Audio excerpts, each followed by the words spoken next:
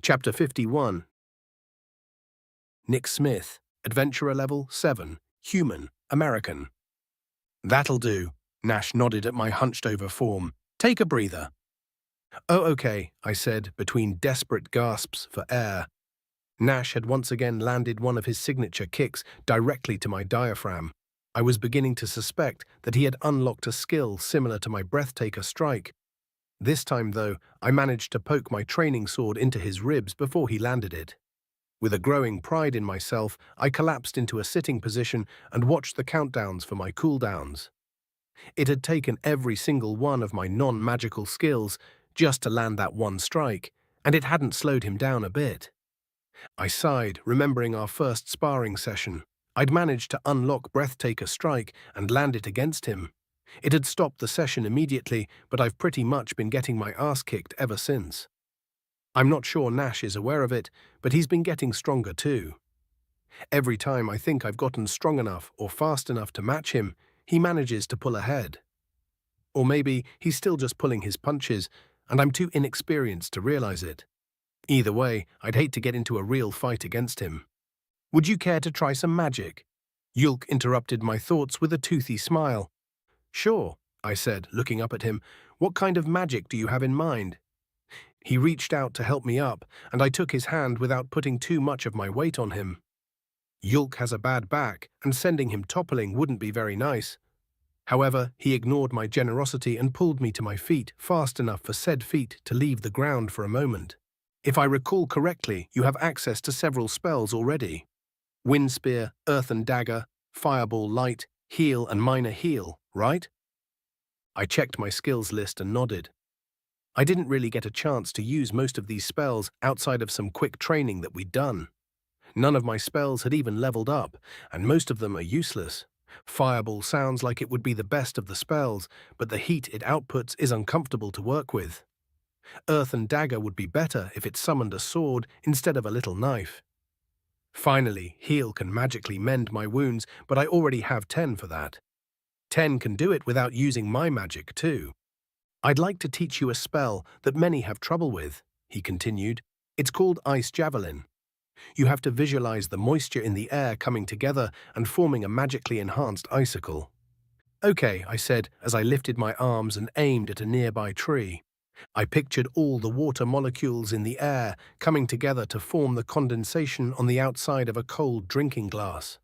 I imagined all that condensation moving into the shape of an icicle and freezing, then felt my magic shoot through my arms. The air in front of my fingertips grew cold and mist began to gather together. Suddenly, the mist began to form a cone of ice. Nilevai echitsak. The icicle slammed into a nearby tree with enough force to make it shudder. Ice Javelin unlocked. Yulk and I looked at each other, then walked over to the tree. It was pretty thick. My arms wouldn't even fit around it, but the projectile had managed to go through it enough to poke out of the other side. Yulk let out a low whistle. Like that? I asked with a dash of smugness. Yeah, he laughed. Exactly like that. Cool, pun intended. So why haven't you tried to teach me this spell before? Because I didn't know it. Ulamac taught it to me the day before we left, he said, gesturing behind me. Took me all day. I turned and was met with a wide-eyed and open-mouthed stare. Ulmarah's eyes darted back and forth between myself and the tree. See, Yulk said to her with a grin. He's able to learn new things much faster than most people. Yes, I see, she replied. But how? I glanced at Yulk, who returned my gaze. The place I come from had mandatory public education, I answered, so a lot of these concepts aren't new to me. Maybe that's why I'm able to pick things up so fast. The sorceress pair stared at me for a moment. What sort of subjects are covered by this public education? Ulamac asked. Math, science, social studies, languages, writing, woodshop, all sorts of things. Woodshop? My guess would be carpentry, milady, judging solely by the name, of course. Yulk laughed. Oh my, Nash is beginning to look impatient. Shall we be off? I gave Yulk a confused glance. Ever since Ulamac joined us, it seems like Yulk had upped his eloquence. While it's true he wasn't exactly brash before, I don't remember him ever using the word shall. On the other hand, I could be imagining things, or 10 could be playing with the translations. I looked toward Nash and immediately forgot about Yulk's odd word choices. His pack was already in the cart, and he was practically glowering at us. "Yeah, let's go," I quickly agreed. We packed our things and loaded back into the cart. Imlaw gave us a smile and we continued our journey. I leaned into the corner of the cart and accessed my skills list, selecting the option for physical skills. Time Dilation 2 increases the user's speed to 150% for a limited time. Cooldown 4 minutes. Dash 2. Move forward up to 8 feet at 300% speed. Cooldown 1 minute. Breathtaker Strike 2. A strike that robs your opponent of their ability to breathe. Cooldown 45 seconds. Power/1. Amplifies the user's striking power by 100%. Cooldown 1 minute. Slide/1. Slide along the ground and strike with 100% amplified striking power. Cooldown 1 minute. Preternatural Evasion 1 allows a user to automatically dodge for 1 minute. Cooldown 10 minutes. Knife Hand hardens a user's hand into a knife-like shape. Can apply intimidation to lower-level enemies. Duration 1 minute. Cooldown 5 minutes. The cooldowns for both Breathtaker Strike and Time Dilation had decreased. It was previously 1 minute and 5 minutes, respectively. The distance that I can dash increased by 2 feet as well. The buffs weren't as good as I had hoped they would be, but the skills had leveled up faster than I'd expected. I decided to get a look at my spells list, too. Wind Spear 1. Summon a spear of wind to strike your target. Earthen Dagger Y. Summon a blade of earth. Duration 5 minutes. Cooldown 10 minutes. Fireball Y. Summon a ball of fire to strike your target. Cooldown 5 minutes. Heal Y. Heal your superficial wounds. Minor Heal. Heal your target's superficial wounds. Ice Javelin 1. Summon a javelin of ice to strike your target. Cooldown 5 minutes. Light. Summons an orb that emits a moderate amount of light until the user dismisses it or falls unconscious. I really need to start leveling these up. Unfortunately, fighting takes a lot of my energy, and Nash is a little greedy when it comes to my training time. I guess that's fair. Our current party consists of 2 magic users, 1 multi-class, and a fighter. I guess there's also Imlaw, but as far as I know, he doesn't have any skills that are useful in a fight. If I were to join Yulk and Ulmira in casting spells, that would leave Nash alone on our front line. That's not a good position to be in, even with magical backup. It's too easy to get flanked, and as Nash himself says, if you're flanked, you're fucked. I had to stifle a laugh. Look at me, suddenly an expert in battle tactics. Before I came here, I knew almost nothing about real fighting. I played video games, but not enough to glean anything from them. I also fought in some karate tournaments, but those have rules and regulations to keep people safe. Real fights don't. The sound of a page turning tore me from these thoughts. I turned toward the sound and saw Yulk reading the book that Imlaw had given him before we set off for Bolisir. The Musings of Gralv, a book about the Fae written by an imp. Is it any good? I asked him. Nope, he laughed.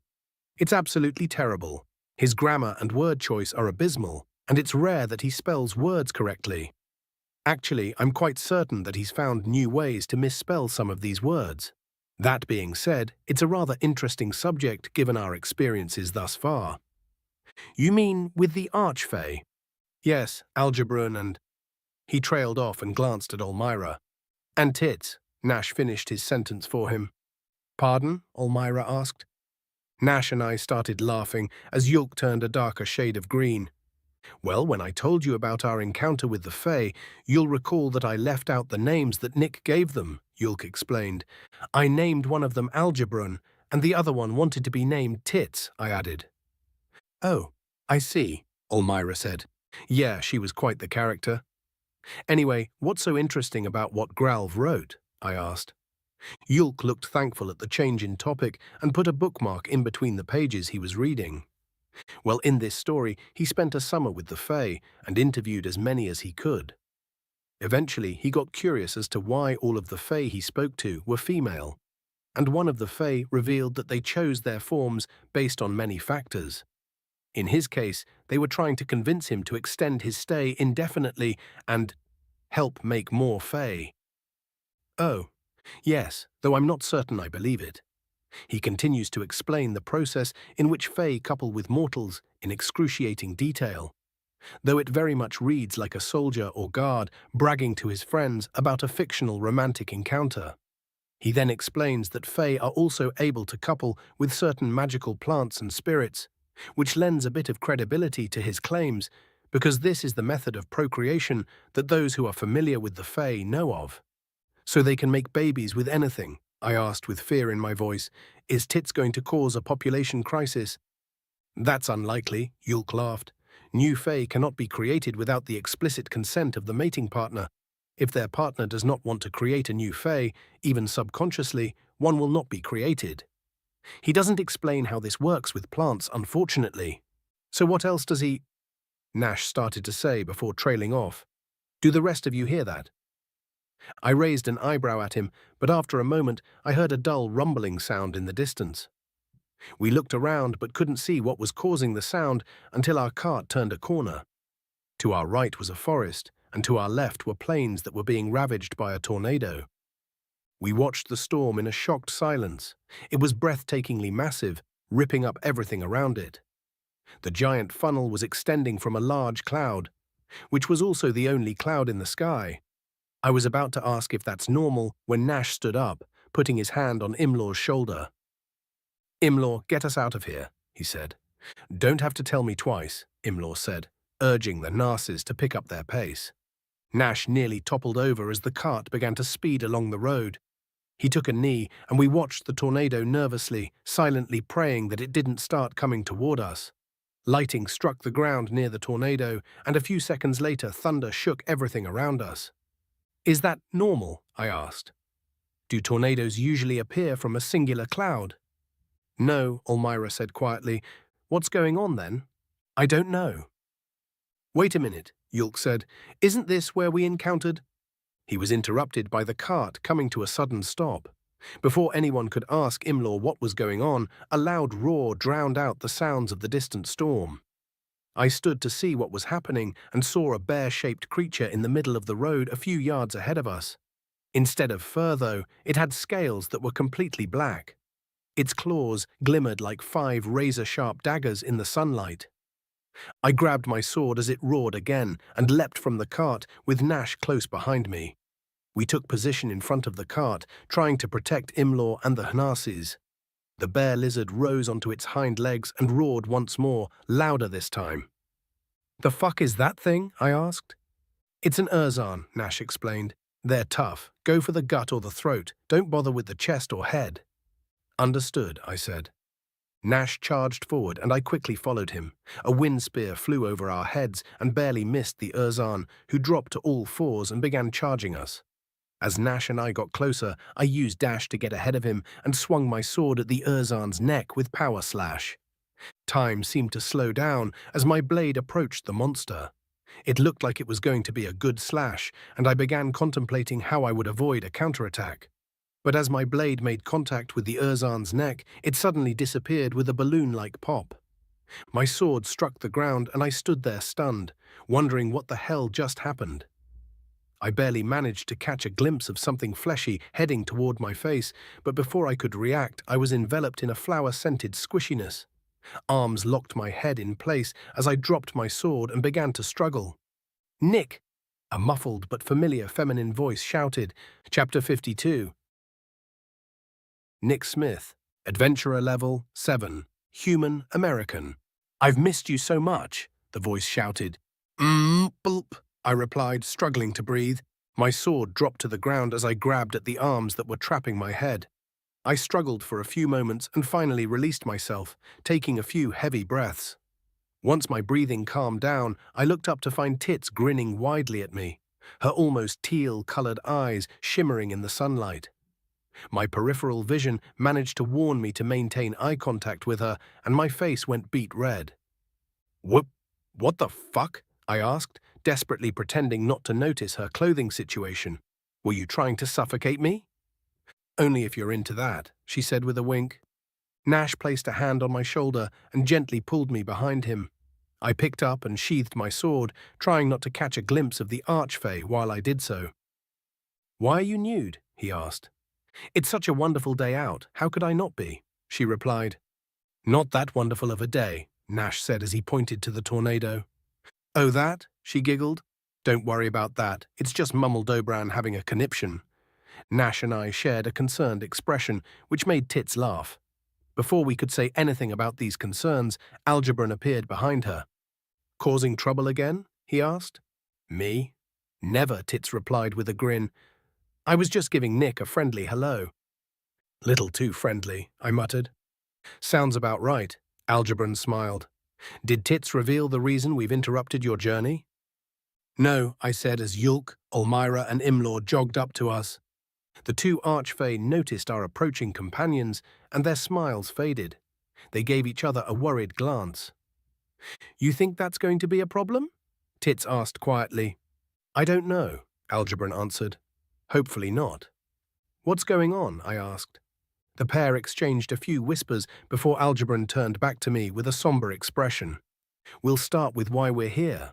The reason that we stopped you is because we need you to testify on our behalf," he explained. "Testify? Like in a court?"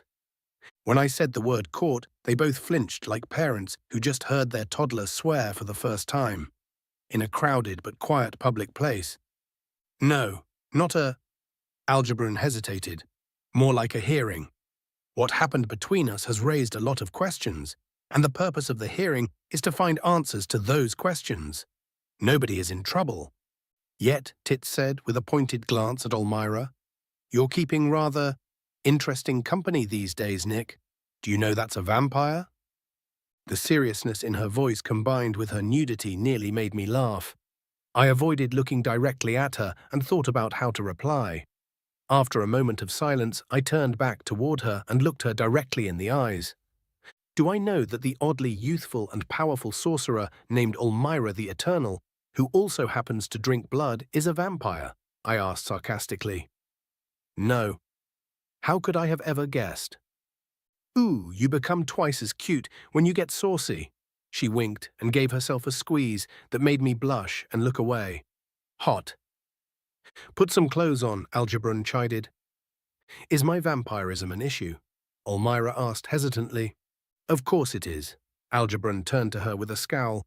"We would have smote you the moment we saw you, were Nick not acting as your traveling companion." "What?" I asked, shocked. "Why?" "To use terms you're more familiar with, vampires are possessed by the souls of the damned," Algebran explained. "As are all undead, for that matter. These souls are actually magical beings like fae or fairies that have twisted and corrupted themselves by intentionally breaking the laws that bind us, simply to satisfy their whims and petty ambitions. Once their corruption causes them to be killed, and it always does, they are forced to take the form of an undead. This how they serve penance for their crimes. We can see their sin," Tits added. "To us, it's as plain as the nose on your face." "But why discriminate against those who didn't have a choice, though?"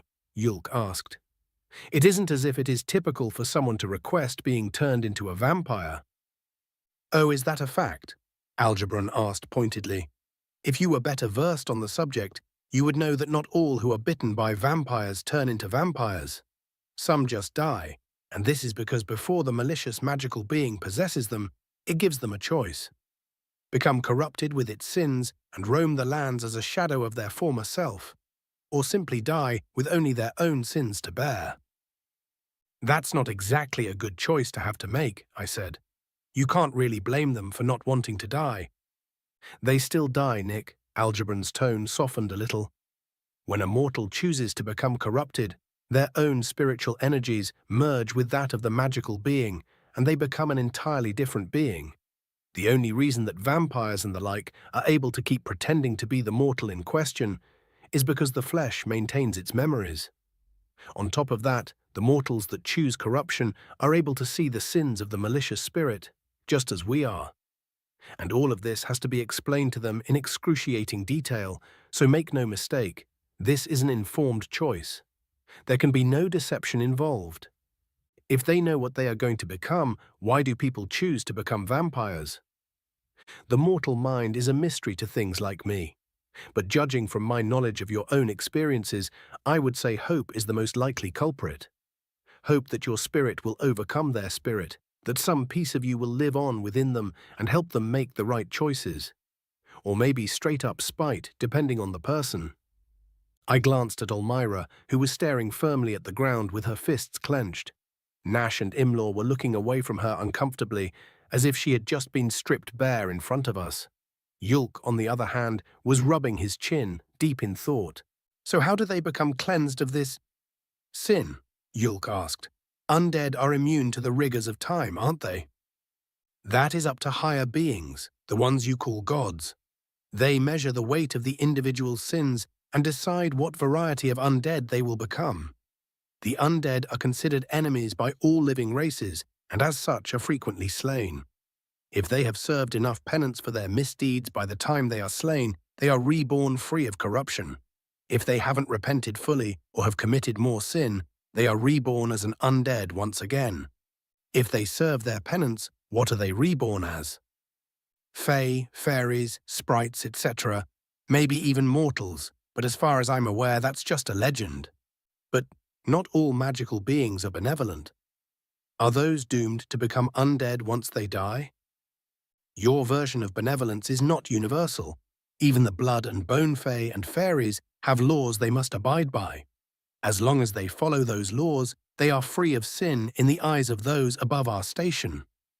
Yeah, well, this has been an absolutely riveting conversation, Tits said as she waved a hand and finally became clothed. But we came here for a reason, and it wasn't to explain the ins and outs of vampirism. That is true, Algebron nodded. However, it would be foolish to escort them into the forest along with a vampire. Even if we were to forbid violence against her, there are those who believe in the cycle enough to take matters into their own hands. They would also be well within their rights to do so. I can guard the cart, Ulamac said softly. Are you sure? Yulk asked. We can probably protect you. You genuinely cannot, Algebron replied tersely. Even if it were within your capabilities to defend her from the fair folk, which it isn't, the corrupted do not have the right of self-defense under our laws. Meaning that if I were to try to intercede on her behalf, you would be committing assault or murder. This would result in your arrest if you aren't killed outright. I will remain at the cart, Ulamac said. Yeah, me too, Imlaw added. No offense intended, but I'm looking to get home in one piece. And the fair folk have a somewhat grim reputation among my kind. Merchants or gnomes? Tits asked with a laugh. Both, actually. Yeah, fair enough. Algebron, you want to leave them with some reinforcements, or should I? I'll do it, Algebron said, raising his hand. Reedlos, lanret tsak. An icy chill crept through the air as red energy leapt from his hand and began to form the shape of a person. Once the magic finished taking shape, a crack rang through the air that made me jump. We suddenly found ourselves joined by a fae in crimson armor. Its glowing red eyes made its coal-colored skin seem even darker.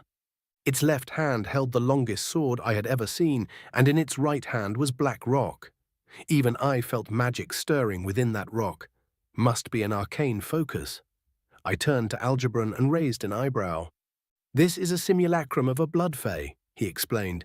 While I have actual blood fae under my command, I will not force them into the position of deciding between my commands and their beliefs. Yeah, that's probably smart, I said. What happens if a fae stumbles upon the cart, though? Won't you get in trouble if your spell hurts them? Oh, I'll be casting a spell on it that will make it unnoticeable to all thinking creatures, Tits answered with a smile. The spell wears off when whoever is inside of it calls out to someone on the outside of it. Or if I want it to. What do we need the blood fae for, then? Nash asked. There are creatures that don't think, brother, Yulk said. Oh, right. Yulk helped Ulamac back into the cart as Imlaw took his seat. Yulk, Nash, and I grabbed our bags and rejoined Tits and Algebron. Tits cleared her throat and held up her hand. Emimit Natsak, she said. The spell took effect instantly. I tried to focus on the cart, but I could no longer really see it. Whenever I tried to look directly at it, My gaze wandered and I forgot what I was doing. It was a very unsettling experience. There, your friends are secure and the cart is protected, Algebron said. Let's be off. What about Mummel Dobran? I asked, gesturing at the distant tornado. It's best to let them vent their frustrations. They'll join us once they're done. I nodded and we followed the two Arch Fay off of the road and into the woods. Before long, the woods became a forest and the leaves of the trees began to blot out the sun. It took a bit for my eyes to adjust to the darkness. Once they did, I saw that the bushes and brambles that would have hindered our movement seemed to lean out of our way. As we ventured deeper and deeper, the sounds of the tornado became more and more muffled until they disappeared entirely. That's when I realized that the only sounds I could hear were the creaking and groaning of the foliage moving. I looked around and noticed some birds, but instead of announcing our presence, they were staring at us. The deeper we went, the more animals I noticed, and all of them silently watched us pass. An eerie chill ran down my spine. I can't help but feel as if we aren't exactly welcome here, Nash said. Nonsense, Tits said with a smile. If you weren't welcome, you'd have been ripped apart by now. Sure, but the locals don't appear to be particularly happy to see us. Well, it's complicated. Algebron, you're better at explaining things. Algebron let out a heavy sigh and looked over his shoulder at Nash. I'm sorry, Nash. It would seem that I did not properly convey the gravity of our situation, he said.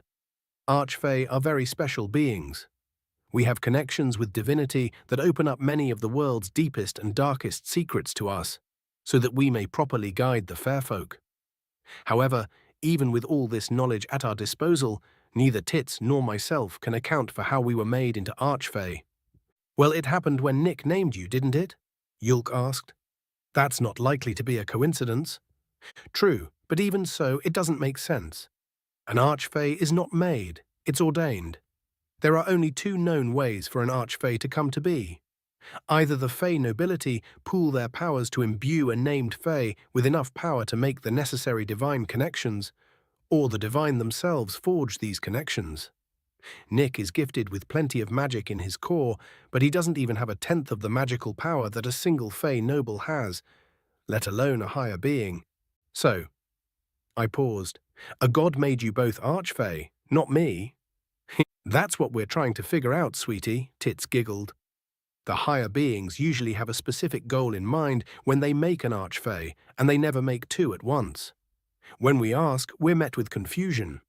When other Fay ask, they're met with derision. This means that even the higher beings don't know what happened or why. Obviously, this requires a thorough investigation, which is where the hearing comes in, Algebron said. You'll be meeting with some of the kings of the fair folk who will be asking you questions about our interaction. Kings? I asked, a little bit of fear leaking into my voice. Yes, but don't worry. This is an informal hearing, Algebron laughed, seemingly reading my mind. You'll be speaking as equals, despite the airs that some of them will put on. Don't use honorifics, especially gendered ones, and don't speak out of turn. Don't say sir or mum? Why not? The physical form of a Fay is not an indication of gender or sex. We lack both, in fact, and it can be taken as an offense to assume otherwise. Algebron sighed. Thought that's just one of the many tiresome tricks that you mortals frequently fall for. It's such an old trick that there's even rules surrounding it. If the mortal is unaware that you're a fair folk, you cannot feign offense at being addressed with a gendered pronoun. Even if they are aware, they are still allowed to use most gendered pronouns so long as you are presenting as that sex. Unless it's an honorific. If you call a fair folk sir or ma'am, they'll probably demand satisfaction. If you're lucky, it'll one of your material possessions. That's actually in the book, Yulk whispered to me. You can call me ma'am if you want to. Tits winked at me. That's okay, I said. What kind of kings will we be meeting? That's not entirely clear yet. Mummel Dobran, the king of Arch Fay, will be there. Ylf, the king of flower fairies, will also be attending. The Dark Ones are still battling it out to see who they're sending. Basinoth, king of the Blood Fay, or Horth, king of the Bone Fay, would be the most likely participants. Maybe both, seeing as how they frequently fight to a draw. Tamithi will also be there, Tits added. King of the Sprites. Tamithi isn't actually part of the hearing, though. They're just curious about what's going on. Algebran shrugged. We're nearing our destination. We fell into silence and continued walking until we came onto a clearing. A colossal tree stood in the center of said clearing, glowing with magical energies. I recognized it from Algebran's memories, the tree of life that births new fair folk. Between us and the tree were branches that had warped to form desks and chairs. There were 2 rows of 10 facing each other. Algebran gestured to them. Sit, we'll begin soon, he said. Chapter 53. Horth, Adventurer level, not applicable. Bone Fay King, Deep Wild Forest. I watched with anticipation as the dust from our attacks began to clear. A convenient gust of wind helped speed things along, and soon Basinoth and I were able to meet each other's eyes. Spears of bone and blood impaled the ground around us. We simultaneously slouched as we realized that we had once again remained unscathed by each other's attacks. Bah, Basinoth said, waving a hand dismissively. I'm willing to call it a draw if you are. We can drain each other's magic and come no closer to a final decision. You are most likely correct, I admitted. Fine, a draw it is. Again, I suppose we'll both take part in the hearing. Thank the High Ones, a shrill voice shouted from beneath a toppled tree. A little help, please. Basinoth and I shared a look of exasperation. The both of us had warned the King of Bone Fairies against spectating our battle. I walked over to the tree and lifted it, allowing Hul to escape its crushing embrace. It wasted no time taking to the air and hovered a few inches from my face. Why must your battles be so destructive? Hul demanded, gesturing to the new clearing that had formed within the forest. Can't you play stone, leather, dagger instead? Even if we did, we would always select the same option, I explained.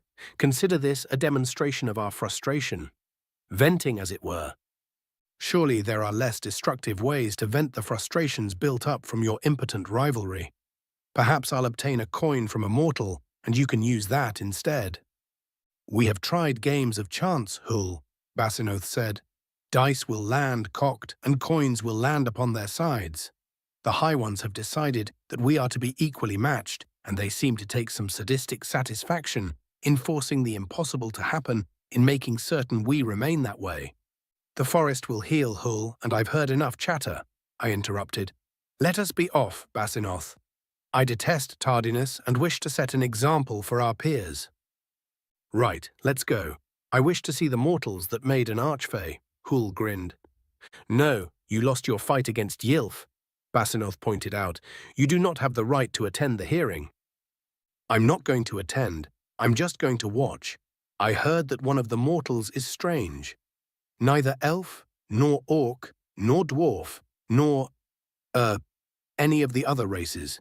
It's got flat ears. As if we want to listen to you prattle on for the entire journey. Travel separately if you must watch the hearing. I don't want to travel alone. Come on, I'll be quiet. Please.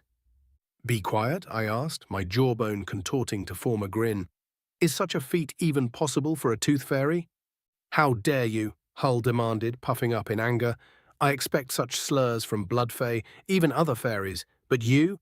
I'll have you know that I collect much more than just teeth. Finger bones, feet bones, even the little bones in ears. Oh, my grin widened. And exactly how many of these bones do you currently have in your collection? Hul's eyes narrowed at me, and Basinoth began to laugh. It is common knowledge that the King of Bone Fairies prefers bargaining to violence, and teeth are the only bones that mortals are somewhat willing to part with, especially the temporary teeth of the young. I began to walk, and Hul hurried after me indignantly, muttering obscenities under its breath. Basinoth and I made our way towards the Tree of Life as Hull began ranting about the unfairness of my question. Whenever the raving began to die down, one of us would laugh, and it would cause it to begin anew. The distance was vast, though, and eventually Hul forgot about my insult. So, why are the two of you evenly matched to begin with? Hul asked. It seems like a fairly arbitrary thing for the High Ones to desire, let alone enforce. It is because I am the embodiment of life, and Horth is the embodiment of death, Basinoth explained. We are destined to rage against each other, yet neither can claim victory over the other. Not while we actually exist, at any rate. That doesn't make sense. If a living being became immortal, they'd be immune to death, right? So life would continue to exist, wouldn't it? Wrong, I answered with a chattering chuckle. There is no such thing as true immortality among the living. Even if there were, the very act of becoming immortal wrenches them from the chains of life, and one cannot call such a being living. Even if that weren't the case, death would still have the last laugh at their expense. The very world upon which we tread will one day die, and where will they be then? They will be left desperately praying for death to whomever will listen, Basinoth said. Mortals are such fleeting things, and their longing for immortality only serves to prove this. If they were allowed to mature for a few thousand years, they would realize the folly of such desires. Do you think we'll want to die one day? Because of this conversation, I already do. I clicked my teeth in laughter. Oh, come on. Seriously, though, we're immortal, aren't we? No, we aren't, I answered. We are able to perish. While it's true that the cycle of fairness allows us to retake physical form if that happens, we lose who we are in the process. Death is not simply a loss of one's body, it is a loss of being. The King of Bone Fairies contemplated silently, while the King of Blood Fay studied me with pursed lips as we walked. I met their gaze and tilted my skull in a silent query. Are you going to get dressed? Basinoth asked. You look like a naked lich. I looked down and realized I had not yet applied flesh to my form. With a sigh, I began the process of covering my wonderful skeleton with mediocre and completely cosmetic meat. Nearly all beings find my true physical appearance threatening or otherwise disturbing. Long ago, a mortal pointed out to me that this must make me lonely. I wholeheartedly agreed and replied that was the point. I prefer solitude. Once the bloodless tissue had bonded and tightened to my precious bones, I looked back at Basinoth. Is this adequate? I asked. Going for the androgynous look? Basinoth replied, pointing at my chest. I looked down again and noticed that it looked as if I had a singular feminine breast. I sighed again, summoning a small bone spear and stabbing the inflated skin. It hissed as the air left it and reformed in a more masculine manner. That looks good, Hull said. Still need actual clothes, though. It's never enough for you fleshy ones, I complained. First you cover your bones with meat, then you cover the meat with cloth, and sometimes you even cover the cloth with metal. Where does it end? At the armor, Basinoth laughed. I scoffed as I donned my coverings. The cloth was a simple tunic and pants made of various plants suited for the purpose, and the armor was similar in shape to Basinoth's, but made of bone instead of indurated blood. Once I was fully dressed, I made an exaggerated gesture to my outfit. Both of the other kings nodded their approval, and we continued on our trek. Before long, we came upon the clearing of life, and to my surprise, we weren't the first to arrive. Algebron and Tits had managed to find and bring the mortals, and the lot of them were sitting patiently. Yilf was also already seated, casually watching our approach. I detected Tamithi's presence, but they were hiding in some foliage at the edge of a clearing. I gestured at the king of the sprites, and Hull took my meaning and joined them. Basinoth and I made for our seats, but Algebron stopped us with a raised hand. He nodded at the mortals, 2 orcs and the much-discussed human, and they rose. The human looked exactly like the Arch Fay had described him, but slightly more road-worn. Horth, King of the Bone Fay, and Basinoth, King of the Blood Fay, Algebron said, then gestured to the mortals. May I introduce Yulk, Nash, and Nick of Clan Alta? Basinoth and I shared a glance, surprised by the fame of the familial name. Clan Alta, eh? Basinoth asked. I'm fairly certain that I owe one of your ancestors some comeuppance. A member of Clan Alta, an orc about your size and shape, challenged me to a duel about 50 years back.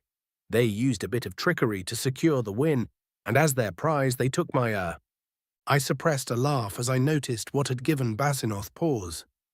The King of Blood Fay was staring at the belt of the orc known as Nash, upon which rested a serrated battle-axe. I recognized it immediately. My axe? Basinoth finished their sentence. Pray tell, Nash of Clan Alta, How did you come about ownership of Bonebiter? The orc's eyes widened as he instinctively reached for the axe. Instead of drawing it, which would have been a fatal mistake, he ran his hand over it. I bought it from the Adventurers Guild, he explained. My father owned one that was almost just like it. Basinoth and I looked closer at the axe. It was very similar, but contained much more iron than Bonebiter could have. Even though the extra iron makes it a more effective weapon against me, Basinoth would be unable to safely wield it. We exchanged a look. I see, Basinoth laughed. A near-perfect replica. Does your father still have the original? I'll gladly face him again for the chance to regain it. Though he's likely getting on in years, so perhaps we should do a battle of wits instead. My apologies. Nash bowed his head slightly. My father is long dead, and he was buried with the axe. It was his most cherished weapon. I see. You have my condolences. It fills me with a bittersweet happiness to know that he enjoyed my axe so much. Basinoth had it made specifically to give them an edge against me, I explained. Then he immediately lost it to your father. That's true. I retrieved the weapon and ran into your father on my way to challenge Horth. I was unaware that your father had been living wild, as he put it, and agreed to face him for the axe. If I had won, I would have gained his blood. But I fell into one of the traps he had set to catch food for the night. As a result, he took the victory and my axe, Basinoth sighed, and to top it off, the smith that crafted it was hit by a falling star before I could ask them to make another. They were reborn, of course, but lost all memory of how to fashion metals. Divine intervention, I nodded. That's what you get for trying to surpass me. The mortal's eyes widened in horror at our little exchange, except for the sorcerer named Yulk.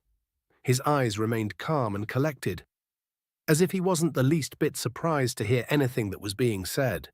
I found this curious, but before I could ask him anything, Basinoth turned to the human.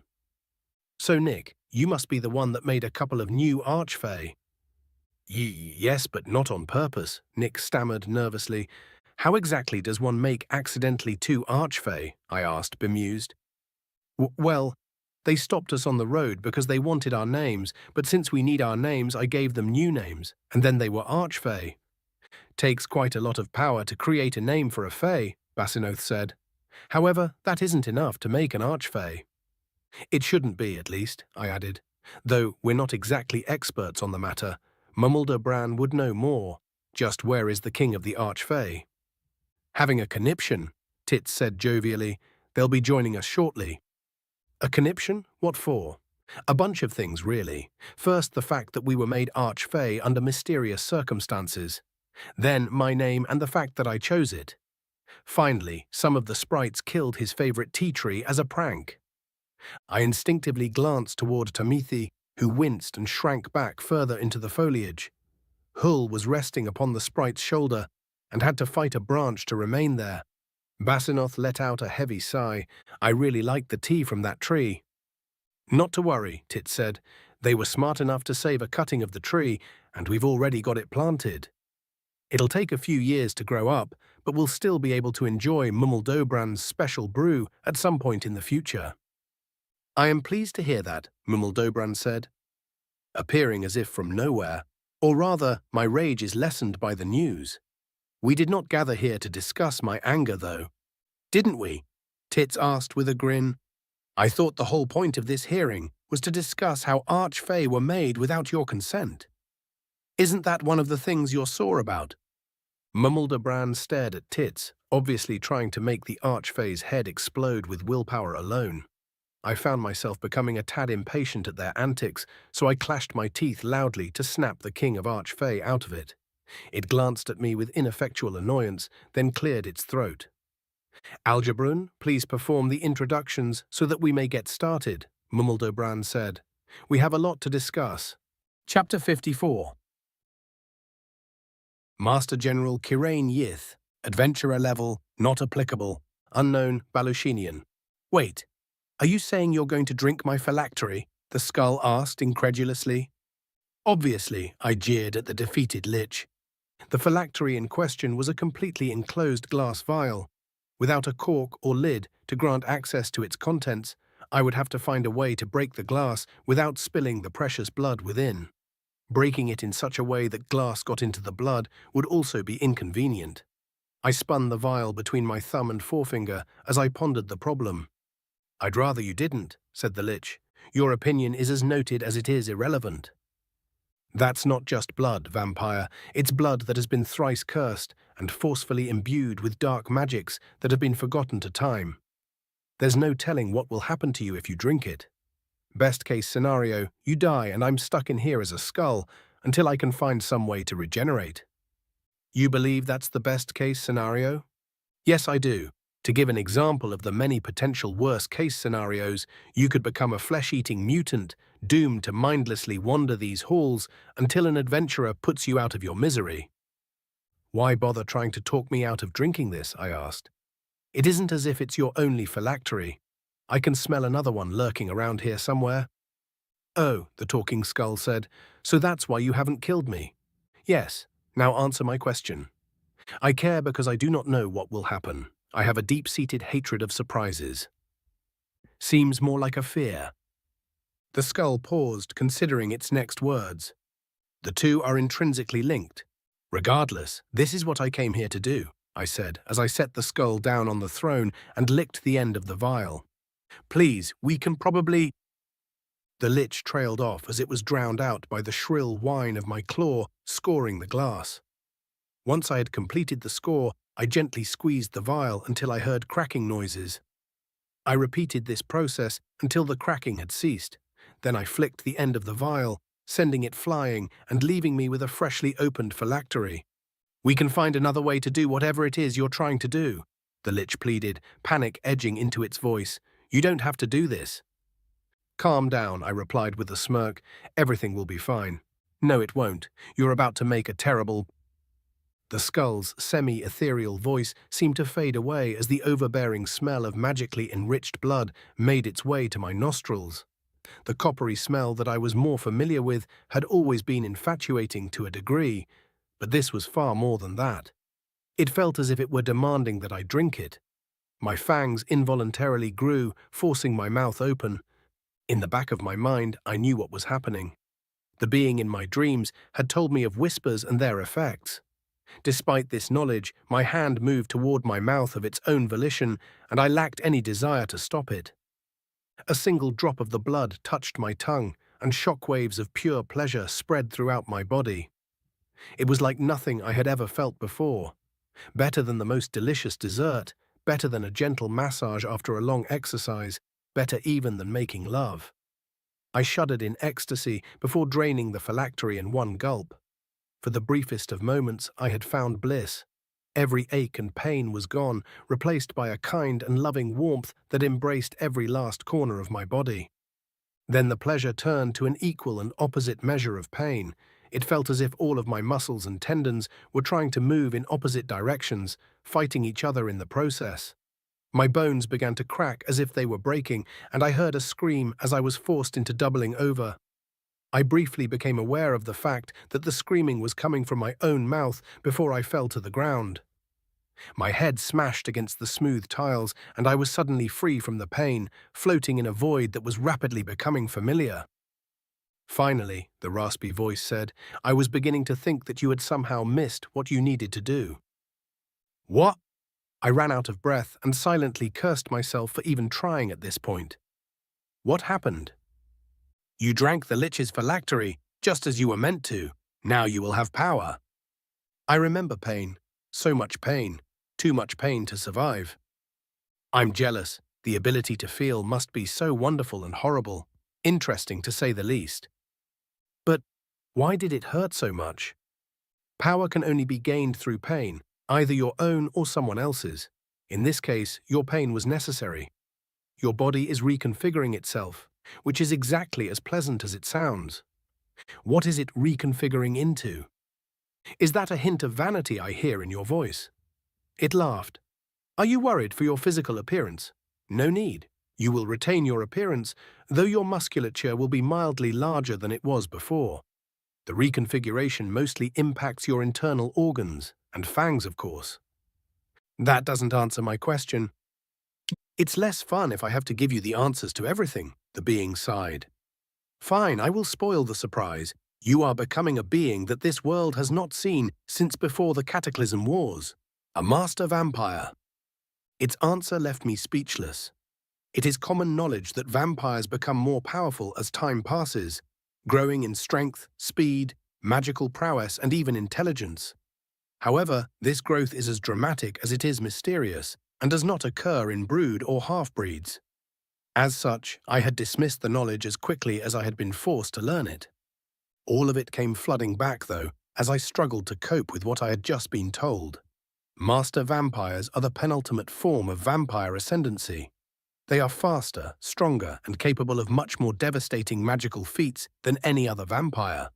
Some vampires spend their entire unlives trying to discover how to become a master. Unfortunately, no vampire wants another vampire to become a master.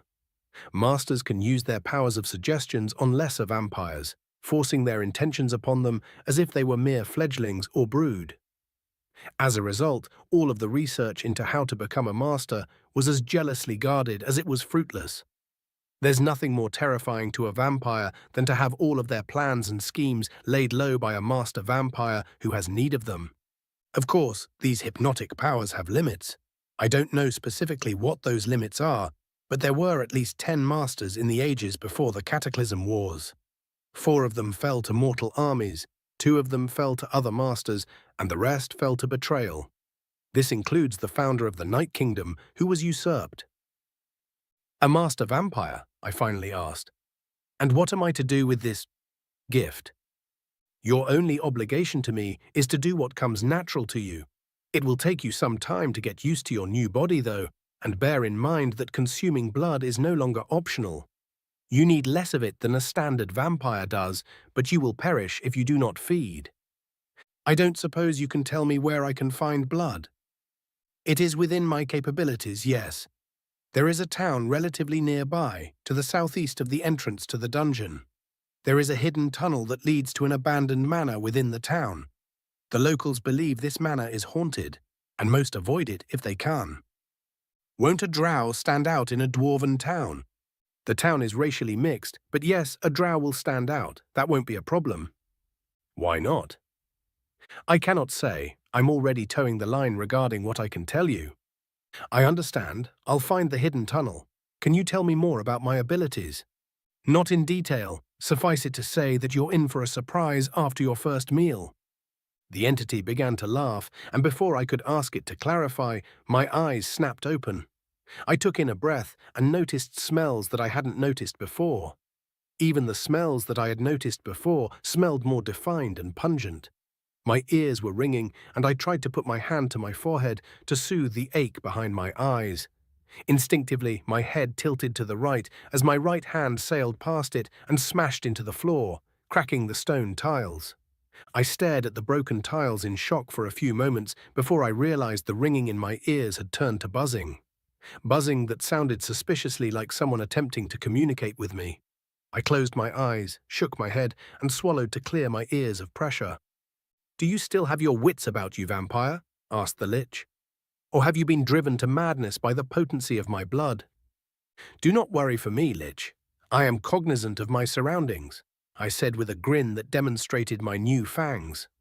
"Gods, your fangs. What in the hell's happened to you?" I licked my teeth, inadvertently shredding my tongue in the process. I quickly closed my mouth to hide this blunder. I pretended to clear my throat as I waited for my tongue to heal enough to reply. For centuries, perhaps millennia, vampires have been wishing to do what I've just done. Yet, for all their studies and efforts, a half-breed has accomplished it first, I said with a laugh. I have ascended. Ascended? What do you... The lich trailed off for a moment. Oh, I see. You're a master vampire now. Correct. And now I must seek a source of nutrition. Where is the secret tunnel to the city nearby? I'm not helping you until you kill me. I stared into the eyeless skull and felt it staring back at me. We continued this contest of gazes in silence for a few moments before I sighed and shrugged. So be it, I'll find it myself, I said, rising from the ground to study the walls. You're going to leave me here then? What better place for you than your throne? This isn't my throne. Then whose? I trailed off as I found a disguised switch. No, it doesn't matter. I have more important matters to attend to. I pressed the switch, and a door hidden within the wall silently slid open. I looked back toward the lich with a cruel grin. Farewell, lich. Fret not, I'll return soon. I hope not. I laughed and entered the hidden passage. I found another switch inside, which closed the hidden door behind me. This passage led to another room, filled with odds and ends that indicated that it was a mixture of an apothecary and library, both of which had seen extensive use fairly recently. I explored this area, finding several rooms in various states of disrepair. I found a kitchen, a room with several destroyed beds, an armory full of rusty equipment, empty jail cells, a dining hall with rotted furniture, a surgical suite, and an abandoned altar to a long-forgotten malignant entity. Finally, I came across the tunnel that my own malignant entity had spoken of. As I traveled this tunnel, I realized that it opened up many possibilities for me. Instead of leaving the corpses where they lay, I could bring them back with me and create my own vampire horde. I could even purchase the manor at the end of this passage, becoming a well-respected member of the town. Before long, I could take control of the town and raise an actual army. With this army, I could attack the Night Kingdom with no need of plots or secrecy. Then the vampires that managed to survive King Lofin's purge would be forced to bow to my will. I would be able to expand our borders, using the drow as fodder for brood. It was with these pleasant thoughts in mind that I came to the end of the tunnel. I found another switch, opening another secret door and allowing me access to the manor. It was decrepit. I had entered into the foyer, and great marble columns covered in mold and moss greeted me. The two larger columns held the ceiling, and four smaller ones held up the staircase, the center of which had collapsed. The giant windows surrounding the doors had all been broken and boarded up. The tile flooring was partly covered by a rug that must have cost a lifetime's worth of earnings, but was now as worthless as the detritus covering it. Even through all the wear and tear of time, I could see how splendid this place had once been. I found myself a little jealous, for my own manor could hardly compare. I wondered what had caused this town's populace to find it so loathsome. But my theorizing was interrupted by a very welcome scent. Prey, I quickly and quietly tracked the scent and found someone sleeping in what had been the dining room. An obviously homeless elf was resting on a table which had lost its legs. The smell of his day-to-day life was repugnant, but thankfully it was overwhelmed by the scent of his lifeblood. Happy to find my first meal, and potentially my first lackey, I bit into him with such speed that he didn't even have time to wake before his blood was gushing into my waiting maw. I greedily gulped it down in record time, feeling the warmth flood through me. Even after his heart stopped, I drank until there was no blood remaining. I dropped the elf and instinctively felt a change occur within me. My current physical form malleable. It can change, bend, morph into something else. Someone else, even. I can grow taller or shorter, fatter or thinner, darker or lighter. While the process of changing is magical, the change itself is physical in nature and cannot be detected via magical means. Shapeshifting, a skill that many of the fair folk use to wreak mischief and mayhem among mortals. The knowledge of this ability and its endless possibilities swarmed my mind, even as my newest victim looked up at me. His newly acquired fangs were on full show within a childish grin. I stood, and he moved into a kneeling position, still looking up at me with the same expression. "Are you ready to serve me?" I asked. "Yes, Master." Chapter 55. Nick Smith. Adventurer level 7. Human, American. Algebron went around introducing everyone. Basinoth, king of Blood Fay, wore the same armor as the Blood Fay that Algebron had summoned earlier, but was much taller and had a meaner-looking face. His chiseled jaw and low-set brow made it look as if he was permanently scowling. Horth, king of Bone Fay, had nearly identical facial features, but both his skin and armor were an off-putting pale yellow-white color. It took a second for me to realize that it was the same color as sun-bleached bone, which makes sense since he's the king of Bone Fay, I guess. Mamuldobrand didn't look like I had expected at all.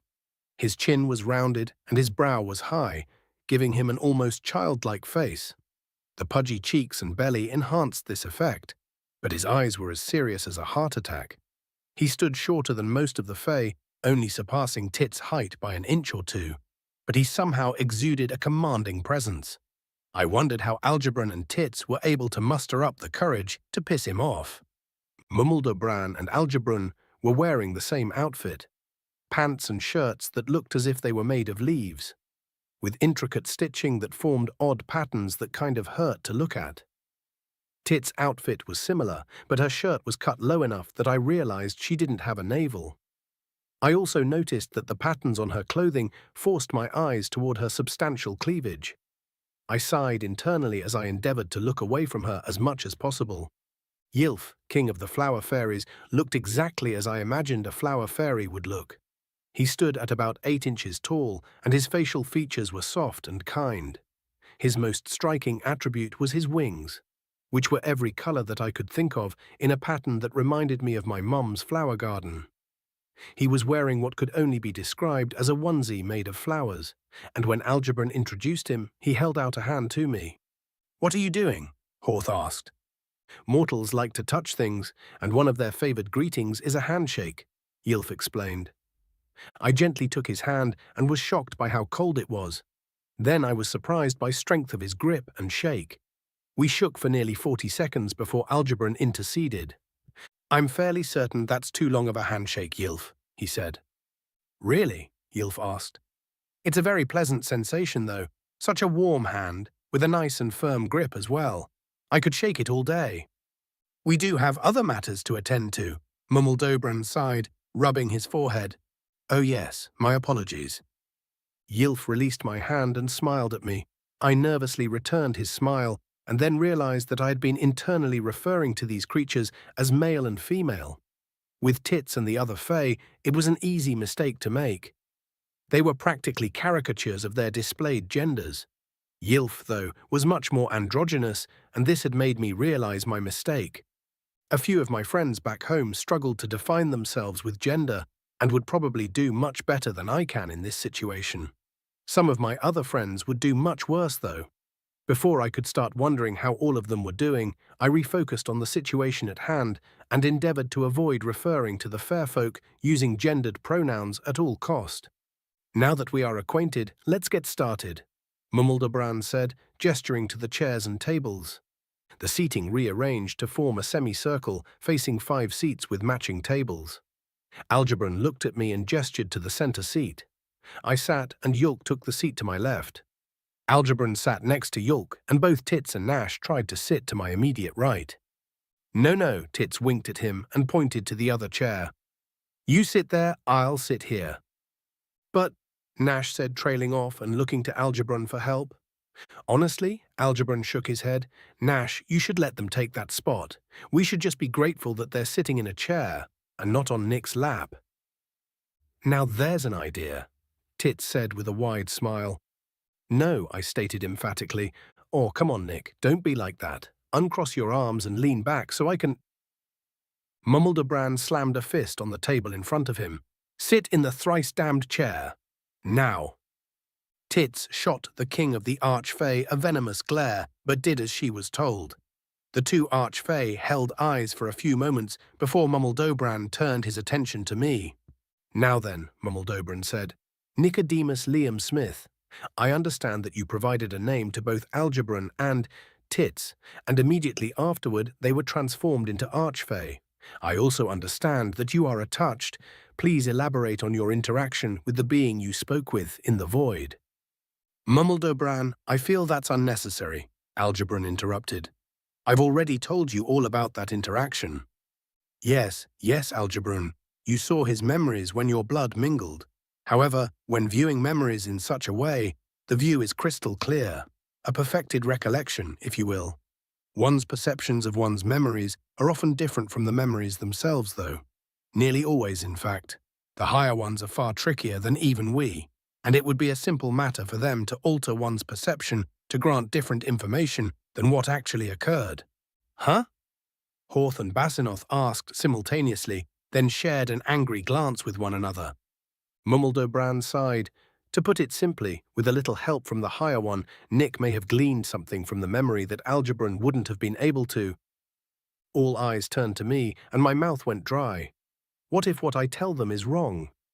What if they aren't able to get the answers they need? I can practically feel how powerful they are. What will I do if they get mad at what I say? We were attacked by bandits, and I cast healing on a friend of ours who was injured. I ended up using all of my magic and lost consciousness, I explained. It was dark, then it was bright, and I was suddenly naked. Then there was Cass, except she wasn't really Cass. Irrelevant details, mumbled O'Bran interrupted. What did the higher one say to you? I assume it told you to do something. Yes, it told me that I was about to go down the wrong path, and I needed to see King Isekai because some stupid mer were about to do some stupid things. It also told me not to tell anyone. Great, now that you've chastised him about irrelevant details, he left out some of the relevant ones, Yilf said, sticking its tongue out at O'Bran. Nick, we'd like your interpretation of these events as they happened. Start from when you met the higher one. Okay, we were both nude, and I thought she was in disguise. But she, or it, I guess. It said that my brain was trying to make sense of where we were and that it was interesting that I saw it as my girlfriend, I explained. It told me that my brothers and I wouldn't know what to do when we got to Bolasir, and that we needed to see King Isekai, or it would take years for me to figure out how to get home because some stupid mer were about to do some stupid things. It also called Yulk cute. Not an inaccurate description, Yulf laughed. Go on. It said that it's rooting for me, and that the reason it didn't tell me exactly what I should do to get home is because of a pact. Then its appearance changed, and I could see bright red chains binding it. I asked it if I should tell anyone about it, and it said no, because it would lead to violence and bloodshed. I asked why it was approaching me, and it explained that it really wanted to and threatened to throw a temper tantrum if it wasn't picked. Then it told me to train, and I woke up. Yeah, that sounds like a higher one to me, Horth said bitterly. The details that the human remembers tell a story, mumbled O'Bran said. Nick saw the higher being as someone close to it, which… Him, Yeath interrupted. Nick is a male. Oh, I really don't give a shit, mumbled O'Bran snarled. When it comes to speaking, one should do it right or not at all, Arch Fay King, Basinoth said. Fine, he saw the higher being as someone close to him. Happy? There you go, Yeath grinned. Good job, keep it up. Mumbled O'Bran muttered something that sounded obscene before recomposing himself. Nick saw the higher being as someone close to him, he continued with an annoyed glance at Yeath, which could indicate that the higher being is close to him. It could be acting as a protector or guide, the latter of which is somewhat more likely given the rest of their interaction. This higher being set Nick on a path that would lead to the awakening of the High Dragon, King of Elves, who happens to be one of our oldest allies. Then the higher one told him that telling anyone would lead to bloodshed. Once mumbled O'Bran said bloodshed, all of the gathered fair folks' expressions dampened. Even Tits, who had been staring at the side of my face, turned to look at the king of Arch Fay. You don't think? Basinoth trailed off. I do think. Frequently, in fact. It's fun, you should try it. Mumbled O'Bran grinned. Fuck you. Maybe later. What's more concerning is that Nick clearly recalls the higher one saying that some stupid mer will do some stupid things, and indicating that he needed to see King Isekai because of this. This was Nick's knee-jerk recollection when I pressured him earlier. I'm starting to dislike where this analysis is going, Horth said. It gets worse. We know now that this higher one enjoys interacting with our world, and is currently under a pact, likely one of limited interaction, which means that a highest one is involved. Maybe even the highest one. May I ask some questions? I interrupted. Mumbled O'Bran gave me the same annoyed look that it gave Yith earlier, but nodded. What is a highest one, and why is bloodshed relevant? Beings that are far more powerful than the higher ones and had a hand in the creation of the universe, Algebran explained. They do not interact with anything except for the higher ones, and mortals rarely even come to the realization that they exist. Mortals call the higher ones gods, but the highest ones are better described as such. And the reason that bloodshed is relevant is because fair folk don't bleed, mumbled O'Bran added. The higher one you spoke to would have known of this hearing. It would have known that your options would be to tell us the truth, or try to avoid telling us anything, and subtly informed you of the consequences of either choice. We also have a vague warning of stupid Mer doing stupid things. A previously incapacitated ally suddenly awakened by the same one bearing this warning. 2 mysteriously created Arch Fay and a higher one under a pact of limited interaction. Which means that all of the higher ones are likely under a similar pact. Yeath said with a slight frown, I think we now know where Algebron and Tits came from. One of the higher ones promoted them, but couldn't tell us that they did so. More importantly, we're going to be attacked soon, Horth grinned, and it must be a serious attack if it wouldn't lead to bloodshed with us left unwarned. We get to add to our collections, Basinoth returned Horth's grin. Nick, Nash, Yulk, we are done here, and you may continue upon your journey, Mummeldobran said while he rose from his seat. Oh, and thank you for your time. You now have permission to wander these lands with up to 3 companions each, unmolested by the Arch Fay and the Fay they oversee. And the Blood Fay, Basinoth added. And the Bone Fay, Horth nodded. I can make no promises regarding any of the fairies. Yeath shrugged and smiled. Thankfully, we're mostly a friendly sort. Wait, can't we help in some way? I asked. You already have, Algebron said. You have made a choice that has allowed us to prepare for the upcoming attack. Algebron's correct, Mummeldobran interjected. Plus, you have things to do, and we don't know when this attack is going to occur. It could be days from now or years from now. Such is the nature of the higher ones. Nash and Yulk rose from their seats, and I followed suit. Yulk put his hand on my shoulder and gave it a small squeeze. I looked up at him, and he gave me a small smile. Let's go, Nick, he said. Don't worry, they'll be okay without us. Yeah, the King of Blood Fay fought our dad and didn't die, Nash grinned. They're plenty strong. I let out a small sigh, unable to shake the worry that something bad might happen to Algebron and Tits. Then I looked around at the assembled fairfolk and realized that a fight alongside them would probably be out of my league anyway. I nodded slowly. Yeah, I said, you're I want to go with Nick, Tits interrupted.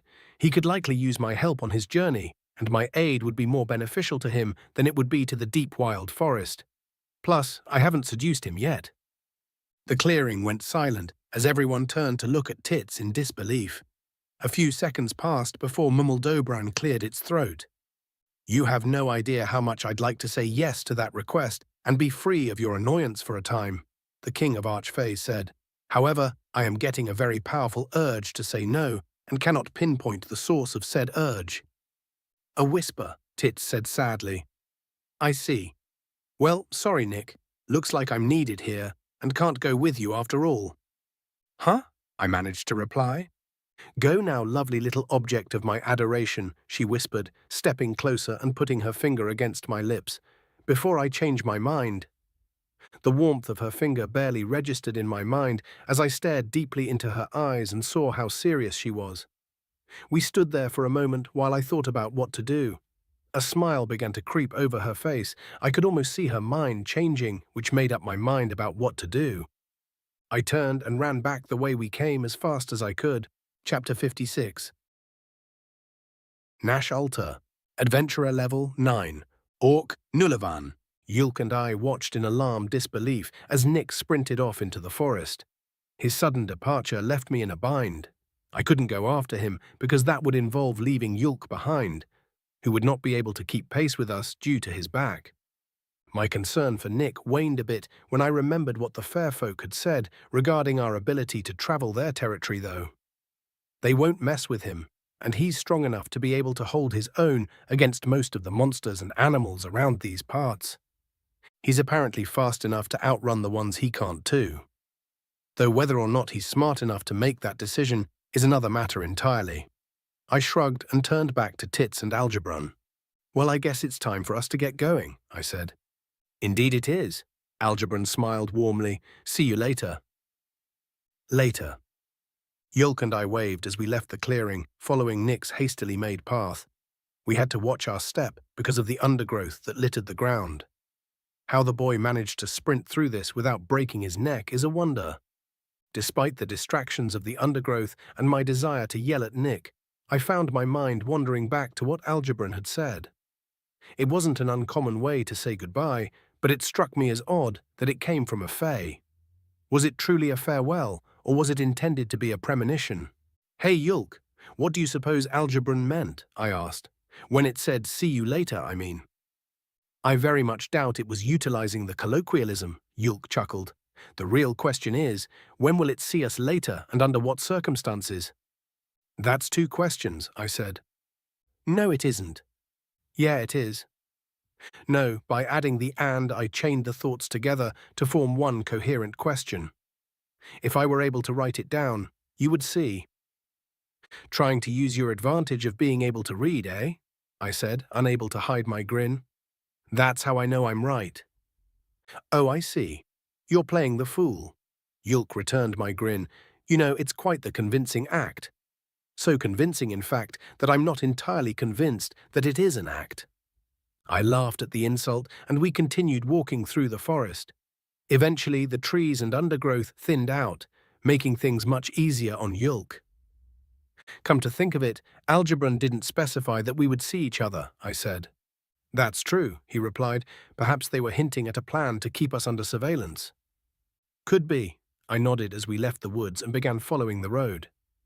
Tits all but confirmed your theory that they aren't bound to the forest. Indeed, it's unlikely that she would mistakenly believe she could accompany Nick on our journey. Regardless, I doubt we have anything to fear from Arch Fay surveillance. "I guess you're right. Oh look," I pointed to the cart, "Algebran's spell is gone." Imlaw, Olmira and Nick were chatting as they waited for us. The conversation grew silent as we approached, and Nick's eyes glued themselves to the ground. He rubbed the back of his neck and cleared his throat. He began. "Don't you fucking me," I angrily interrupted. "The hell did you run off for? It's not like we could keep up, what with Yulk's back. Were you so embarrassed by the attention of Tits that you lost your reason?" "That's a hell of a sentence," Imlaw chuckled. My glare shifted to the gnome, and he lifted his hands in apology. I turned my attention back to Nick, who was still staring at the dirt, as if it were going to do a trick. "Look, I was scared," he explained. "Cass means everything to me, and I haven't had anyone else show interest so aggressively."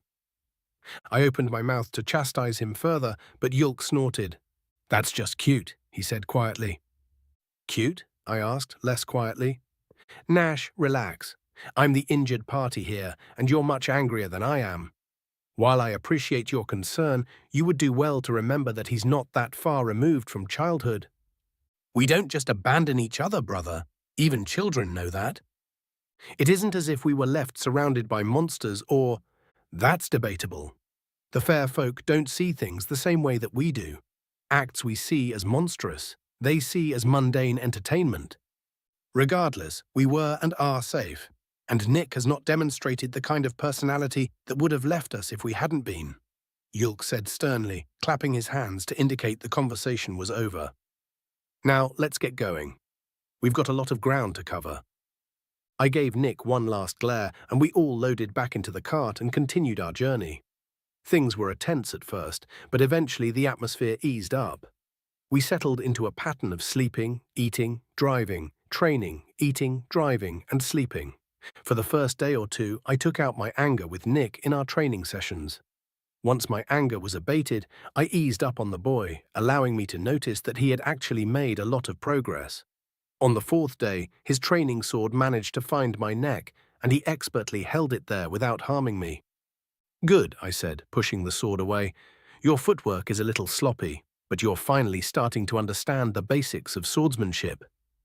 "Awesome," Nick replied, collapsing to the ground and panting. "What comes after the basics?" "Expert drills, which are much more difficult and dangerous. There are many different ways to wield a sword, and each sword and wielder has their own strengths and weaknesses within each form," I explained while gathering up his sword. "The wielder must be made aware of these strengths and weaknesses and memorize them. I'll be able to take you through the first few drills, but then we'll have to find a swordmaster." "Really? Why?" "Because expert drills are done with real swords, and I am a generalist in the art of bladed weaponry." If I try to lead you through specialist training, it's likely to end in injury. The bad kind of injury. I can heal us, he said with a grin.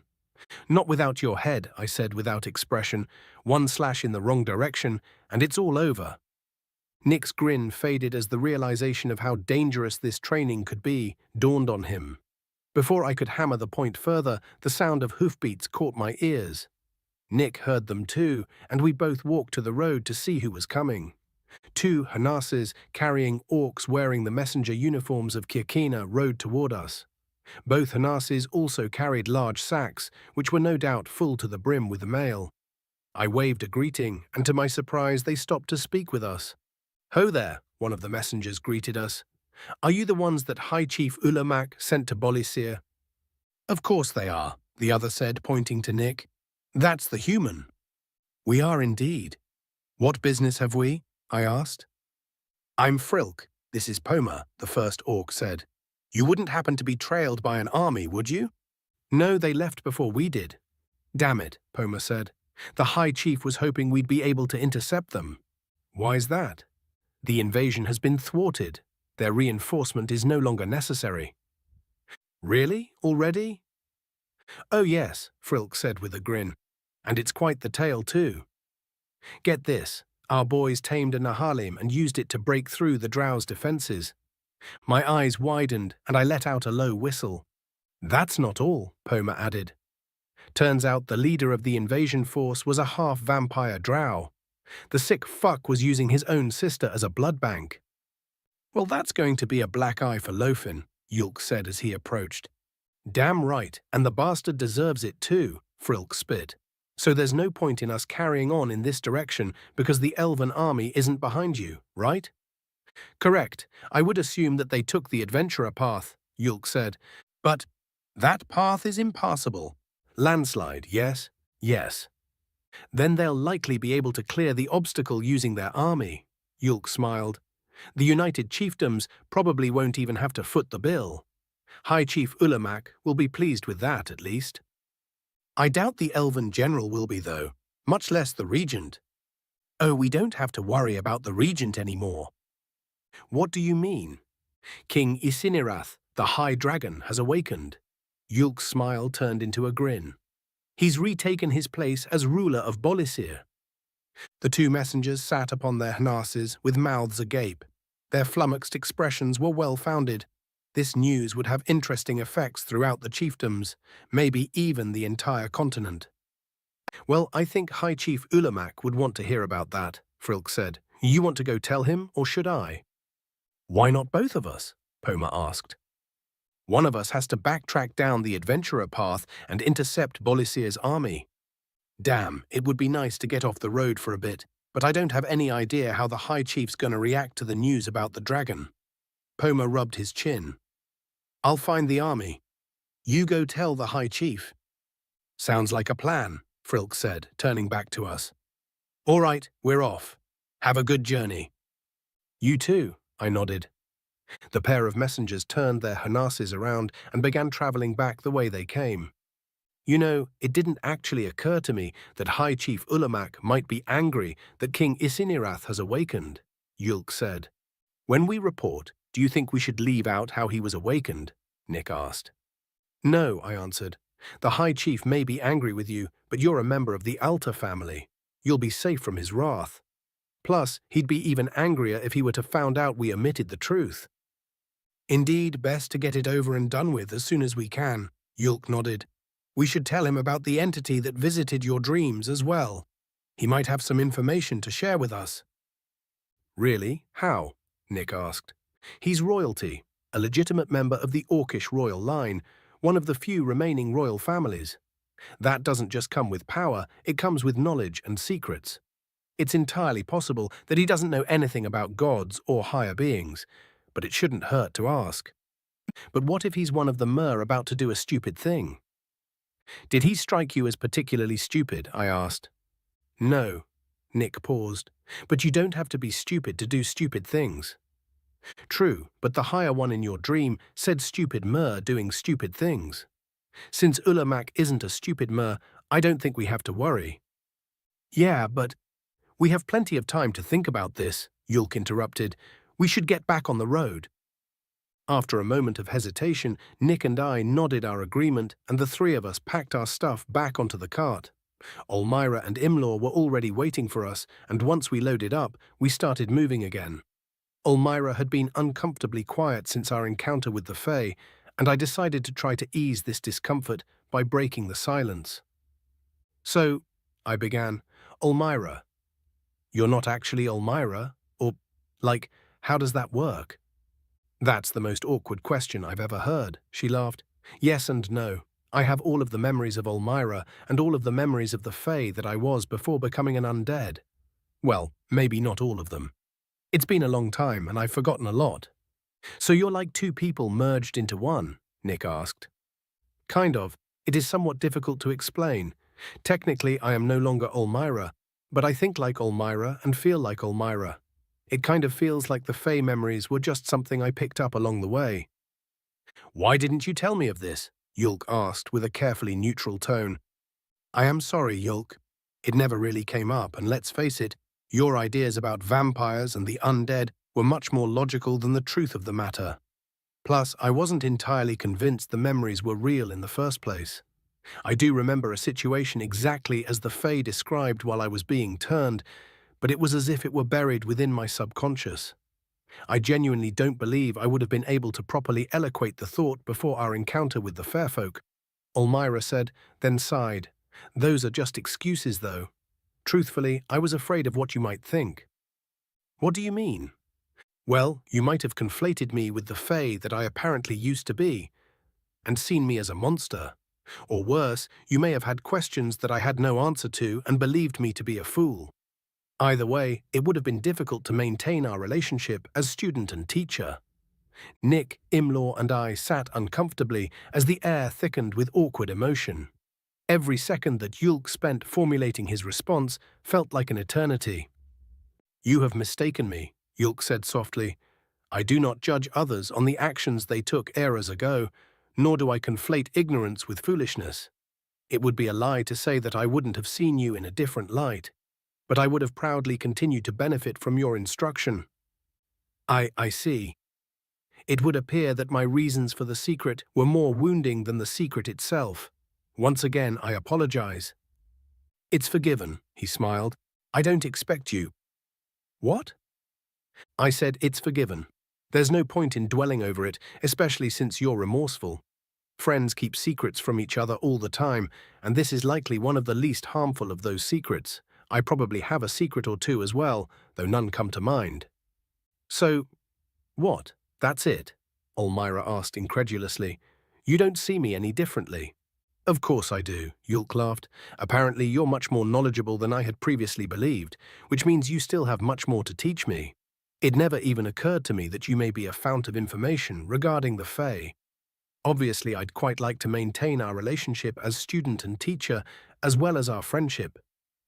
Oh, of course. The air cleared as the pair smiled at each other, and we continued our journey to Kirane. Chapter 57. High Chief Ulamac, Adventurer level, not applicable. Orc, Kirkanian. I signaled for Razun to leave as the two dwarves settled into their seats. Liath was working very hard to avoid making eye contact with me. The dwarf he accompanied did not have any such issues, and was actively trying to stare me down. Really? I sighed. I appreciate your support, Emperor, but what possessed you to personally accompany your forces? Emperor Jack crossed his arms angrily and raised an eyebrow. As if you don't know, he replied curtly. While I understand that you vehemently support us against the Night Kingdom, you could have simply sent a general in your stead. Lofin and the thugs he calls soldiers are of little concern to me. I am here about the damn mine.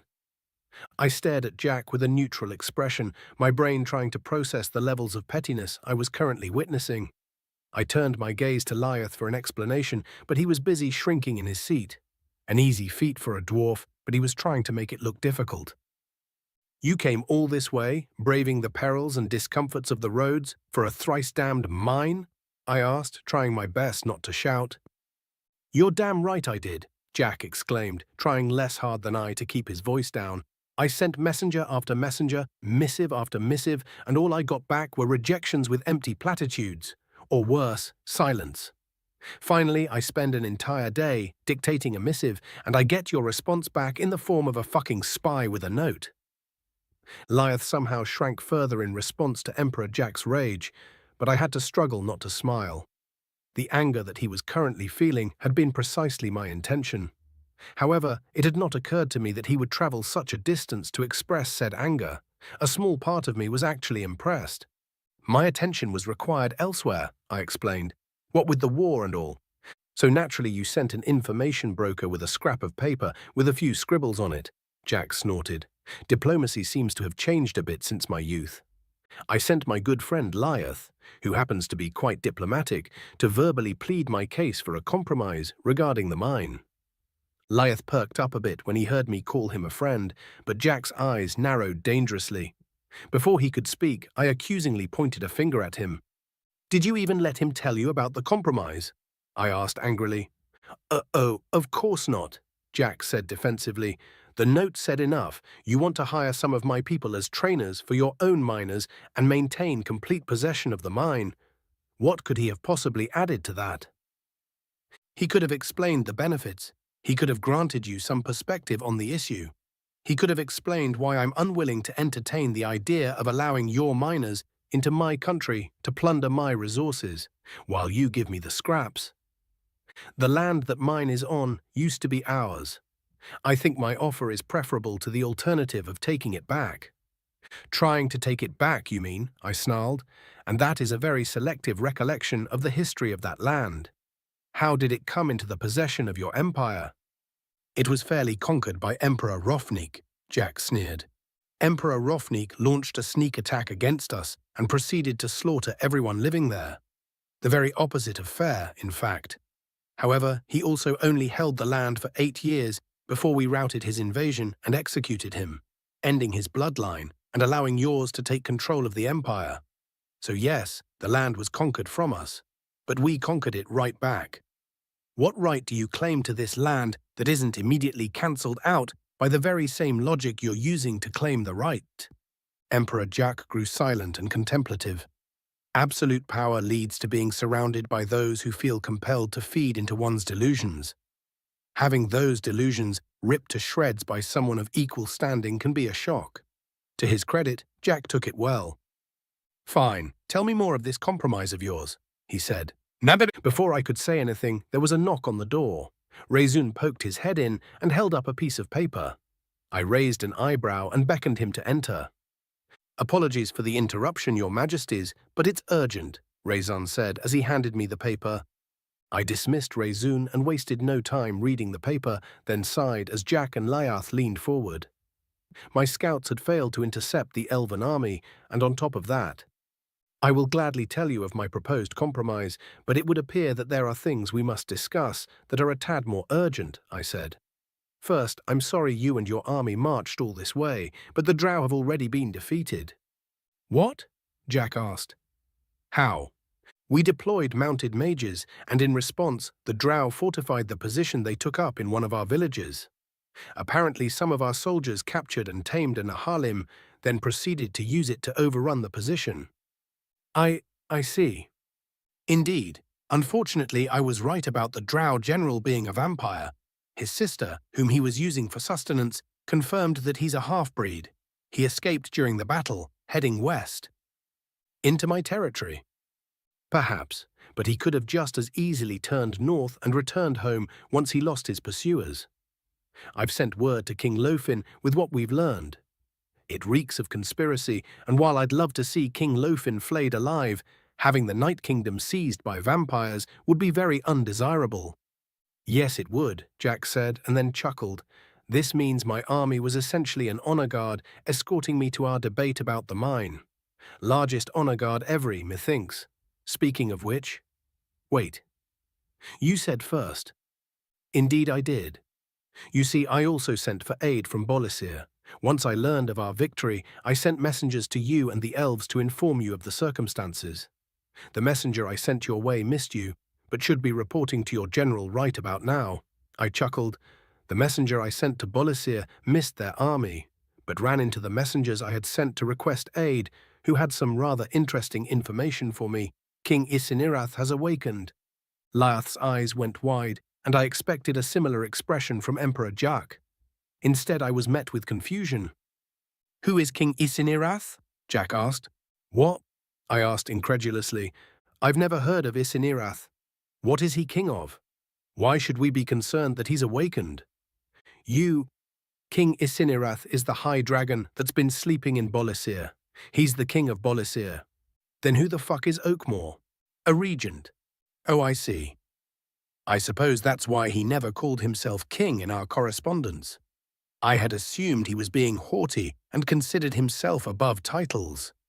Did he not identify himself as Regent Oakmore? He did, yes, but for some reason I thought that was his name. Regardless, how does this dragon's awakening impact things? I've never met King Isinirath and do not know his temperament. High dragons are meant to be fair and just rulers, but legends are prone to exaggeration, so I don't know. Then it's entirely possible that Bolisir just became a hostile nation. Yes, it is a possibility, I shrugged. I have faith in Oakmore, though. Oakmore likes you a whole lot more than he likes me. Nah! If you knew him well enough, you would know that's irrelevant. He's honorable, almost to a fault, and cares enough about his people to avoid pointless conflict. You'll forgive me if I don't wholeheartedly believe you. I will continue to be wary of things to come until my fears are assuaged.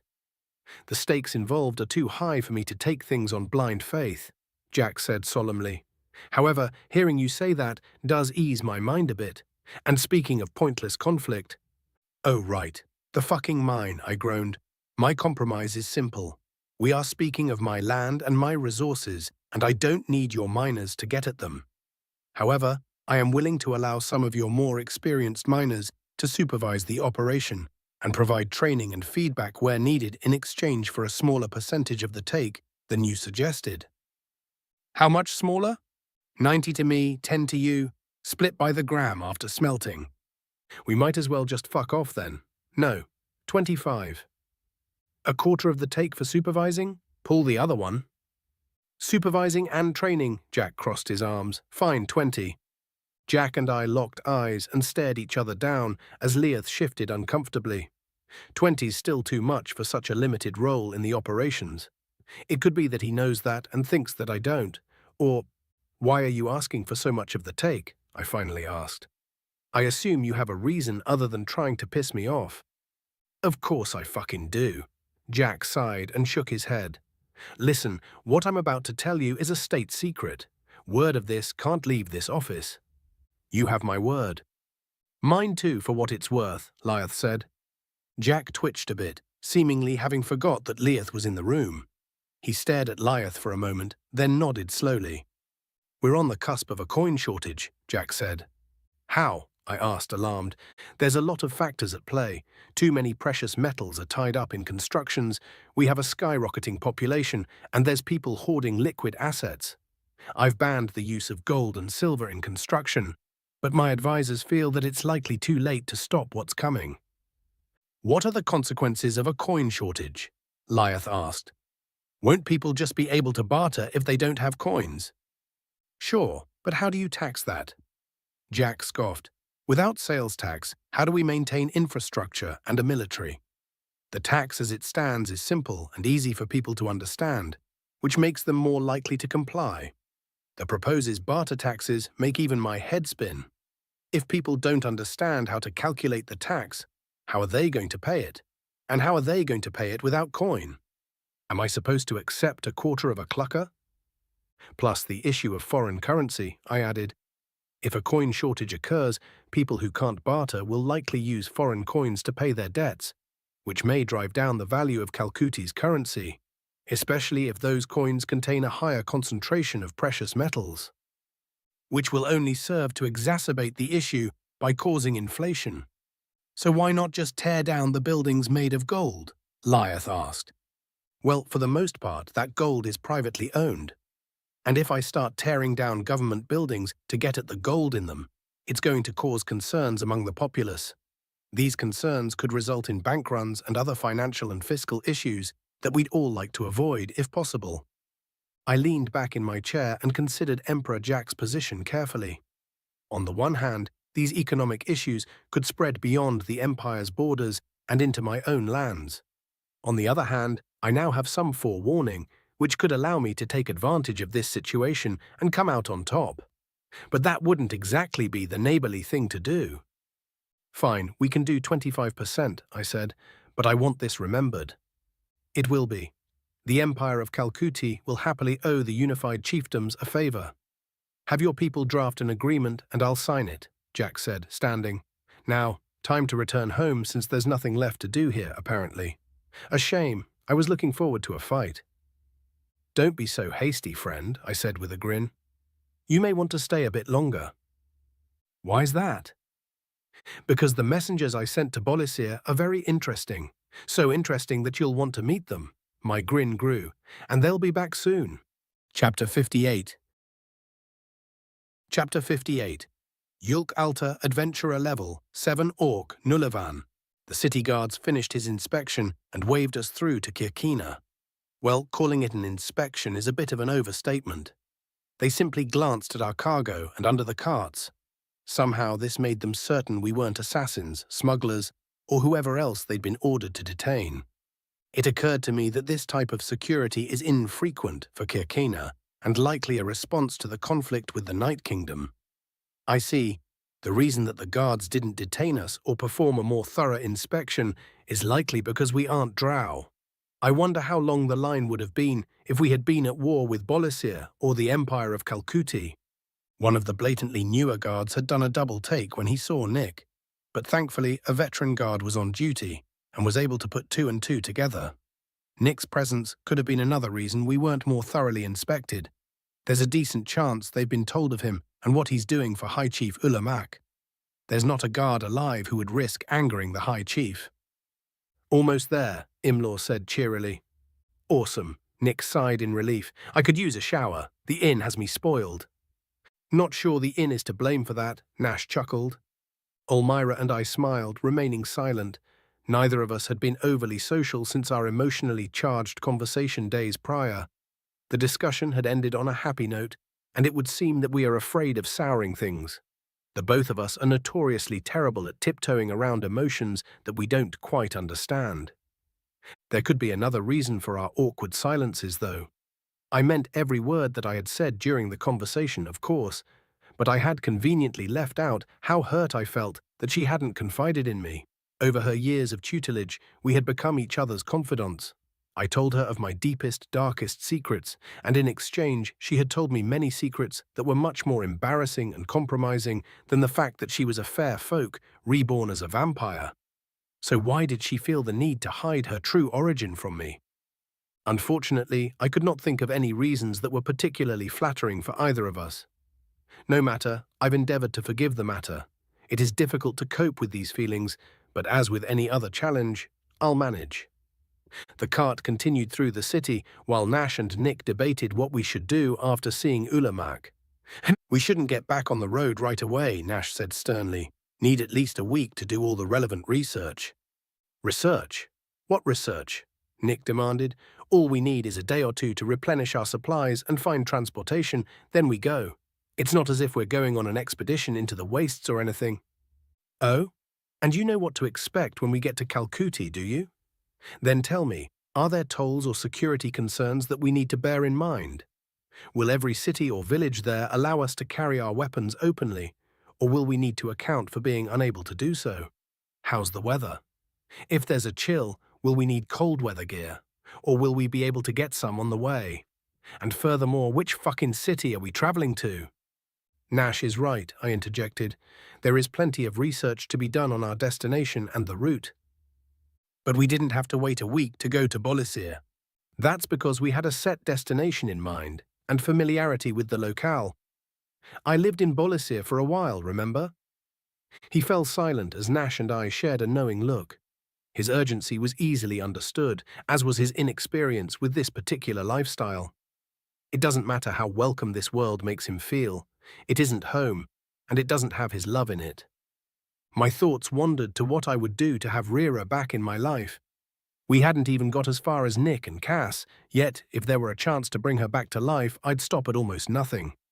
I know that Nash feels the same about Nema. Nick sighed as the cart pulled into the roadway walkway behind Imlaw's shop. We dragged our road-weary bodies from the cart, grabbing our belongings as we went. Imlaw approached us and tossed Nash a sack of coins. "There we are, safe and sound," the gnome grinned.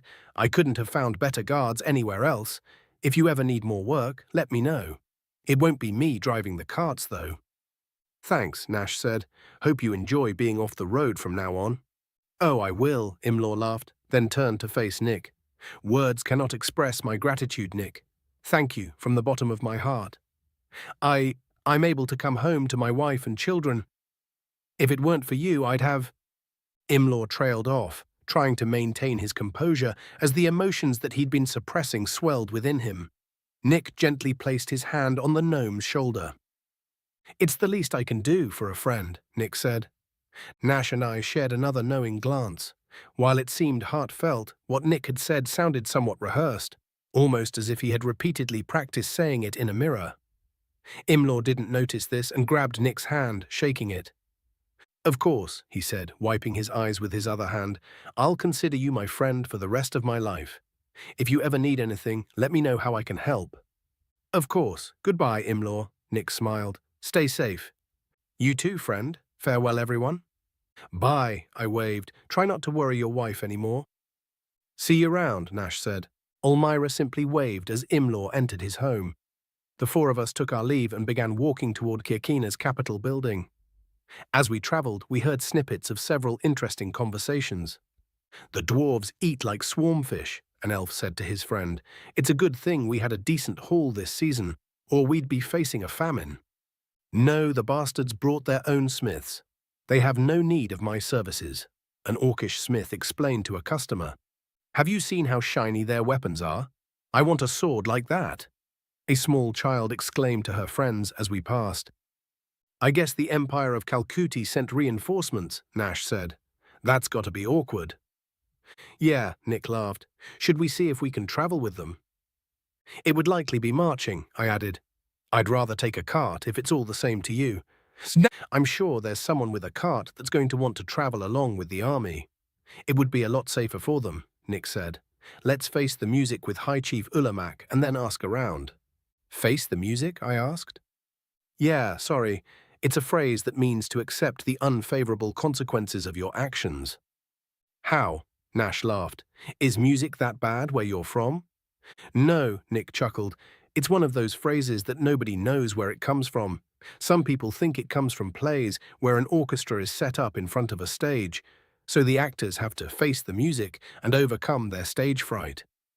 I've also heard that it could be referring to a time when military units had drummers and horns, so you'd need to face the music to attack your enemy." "Opposite ends of the civilization spectrum," I said. "Interesting." The conversation died down as the Capitol building came into view. One of the guards noticed us approaching and pointed a thumb at the door, informing us of our ability to pass him unhindered. We nodded our thanks at him and did so, and were immediately greeted by Rezun. "We've been expecting you," he said. "Good work on delivering the message to Regent Oakmore." "Thanks," Nash said. "So, any word on how the High Chief is taking the news about the High Dragon?" "No," Rezun answered with a mischievous grin. "I suppose you'll have to ask him yourself. He'll be ready for you soon." "Great," Nick whispered. Rezun escorted us to a waiting area, and we each took a seat. Nash and Nick seemed to be a lot more nervous than Ulamac and I. Nash was leaning forward in his chair, arms crossed and leg bobbing up and down. Nick was also leaned forward, staring at his hands that were clasped in front of him. "They look like a couple of miscreants who were just caught," I whispered to Ulamac. Her giggle brought a smile to my face. Despite my slightly injured pride, I found myself still enjoying her company. I suppose in the end that's what it boiled down to. I was proud of being her confidant and proud of my ability to cope with unexpected information. Finding out that she had been hiding such a big secret from me shattered the pride that I felt as her confidant, which in turn hurt the pride I take in coping with unexpected information. I looked around the waiting area and chuckled at how inappropriate a time it was to be having this revelation. "Why are they so nervous?" Ulamac asked softly. "They must be under the impression that Ulamac's going to be angry that King Isekai has awakened." "Yes, I know. I mean, what cause would Ulamac have to be angered?" "Well, Isekai could end up being a threat to the unified chiefdoms if he decides not to honor agreements that he didn't personally sign or approve of. Plus, it's no secret that Regent Oakmore and Ulamac are close friends. So Ulamac could also be upset that his friend has been demoted." "I see." Ulmira's demeanor changed slightly, causing me to chuckle again. Nervousness will change nothing in situations that are outside of one's control. What happens will happen, regardless of whether or not one worries about it. I was about to tell her as much when the door opened and Rezun entered. "They are ready for you," he said. Nash and Nick practically leapt from their seats, but I took a second to adjust my robes before rising. Then I realized something and looked at Rezun quizzically. "They?" I asked. Chapter 59. Emperor Jak Norev First. Adventurer level, not applicable, dwarf, Calcutin. Raisin's introduction took nearly 10 minutes to complete, and most of that was because of my propensity for collecting titles. Ulamac and Ulmira had nearly as many, but I guess that makes sense for the ruler of another nation and a multi-centuries-old vampire. Ulmira looked the same as the last time I'd laid eyes on her, nearly 30 years prior. Lyeth had a decent number of titles, which is to be expected of his exploits. Conversely, the orcs from the Alta family had barely any titles, and the human didn't have a single one. I struggled not to stare at him for the entire introduction and succeeded for the most part. A couple of glances here and there managed to wiggle past my self-control, though. The human's an odd-looking thing. His hands and general shape are similar to what I imagine a tall gnome might look like. But that's where the similarities to gnomes end. It has a jawline nearly identical to that of an elf, and some of its teeth look like a drow's. On top of that, its musculature is similar to an orc's, though orcs tend to be a bit larger. The most shocking detail to me, though, is that it also has the round earlobes that you only see in dwarves. I would easily believe that he's an amalgamation of the various races, were it not for the roundness of the top of his ears and his alleged origin. An alien from another world, magically teleported here, parts unknown. Despite his earlier evasiveness, a little pressing had caused Ulamac to practically gush various facts about the human. A refreshing bit of candor from High Chief See for yourself, Ulamac. The human eats both meat and vegetables, which is odd enough, though I could have guessed at this fact by its teeth. Even odder, though, is that it has thus far leveled up far faster than normal. This could be indicative of either an advanced education or the Kuraguard showing favoritism outside of a royal line for the first time in history. Finally, it had killed a monster that nearly destroyed a team of over 20s. A monster that may have been a corrupted version of its own race. The look on my face at hearing that last fact had caused Ulamac's caginess to return. I glanced at Lyeth, who was also studying the human. He had met it before, but desperately wanted to know how it awoke King Isekai. The dwarven, not-quite spy, had practically begged me to allow him to accompany me. In exchange for an unnamed future favor, I had allowed it. Once Rezun finished his overly long introduction, the four in front of us began their debriefing. I listened in disbelief as they recounted their travels. The story was primarily told by the Alta brothers, and the human, Ulmira, had joined their party on the latter portion of the journey. The human spoke with an eloquence that could rival that of a duke, but with far less profanity than is typical in my empire. This lent credence to the idea that he had been educated. But by whom? What kind of teacher would educate a being like this without simultaneously turning him into a research project? Despite his eloquence and formalities, though, his story was full of holes and time skips that indicated it was likely trying to hide something. This was further evidenced by Nick wringing his hands when an obvious omission occurred during the narrative. I could tell by the tension slowly creeping into Ulamac's shoulders that I wasn't the only one who noticed. Once the translators arrived, we made our way back here to report to you, High Chief, the human said. Ulamac crossed his arms. I confess that I do not know you well, Nick, but I suspect that the events you just elucidated have been heavily redacted. There were some happenings that were not relevant to the mission. Your greatness, Yulk said, bowing his head. Happenings that are rather sensitive to our charge, I'm afraid. And how am I to know for certain these happenings are irrelevant when I am not to know of what they are? Teasing does not befit one of your station, High Chief, Ulmira the Eternal said, crossing her arms to match Ulamac's posture. Consider the likelihood that the altars would endanger the United Chiefdoms. The massive orc and domineering vampire stared at one another for a few moments. I'd argued with the both of them before, but hadn't seen them argue among themselves. I absent-mindedly rubbed the thick golden hoop in my left earlobe as I tried to guess who would give ground first. Everyone else in the room looked as if they'd been shown their graves, though. After a few seemingly tense moments, Ulamac laughed uproariously, which caused a few flinches. I knew you'd spoil my fun the moment you walked in, Ulmira. She's right, boys. I'm having a bit of levity at your expense, he explained. I am content to let you have your secrets so long as they don't come back to bite me on the rump. They won't, sir. Nick trailed off. Wait, you don't plan to attack the fair folk any time soon, do you? What? No, Ulamac answered incredulously. First of all, the only fair folk we're aware of are on good terms with us. Second, it would be a damned foolish thing to do, regardless of our relationship with them. They help keep the monster population manageable. Third, how in the hells do you know about the fair folk? The Alta brothers sighed simultaneously, whilst the human attempted to fabricate a plausible explanation. The explanation carefully dodged the reasons that the group had met with the fair folk, as well as some of the crucial details that had been discussed during that meeting.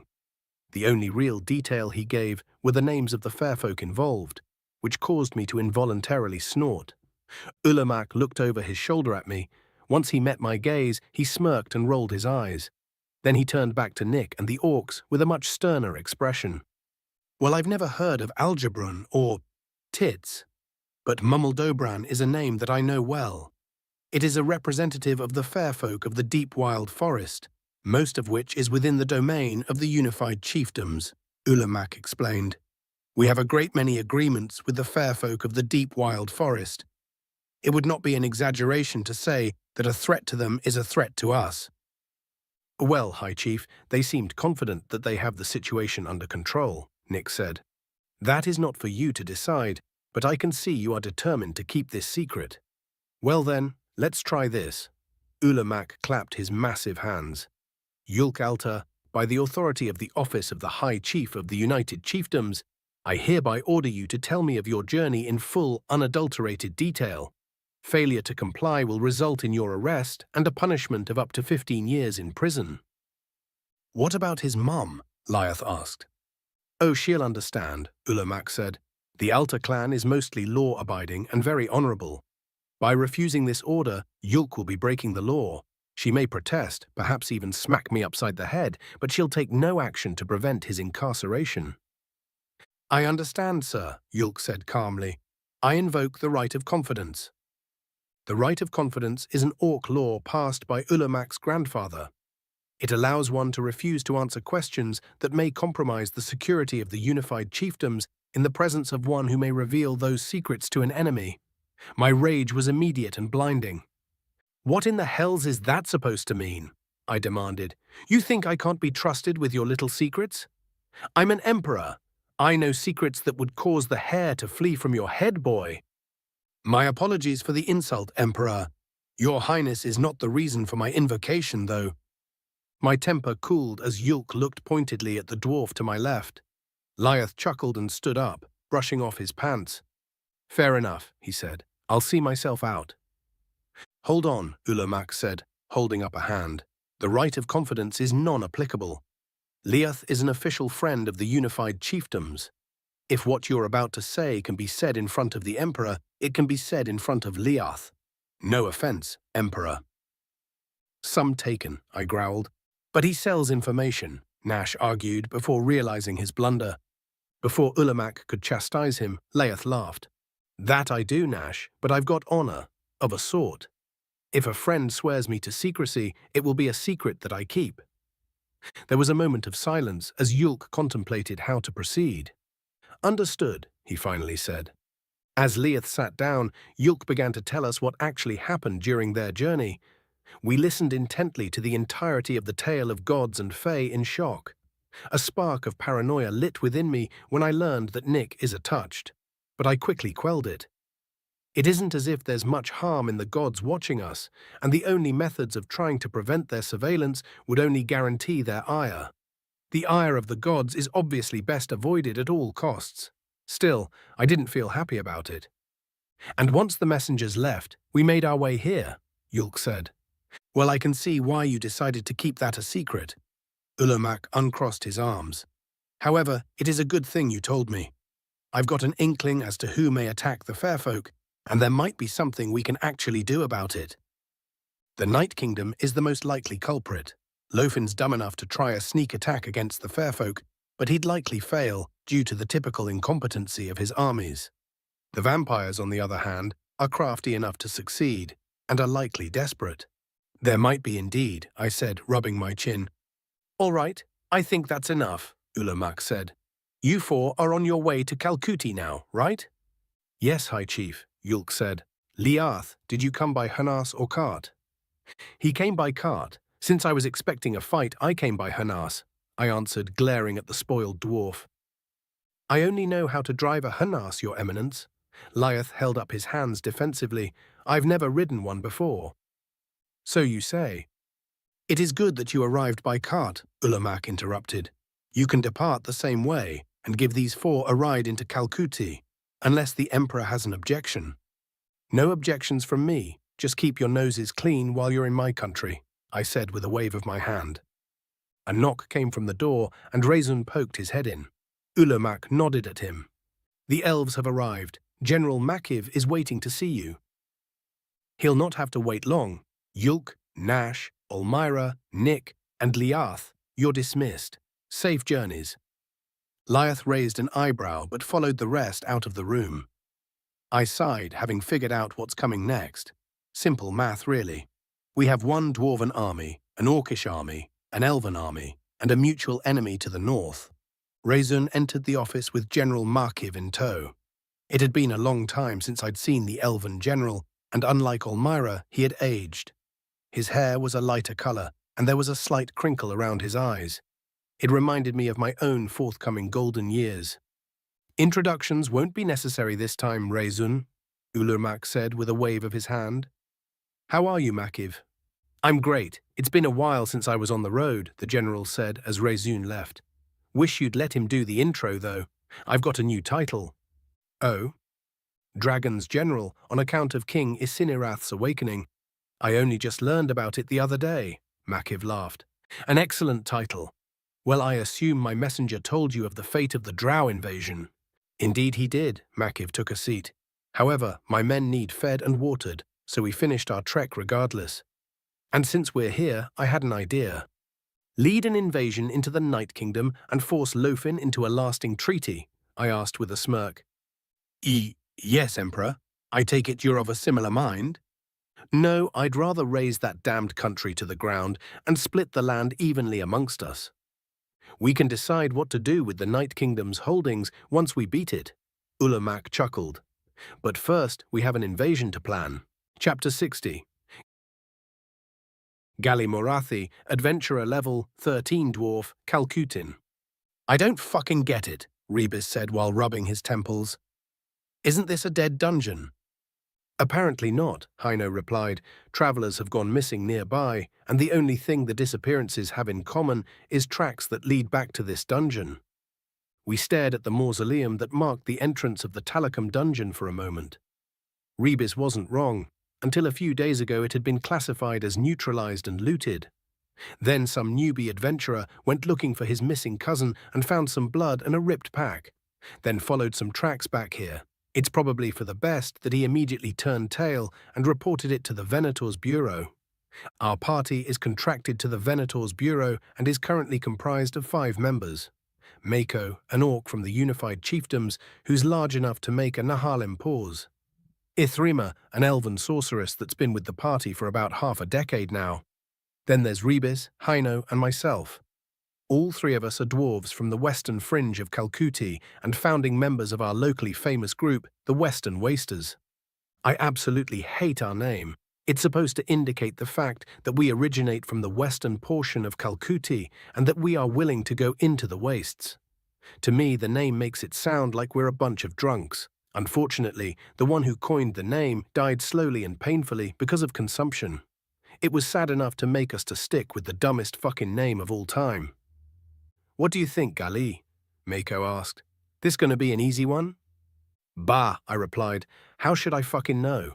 Don't got anything to base that kind of judgment off of. Last reported monster in this fucker was kobolds, but kobolds don't do kidnappings. Hell, they don't even like going above ground." Mako shifted, his heavy armor clinking as he hefted his pike casually onto his shoulder. The rest of the party also fidgeted nervously. Nobody liked it when I couldn't tell how dangerous something was going to be. It's probably just luck, but I've never been wrong.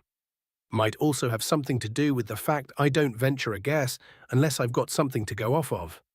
Well, I guess it's not like I've got nothing. A dungeon supposedly filled with lower-tier monsters suddenly becomes a hideout for kidnappers. The entrance to said dungeon is a fucking grave marker, and I can smell death from all the way out here. There's no chance this is going to be a safe quest. Fuck it, I sighed. I'm going to say it's probably life-threatening. So let's just do what the Bureau asked and take a peek, yeah? Sounds good to me, Rebis said, attaching his shield to his arm. It's all they're fucking paying us for anyway. Come now, Rebis, Ithrima scolded. We don't do this for the pay. We do this to make things safer for the citizenry of the Empire of Kalkuti. Ithrima was the most patriotic of our ragtag group. To her, being an adventurer was a calling, not a job. Can't say that I entirely disagree, but I'm far more concerned with being able to eat than whether or not some fool is sleeping safely in his bed. Listen, bitch, the citizenry of Kalkuti is safest when I've got a good brew in my belly, Rebis replied, and it ain't like they're buy-in. So really, to ensure their safety, they should be paying me loads. You sound like a bandit, Shortstack, she growled. Rebis, Haino, and I began glaring at her once the slur left her mouth. She instantly realized her mistake, and her eyes locked onto the ground. I'm sorry. You're goddamned right you are, Haino said. Gali and I didn't call you a bitch, did we? So what the fuck are you doing using our height as an insult? It's not even a good insult, Mako said. There's a lot of advantages to being dwarf-sized.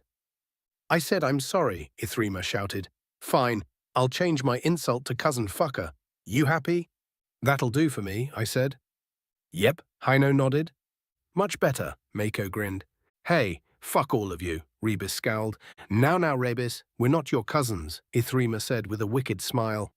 Rebis glared at her for a moment, but couldn't come up with a comeback. Instead, he drew his sword and started angrily marching toward the dungeon. We fucking doing this or not? He asked over his shoulder. The four of us chuckled and started following after him. Haino, who also wields a sword and board, chased after him to share point. Mako took his place between them, not having to run because of his long legs. In his armor, our orc's damn near untouchable head-on. But since he uses a pike, he's vulnerable to attacks from the side. Haino and Rebis cover his flanks with their shields and swords, while Ithrima and I handle ranged attacks and healing when it's needed. It's a tried-and-true formation that's led us safely through many fights. But the moment we crossed the threshold of the dungeon, a knot formed in my gut. The smell of death was almost overpowering now. There's corpses somewhere, and probably a lot of them. Gods, I hate being right. We activated our lights, and I nervously checked my string and quiver. The soft twang of the string echoed in the dungeon, causing me to wince slightly. Everyone else looked at me with a raised eyebrow, and I sighed softly at my rookie mistake. We continued forward, and I noticed Ithrima fiddling with her ring. It had been given to her by her husband to mark their engagement, and it became her arcane focus after he was killed by a warg. His death is what made her want to become an adventurer. She only plays with the ring when she's thinking about him, or when she's nervous. It felt good to know that I wasn't the only one. Both the floor and the walls were tiled, apparently by magic. The lack of tool marks was a dead giveaway. Mako started poking the tiles in front of us as we went, and eventually his pike found a trap. Once the trap withdrew, he pointed out which tile was its trigger, and we stepped past it. We didn't get far before Mako stopped again. "Damn, that's gross," Mako said softly, poking his spear at something. "What is it?" I asked. "Dead kobolds," Rebis said. "Looks like they've been here for a while." Hino held his nose and knelt to get a closer look. "They sure have. The flesh is pretty rotten. This one's neck. I could swear that's a handprint." Mako knelt down, took a look, then nodded solemnly. "Yeah, that's definitely a handprint. Those ones were cut, though. So 2 of them? One with a blade and one strong enough to crush a kobold's neck bare-handed." "I don't know." Hino held out his hand and compared it to the neck. "Pretty sure that's a left hand.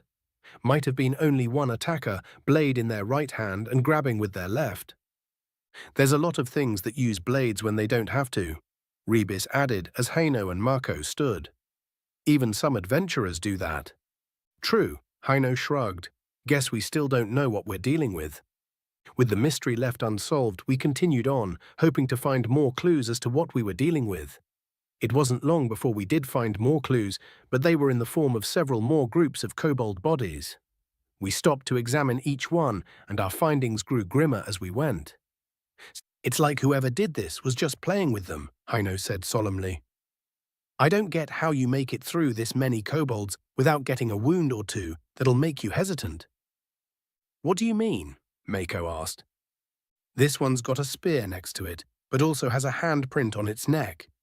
Would you try to go hand to hand with someone holding a spear?" "No. The whole point of a spear is to make people keep their distance." "Hold on, this one's got a bite mark on its shoulder," Rebis said. Hino jogged over to him and examined the dead kobold. I fought the temptation to join them. "Tell me this isn't what I think it is, Hino. It only looks like that because of the rot, right?" Rebis asked. "Oh no," Hino replied. "What is it?" Mako asked. The bulking orc joined the pair of dwarves and examined the corpse. The 3 of them went uncharacteristically quiet. Ithrima and I shared an annoyed glance. "Well, don't keep us in suspense," I growled. "The fuck did you find?" The 3 of them stood. "There's no doubt about it," Mako said. "This is a vampire bite." "A vampire?" I scoffed. "Here, and since when do vampires snack on kobolds?" "Since when are you a fucking expert on vampires, Galai?" Rebis rebutted. "Since your mum taught me last night, she sucked just as—" "The Night Kingdom has vamps," Mako interrupted with a sigh. "Heard that the chiefdoms were fighting them again this year. Could be one came through the chiefdoms with the drow army." "No, that doesn't make sense," Ithrima said. "Drow can't become vampires, and there's a mutual hatred there that runs deep. They wouldn't have let a vampire accompany them, and if anyone could spot a vampire, it would be a drow. I wouldn't give the drow in Lofin's army too much credit," Hino added. "Heard they're dumber than the sticks they carry." "Yeah, if there were any drow that would get fooled by a vamp, it would be their soldiers," Rebis scoffed. "Doesn't matter how it got here, though. That's definitely a bloodsucker bite. Nothing else with teeth like that has hands, and this kobold's throat was crushed like the other ones." Nobody said anything as we contemplated how a vampire bite could have ended up on the dead kobold.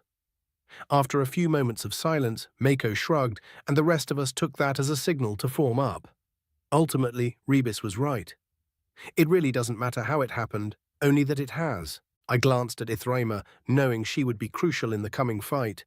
Vampires are legendarily difficult to put down, pretty much have to burn the flesh right off their bones. Ideally, you'd ash the bones in the process. I assumed that the 3 in front knew how to fight vampires, then remembered an age-old saying about assumptions. "So, has any of us fought vamps before?" I asked.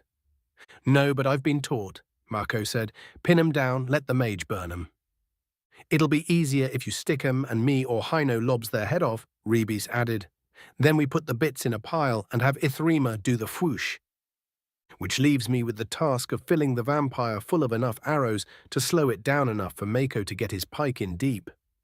Good thing I brought the barb heads. Couple of gut shots or a lucky hit to the legs should do the trick." We continued down the dungeon, avoiding traps and piles of dead kobolds. Our footfalls echoed softly, almost rhythmically. But something was off with that rhythm. Mako held up his hand, and we immediately stopped, readying ourselves for a fight. "Here it comes," the big-ass orc said. I pulled back the string on my bow and moved to get a clear line of sight down the hall. I steadied my breathing and waited for whatever was running toward us to come into view. The sound of footsteps didn't stop and grew louder as we waited. Breathe in, pat, pat, pat, pat. Breathe out, pat, pat, pat, pat. Wait. Pat, pat is the vampire barefoot. Before the thought could fully construct itself, a kobold came into view. Upon seeing us ready to tear it apart, it flung itself to the ground and threw up its hands. The sounds of its whimpers replaced its footsteps. "No hurts, please, no fights," it said. Look, I got no pokies or slashies. I just a word bringer." The tension in my bow and jaw slackened at the same time. The tension in the rest of the party evaporated as well. I almost laughed. We'd been expecting a grueling fight with a vampire, and were instead greeted by an unarmed kobold survivor. "A word bringer?" Rebis asked. "What word do you bring, lizard?" "I not lizard, I kobold," it said stubbornly. "I eat lizard." "Aren't kobolds cannibalistic?" Hino asked. "Dunno that word." "We're wasting time. The vamp could be behind it," I said. "Speak, kobold, quickly." Yes. The Lord wants you to be word bringers and tell the, shitty people that there are vampires in here." The kobold rose to his knees and looked at us expectantly. "You mean city people?" I said that. "Wait, did he say vampires?" Mako asked. "As in more than one?" "More than I can count, and me count real good." The kobold nodded excitedly. "Best counter now that Thyrsis is dead, all the way to 7. The 5 of us froze. 1 vampire would be a hard fight. 2 would damn near kill us. 3 would guarantee a couple of us would die. More than 7 would mean that all of us would die and become vampires without even putting up a fight. "Fuck that," Rebis said. "Time to go." We all turned in unison and began to leave the dungeon. The patter of bare feet trailed after us. I turned to face the kobold as we continued to walk. "The hell are you doing?" I asked. "Coming with," the kobold said, as if it were confused by the question. The 5 of us looked at each other as we walked, and each of us took a turn shrugging. "Yeah, all right then," I said. "Come on." Chapter 61. Nick Smith, Adventurer Level 7 Human American. It hadn't taken us the full week to set out, thanks to Liath's familiarity with the Empire of Calcutti. I only had to wait 3 days before we hit the road. It was much easier to bear than Nash's training. Every time we stopped for lunch, he would drill me on the basics and then have me attempt to copy his movements. Then he would attack me while I tried to use the movements he demonstrated to parry him. It hadn't gone well, and he was getting grumpier with each failed session. Soon he would reach a critical mass of grumpiness and either explode or implode, likely taking the whole solar system with him. A supernova or black hole powered completely by grumpiness. Thankfully, our journey was nearing its end. For now, at least. The first signs of civilization came into view, and I decided to take a brief nap to speed things along. When I awoke, we were on city streets. Buildings of stone and metal surrounded us, and dwarves were going about their daily routines. Well, mostly dwarves. Every now and then there would be a gnome, orc or elf doing something, but they were few and far between. It was easy to tell that this was a dwarven city even without the obvious architecture differences from the other cities I'd been to. "So where are we headed, Liath?" Nash asked. "Figured I'd drop you at the Venator's bureau so you can ask around while I park the cart," our dwarven driver answered. "I'll meet you there once I'm done." "Venator's bureau?" I asked. "Is that like the Adventurers Guild?" "Sort of.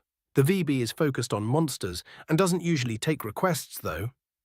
The other big differences are that they only do contracts and don't allow solo adventurers to sign up. You need to be in a party of at least 3 and sign a contract to do work for them." "Why are we asking them questions instead of going to the Adventurers Guild?" "Because the AG is on the whole other fucking side of town," Liath laughed. "Plus, the AG is a lot less focused on dungeons around here. They focus more on requests, which usually end up being protection or gathering jobs.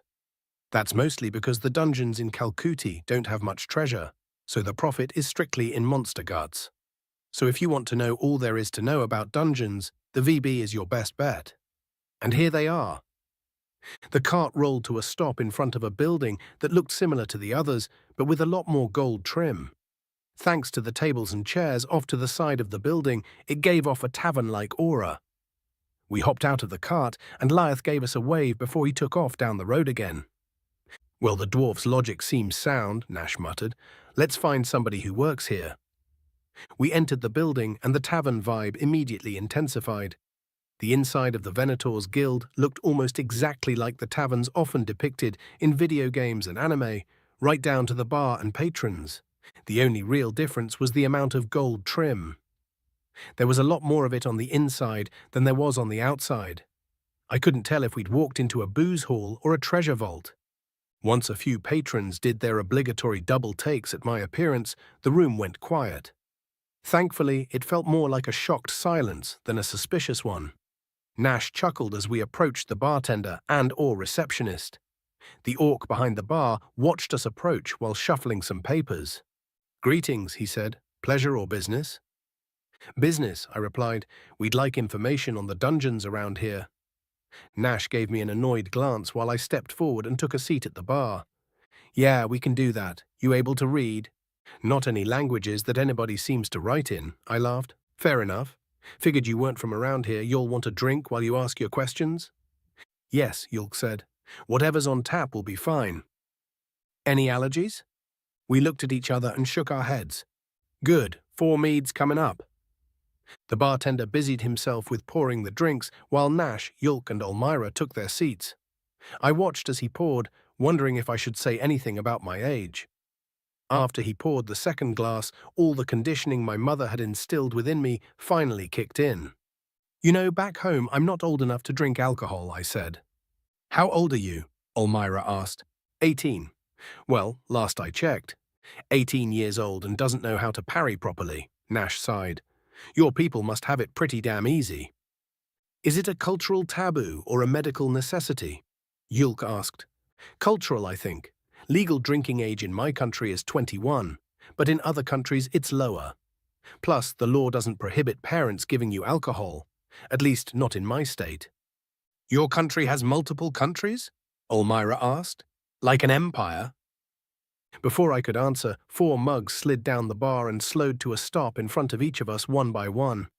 My eyes widened as the bartender returned to his previous position. Ulmira and my brothers seemed unimpressed, though. "How'd you do that?" I asked. "Practice," the orc smirked. "So what are you wanting to know?" "How many dungeons are nearby?" Nash asked. "Only the one. It was considered neutralized until just a few hours ago, actually." Neutralized? Well, the last time the dungeon was spewing monsters was over a decade ago. Contractors that went to explore it reported traps and kobolds who seemed to have a leader, but no loot or monsters worth a damn. Kobolds aren't worth anything? Maybe to a collector, but you get a lot more of the good stuff from their bigger cousins, and you don't have to listen to them yap at you. Plenty of folk take issue with hunting things that talk too. Since the kobolds weren't bothering anybody, the decision was made to leave well enough alone. "What are the kobolds' bigger cousins?" I asked. "Reptians and sauroids. Reptians are about as big as I am and have a neurotoxic venom that causes a total body paralysis, which can lead to death via asphyxiation. They travel in groups, have 6-inch claws, and hunt by spitting their venom at their victim and ripping them to shreds once they're paralyzed. Sauroids are much bigger and kinda look like a mix between a kobold and a troll, with a much bigger mouth though. They're solitary ambush predators that usually try to eat their victims whole. Both make for damn good hunts." "So why is the dungeon no longer considered neutralized?" Nash asked. "We've been having a bunch of disappearances, far more than normal. A couple from here in town, but mostly out on the road near the dungeon. Couple of adventurers found evidence that the victims had been taken into the dungeon, so we sent some of our own to check it out." He gestured over to the corner. My gaze followed his wave and saw a massive orc, 3 dwarves, an elf, and upright lizard that was happily eating a chunk of meat. It was my turn for an obligatory double take. "They brought back a kobold that claims the dungeon has been taken over by vampires, at least 7 of them. The Western Wasters are brave, but not stupid. That's far too many vampires for 5 adventurers to handle. They made their way back to report, and we reclassified the dungeon as active. A somber silence settled over us at the mention of vampires. Rezun had spared no detail when he explained what had happened in our absence.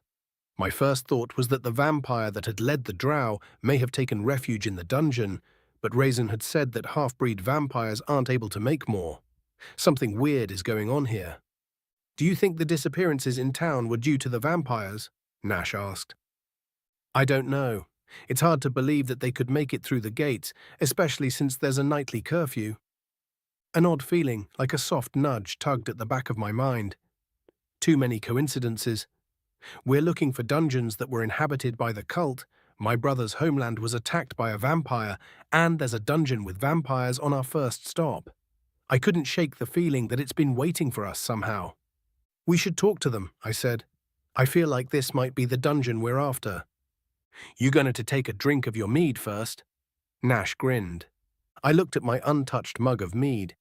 My friends back home hadn't been the type to throw parties with booze, so the only time I'd ever had any was the beer my dad shared with me on my 18th birthday. The bitter taste of the beer echoed in my mouth, and I felt my stomach churn. Yeah, of course," I said, picking up the mug. "Don't worry, I'll prevent inebriation," Ten said. "Thanks." I took a deep breath and chugged the contents of the mug. It was much sweeter than I expected, but it burned a little going down. Once the mug was finished, I set it down and wiped my mouth. Once my sleeve left my mouth, a loud burp forced its way out. "Nice," the bartender chuckled. Nash raised his eyebrows as Yulk paid for the drinks. "Hope you stay on your feet after that," he said. "It'll be fine," Yulk said. "We're not going to be heading out immediately. If he ends up drunk, he can sleep it off." "If?" "Yes, it's possible that Ten will intervene." "That's cheating," Nash grumbled. Damn, Yulk saw right through me. I pushed the mug towards the bartender with a chuckle and heard a muffled voice. "Toxin resistance unlocked." "Really? That feels a little cliché." "Well, I guess the cliché would be more along the lines of someone with superpowers being unable to get drunk because of a resistance to poisons, rather than unlocking it while drinking."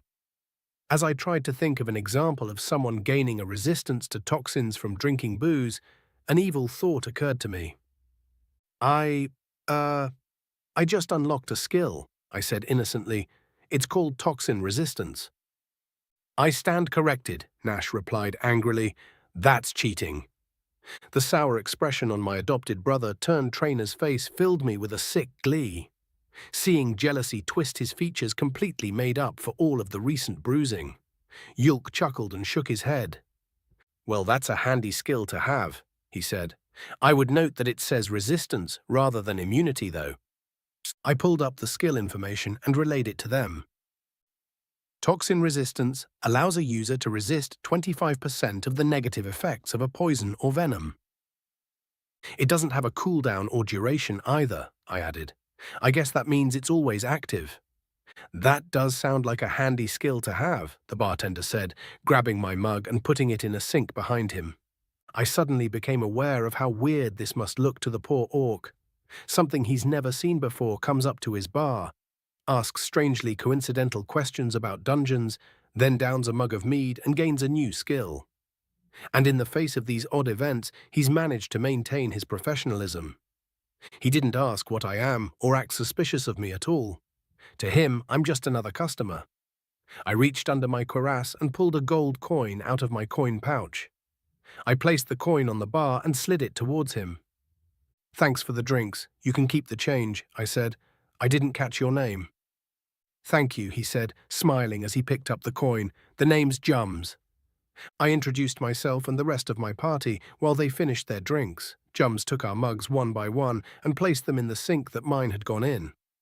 "Well, it's nice to meet you," he said. "You're welcome back any time." "Oh, we'll definitely be back," I laughed. "That mead was pretty good." "All right, we should go and have a chat with the Western Wasters," Nash said, sliding off his stool. "While they're still somewhat sober, that is." "You're right," I replied. "Let's go."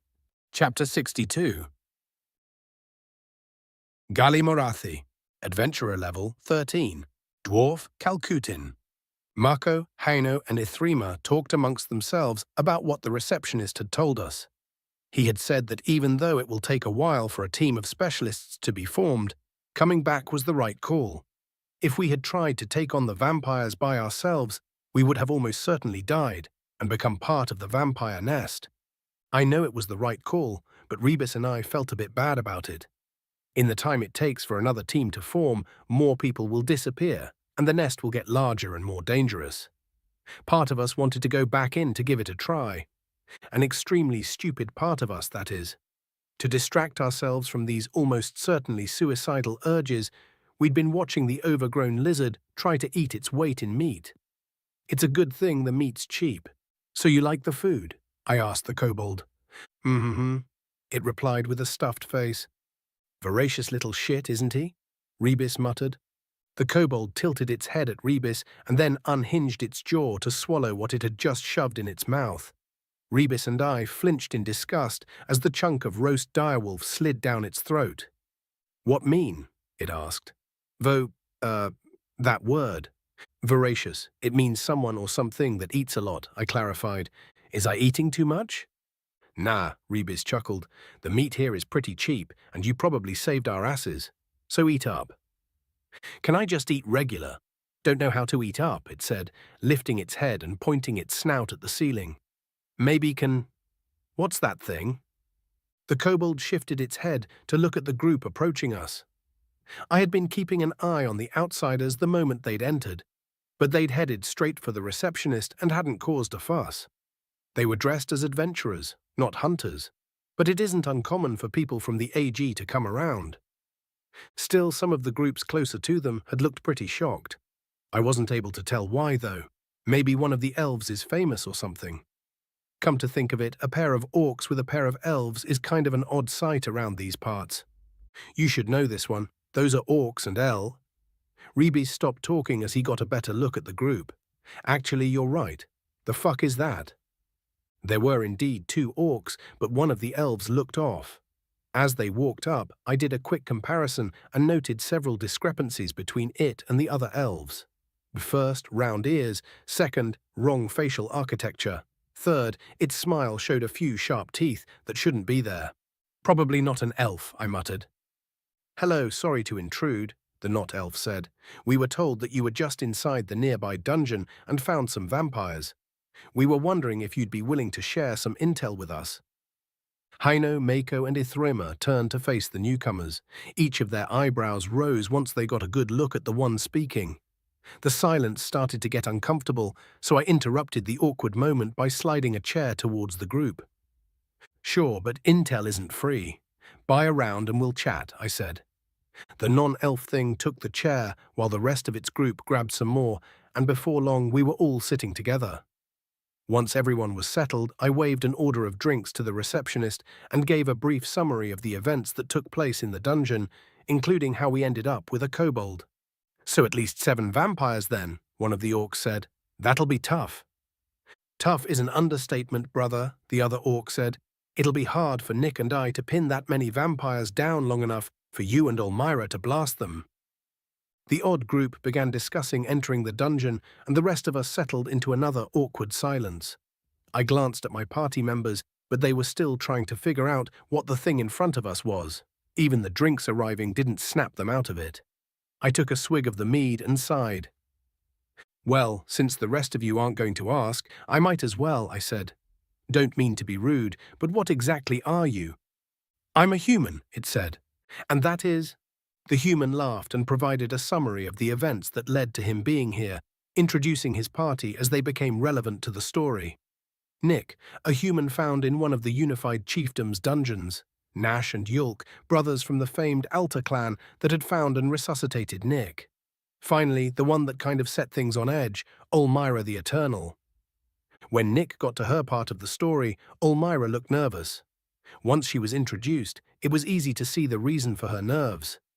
Here we were, having drinks to lament our vampire problems, when one strolls in and sits down with us. I almost laughed. So what do you think, Gali? Mako asked. I think it's fine, I said. I've heard a lot about the Altars. From what I've heard, they're not easily duped and don't associate with bad actors. Plus, she's kinda hot if you ignore the age difference, no offense, milady. Rebis said with a laugh. I am Rebis Ultha. This here's Gali Morathi. The other dwarf is Haino Trant. Makomuko is the big-ass orc, and Ithrima Solal is our token elf mage. Token, you little shit, Ithrima said with a growl. Again? Haino asked. Do you actually have some sort of grievance against our height? What? No, that's not what I meant. It's just a phrase, she almost shouted. Rebis and I laughed as she attempted to explain exactly what she meant by little shit. After a few stuttered sentences, she realized that the three of us were poking fun at her and started sulking. I finished my mug and looked at Nick. We're the Western Wasters, I said. We're named that because we're from the West and we usually hunt in the wastes. Lately we've been hunting in the dungeons, though. Makes sense, Nash said. So are you going back in? Yep. The kobold beamed. Gonna kill the suckers. We has to help the Lord. Wow, it really does talk, Nick said. Yeah, it does, I grumbled. Too much, in fact. Anyways, we don't plan on going back in. We're handing the job off to a more experienced group. A specialist party. How long do you think it'll be before they're ready to go in? I don't know.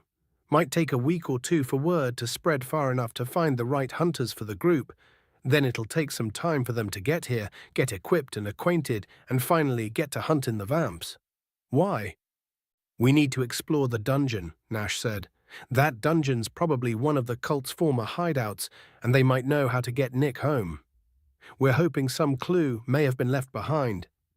If there's nothing, we'd like to know as soon as possible so we can move on. Well, we'd love to help you out, but we don't work for free, Rebis said. Plus, we'd need at least 3 more mages that know fire spells. Maybe another fighter to help pin the vamps down too. Would fireball work? Nick asked. Rebis and I glanced at each other and then at Nick's hip, where a sword was sheathed. Yeah, any spell that can light a fire hot enough to start burning flesh would work, Rebis said. Why?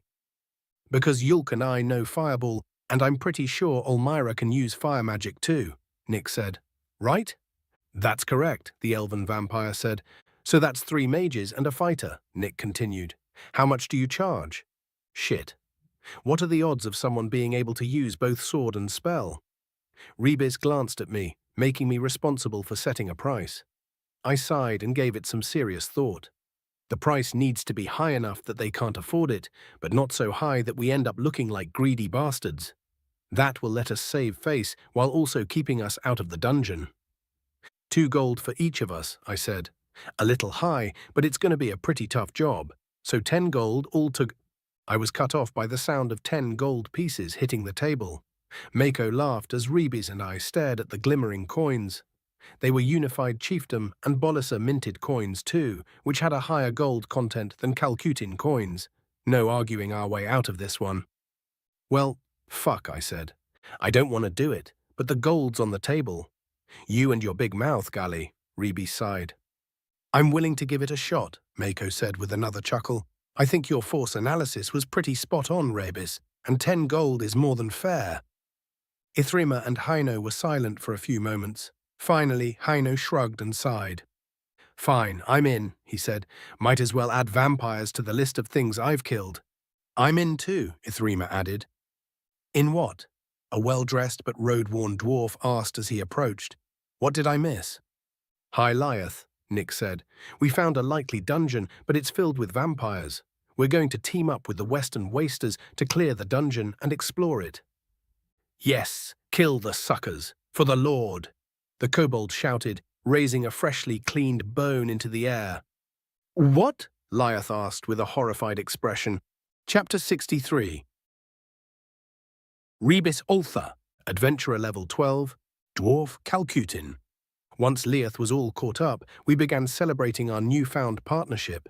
We drank our drinks and ordered some more food, and the humans' party joined us and was kind enough to pay.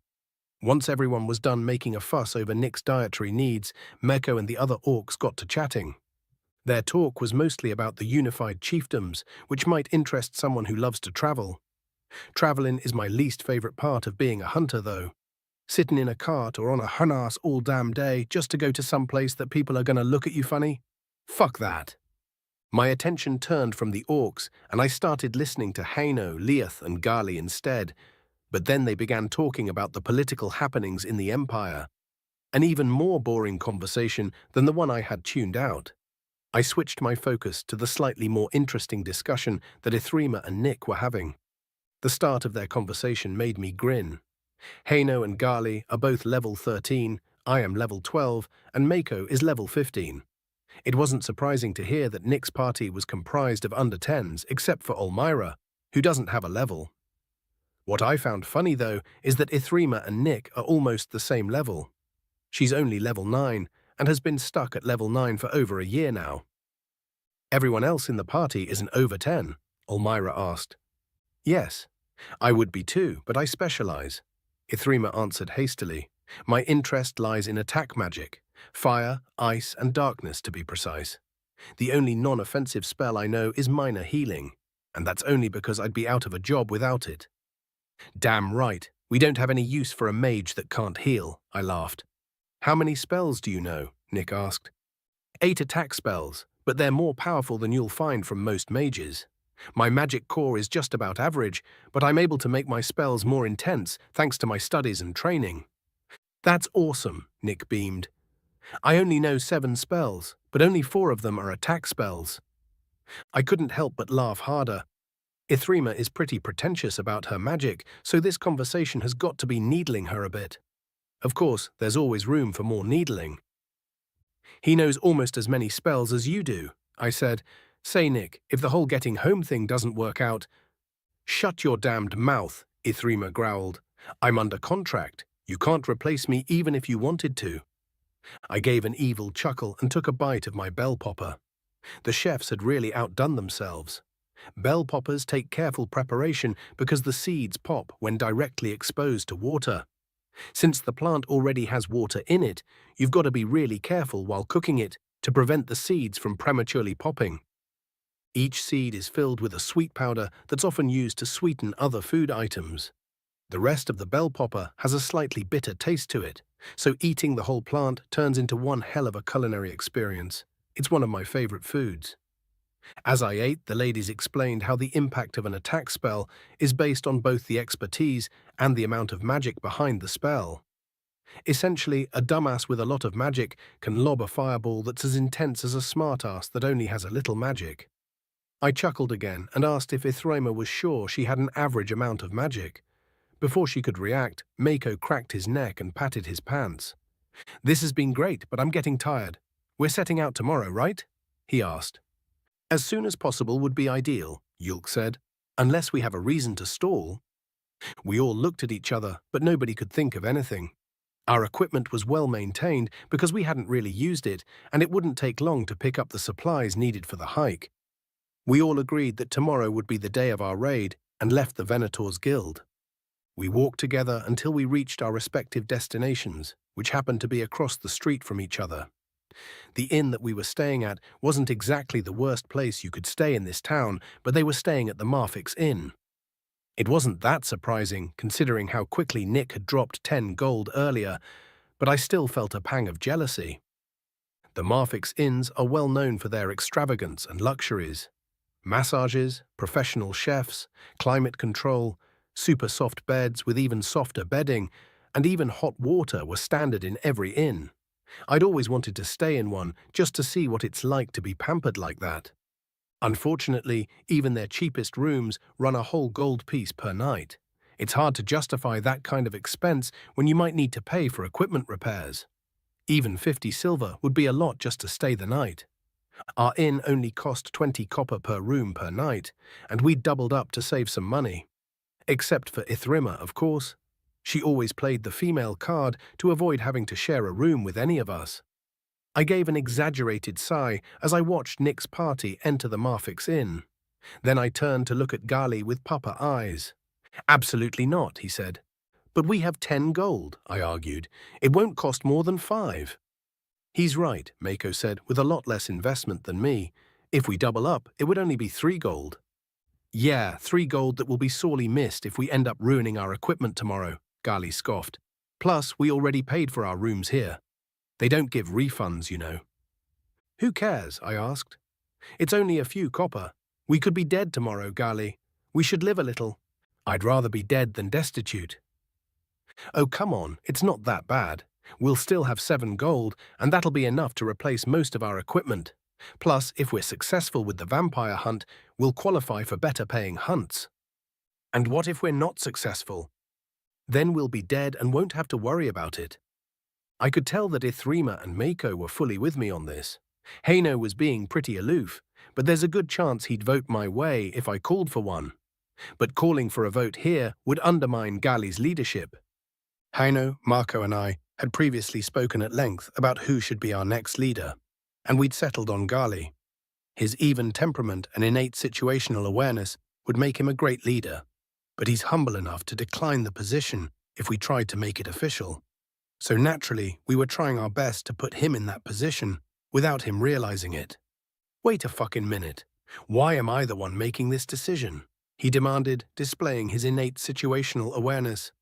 'Cause you're the one carrying the money, I answered quickly, and I don't want you to ruin our stay by bitching about how we aren't being miserly the whole damn time. As if gods above and below grant me patience. Fucking fine, we can stay at the Marfix. But I still reserve the right to bitch the whole time.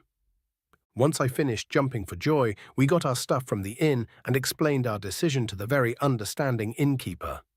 Then we went across the street to check into the Marfix.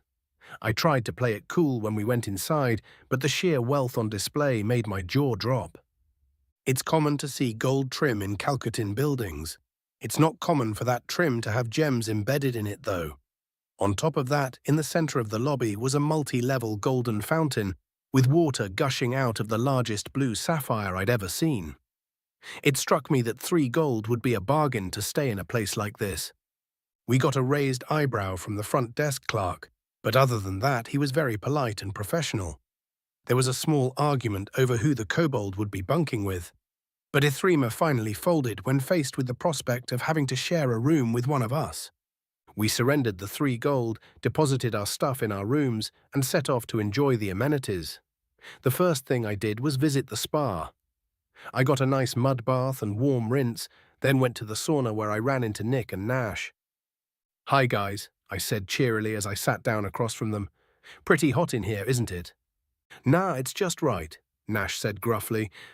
"Yep, not too hot at all," Nick wiped the sweat from his forehead. I grinned as I realized what I had walked in on. A tough guy competition was in full swing. I let out a sigh as I leaned back against the wall, knowing that I had the advantage because I had just walked in. "You're right, this is pretty nice," I said. We sat in silence for a time, allowing the heat to slowly bake us alive. Eventually, the last glimmers of sunset shining through the sauna's only window began to fade. Once the glow was gone completely and night finally settled, Nick cleared his throat and stood up. "While this heat is enjoyable, I think we should be going to bed now," he said with an air of diplomacy. "We have a long day ahead of us and will need our sleep." Nash and I looked at each other. On the one hand, the human's suggestion could be considered a sign of weakness, which would allow us to poke fun at him. On the other hand, he had a damn good point, and poking fun at him would result in us having to stay in the sauna longer to prove we weren't as weak as him. I grinned when I realized that Nash was also considering the fact that I had joined them late and had quite an advantage in this contest. "He's right," Nash said, standing. "We'll be heading to bed. You?" "I might as well," I sighed. I followed Nick and Nash out of the sauna and chose a shower stall to rinse off. The cold water was an extreme contrast to the heat of the sauna, and I had to struggle to maintain my composure. Once we were finished, we nodded to each other and went to our rooms. Haino's snores greeted me as I entered the room. He had somehow managed to clean his gear, and it was currently laying neatly next to his bed. My own gear had carried the scent of kobold corpses out of the dungeon, so I'd left it for the launders. I disrobed, laid in bed, and tried unsuccessfully to fall asleep. At first, I blamed Haino's snoring. That didn't really hold up for long, though, because Mako's snoring is much louder. Once you sleep through that mountain of an orc's snores, you can sleep through anything. My thoughts turned toward tomorrow, and I realized that the reason I couldn't sleep was due to nerves. Vampires are one of the most fearsome opponents a hunter or adventurer can run into. They're smart, fast, and unnaturally strong. Plus, they can turn you into one of them. Even most legendary weapons can't do lasting damage to them, and all I have is a relatively cheap orc-made steel sword. It does the job against most other beasties, but stabbing a vampire will just piss it off. I don't even know how well my shield's gonna hold up against their claws. With a sigh, I rose from my bed. There's only one cure for nervous insomnia, and that's exhaustion. I remembered seeing a sign for a training area, so I decided that some exercise would do me good. Thankfully, it didn't take long to find the sign and follow its arrow. When I opened the door, I was met with the sound of wood smacking against a training dummy. I turned to find Nick practicing with a wooden sword. "Hey, Nick," I said as he turned to look at me. "Having trouble sleeping?" Yeah," he replied, fidgeting with the practice weapon. I thought I should get some training in. Need to be in peak form tomorrow." "Same here." I grabbed a wooden sword and shield and picked a dummy. Nick watched me strike at the dummy's neck for a bit, then left without saying another word. I watched the door close behind him, shrugging off the paranoia that came with that awkward interaction. It was definitely strange, though. I could swear his voice had sounded different. Chapter 64. Nick Smith, Adventurer Level 7, Human American. Once we finished our lovely breakfast and checked our gear, we began our hike to the dungeon. Larth stayed behind, claiming to be useless in both fighting and long walks. He acted pained when nobody argued with him. The hike itself didn't seem that difficult at first, but my body felt heavy for some reason. I had slept fine, but still had to stifle more than a few yawns as we walked. In contrast to my fatigue, the kobolds seemed to get more and more excited as we approached the dungeon. "We get rid of the suckers, then you can meet the Lord," the kobold said excitedly. "He's gonna be so happy." "Who is your Lord exactly?" Nash asked. "The Lord is the Lord." It tilted its head in confusion. "Knows lots of magics, speaks in heads, can't die." We stopped marching and all of us stared at the kobold with blank expressions. Nothing was coming to mind based on that description, but something that knows a lot of magic and speaks telepathically doesn't sound great. Not to mention that kobolds seem to worship it. Yulk gently cleared his throat. "Kobold, does your master have any skin?" he asked. Yeah, I think." "Wait, yeah, he does," the kobold said excitedly, then paused and rubbed its chin. "Doesn't wear it a lot, though." "Sounds like a lich," Gali said nervously. "Don't know that word. What's a lich?" "One of the greatest crimes against nature ever committed by a mortal," Mako explained sternly. "Arrogance and ambition, culminating in a being of pure evil and spite." "Too many don't know words," the kobold crossed its arms angrily. "But the Lord isn't evil. He helps kobolds a lot. Nobody else helps kobolds. Shitty people think we're trash. Farmy people think we're a nuisance. But the Lord teaches us new stuff, heals us when we get hurts, and even tells us when we do good jobs. The Lord never hurts kobolds. So from my presp, so me thinks that shitty people be way more evil than the Lord." "Well, perhaps your Lord isn't a lich," Mako said. "Or maybe he's a lich that likes kobolds. I suppose we'll find out." "How did you and your Lord survive the vampires?" I asked as we continued our trek. "I was sick when they came in. The Lord said me ate the wrong kind of swimmer," he explained. "The sucker didn't push the secret rock, so I didn't get to die for the Lord, and the sucker captured him." "Why didn't the vampire kill your Lord?" "I already said. The Lord can't die. One time we thought he did, when some of the ceiling fell, and we were super sad about it. Then he came back 3 days later, and was mad because we'd stopped working and made a big mess. He didn't hit us, though, which was nice. Most lords are smack happy, but that's not good for a good workplace." "Conducive to a good work environment," I offered helpfully. "Yeah, not conducive to a good work environmental. Instead of smacks, he made us apologize and clean up after ourselves. Then he gave head pats, ear scratches, and fish with bread. Really good bread, too, no green stuff on it." "Well, coming back from the dead is a big indicator that this guy's a lich," Gali said. "Kobold, how do we know that your Lord isn't going to attack us once we defeat the vampires?" "'Cause he's not gonna. The Lord doesn't hurt helpers." We stared at the kobold, expecting him to elaborate further. He stared right back at us, seemingly confused by our hesitation. After a few moments, Gali sighed in exasperation. Fine, let's go, he said as he turned. Wait, I interrupted. What's your name? Me? The kobold asked. Yeah. Seameath is what me is called. Don't mind being called kobold, though. You don't? Gali asked. Nah, reminds me that I'm the last. Which also means that I'm the best. Sure, Gali said as we continued on. You're the best by default. Why not? You can't count past 7, though? Mako asked with a grin. I would think that the best kobold would be able to count to 10. I don't know what comes after 7, Seameath sighed. 8, I added, trying to be helpful. 8 what? 1, 2, 3, 4, 5, 6, 7, 8, 9, and 10. Who's 9 and 10? Why did 7 eat them? How do numbers eat things? Seameath sighed louder. I have had these questions for so long, and nobody ever answers. The realization that the kobold was caught up on a pun made me hesitate. Wait, did you translate that right? I asked 10. Yes. How is that pun in more than one language? I am an artificial intelligence, not an etymologist. What does studying bugs have to do with anything? No, that's entomologist. Etymology is the study of words and their histories. Shit, I grumbled to myself. There it is, Gali said. That's the entrance. We stopped in front of a mausoleum that was made entirely of polished tan-brown stone. It reminded me of my grandma's counters, which were made of fake granite. The mausoleum had 2 columns on each side of its entrance, which was lacking any sort of door. The sun made it impossible to see past the entrance, though, as if the mausoleum had a door of darkness protecting whatever was inside it. Above the entrance was a carving that depicted 2 winged beings kneeling to a skull. At first glance, I thought they were angels. Closer inspection revealed them to be armored elves. The skull didn't have any pointed teeth, so it was probably elven too.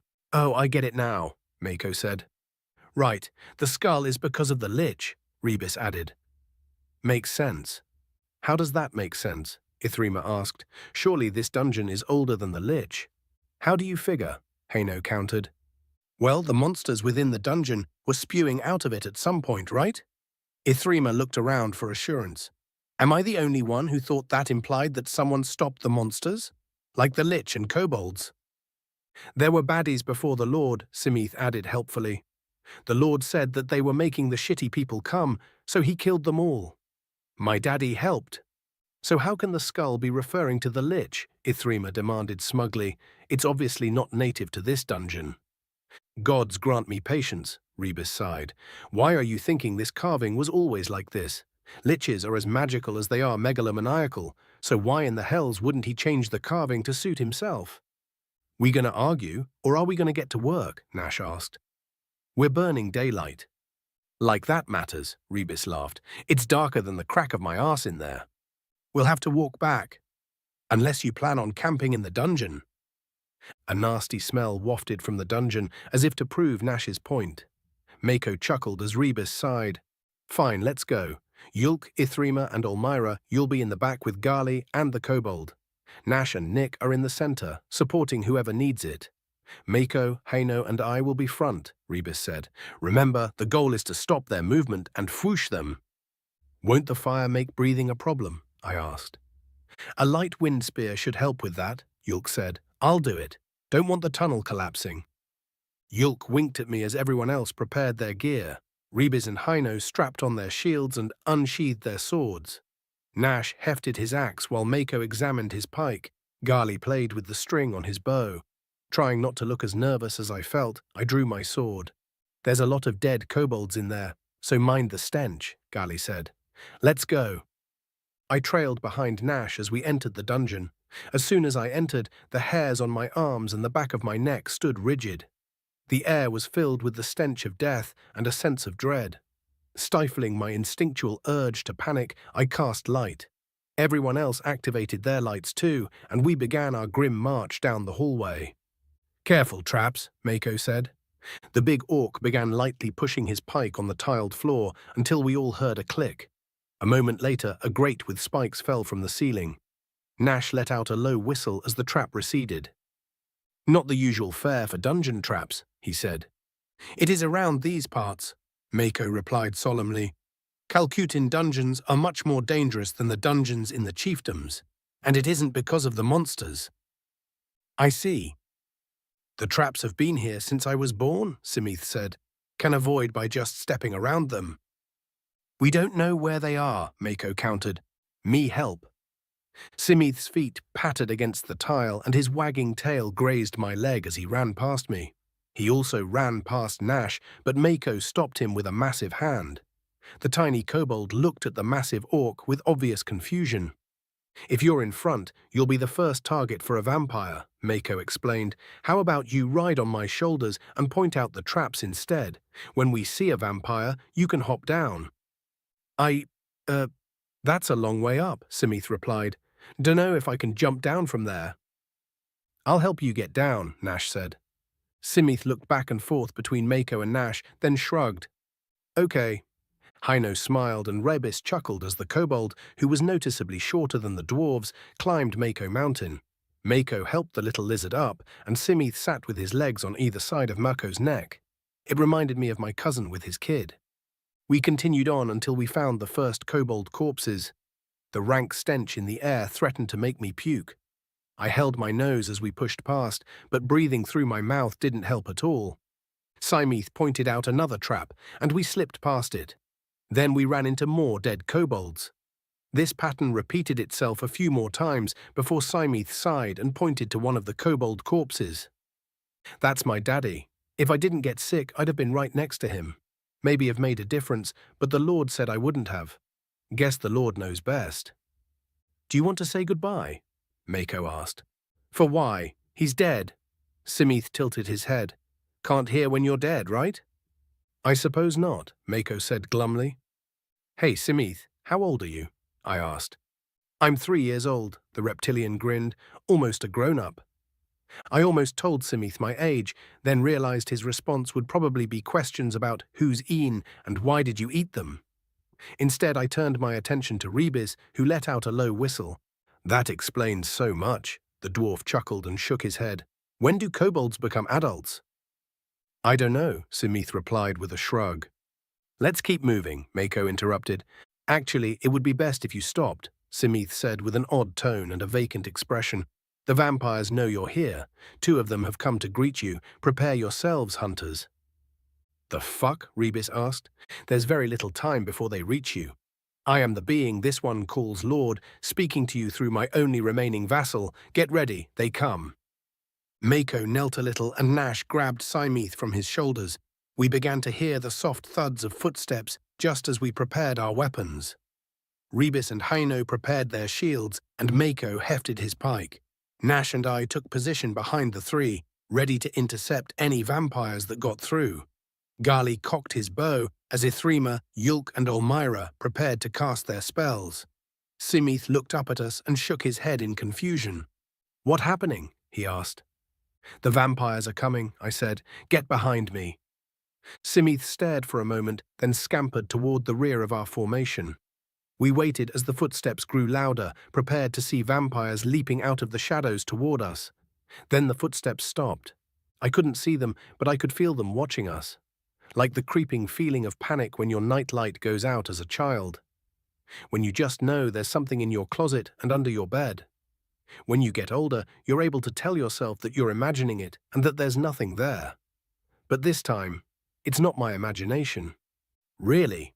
Rebis asked. You just gonna watch us? The big bad vampires are too scared to have a real fight. A pair of pale dwarves stepped out of the darkness.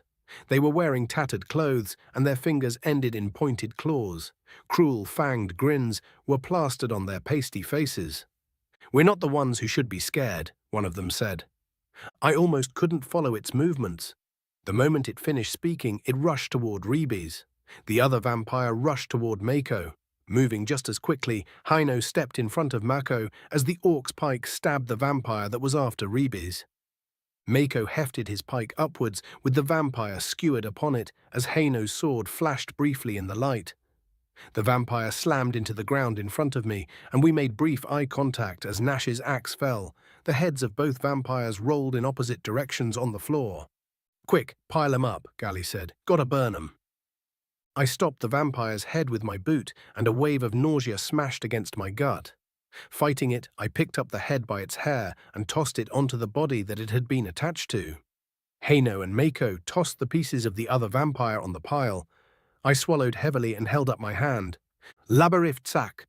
Intense heat flew from my hand and enveloped the pile of vampire parts.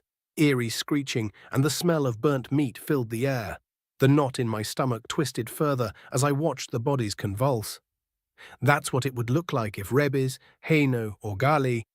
Unable to fight it any longer, I turned away from my party and spewed my breakfast onto the tiled floor. "Well, that was easier than I thought it would be," Rebis said, tactfully ignoring my display. "Let us hope it remains that way," Mako said coldly. "Why the human puke?" Samith asked. "Did he eat a bad swimmer?" Chapter 65. Master Vampire Kirane Yeath. Adventurer level not applicable. Drow Master Vampire Balushenian. Skull. What are these carvings? I demanded, pointing the lich at the stone tablets laying on a desk. These are what remains of the weathered notes that I found during my explorations, the lich replied. I do not know what they say. Liar, I dropped the skull on the table. I transcribed them in the hopes of finding someone who does, the lich said, unperturbed. The pages that I found were in poor condition, to say the least, and would not survive if I were to remove them from this dungeon. Let's say I believe you. Why didn't you find someone to translate them? As you'll soon discover, years have a habit of ticking away unnoticed when you are immortal. Sir, Habis excitedly burst into the room, we have more intruders. Perhaps I spoke too soon, the skull said smugly. Where are they? I asked, ignoring the jab. In the entrance hallway. Send the youngest too. Conversion if practical, slaughter if not. Only two, sir. Yes, I sighed. The entrance hallway isn't broad enough to send everyone, and those dwarves will not be much of a loss. Even if we lose them, we will gain valuable intel in exchange for their sacrifice. What sort of intel, Master? We will know that the adventurers know how to fight vampires and are likely here to do so, I growled. Have you finished questioning my orders, or do I need to take your tongue? Habis bowed low, then fled the room without another sound. The control over my minions I had been expecting turned out to be much more lacking than I had believed. Mindless automatons had been too much to hope for, surely. But I had been under the impression that at least some of my creations would follow my orders without question. The amount of effort I have to exude to maintain my control over the dwarves is particularly tiring. As it turns out, the vile creatures are resistant to suggestibility. Luckily, the majority of the disenfranchised in the town of Gaul happen to be elves and orcs. The pair of dwarves that were recently turned were the first, and if fortune favors me, the last. 11 vampires, including myself and the dwarves that I want dead. Far from the strength of the covens of old, but not exactly pathetic by modern standards. The adventurers that stumbled upon us are no match. Unless, Lich, what do you know of the gods? I asked. Much more than I would like to, the skull said with what could have been a sigh. Why? Be rid of your questions, for I have my own. If a god were to warn someone of a forthcoming challenge, how imminent would that challenge be? Either very imminent or literal decades from now. It is rare for a god to warn anyone at all, but even rarer still, will that warning be of any use? Why? Well, let's follow the chain of logic to find our answer.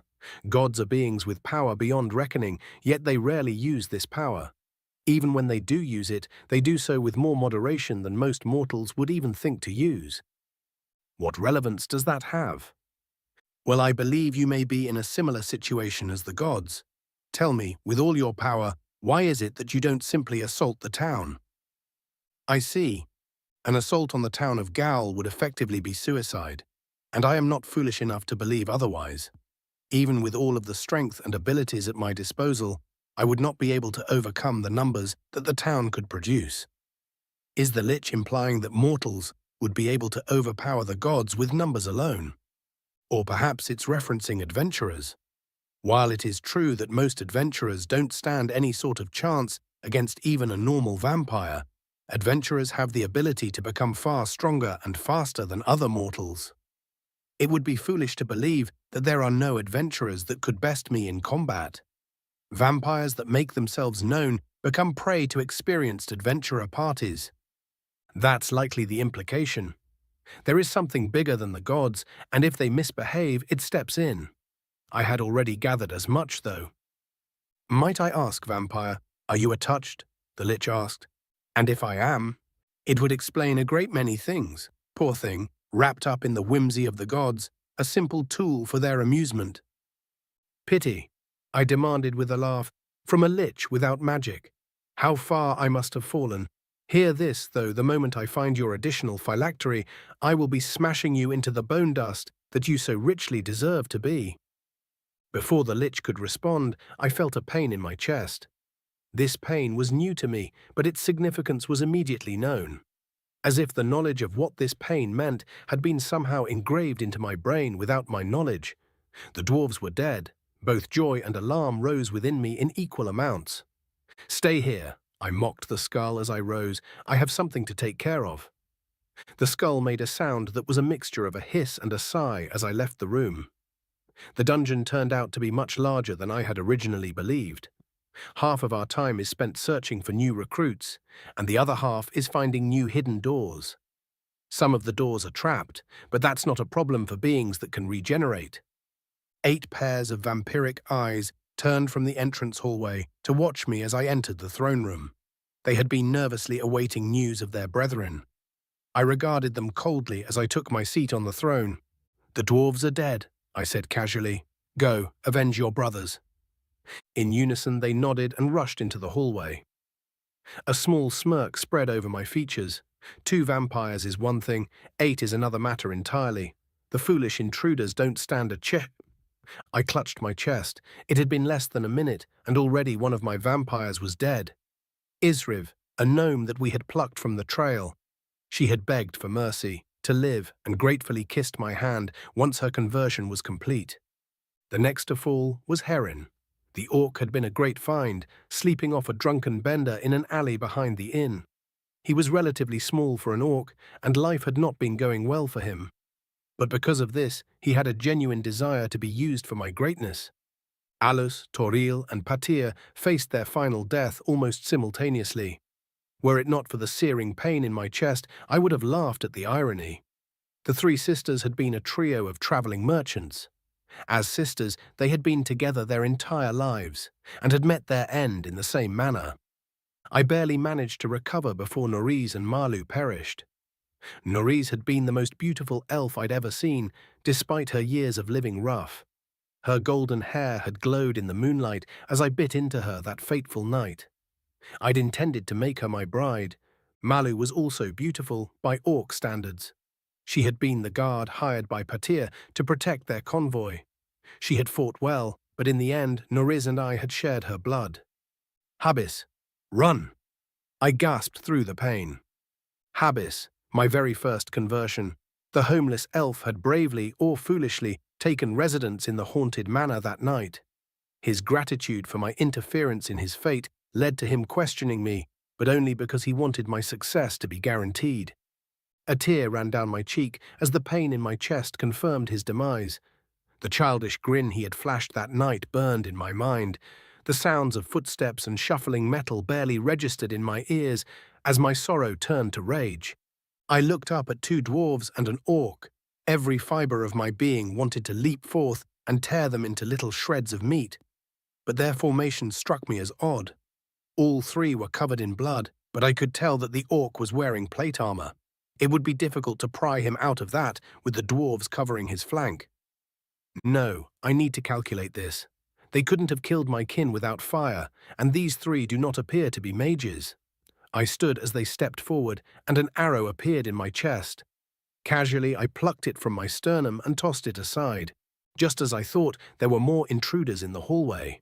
2 more orcs, 3 elves, and a kobold. I nearly laughed. Is this the challenge that the gods present to me? It isn't even armed. "Try to pin him down," one of the dwarves said. "I'll pin you to the wall and make you watch what I do to your comrades," I growled. "Perhaps I'll turn them and make them rip you apart." Yeah, fangy guy. We've killed all your friends. Are you the last one? I laughed. The last and the first, and as you'll soon find out, the deadliest. The air parted as I shoved my way through it, launching myself at the dwarf. His shield rose and the orc's pike tried to greet me, but I deftly slid past it. My fist slammed into the shield, shattering it into several pieces. The dwarf slammed into the wall as I turned my attention to the orc. The pike-wielding orc was much larger than most, but the kick I landed upon his knee proved an old adage true. No longer able to support his own weight, he smashed into the ground. I bent to finish him, but only landed a punch to his face before I had to roll out of the way of an incoming axe. The axe seemed to follow my trajectory, though, and bit into my shoulder. It shredded the flesh and dug deep into my collarbone. I rose to my feet and found myself face to face with another orc. He grinned. "Take that, you son of..." My open palm slammed into his sternum, depriving him of the breath needed to finish his insult. I dug my claws into his chest as he collapsed to the floor. His heartbeat teased my fingertips as bones began to crack. Tearing the heart from his chest would make a fine trophy and demoralize the other intruders.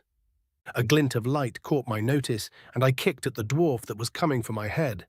The kick landed directly on his bicep, breaking the bone beneath it. My heel then connected with his head, knocking him out cold. Before I could do anything else, I felt a sharp pain in my heart-seeking arm. Severed. I leapt back and glared at the... "You're not an elf," I said as my arm began to regenerate. "Labyrinth sack," it replied. Pain and flame engulfed me as the fireball slammed into my chest. An ethereal screech escaped me as I tore at my burning flesh. The thing that burned me tried to attack me before I could extinguish the flames, but I batted it away. I tore large chunks from myself and flung the still burning flesh away from me.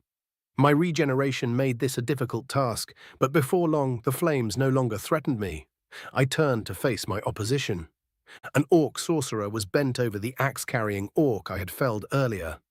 The fireball-casting creature was being helped up by the two elves. My arm was lying near me, and I whimsically picked it up, while my opponents struggled to regain their composure. A new one had already grown. Once the elf-looking thing had regained their footing, I threw my arm at them. It ducked, and my arm sailed past them and into the entrance hallway. I tried to taunt it, but incomprehensible gibberish left my face instead of any words. I put my newly formed hand to my lips and touched bone. A good portion of my skull was on show, and my tongue was lolling out from the bottom of my jaw. The little bastard had got me good. Fearing what may happen if my regeneration didn't reset my tongue's position, I tore it off. The pain was nothing compared to what I had just experienced, though. I focused my gaze on the pair of elves and not elf standing in front of me and released a visceral growl. Fireballs leapt from their fingers, and I leapt from the ground. I sailed over their magic and landed behind them. One of the elves was slow to turn, and my fist landed a hefty blow to the back of her head. My spirit soared as her face smashed into the ground. The other elf was in the middle of casting another spell, but I stopped her with a punch to the gut. My next punch cracked her skull. I grabbed her robe as she went limp and felt a connection within me as I caved her skull in. I released the robe and stared in confusion at the limp body of the vampire for a moment before the not-elf's sword flashed in front of my face. Barely managing to dodge the blade, I lashed out with a kick, but the thing moved faster than me and slashed my thigh. With another growl, I threw a punch that connected with its chest, sending it flying into the nearest wall. As it connected with the wall, a helmet seemed to appear on its head, but it was gone as quickly as it had appeared, and the thing slumped to the ground. I regarded it for a moment, doubting my own senses as I licked my teeth with my freshly grown tongue. Finally, I turned to last conscious intruder. He regarded me coldly as I approached. "Friend of yours, I presume?" I asked with my new lips. "Brother, actually," the orc replied. "If it is any consolation, your brother fought well. Only 2 of you even managed to wound me, and your brother was one of them. I'm sure he will appreciate the compliment." I looked around at the myriad of fallen would-be vampire slayers. All of them were still alive, but gravely injured. I could smell the blood pooling within them, waiting for their heart's final beat. A very tantalizing smell. The only exception was the vampire and the odd creature that had burned me. The vampire smelled dead, but the other thing gave off a very odd and repulsive stench. I've never smelled anything like it before, and never want to again. Speaking of oddities, though, what happened to the kobold? I asked. I don't know. I lost sight of it when the fight began. Perhaps it fled. I see. No matter, it isn't any threat to me. So tell me, orc, why did you come here? Are there more of your ilk on the way? We came here to solve a mystery, and yes, the Venators Guild is aware of the vampire presence within these ruins. If we do not return, more adventurers will come, and they will be specialists. Well, it would seem that I need to start over then, I laughed. Perhaps I'll spare you and your brother. You can help me make a new headquarters. I laughed harder as the orc's eyes widened and his jaw dropped. The thought of becoming a vampire and enslaved for all eternity must be terrible to the poor thing. My amusement abated when I realized it wasn't looking at me. No, a voice from behind me said. Chapter 66. Tenzing.ai, Adventurer level not applicable. Artificial intelligence, unknown. Despite the enchanted cuirass and helmet, the impact with the wall did serious damage to Nick's body and brain. His loss of consciousness occurred immediately following the damage to the frontal and occipital lobes of his brain. Thankfully, this meant that I didn't have to try to dampen the pain of the fractured ribs and sternum. A quick scan of the body revealed organ damage and internal hemorrhaging, but nothing that I couldn't fix. Still, the damage to the brain would have been fatal if it weren't for my intervention. I immediately set about repairing this damage and tried to take control of the body. This was unsuccessful at first. Another examination revealed that I had missed some damage to the cerebellum and medulla oblongata on my first examination. Swelling was causing issues with the spinal cord, preventing my attempts at locomotion. I focused my efforts on these parts of the brain. Gotta get you moving, I said to his deafened mind. If we can get control of the hand and the mouth, we can get you stable faster. Best not to mention what will happen to our accompaniment if we don't get moving.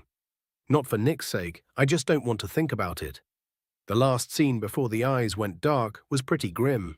Hopefully this vampire is a lover of monologues. Quickly and carefully I drained fluids and repaired cells. Next was the correction of some slightly luxated bones. Finally, after jump-starting some newly formed neurons, I was able to take control of the motor functions. Still blind, I very carefully placed Nick's hand upon his chest. Leah Sack, I whispered with his mouth. Magic drained from Nick's core, and cells began to repair each other at a much faster rate. Thanks to the training I had been doing while Nick slept, I was able to account for this and guide those cells into healing more efficiently. Finally, Nick's sight returned, and I was able to see the vampire standing over Yulk. Well, it would seem that I need to start over then, the vampire said with a laugh. Perhaps I'll spare you and your brother. You can help me make a new headquarters. I grabbed Nick's sword and carefully stood. His body wasn't entirely healed yet, but it would have to do. Yulk watched me stand, surprise apparent on his face. The vampire began to laugh harder, and for a moment I considered a surprise attack. Then I thought better of it. I haven't completely repaired Nick's body, so I wouldn't be able to move quietly or fast enough to overcome the vampire's situational awareness. But if we manage to stall enough, Ulmira will be able to heal as well. 3 against 1 works better in our favor, so stalling seems to be the route to go in this case. No, I said. The vampire turned to me with a look of shock and fear, which I secretly found amusing. It quickly recovered its composure and moved to keep Yulk and I in front of it. I examined Nash using peripheral vision, keeping my eyes locked on the vampire. Yulk had healed him, but the fluttering of his eyes behind their lids indicated that he was still down for the count. No? The vampire asked, seemingly offended. Correct. You're going to stop me? Indeed. How? He rose to his full height and smirked, trying to demonstrate that I was no threat to him. However, his calculated stare was desperately searching for an opportunity to attack me, an opportunity that I would not grant. I'm going to kill you, I replied. Is that a fact? And how are you going to accomplish such a feat? The vampire asked mockingly. Decapitation and incineration. The vampire was indeed talkative, but it occurred to me that I was being too terse. My bid to bide time would fail if I didn't become more verbose. Unfortunately, this vampire seemed to have a propensity for asking stupid questions. "Well, incineration you can certainly do," the vampire growled. "Decapitation is another matter entirely, though. I don't believe you're fast enough, but I'm more than happy to see who can decapitate whom." The vampire slightly shifted his stance, preparing to attack. "Hold on, I didn't catch your name," I said, internally wincing at the obvious stall tactic. "I am Kirane Yith, Master General turned Master Vampire." The vampire took the bait with a wicked smile. "And you?" I faced a sudden and unexpected existential crisis as I tried to decide whether to introduce myself or disguise myself as Nick. Thankfully, this crisis was resolved in milliseconds, and I decided that providing an enemy with information was a bad idea. "I am Nick Smith, an adventurer far from home," I answered, "and trying to find my way back. And what business does a lost adventurer have with my kin and I? I need to know how to return home. The answer may lie within this dungeon, and you are currently between myself and said answer. Therefore, you must be removed as an obstacle." "I see. And if I were to voluntarily remove myself as an obstacle?" The healing process is completed as I gestured to the other fallen adventurers. "I think we're a little past that, don't you?" I asked. The gesture disguised a shift in my stance, and as the vampire opened his mouth to reply, I lunged forward, swiping at his neck. The blood-sucking creature leapt backward with a hiss, but the tip of my sword grazed his larynx. He glared at me as blood dripped from his neck. "Rapes de Nitzak," I shouted. The spear of wind tore through the air toward the vampire. He fell to the floor to avoid it and leapt at me once the spell sailed over him. I sidestepped and slashed at his outstretched hand, severing it. "That's the second time you've disarmed me," the vampire snarled. "There will not be a third." "Nilevai echitsak." He slid around the incoming ice javelin and rushed me again. I prepared to parry the incoming claws, but they didn't land where I expected them to. The vampire's feint would have been fatal had I not realized it in time to leap back, but the claws still raked my face. Healing once again, I pushed forward, slashing at the vampire as I advanced. These slashes were meant to seem wild and uncoordinated while guiding the vampire to dodge them in certain ways. The goal was to force him into a corner. The vampire had other plans, though. A slash aimed at his regenerating chest went unanswered, and his fist met Nick's cuirass. The impact was solid enough to cause internal damage, but I managed to keep Nick on his feet while giving only a few steps of ground. Nanites swarmed around the damaged area, repairing it and preventing further damage caused by the body's immune response. "What in the blackest of hells are you?" the vampire asked. "A human," I said once I repaired Nick's diaphragm enough to breathe. "That answers nothing," he growled. "No matter, I will simply dissect you once you're dead." The vampire leapt forward again. I countered with slide slash, but took another claw to the shoulder. My slash opened the creature's thigh, which seemed to have no effect. I took this as a sign of dampened pain responses and adjusted my strategy accordingly. The vampire landed and immediately resumed his offensive. I triggered preternatural evasion, allowing me to avoid more damage while looking for an opening. Nick's body moved on its own, while I examined the vampire's attacks. Thankfully, he seemed to be martially trained, which caused a pattern to emerge from his attacks. After 3 attacks, he would reset his footing, which gave me an average of 0.25 seconds to respond. Plenty of time for a counterattack, but he was intentionally keeping his neck as far away as possible. It would take at least 0.28 seconds for a blow that could cause decapitation to connect. What can I do here? I certainly can't let him keep attacking. A spark of genius ignited within my processor. The mouth can move very quickly and doesn't require the limbs. So if I time it just right. "Labyrinth," I said, raising my hand once the 3rd attack missed. "Sack." The fireball appeared between us and connected almost immediately. The vampire roared as his flesh was once again ignited. "Again?"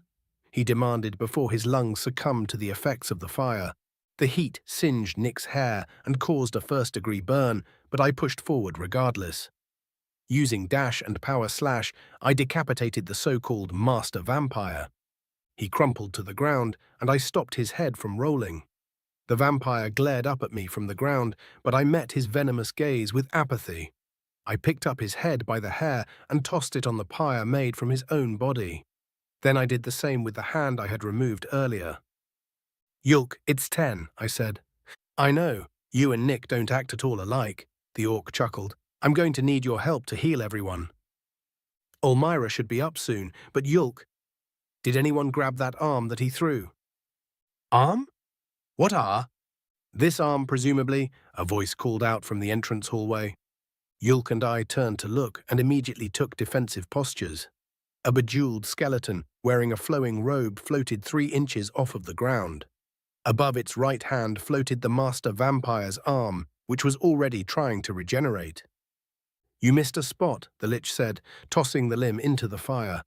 An ethereal screech filled the air, shaking the ground beneath us. Yulk's hands flew to his ears, but I maintained my posture, fearing what the lich may do. I did send some nanites to repair the hearing damage, though. Once the screech subsided, Yulk dropped back into his defensive stance. The lich regarded us coldly, but with an underlying caution. We regarded it in much the same way. "So, Yulk broke the silence. "What?" "Wait, my lord," a voice called out from behind the throne. Yulk and I turned again to find the kobold that had accompanied the party.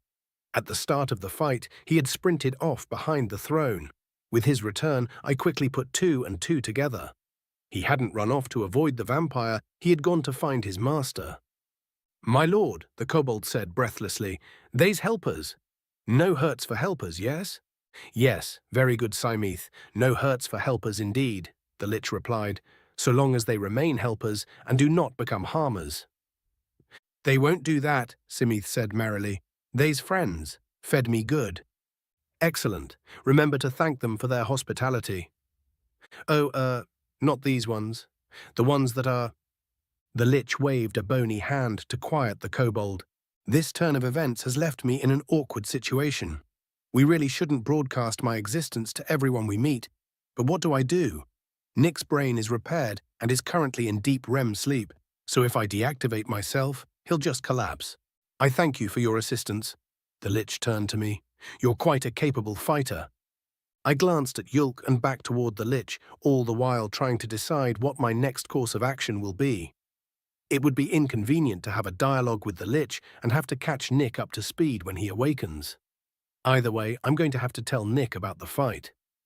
Though we agreed that I have permission to use his body when he's unconscious, he might get upset if I were to pose as him. Plus, once the others start to wake up, they might notice something wrong as well.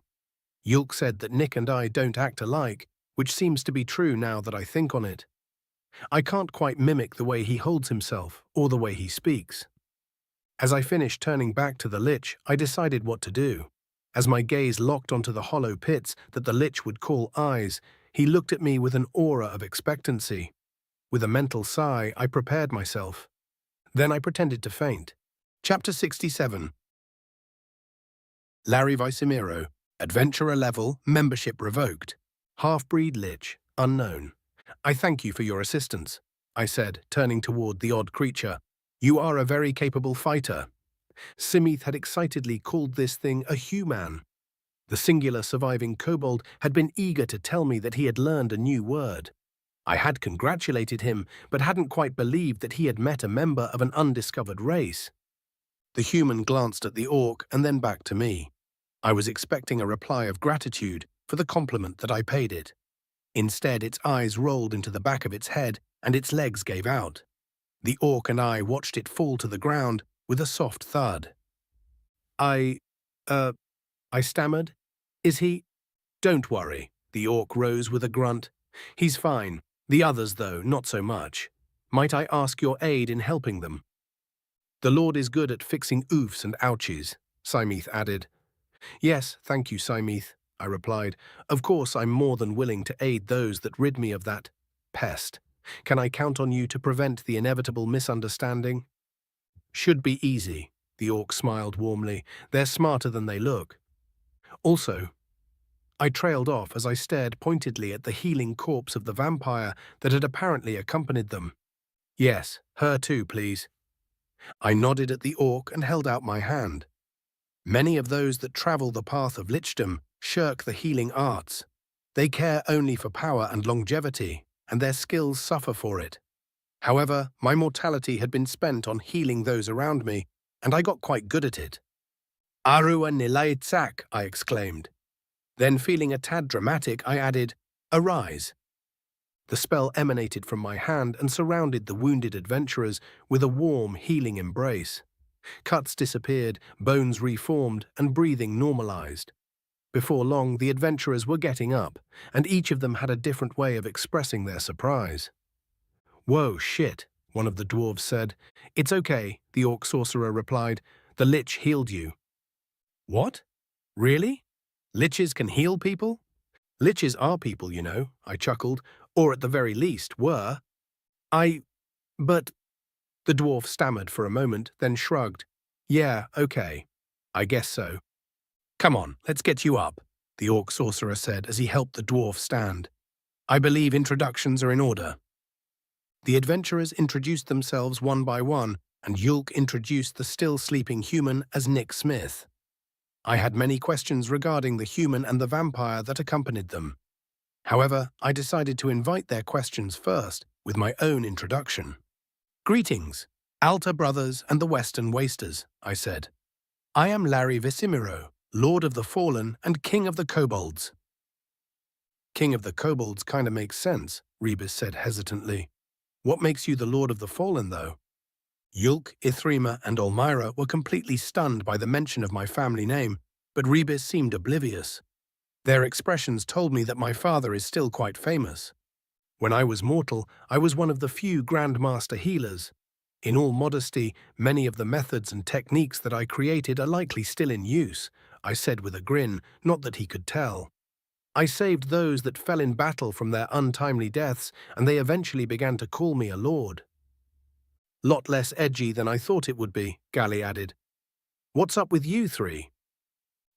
Sorry, did you say Lari Visimiro? Ithrima asked. I did. As in House Visimiro? Correct. Are you related to Imlor Visimiro? Yulk asked. Much to my shame, yes. Imlor Visimiro? Nash asked. Who's that? Imlor the Grand, Olmyra answered in awe. Larry was the name of his eldest son. I corrected. Also, I really wish people would stop calling that monster the Grand.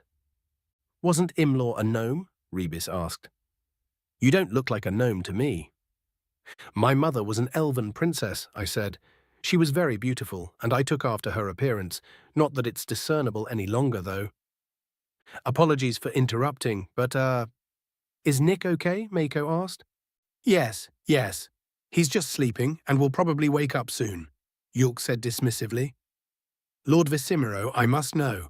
What brings you to this dungeon? I've been looking into a long-dead cult. My hope is to one day undo what has been done to me, I answered, gesturing to my skeletal form. You were made a lich? Ithrima asked. Who would do that to you? My father. An uncomfortable silence settled over the group as they digested this revelation. The only sound came from Symeth playing with the bones of the master vampire. After a few moments of this silence, I decided elaboration was in order.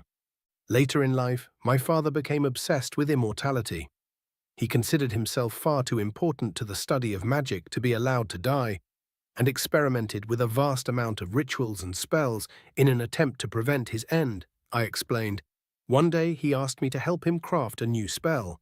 He claimed that this spell could be used to save countless lives, and that even a novice would be able to learn it. This was well into his mania, though. In hindsight, I should have known better. But my compassion bested me, and I took my father at his word. I paused a moment and played with the ring on my index finger. My father's signet ring. I had not been involved in the creation of a spell before, nor had I looked into the demonic arts of fleshcraft. I did have some slight experience with anielic soulbinding, but this actually worked against me in recognizing the ritual for what it actually was. My hand shook from the pressure I was putting on the ring. Were it not enchanted, it would have broken. I loved my father and believed that he loved me in turn. After my mother died, we had helped each other mourn. But the Mer that performed that ritual with me was not the father that I loved, and definitely not the father that I thought loved me. To him, I was nothing more than a convenient test subject, a simple toy to play with and learn from. Never mind the fact that I had a fiancé who loved me and was planning on starting my own family. I released the pressure on the ring with a sigh. The monster masquerading as my father revealed itself by turning me into this abomination. Once the pain and confusion abated, Imlor the Grand declared that the experiment had been a failure. After all, he couldn't very well remain at the head of sorcery without flesh. Who would take the skeleton of a gnome seriously? "I'm so sorry," Ithrima whispered. "Oh, it gets worse," I chuckled darkly. I demanded that he undo what he did to me. He said that he didn't know how, and he didn't have the time to find out. His own mortality was ticking away, and he needed to find a solution. Ironic, considering that was the statement that killed him. "You mean," Elmira said, and stopped herself. "Yes, I fought my father. Our duel contributed to the waste west of here. He killed me several times, but his ego prevented him from destroying my phylactery. He believed that I would learn my lesson and cease my tantrum, but I was determined. In the end, he was a broken and bloody mess, begging me to heal him. If you could do this to me, what horrors are you willing to unleash on those you feel nothing for?" Those were my last words to him before I ended his life. More silence as the adventurers processed what I told them. My father, Imlor the Grand, patriarch of the Visimiro family, had been a hero and a scholar before his disappearance from the public eye. To learn that he had turned into a monster and was subsequently killed by his own son must come as a shock. The big bad dad made the Lord bones, but then the Lord made the big bad dad bones, Simith said happily. The Lord is strong, the Lord is great. Kind words, Simith. I nodded at the kobold. Thank you. Well, shit. Guess you can't choose your family, right? Rebis asked rhetorically. Indeed you cannot, Yulk nodded sagely. My condolences. Not to get off topic, Lord Visimiro, but what exactly were you hoping to find down here? No need for honorifics. My titles have long since faded to dust, I laughed. The cult of Malos operated in this dungeon before the demonic invasion. Since they were accused of collaboration with the demons, I was hoping to find more information on the ritual that did this to me. This is magic that works outside of the Kuraguard system, and because of that, all I know is how the ritual is performed. If I knew why certain steps were taken and what effect those steps had, I may be able to eventually find a way to reverse the ritual and return to my mortal form. Or maybe you could be immortal, but with skin, Rebis said. No, I'd rather just be a normal mer again. Immortality is worth nothing when you're the only one who has it, and I'd rather not be forced to cohabitate with the fair folk just to have some consistent company. I would definitely choose having skin over my current state, though. Fair enough, Yulk chuckled. So did you find anything? I found that this dungeon is much larger than it appears at first glance. The cult of Malos was definitely performing experiments here, but most of their notes had rotted away. Some were legible, but in terrible condition. Thankfully, I managed to transcribe them into stone before time took its toll on them. What did they say? I do not know. They are in a strange script, with lettering that I have never seen before. The words are very weird, Simith added, much more pointy than the ones in the picture books. Picture books? Mako asked. Yes, I was attempting to teach the kobolds how to read. Some took to it better than others, I answered.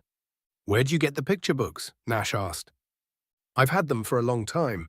When I still had flesh, I was frequently called upon to heal ill children, and the picture books would help keep them in high spirits. I keep the books with me to remind me of what kind of mer I was. No. The pictures are very pretty, but I still can't read, Simith sighed sadly. Don't be sad, Simith. You'll get there one day. You've made a lot of academic progress, remember?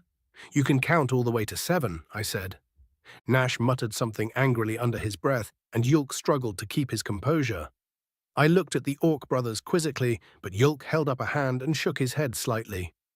Is there any chance that we could see these writings? He asked. They are in the office, I said, nodding to Simeth. Please retrieve them. Careful, they're heavy. For the Lord, the kobold exclaimed gleefully and ran off. I've been hoping to meet with some Fay to ask if they've seen a language like the one on the tablets before. But it's a treacherous journey, and the kobolds were ill-prepared to accompany me, I said. They made it pretty clear that the only way for me to leave this dungeon without an honor guard would be to kill them all. Obviously, I wasn't willing to do that. Mako rubbed his chin. Hey, Gali. Way ahead of you, big guy, the dwarf laughed. If you can pay for food and stuff, the Western Wasters would be happy to escort you to see the Fay. What? I asked, flummoxed. Well, we owe you one, don't we? Gali posed the question to the rest of his party. Yep, Haino and Rebis said simultaneously. Sure do, Mako added. Having a lich among our party is going to get us some odd looks. But yes, we do owe you one, Ithrima said. Plus, I reserve the right to pester you with questions. An unfortunate side effect of being a lich is that my face no longer shows when I smile. I had been expecting hostility, overt or otherwise, but here they are offering to help. Just goes to show that I don't know as much as I had thought. Very well, I said. I accept your offer. Offer? Nick asked softly. I'm not on her, though. I think it's about time to wake him up, Nash chuckled maliciously. Chapter 68. Nick Smith, Adventurer Level 7, Human American. Darkness enveloped me, but there was a familiar feeling to this darkness. The darkness that wasn't quite darkness, but was actually nothingness in disguise. I couldn't remember how I got here, but the familiar feeling kept me from panicking. Where am I? Who cares? What happened? I was with Nash and Yulk. We went to a city of dwarves, met a group of adventurers. They had a funny lizard with them, acted kind of like a toddler. A toddler with really sharp-looking teeth. I suppose congratulations are in order, my head said. Well, I guess that answers where I am. Congratulations? I asked, not bothering to try to breathe. Yes, the raspy voice in my head hissed. You've bested my challenge, mortal. Therefore, I must congratulate you. What chalet? The thought hadn't formed completely before the memories of the dungeon came flooding back. The dwarven vampires burned to a crisp, the beheadings and cremations and blood, the nasty feeling in my gut as we fought our way through to the last vampire. Then I remembered my friends falling one by one, trying desperately to intervene, to save them. Casting fireball, watching the vampire tear its burning flesh from its body and keep coming at me like a monster from a horror movie. I slashed and slashed and slashed, but it didn't seem to care at all. Then it hit me, and I hit the wall. Was the vampire your challenge? I asked. How did I best it? Oh, it's a technicality to be sure, the voice laughed. However, you worked on yourself enough to allow the machine in your head to overcome the challenge. Since the machine is an intrinsic part of you, you've overcome the challenge. Congratulations. Oh, thank you. A flood of images poured into my mind, trapped within myself, trying desperately to keep my body intact. No, to heal it, to use it. Nervousness as I stared down the vampire. Kirane Yeath, Master General turned Master Vampire. Need to stall, need to heal. Healing done, attack. Missed the slash, cast Windspear. He dodged, but I took his hand. What is this? I asked, feeling an odd sort of pain. Just watch. Ice Javelin sailed past the vampire, and his claws slashed my face. I healed it and kept slashing at the bastard, trying to force him into a corner. My slash connected with his chest, and the vampire hit me. This isn't what happened. Wait, are these Ten's memories? Or are they my subconscious memories of Ten using my body? I saw the vampire finished, then the lich and kobold entered. I watched Ten nervously glance at Yulk and then nearly laughed when it pretended to faint to avoid detection. Now you're all caught up, the god thing said. Why didn't you tell me about the challenge? I asked once the pain faded. I'm not the same being you've been conversing with, it replied with a chuckle. I thought that would have been obvious. Oh, sorry, not quite used to all this yet. Why were you trying to challenge me? To see if you deserve the reward. A nice little clue to help you on your homeward journey. A clue? You'll see when you wake up. Oh, what would have happened if I failed the challenge? Well, if you survived, you could have tried again some other time. But you wouldn't get the reward without killing the vampire. Or having the vampire killed by some other means, I guess. And if I died, then you'd be dead. Ah, no afterlife or revives or anything like that? You are mortal. When you die, you return to the environment and reform as something else. Your impermanence makes an afterlife impossible. In my world, we have a lot of beliefs regarding the afterlife. I know. To be fair, we aren't all knowing. Your beliefs could be correct, and mortals may have a sort of immortal soul that exists beyond our abilities to detect. I nodded along at this explanation before I realized what it just admitted to. What do you mean you know? I demanded. A foolish question. I'm a higher being, boy. You expect me to be ignorant of your origins? How could we possibly hope to see you get back home without knowledge of where your home is? So you actually do know how I can get back? Duh. Then why won't you tell me? Another foolish question, the raspy voice sighed. Everything is transactional. You give gold to get goods and services. You expend energy to obtain energy. You make us happy. We help you get home. How do I make you happy? By being satisfactorily amusing. There are many, many forms of entertainment, Nick. But you? There's nothing else quite like you. We'll give you pointers and challenges. You do what you do and entertain us. When we are satisfied, you get to go home. How long will that take? Time is not a concern to us, nor should it be for you. But Cass, we'll be waiting for you. There wouldn't be any point to this without a proper incentive. So time isn't passing back home? I can tell you should not be concerned with the passage of time, but I am unable to elaborate further. The being laughed as the sound of chains echoed in my head. Well then, I've given you the congratulations you are due and answered some of your more pressing questions. Rest now, you'll awaken soon. Wait. I woke up to a very toothy mouth screaming in my face.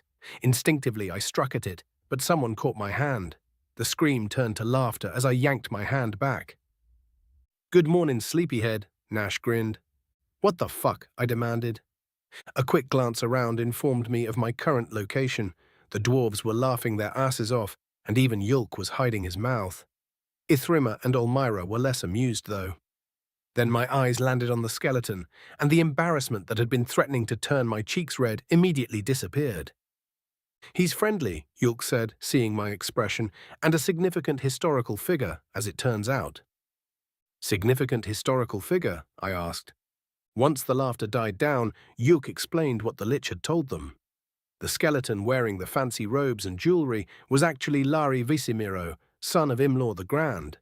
His father turned him into a lich while trying to find out how to become immortal, and he was forced to kill his father. I felt a pang of sympathy for the lich. My father would never do something like that, and I can't imagine hurting him. I do understand why Larry did what he did, though. The tablets might have information of interest to us. Yulk continued his explanation. The Western Wasters have already agreed to accompany Lari to meet with some local Fay in the hopes of getting the tablets translated. Shall we tag along? Yeah, I said, standing. My body felt like it weighed twice as much.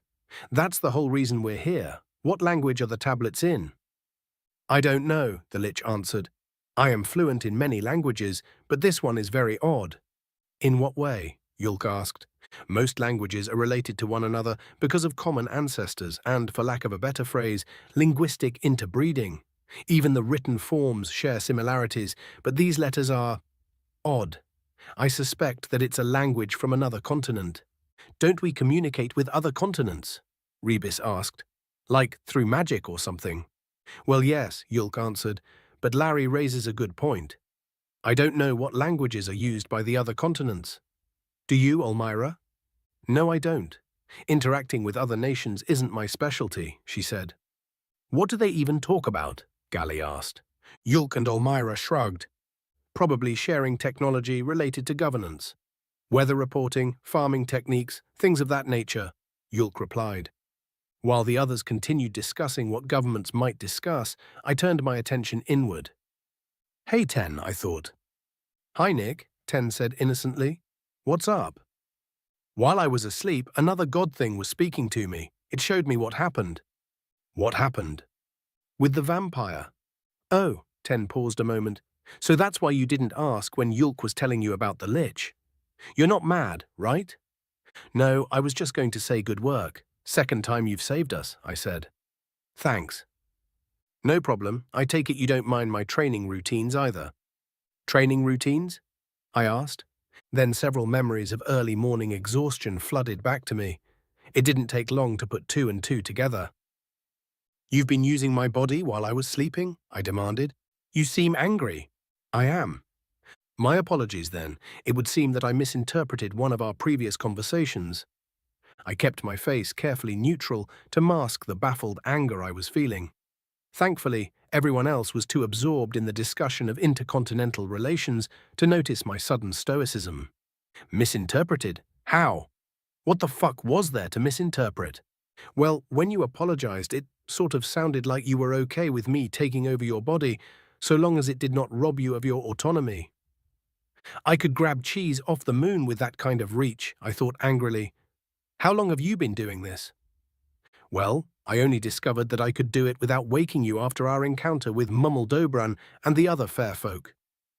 My impotent anger subsided a bit with the mention of Mummeldobran because it brought up another thought. If languages were different on different continents and the fair folk are usually bound to their territories. No more taking over my body, I thought coldly. But no, not unless we're literally about to die. We'll talk more later. Wait, I said before Ten could reply, interrupting the discussion. Are the fair folk really going to be helpful here? Yes, the lich answered. Though they rarely travel, the fair folk are interconnected in ways that defy logic. The Fae, in particular, are experts at taking advantage of this connectivity to fulfill the various contracts that they make. Yeah, Rebis laughed. Fulfill? Sure, so long as you're unreasonably careful with your wording. Come on, they'd just as soon rip you off as help you.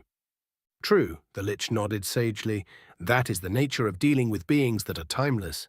It is remarkably difficult to empathize with someone whose potential consequences are vastly different than your own. The skull of the lich didn't actually change at all, but I got the sense that it was speaking from experience. My attachment to algebra and tits made me want to argue. But what the lich had said held weight. I tried to imagine what it would be like to be an Arch Fay for a day, and realized that I had no idea what they even do. How do you walk a mile in someone's shoes when you don't even know how to tie their laces? The implication of this also applied to Ten, come to think of it. To me, its misinterpretation of my apology seems like a bullshit excuse it thought of to try to get out of trouble. But what if it's not? What if it really was just a misunderstanding? I'll have to think on that some more. Caution is definitely advisable when dealing with the fair folk, Yulk agreed. However, they don't make contracts out of intentional malice. If they hate you enough to be malicious, they'll simply torture or kill you. Speaking of which, I believe I should excuse myself from this leg of the adventure, Ulmira added. Why's that? Rebis asked. The fair folk don't like vampires, Gally said. They'll kill her as soon as they see her. It isn't that they don't like vampires, the lich countered. No, it's far more complex than that. They see vampirism as suffering and believe that it is an obligatory mercy to put an end to that suffering. That doesn't seem that complex. Rebis cocked his head. The complexity lies within why they view it that way. Though that isn't something I would be comfortable revealing without permission. Larry looked at Ulmira. I'd rather you didn't, she said. I've grown weary of talking about it. The lich nodded. I's got 'em, Simith interrupted, breathing hard. The rocks with words. Nash and I jumped at the suddenness of the kobold's appearance. Mako chuckled at us as Simith ran over to the lich. Larry took the tablets with one skeletal hand as his other stroked the kobold's head. Excellent work, Simith. Thank you, he said. The tablets were a light grey, barely lighter than the stone that the walls were made of. An overwhelming feeling of curiosity had my feet moving before my mind even registered it. The tablets were practically calling to me, telling me that they had a clue for me. Larry turned to look at me as I approached. May I see them? I asked. The lich held out one of the tablets, and I took it. It was surprisingly heavy, and I snuck a glance at the kobold who had carried several of these despite its small stature. I made a mental note not to underestimate the little reptile. Then I turned my attention to the tablet and my eyes widened. Chapter 69. Nick Smith, Adventurer Level 7, Human American. Nick? Yulk asked, seeing the shock on my face. I tried to answer him, but couldn't come up with the words. Several feelings swelled up within me all at once, completely overwhelming me. Surprise was chief among them, but also confusion and disappointment. My eyes darted along the characters over and over, trying to make sense of what I was seeing. "What's wrong?" Gally asked. "Do you know what it says?" No, I managed to say. "But this doesn't make any sense." "What do you mean?" Larry asked. The letters. I know these letters. I grew up writing them over and over again, but they aren't forming words. It's just a bunch of gibberish." The tablet looked like a mosh pit of English letters. Even the lesser-used letters like Z and X were in the fray. For a moment, I thought it could be a language that uses similar letters, but there weren't any diacritical marks. Just plain old English letters grouped together in ways that didn't make any recognizable words. "Can I see the rest of the tablets?" I asked. Larry gave the tablets to me, and I began scouring them. The letters were jumbled all to hell. Not a single word made sense. There were also hyphens and semicolons spread throughout, but no commas or periods. A sense of frustration began to rise within me. "It could be encrypted," Ten said. "Maybe." "But why?" I asked. I hadn't been expecting an answer from Ten, but I was still disappointed when it remained silent. There isn't any need to write in code when nobody else can read the language you're writing. "Hold on." "Wait," I said excitedly. "This could be written in some kind of code." "I had thought as much when you said it was gibberish," Larry said.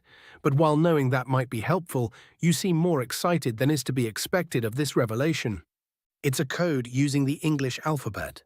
The only reason to write in code is to make sure that others don't understand what you're writing," I explained, meaning that there were other people who knew the English alphabet, and possibly English as well. English is a human language, which means... I trailed off for dramatic effect, and everyone stared at me for a moment. "There were other humans here?" Mako asked. "Exactly," I grinned. "But Nick," Yulk said gently, "we already knew that there were other humans. Remember the Delver's dungeon?" "Yeah, but that was different. I was asleep and the other human was insane, but this is evidence that humans were actively communicating with each other and trying to keep secrets from one another. Why else would they bother with a code?" "There are several disturbing implications that go along with that hypothesis, though," Larry said. "First and foremost, it implies that humans were active members of the cult of Malos. If that were true, I feel that someone would have taken note. There's also the fact that the cult disappeared a long time ago," Yulk added. "Even if the humans had been a part of the cult and didn't disappear along with the rest of the cult, they would be long dead by now, right?" Yulk and Larry seemed to be trying to temper my excitement, but every point they made just caused it to grow. "That's actually a really good point," I said. "As I understand it, the cult was pretty secretive. What if humans were the leaders of the cult? That would explain why nobody knew about them, and what they were trying to find a way back home. What if the reason that they disappeared is because they succeeded?" I wasn't fully sold on that idea, though. King Isinirath had told us that he'd worked to exterminate the cult, and he'd probably have run into a human or two in the process. Unless the leadership had been elsewhere, or he hadn't been paying attention. "I don't like that theory," Nash said, crossing his arms. "The cult abducted and experimented on people. I'm willing to do a lot of things to help you get home, but I draw the line at harming innocents." "I wouldn't hurt innocent people to get home, Nash. But we shouldn't have to, right? What if they wrote down how to get home? What if it's written right here?" I pointed at the stone tablet for emphasis. "Well, you still need to be able to read the fucking thing," Rebus said. "What are we going to do about that?" "Were there any other writings like this?" I asked Larry. "Potentially," he answered. "There were several other sets of notes, but none that were in legible condition." "Damn," I muttered. "Why do you ask?" Rebus asked. "Because ciphers have keys. I hoped someone had written the key somewhere." The moment the words left my mouth, I realized how stupid it would be for someone to just leave something like that lying around. I blame video games. In a video game, the key would be hinted at on a mural within the dungeon or explained in a note next to a dead body. But that's because the people who are making the cipher within a game want you to crack it. Whoever wrote this probably had the opposite intention. Well, I don't know much about codes or secret messages or anything like that.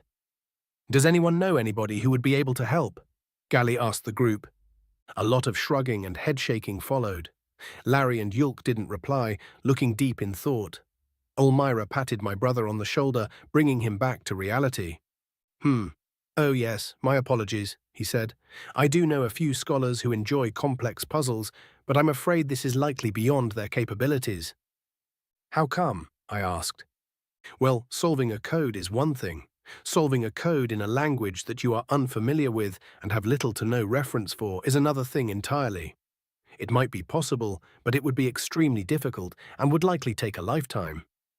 The words of the God thing echoed in my mind. I doubt this is what it meant when it said time isn't a concern.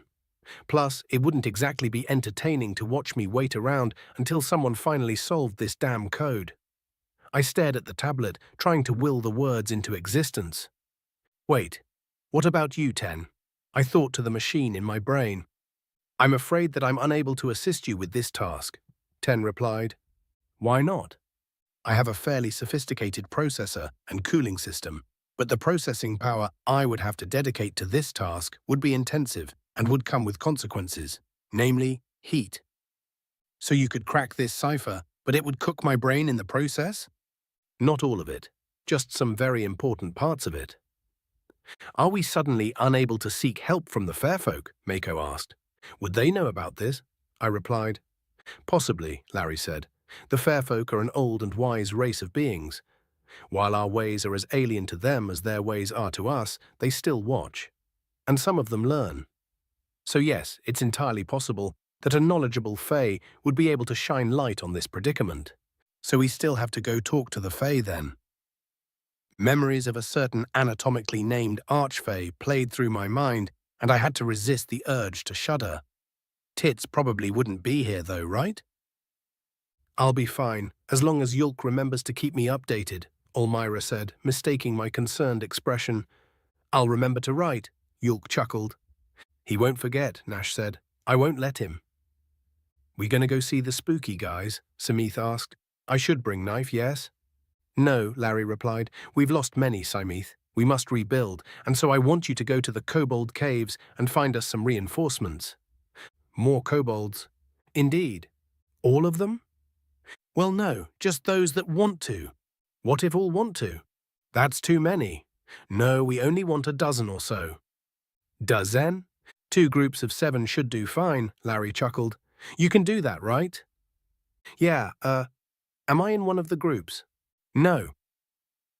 Okay, so 2 sets of 7 plus me, Samith hopped up and down excitedly. Go now? Yes. For the Lord, the kobold shouted as he ran out of the room. We stood silently as we listened to his footsteps patter down the entrance hallway. Once they faded, Mako turned to the lich. He'll be okay, right? He asked. Yes, Larry said.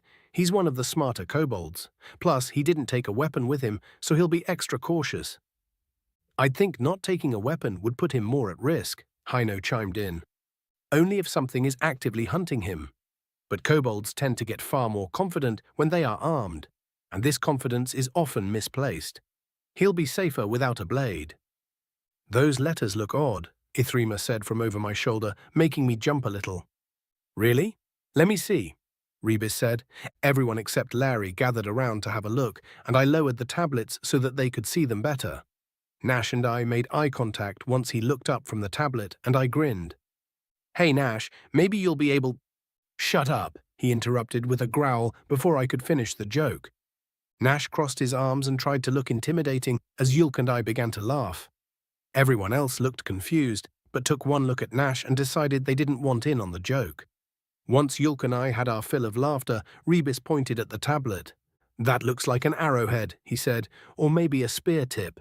That's an A, I explained. It's the first letter of the English alphabet. Very stabby-looking letter. Oh, we have that one, he pointed again. An EMV. We call that an X. It's the third to last letter. Your alphabet has a specific order to it, Haino asked. Why? I opened my mouth to answer but found myself at a loss. The hesitation I felt turned into a small existential crisis as it dawned on me that I can't think of any real reason the alphabet is in that order. Maybe it's historical. Or, I think it's because it's easier to teach it if it is in a certain order, I said. There's a song and everything. I sang the alphabet song for them, and my demonstration left everyone speechless for a bit. Humans have singing scholars? Ithrima asked. Huh? Oh, I guess, technically. Those scholars are usually children, though, I replied. Kids love to sing, and teaching them the alphabet song helps them remember the alphabet. Or the names of the letters, at least. More questions about public education followed, and I answered them to the best of my abilities. Everyone seemed impressed, except Yulk and Nash. They'd heard it all before. Well, that would certainly be better for the little ankle-biters than hawking goods in the street, Rebus said. Or the mines, Mako added. Nah, kids long for the mines. They most certainly do not, Ithrima argued. I almost agreed with her, but decided to keep quiet once I remembered how popular a certain video game was back home. Even I loved it, but grew out of it when I became a teenager. Maybe kids really do long for the mines. The conversation about public schooling continued for some time, culminating with Yulk and Ithrima discussing how such a system could be implemented. I answered a few more questions, but had difficulty pulling my attention from the tablets in my hands. Larry noticed my distraction and interrupted the conversation. While this exploration of another world's educational systems is illuminating, I do believe we should see the Fae sooner rather than later, he said. If we leave now, you may make it back to town before nightfall. That's a good point, Gali said. All right, let's get going. After a chorus of agreements, we began to make our way out of the dungeon. Larry disintegrated the fallen kobolds as we passed, silently praying for them. We all bowed our heads in respect as well. Finally, we left the dungeon. Fresh air flushed the stench of death from my nose, and I inhaled deeply. Unfortunately, the smell had gotten into my clothes, so I gagged. That got a few laughs, but those quickly died out once everyone realized that they also stank. This is where we part ways, Elmira smiled. I hope to see you all again someday. We will look you up the next time we're in Bolasir, Nash said, and I'll make sure Yulk keeps you updated. I won't need a reminder, Yulk added. I hope you have a safe journey. You too. With a wave, Elmira began heading back to town. The terrain can be treacherous, Larry said. Watch your step, or you may injure your ankles. The lich then left the trail, and the rest of us followed after him into the forest. Chapter 69.5 Master Vampire Kirane Yeath. Adventurer Level NA.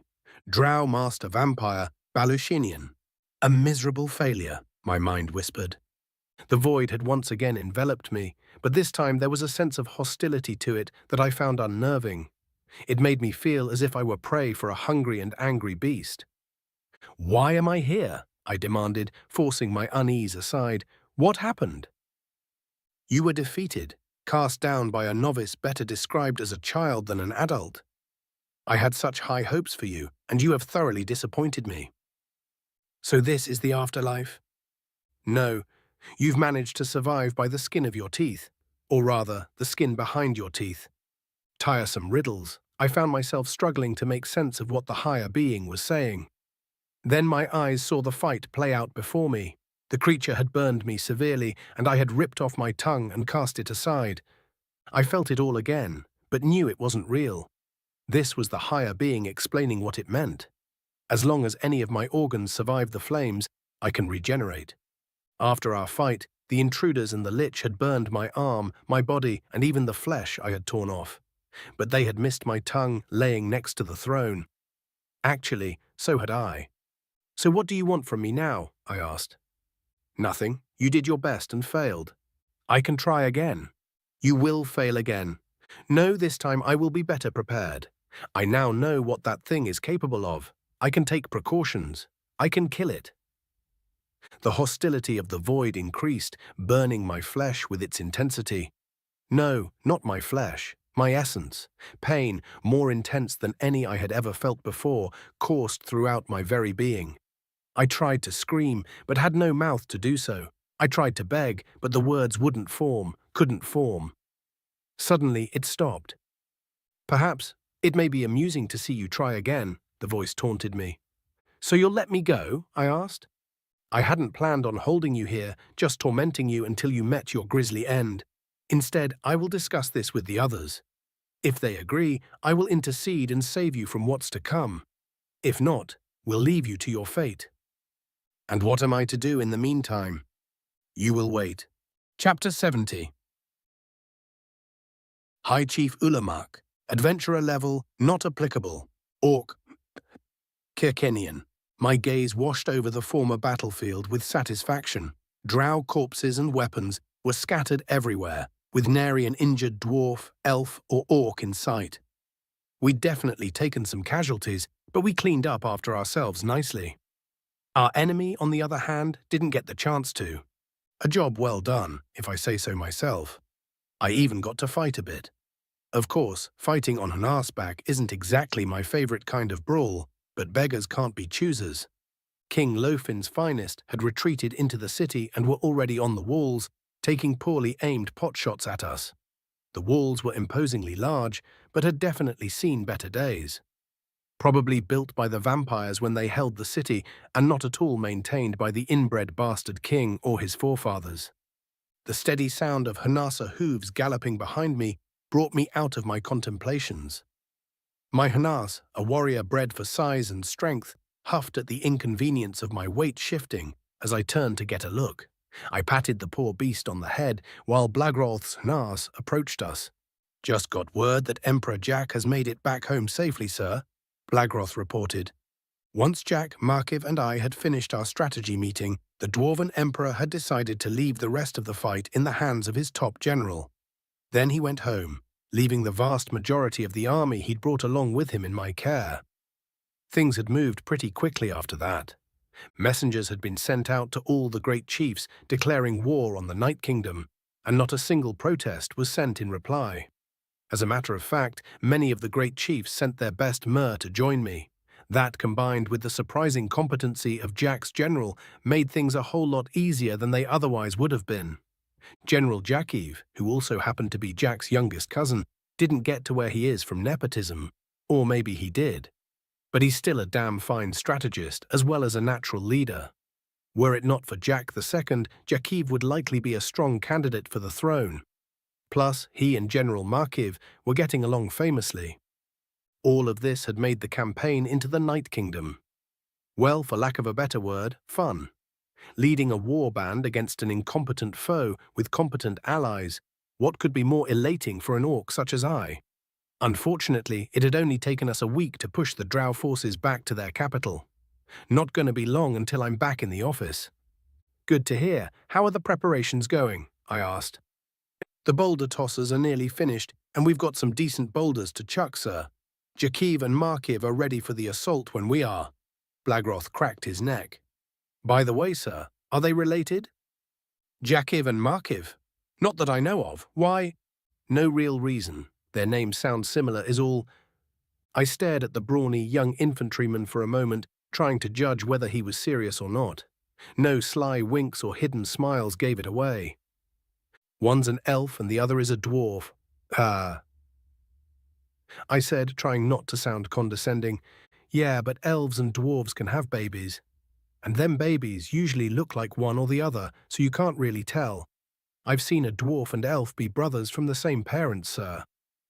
"Okay, but one is cousin to the Emperor of Kalkuti, and the other is a high-ranking general in the army of Bolisir," I argued. "That's a lot of distance apart, and they're leading different armies." "But Bolisir and Kalkuti are on friendly terms, so it wouldn't be unheard of for a powerful family to have positions of power in both nations, sir." Not only was he serious, but he now had me doubting Jakiv's and Markiv's familial origins. What I had initially believed to be an ignorant assumption turned out to be a well-thought-out question that I don't have a good answer for. I can see why High Chief Ulamac lent him to me. I'll have to give the city of Havros a tax cut as way of thanks.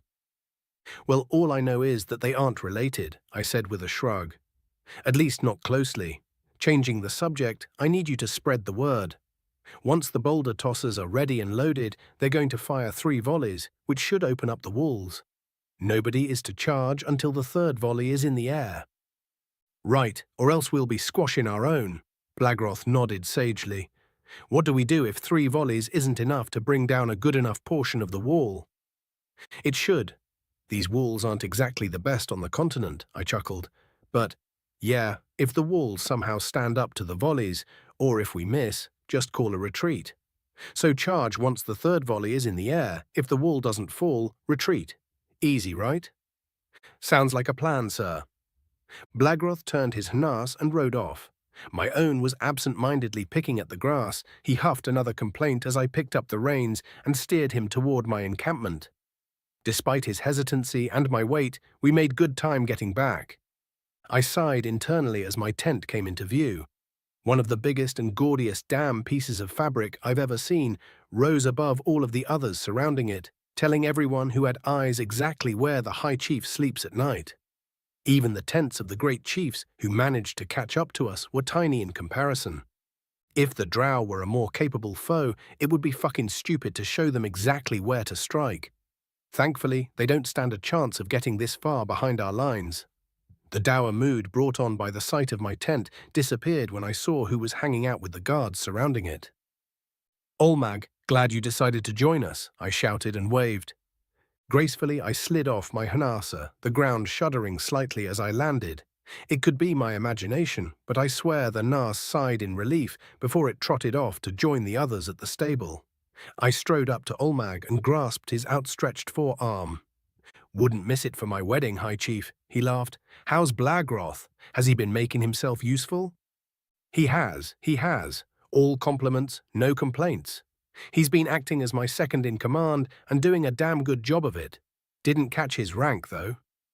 Oh, that's because we don't really do ranks in Havros. You're either a chief or you aren't. Good to hear that he's been taking initiative, though. What happened to your original second in command? Well, I left Razon handling administrative stuff in Kirkina, and Homlane became ill on the 2nd day of the campaign. Blagroth was already helping Homlane by then, so he just stepped into the role like it was nothing. Yeah, that sounds like him, Ulamac chuckled. So, I take it the rats are hiding in their den. Ha, comparing these cowards to the mighty beasts that roam the wastes is an insult to the rats. But yes, the drow are cowering behind their walls. Not to worry, though. I brought siege equipment, I said with a grin. Boulder tossers, which are currently being assembled, and hook ladders. Yes, I know that too. I was wondering if you could be the first over and/or through the wall. Oh, yeah. Nope. What? Every great chief here wants to be the first. Even I want to be first. We all had a shouting match earlier, and it became apparent that nobody will be satisfied with a compromise. So, I trailed off and shrugged a little. So nobody gets to go first? Exactly. We'll all be leading from the back. But the troops are aware of the situation. If they're upset that they get to protect their chiefs, they aren't showing it. Also, if it will be of any comfort, I'm willing to explain the situation to your soldiers. Nah, if you explain it to them, I don't get to bitch to them about it. Ulamac laughed. So how come we don't all go first, together? And 'cause some of the great chiefs shouldn't be on the front lines at all, I replied, with a malicious grin. 'Cause they haven't chosen their successors yet. Oh, Ulamac deflated a little. If a great chief were to fall here without a successor, there would definitely be a civil war. Could be a war between their hopeful successors, or the other great chiefs may bring up age-old claims and start trouble.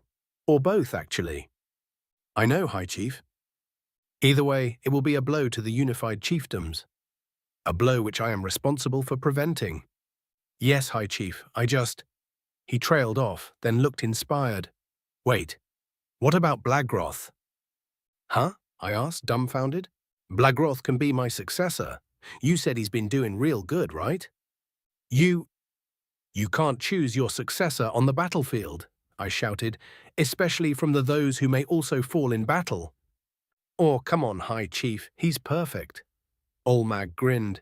No, you will do this the right way or not at all, godsdammit. There's traditions to uphold, feasts and such. A good successor deserves at least that much. I crossed my arms angrily.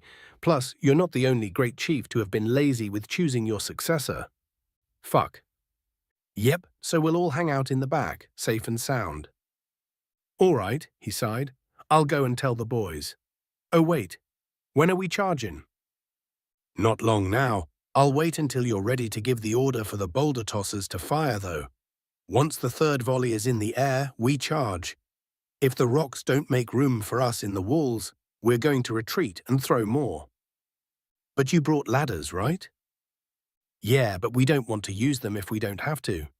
Numerically, we've got a fairly even fight, but if we get caught up in choke points, that can change damn quick. With how they fight, it isn't as if we would take that many losses. I don't like spending lives that we don't have to spend, Ulamac, I said with a solemn shake of my head. Yeah, that's why you're the High Chief, I guess, Ulamac said, then grinned again. Plus the fact that you're fucking enormous. You old fucker, I said with a laugh. Don't you got some soldiers to talk to? He laughed and walked away with a wave. I smiled and shook my head. I nodded at the guards stationed around my tent, but they ignored me, continuing their vigil as I entered. Once inside, I unbuckled my sheath and set the hefty blade down upon the planning table, which hadn't seen a lot of use. There were conflicts in the past where it had seemed like I'd been at this table for the entire duration. But this time, we'd made a plan and it had worked. The Drow had been even less prepared for a counter-invasion than I had hoped. They'd fallen for every trap and tactic that we'd thrown at them, and now they were going to lose the capital. The only real hiccup we had run into so far was the thrice-damned vampires. The first few villages we took were absolutely lousy with the bastards. So much so that Makiv had wondered aloud if King Lofin had even tried to exterminate the fuckers. There had also been some skirmishes with vampire brood. Deadly beasts, but no match for well-trained soldiers supported by mages. Even less deadly to mages on Hyena's back. I chuckled as I imagined the enemy's first reaction to our magical cavalry. Hi, Chief, a voice called from outside my tent. Scout Lion has a report for you. Lion, an orc from a small village who had a knack for learning new surroundings and spotting minor details. They'd done so well as a scout during the invasion of Blurpus that Great Chief Tormund had insisted that I take her under my wing. Though I was glad she made it back in one piece, a small sense of dread rose up within me as I remembered her assignment. Enter, I said, taking a seat. The tent flap opened, and an orc just over half my size and covered head to toe in cloak and hood entered. Lion removed her hood, and her long light brown hair fell across the back of her cloak. She knelt, and that very same hair covered her face. "O highest of chiefs," she said sarcastically, "I have come to deliver unto you—" "Oh, come on," I interrupted. "Enough with the theatrics. Get up and report." "Yes, sir," she chuckled as she rose. "I take it you've got good news if you're being so playful." "Oh no, not at all," she said as her demeanor shifted. I thought my little performance would ease the blow, as it were. The small sense of dread grew larger. "Report," I said coldly. "I found the vampires," she replied, all sense of levity gone. "They are amassing in the east." Amassing? How many? At least 10,000 brood, likely more, but I couldn't get close enough to count all of them. There's also a few dozen vampires among them. How could you tell? The brood don't eat vampires, she shuddered. That's the only meat they won't eat, it seems. She trailed off, staring at the floor. I'd seen plenty of monsters feed off of people before, and I knew how many nightmares it takes to forget such a sight. "I understand, Lion," I said softly. "I'm sorry you had to see that." "Wish I could say that I've seen worse, High Chief," she replied, "but only if that meant what I saw wasn't as bad as it was. They're ravishing the countryside, and preparing to march. Shit. Yeah." "Any hints as to where they came from?" I asked. "No, sir. It's like they just popped up from the ground or something." My thoughts turned to the reports from the invasion of Blurpus. The commander had been a half-breed drow vampire and had the captured orcs dig out a chamber of horrors beneath the village they took. I wonder how many villages here in the Night Kingdom had a similar pit beneath them. "I need Makiv and Jakiv," I said. "Yes, sir. I thought so too. Sent a runner the moment I hit camp. They should be here, so—" "Sir, the generals are here for you," one of the guards said from outside. "Send them in," I commanded and stood, strapping my sword back on. Both Makiv and Jakiv hurried into the tent. A vampire army, Makiv said. Never thought I'd see the day. It isn't outside of my expectations, I replied. Figured there'd be a host of them somewhere. However, the size of it is concerning. 6,000 against 10,000, Jakiv added. It'll be a close thing. Lion, set the marker, I said. Lion moved to the table and picked up a piece of stone that was painted red. She stared at the map for a moment, then placed the stone upon it. Very good. If there's nothing else, you're dismissed. She nodded and left the tent as the generals approached the table. I stared at the new red marker, demonstrating a large enemy host to our east. Something about it. It's fairly far, thankfully, Makiv said. Gives us time to prepare. Not much, Jakiv replied. We can't turn our back on these walls, else we invite the Drow's daggers. Indeed, I agreed. Splitting our forces in two would weaken us too much as well. So we stick to our current plan. Take the city, then fortify it the vampires. Would Lofin surrender if we told him about this? No, he would never do something so smart, Makiv chuckled. Either he wouldn't believe us, and we'd have to fight anyway, or he'd betray us the first chance he got. We would also lose precious time waiting for a reply, I added. Then noticed Jakiv shifting uncomfortably. What's wrong? I rode here in due haste, he replied. Didn't allow time for my harness to be saddled. I am pained. Makiv and I nodded knowingly. Riding a harness without a saddle is a pain that is known to most who have learned to ride. Many riding instructors consider it a rite of passage to have their pupils experience this unique type of injury. The pain is immediate, but then fades a few moments after you dismount the harness. Then it comes back with a vengeance, seemingly clawing at your insides and causing nausea as it goes. I do hope someone's bringing your saddle, Makiv said with a chuckle. Yes, but never mind me. What do we do once we take the city? We'll worry about the walls first and foremost. Once we're in the walls, we'll get to work plugging the holes, I explained. It'll take the vampires a day or so to get here from all the way over there, so we can use the mages to help take the city. Once everything's settled down, we'll put the mages who know fire magic on whichever sections of wall survive our assault. Should also have archers with flaming arrows, Jakiv added. The city should have enough pitch. I'm concerned about a potential vampiric presence within the city, Makiv said. Getting attacked from both sides of the wall would be devastating. We'll need to have patrols, assuming that we are confining the civilians until everything settles down. That's not a bad idea, but each patrol will have to have some way of permanently ending a vampire. Torches could do, but they're easily extinguished. Mages would be the best option, but each mage we send on a patrol is a mage who can't be on the wall. Damn. Wait. Infantry patrols with torches and whistles, I said. They will be supported by a rapid response force of mounted mages. That should prevent an attack on two fronts. Good plan, Makiv nodded. We'll see it done, High Chief. Gods, though, I don't like how close that army is to Bolasir. I glanced at the marker on the map and my eyebrows rose. Makiv was right, it was only about 2 days' march from the border of Bolasir. Maybe we'll get lucky and they'll march on Bolasir instead, I chuckled. King Isinerath is far better equipped to deal with them than we are. That's true, Makiv said with a laugh. I suppose I worry for nothing.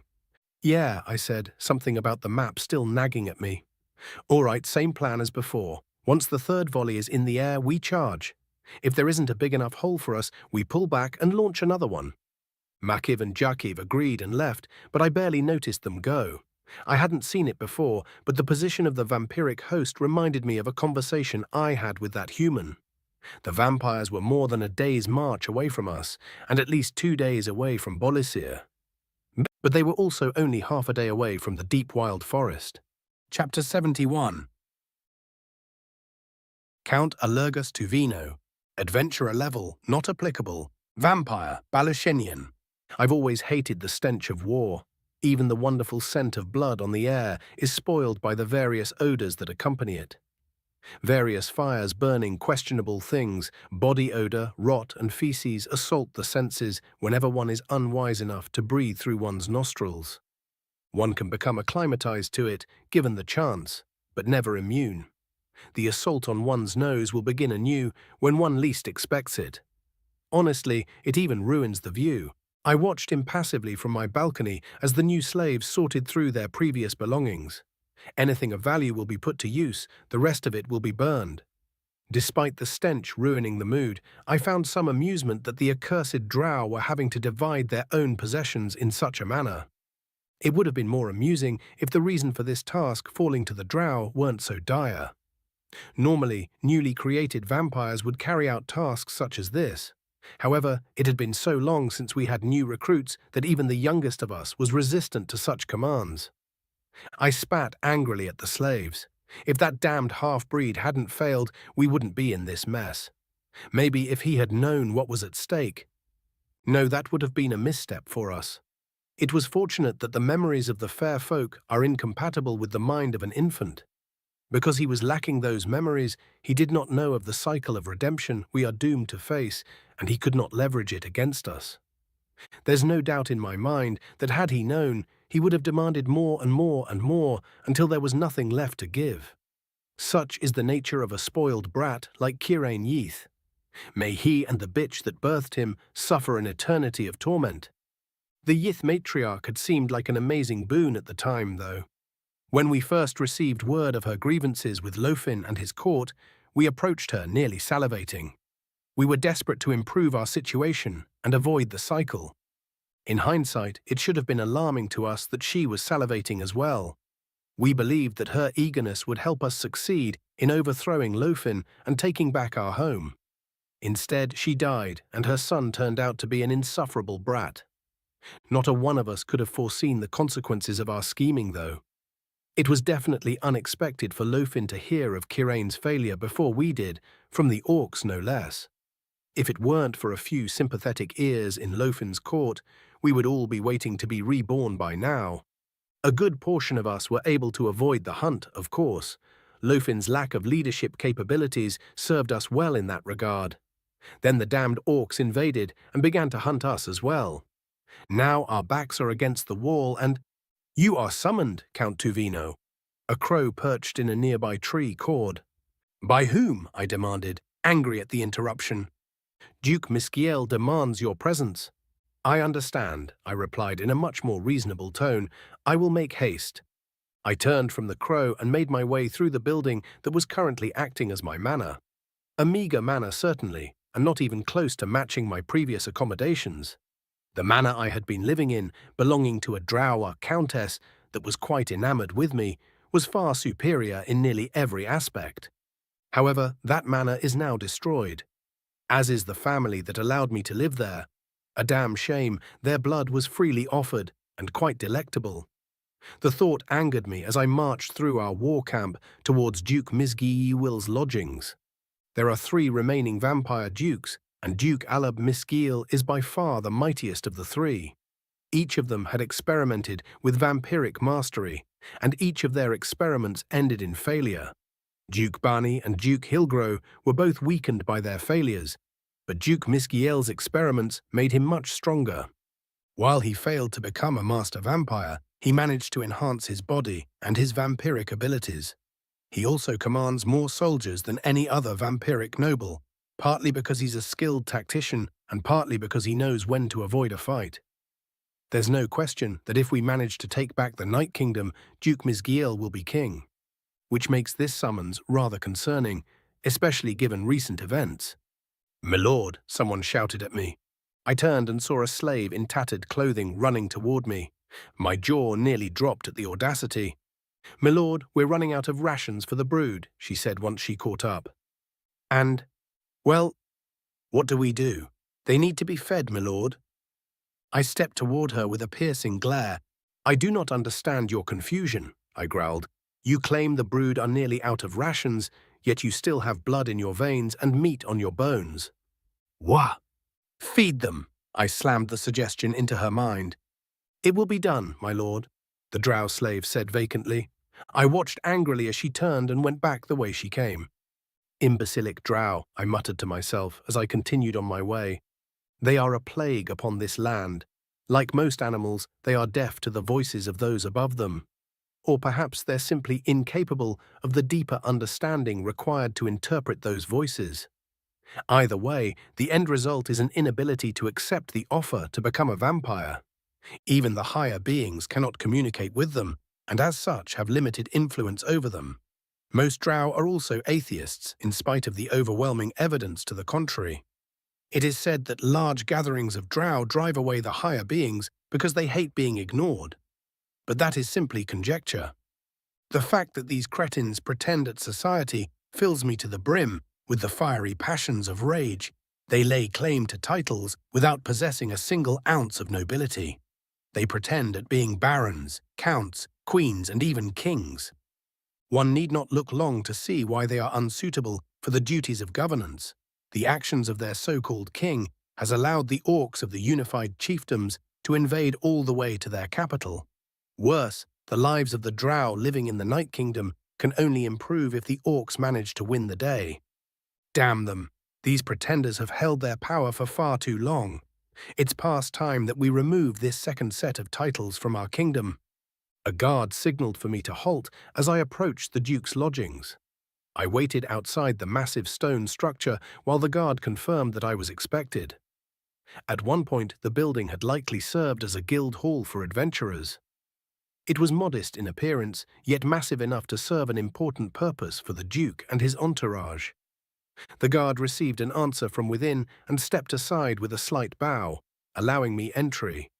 I passed the guard, stepped inside, and was immediately met with an intense bustle of activity. The Duke's peons were well at work, calling to each other about this and that over the sounds of their various activities. Count Tuvino, a weathered vampire, greeted me with a bow. "This way, if you please." It isn't common for one as old as this to become a vampire. The fallen wilder that made the contract must have been waiting for a very long time. I followed the elderly former elf up a flight of stairs and down a long hallway. At the end of the corridor was a door that opened into a large room housing a series of large tables. Each table was covered in a variety of tomes, papers, writing utensils, and weapons. The Duke was sitting at the head of one such table, with other vampires standing and sitting around him. "Presenting Count Tuvino, Your Grace," the old one bowed. "Good, that will be all, Klasno. Take the servants with you," Miss Giel said while waving for me to sit. I gave a respectful bow and took the offered seat, catching stares from the other nobles at the table. Each of their eyes pierced through me, knotting my stomach. There was little doubt as to why I had been summoned. "Tuvino, I trust you are well," Miss Giel said with an air of hostility. "Yes, Your Grace," I replied, averting eye contact. "Thank you for asking." "Good. Now, we haven't had a chance to debrief regarding What was his name?" he asked, grabbing a sheaf of papers from the table. "Master General Kirane Yith." "Yes, we haven't had a chance to discuss this matter yet." I stayed silent, allowing the Duke to read from the papers. "You were entrusted with Yith's well-being, were you not?" Miss Giel asked after a few moments. "Yes." "Your Grace?" "Then why did he fail?" "Because he foolishly underestimated the orcs." "Oh," the Duke asked angrily, "was it not your responsibility to weed out such foolishness?" "With respect, Your Grace, I must protest such an assertion," I replied, offended. "One cannot forcefully remove a thing which is integral to one's being. Yith was half drow, and his mother was a queen amongst fools." A murmur of agreement came from the other nobles, but died out quickly once the Duke raised his hand for silence. "So you say. Yet Kirane Yith was competent enough to infiltrate Lofin's military and rise to its peak." "Respectfully, Your Grace, I must once again protest. Lofin does not select his generals based on merit, but rather on the lack thereof. Yith's rise in the false king's military speaks more toward his foolishness than it does his competence." "We should have expected as such from a half-breed," a noble whom I didn't know muttered. "Silence," Duke Misgiel shot the noble a glare before turning back to me. "So you claim no responsibility for this?" "No, Duke, I do not." "And why not?" "Because I did as I was bade, Your Grace. I provided counsel, ensured that the child would grow to be as competent as possible, and even supported his ill-conceived strategies. There was simply nothing further I could have done." Duke Hilgro's plan was doomed from the start, another noble said. There are those of us who knew this from the moment a half-breed was mentioned. More mutters of agreement sounded from the other nobles. Duke Misgiel stared at the gathered nobility until they silenced themselves once again. Fine, you are absolved of responsibility, he said after a few moments. It is a shame, though. Despite its reliance on a half-breed, the plan was truly inspired. I would have liked to see it come to fruition, if only because it would have ensured a more rapid rise to dominance for us. No matter, I have another reason for summoning all of you. Those at the table stared silently at the Duke while he exchanged the papers in his hand for another sheaf. The crows spotted an orc scout, who most certainly saw us. This scout was able to slip away from us, so the orcs know where we are. Then we must put our plan into action sooner than expected, one of the nobles said. Plan? Quite true. Though it would seem that the orcs are content to continue their attack on the capital, they might change their minds and march on us at any time. We outnumber them, do we not? Another noble asked. Yes, but they have mages, and their leaders seem knowledgeable of our kind. Even if we were to win, we would lose many and still have to face Lofin's army. No, we cannot risk a confrontation with the orcs at this stage. We must move forward. Pardon me, Your Grace, I interrupted. Move forward with what? I have heard of no plan. Neither have many at this table, the Duke chuckled. I shall elaborate then. We are going to invade our former siblings, specifically the lands to the south known as the Deep Wild Forest. Shocked silence was the only reply. I was stunned, but managed to get a hold of myself and close my gaping mouth. This couldn't be real. If anyone knows how to destroy a vampire, it would be the fair folk. They most certainly would not be willing to cohabitate either. They see us as unclean and strike us down without mercy, as one would crush an inconvenient bug. Worse than that, they can be reborn almost instantly. If we were mortals, our actions in trying to wipe them out would have some impact on them. But the wilds and their wilder would pay no heed to our intentions. The fair folk will just keep coming, no matter how many of them we kill. But the Duke knows this. He must. Why? I asked meekly. What could there be to gain? Reinforcements, the Duke chuckled again. As you know, there have been many experiments regarding vampirism over the centuries. One such experiment saw a rather interesting result. Misgiel rose from his seat and set the papers down. We can force the spirit of a wilder into the body of a mortal, he said, leaning onto the table. This makes the fair folk very useful to us. All it takes is a quick ritual that creates something quite useful. Bring it in. The doors opened, and two servants guided a hooded figure into the room. We were able to identify what this thing was before the servants were able to remove the hood, though. A scent that mixed blood, death, and power. The unmistakable smell of a vampire. The servants removed the hood from the creature's head, and a small gasp escaped one of the nobles as its features came into view. The servant stepped back with a bow, presenting us with a drow. A drow that was definitely a full vampire. He regarded us with a vacant gaze as the murmurs began. That's a vampire, not a half-breed, one noble whispered. How is such a thing possible? The Duke raised his hand for silence once more, and the din died down. He grabbed the drow by the arm and dragged him over to the table. As you can see, this ritual works on drow as well, he said. But despite what your senses are telling you, this creature is not a true vampire. Allow me a quick demonstration. Misgiel picked up a dagger from the table. Take this dagger, he said to the drow. The drow took the dagger. Place your left hand upon the table. The drow mindlessly complied. Pin your hand to the table, the Duke said coldly. In a flash, the drow sunk the dagger through his hand and into the table. Cries of surprise and alarm rang throughout the nobility, but I found myself enraptured by this development. A vampire that will do whatever you tell it to do. Interesting. This vampire-like creature has no agency. It will do as I tell it to do, without a single question or concern.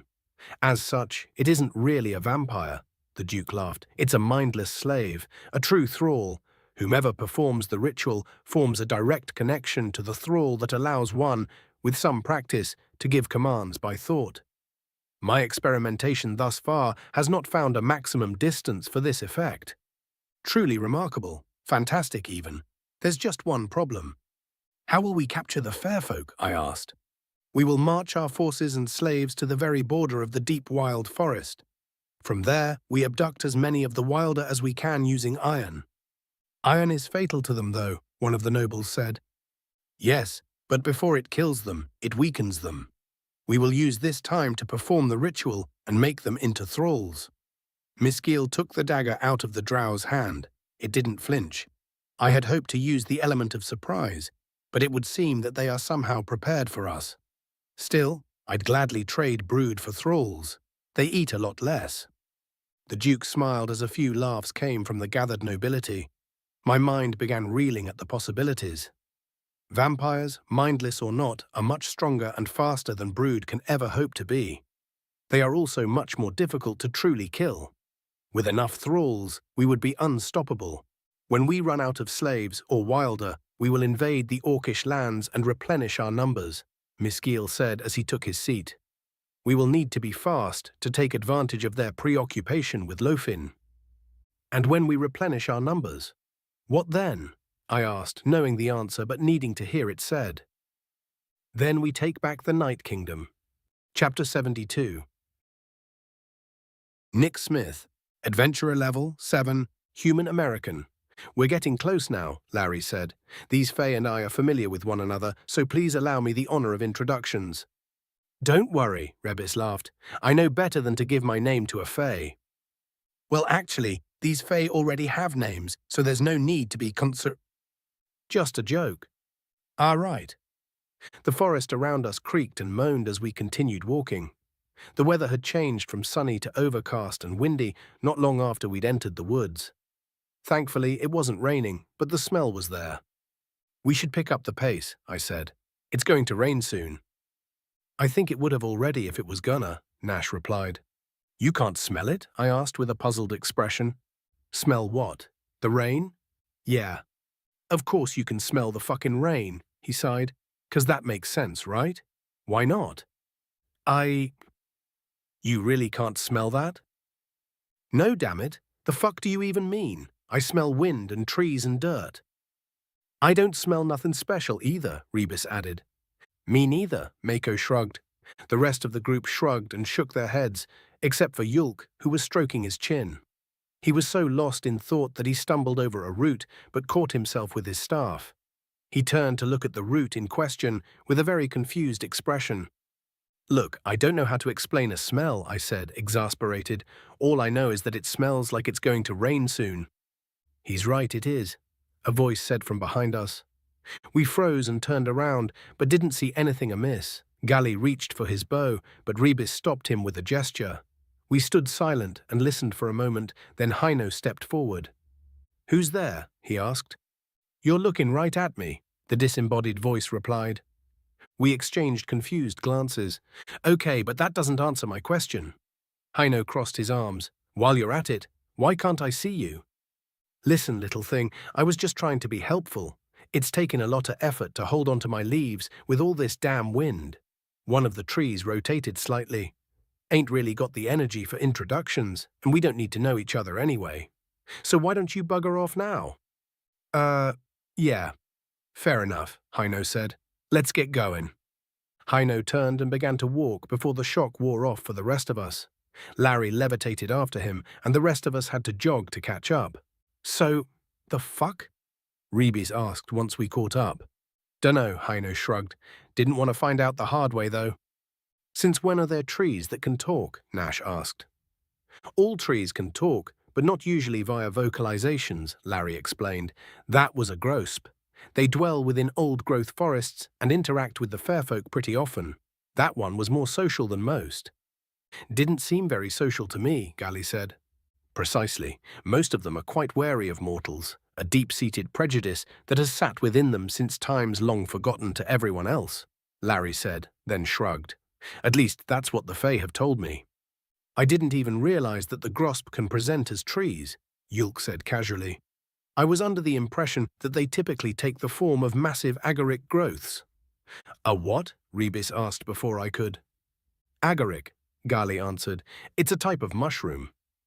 So there's big talking mushrooms somewhere out there. Could be in here too, Mako chuckled menacingly. You never know. Yeah, don't like that. Some things just shouldn't be able to talk. Marco chuckled louder and stopped as we came to a sudden clearing. The sound of wind abruptly ceased, and a sense of mystery hung in the air. Larry floated in front of us and beckoned for us to follow him. I've come to call in a favor, if it's convenient, Larry called out. And those with you? We looked around for the owner of the voice, but saw no one. Interested parties, and insofar as I can tell, friends of the fair folk, the lich replied, some of which are proven as such. Yes, Nick, Nash, Yulk, allies of the deep wild, permissions were granted. Not here, though, far from here, in more ways than one. Name your payment for the debt we owe. I humbly request the aid of your expertise with language and puzzles. This may be a challenging task, and so I am willing to discuss compensation, if need be. A challenge, you say? With an audible pop, a figure enveloped in bright light appeared in front of Larry. My first instinct was to shield my eyes from the brightness, but I quickly realized that the light wasn't hurting my eyes at all. Confused, I lowered my hand and looked at everyone else. Their confusion met my own, and we all looked at the Fae as if it weren't shining like a star. It was nude, androgynous, and levitating at the same height as Larry. It held its hands cupped just below its sternum and had its eyes closed. Somehow, though, I could tell that it was still staring at me. Gah! Rebus shuddered. I don't mean any kind of offense or rudeness, but that's a creepy sort of vibe you're giving off. As is intended, then, the Fae winked without moving its eyelids. Larry held up his hand as a warning for silence, and we obliged. May I introduce you? The lich asked the Fae. No need, Vian replied. They know me now, and I them. And it was true. I knew of the Arch Fay of the Court of Stillness. Its name, Vian, granted by a mysterious being that leaves a hole in my mind. It loves the way that ice slowly forms when autumn first arrives. It hates the smell of flowers and has a flair for the dramatic, even compared to the other wilder. It once kicked Mummeldobran in the non-physical equivalent of a dick for becoming a king and leaving the court. It felt as if I'd known it all my life, but had amnesia about how we met. I knew of Vian, but not of the Court of Stillness, or why it was angry with Mummeldobran for leaving. The word wilder popped into my head, and from context I was able to guess its meaning, though I'd never heard it before. When these discrepancies came to mind, my stomach tied itself in knots. I want you to know that I did not enjoy that, Ten said angrily. Enjoy what? I asked. Whatever that thing just did. All my neuromapping just flew right out the window and into a puddle. Don't think any of them would make interesting playthings for us except Nick. Though playing with Nick would lead to some rather serious problems, Vian sighed. Nash might be fun for some of the fairies, but his hot temper would quickly escalate to the point of ruining things. The Bone Fae would love Mako, but he would break too quickly. Rebus would entertain the sirens or sprites for a time, but the issue of keeping it in his pants would limit that enjoyment to half a day at most. Haino and Gali are too cautious for play. Ithrima and Yulk are too curious for play. Congratulations, you are all safe. For now. I see. Well, I suppose that saves us some time, Larry said. Though the veiled threats are unnecessary, Vian, I came for aid that you owe to me, and these mortals are under my protection. Let's not be rude. Vern knows no other way to communicate, another voice called from behind us. We turned and watched a skeleton enter the clearing. It walked right through our little group and up to Larry. Something about it felt off, as if its bones didn't all belong to the same being. It took me a second to realize that it was a bone fae, like King Horth back in the deep wild forest, but not wearing any facsimiles of flesh and fabric. The bone fae stopped in front of Larry. The two skulls regarded each other with their empty sockets and fleshless faces. It is a pleasure to see you again, Nerton, Larry said. Same, Larry, the bone fae replied, then raised a bony fist. Fight me. Everyone, including Vern, froze for a moment. Nerton pumped his fist in the air, causing a rattling noise. Larry regarded the bone fae carefully, then shook his head sadly. We don't have time, I'm afraid, the lich said. I am tasked. Who tasks you? Nerton asked. I'll destroy them, then we can fight. I task me. Then we can… No, but perhaps at a later time, Larry held up his hand gently. There is knowledge to be obtained. Oh, about your lost flesh. Perhaps, but potentially intriguing knowledge regardless. Nerton thought for a moment. Fine, I'll hold off the challenge for now. May we double our usual bet, though? Of course, Larry nodded. I will want your rarest matching tibia and fibula. Fine by me, I'll be wanting your mandible and sternum. Larry chuckled and reached into his satchel while the rest of us shared concerned glances. He pulled out the tablets and then offered them to Vian. The Arch Fay looked confused for a moment, glanced at its hands, then sighed. The light surrounding Vian disappeared as it opened its eyes, grabbed the tablets, and began its examination. Its demeanor made a subtle shift from perturbed to alarmed, then carefully neutral. Before I could ask why, it cleared its throat and looked back to Larry. What language do you need these deciphered into? Vian asked. They are written in code, the lich replied. I am aware, the Arch Fay replied testily. What language do you need? Larry turned to me inquisitively. Can you decipher them into English? I asked. Both the Arch Fay and the Bone Fay visibly winced at my question. Oh, sorry, I apologized instinctively. What's… Yes, I can decipher them into their original language, Vian interrupted me. Wait here, I'll return soon. You'll be safe from the rain in this clearing. Vian disappeared with a pop, and Nerton regarded us nervously. His gaze fell on me more than the others. I'm going to take my leave as well, the Bone Fay said. We'll duel some other time, old friend. Very well, Larry nodded. Nerton turned and walked away from us at a brisk pace. Several questions seemed to hang in the air, but nobody said anything. I contemplated the behavior of both Fay. Why did they flinch when I said English? How did Vian know the tablet was encoded? How did it even know what English is? Well, would you look at that? Rebis pointed above us, interrupting my thoughts. It really is raining. Gods damn it, Nash muttered.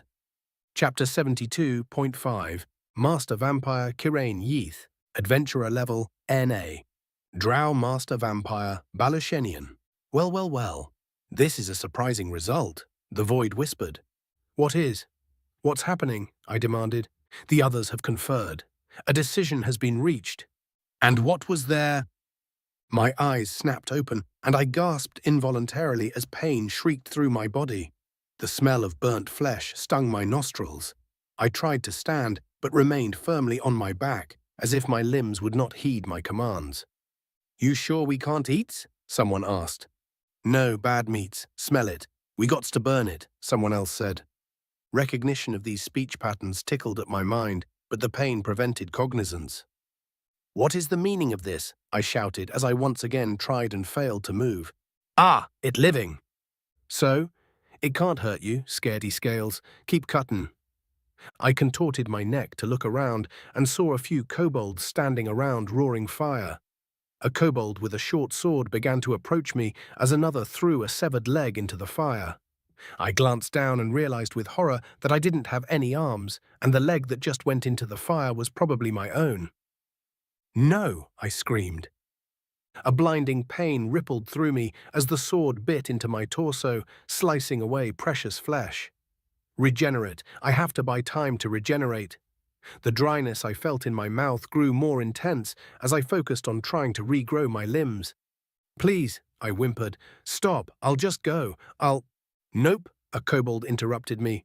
You hurt the Lord. If you live, you might do it again. Oh, plus, you killed my friends and family. Yeah, that wasn't a very nice thing to do to Simeth.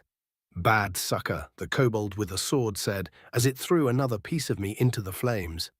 I'm sorry, I'm so sorry. I'll never hurt anyone again. I lied. Just, please, star. The sword plunged into my flesh once more. The kobolds chuckled cruelly at my screams. Think he's small enough yet? One of them asked. Please, I begged hoarsely. Yeah, another one replied, but let's chop the head first. Still has sharp teeth to bite with. No, I can give you things. My words turned into a gurgle as the blade carved its way into my throat, soaring back and forth. I desperately tried to bite at the kobold, but the muscles in my neck wouldn't bring my head around. I felt the sword crack the bones in my neck and tried to scream, but could only flap my mouth in response to the pain. A hand grabbed my hair and lifted me into the air, giving me a view of my mutilated body. All that was left of me was my barely recognizable chest. I had only been able to regenerate the stumps of my shoulders. The kobold who grabbed my head began to walk toward the fire. "Make sure all the meats go into the fire," the one carrying me said. "Otherwise the sucker will grow back." "What about the leakings?" "Granny said that they need their meats to come back. The blood's fine where it is. But the Lord will want it cleaned. Then we'll cleanse it, for the Lord." "For the Lord." The reality of my situation finally sunk in as the kobold wound up to throw me. I'm going to die. I finally found the power I've wanted for so long, the power to make things the way they should be, and now I'm going to die. It's not right. It's not fair. I experienced a brief moment of weightlessness and panic before I impacted amongst the flames. Intense pain was all I could feel, and the only thing I could hear over the roar of the fire was the sound of my skin sizzling. All I could see were flames licking at my face before my eyes melted in my skull. I longed for the end to finally come while I silently screamed, cursing my mother and father, the vampires, the inbred bastard king, the orcs, the adventurers, and even the gods. Everyone that led me to this fate. Then the pain ebbed and the void returned. A sickening laughter echoed within my mind. Confusion and anger whirled within me. "What? Am I dead?" I asked. "Is this the afterlife?" "No. What you have just experienced is the fate that you have been spared by the mercy of those higher than you," the wicked god answered. "Though that mercy wears thin. There were many who craved your demise, and you were only spared by one vote." "One vote?" "Indeed, out of the dozens of votes that were cast, one singular vote defined the majority and spared your middling existence." "Middling?" I demanded as my anger flared. "Quite. You acted haughtily, under the mistaken impression that by becoming a master vampire, you had also become supremely powerful. You were warned that a challenge was coming and failed to take any reasonable precautions, thereby failing the challenge entirely. You didn't even manage to actually kill any of your opponents. I have been an immeasurable disappointment. Thus far, you've been nothing more than a failure, and those are extraordinarily common. There isn't anything spectacular about a failure. We expected far better from one who dares to hold ambitions to conquer the world." The words tore into me, exposing the inadequacies and insecurities that I'd buried deep within.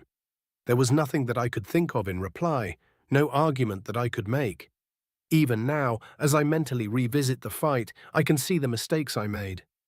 Stupid and foolish mistakes that I should have been smart enough to avoid. Yes, you shouldn't have sent your minions into a choke point, limiting their superior maneuverability and simultaneously leaving you undefended. You should have been less cautious in expanding your forces. "You should have this, you should have that," it said impatiently, "but you didn't. We expected strategy, not stupidity. We expected brutality, not cowardice. Your fear of failure ensured it." I found myself unable to be angry at these words, even as they bit into me. Though the tone was condescending, it was a well-deserved chiding. I should have been smarter, should have taken this more seriously. To hells with the gods and their challenges, this was my life that I threw away with my stupid mistakes. "What now?" I asked, my ego completely deflated. "In accordance with the compact of the highest one, you will be spared and I will speed up your regeneration. From there, do as you will. Perhaps your homeland will be more accommodating to a failure such as yourself." The god laughed cruelly. "Perhaps you'll even learn the secrets that the other vampires have kept from you, and we'll get to see how those secrets shape you. Or perhaps you'll stumble yet again and die a pathetic death.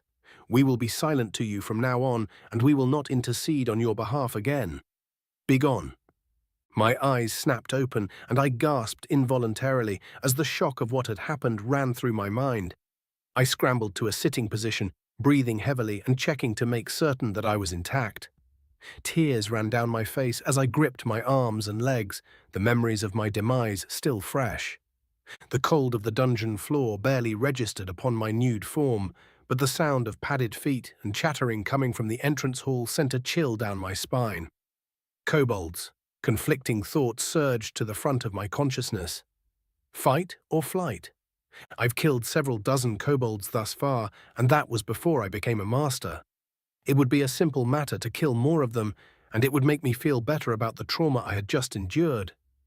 They wouldn't stand a chance, but if I kill the kobolds, it will broadcast my survival if the adventurers return to this dungeon. There had been a kobold that had accompanied the adventurers. If the same kobold is with this group and I kill it, they may hunt me down. The murder of a companion, pet or otherwise, is the perfect motivation for revenge. I decided that leaving would be the wisest choice and scrambled to my feet. After a moment of stumbling, I fled deeper into the dungeon. I grabbed a robe and cloak, threw them on, and jogged through the rear exit of the dungeon and into the dilapidated manor. The sun shone upon my face through a hole in the roof, and I gratefully breathed in the outside air. Mindful of my appearance, I concentrated until I felt my face shift into the visage of Habis. The homeless elf would serve me one last time as my mask. Carefully noting that the adventurers may have committed this face to memory, I decided to find a new one as soon as possible. With this ability, though, I will have no trouble gathering intelligence on what is happening within the Night Kingdom. Assuming anyone knows, that is. With one more deep breath, I raised the hood of my cloak and left the manor behind. Chapter 73. Nick Smith, Adventurer. Level 7, Human American. We watched the rain smash itself against whatever was protecting the clearing.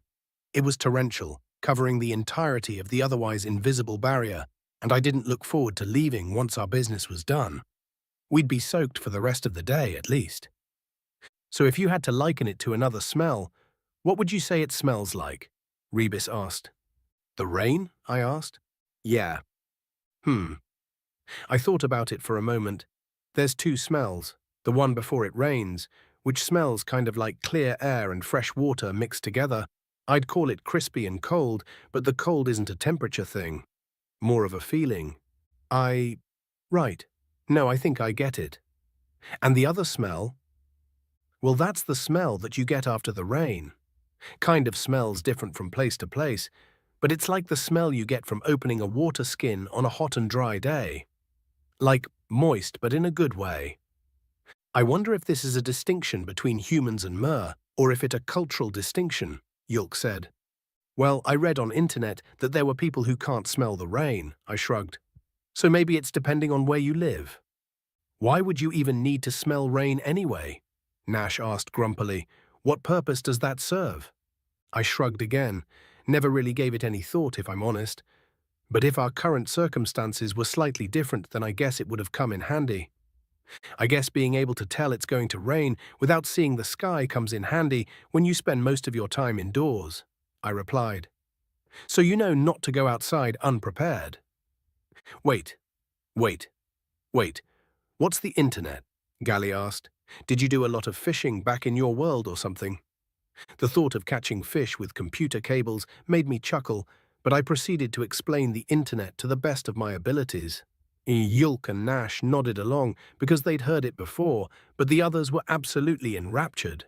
For fun, I threw in a couple of funny metaphors, like how we tricked rocks into thinking and we shoot electricity at each other through stretched-out pieces of metal and glass. I find your society fascinating, Larry said once I finished. The thought of creating such things without magical assistance is mind-boggling. Well, we had a saying back home, any sufficiently advanced technology might as well be equivalent to magic, I recited. I guess whoever said that didn't imagine a place like this existing, though. Perhaps, Yulk interjected. Though magic isn't exactly unknown, it has rules and structure to it, just like the technology you describe. When one takes into account the Kuraguard, one could claim that the very essence of magic is technological in nature. Just a technology that mortals are unfamiliar with.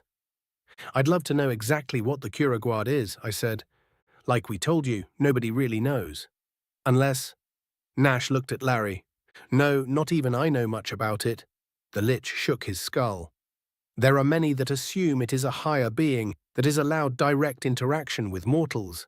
and provides them with boons based on how accomplished that mortal becomes, though my limited interactions with it have led me to believe that it isn't alive. Perhaps it is a remnant of the ancient civilization that created the steel golems that we've found in dungeons. A pang of nervousness grew in my stomach. Higher beings, the ones that are watching me for the sake of their entertainment. Is the Kirane really one of them? Or maybe a machine designed by them? I know that I rely on it for my spells, but are my skills also part of whatever system it's part of? Can they just pull the plug if I'm not amusing enough? We've discovered some literature in one of those dungeons that indicate that the golems are actually machines, Yulk added. They aren't magical in nature, they are based on forgecraft. Truly? How interesting, Larry rubbed his jaw. If it isn't magical in nature, then anyone could make one. Yes. Probably not. It takes an understanding of things that will likely elude us for quite some time, Yulk sighed. The documents that were discovered described how to forge the metal plating and how to arrange the innards, but not what the innards are made of. I see. Probably wires and a battery, I added. Power storage, Yulk asked. So they do use magic? No, batteries use acids to create an electrical charge, I think. The electricity flows through the wires and causes the parts to move. It's a bit above my knowledge level, I admitted. There's different things that limit the amount of electricity that move through different parts, which cause them to move differently, somehow. Yulk and Larry fell deep into thought. Before any follow-up questions could be asked, though, a soft pop sounded from behind us. A grumpy Fay holding several stone tablets regarded us coldly. The deciphering is complete, Vian said. I've altered the tablets accordingly. Thank you, Larry said, rising to collect the tablets. I stood as well and walked over. My heart began to beat faster and faster with each step I took. Would this be it? Will I finally figure out how to get home? Larry handed me the first tablet, and I began to read. I am Mikael Rodriguez, and I have been given this journal to document my experiments. With everyone waiting patiently, I read the passage aloud. My heart felt as if it was going to burst. The person who wrote this was human, I'm certain of it. All of the odd names I've heard so far, and not a single one of them was even close to the ones I knew. Plus, it was originally in English. Well, what else does it say? Rebis asked. I cleared my throat and continued. To comply with project security, I will be using a Visionnaire cipher which will shift every entry. The keys will be documented elsewhere, as appropriate. I have just been revived from stasis and do not know the current date. I've created a rudimentary calendar that I will use to mark progress. This is the first day's entry, or pre-entry if you will. A Visionnaire cipher? I asked the Arch Fay. Was that difficult to? Of course it was. I couldn't even do it without the keys. Vian crossed their arms. I had to take out some rather inconvenient debt to obtain that knowledge. Now read. Okay, sorry. Day 1. My revival went without any serious issues. The minor issues were simply a discomfort and confusion which should not have occurred. The pod I had been sleeping in has been adjusted. There are no answers for who adjusted the pods, nor how or why. An unfortunate aspect of this modification is that the data in the pods have been wiped. As such, there seems to be no proper way to tell how long we've slept for. All we know is that the modification occurred approximately 4,000 years ago. There are very few of us, and we have little in the way of aid from the local populace.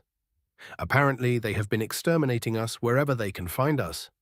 I've been given no explanation for this behavior, and I suspect that the actions of the surviving members of the Malos organization are to blame. I find myself frustrated with these conditions. These people don't seem to know what has happened, or they simply won't tell me. They estimate there are fewer than 1,000 humans that we can rely on at the moment.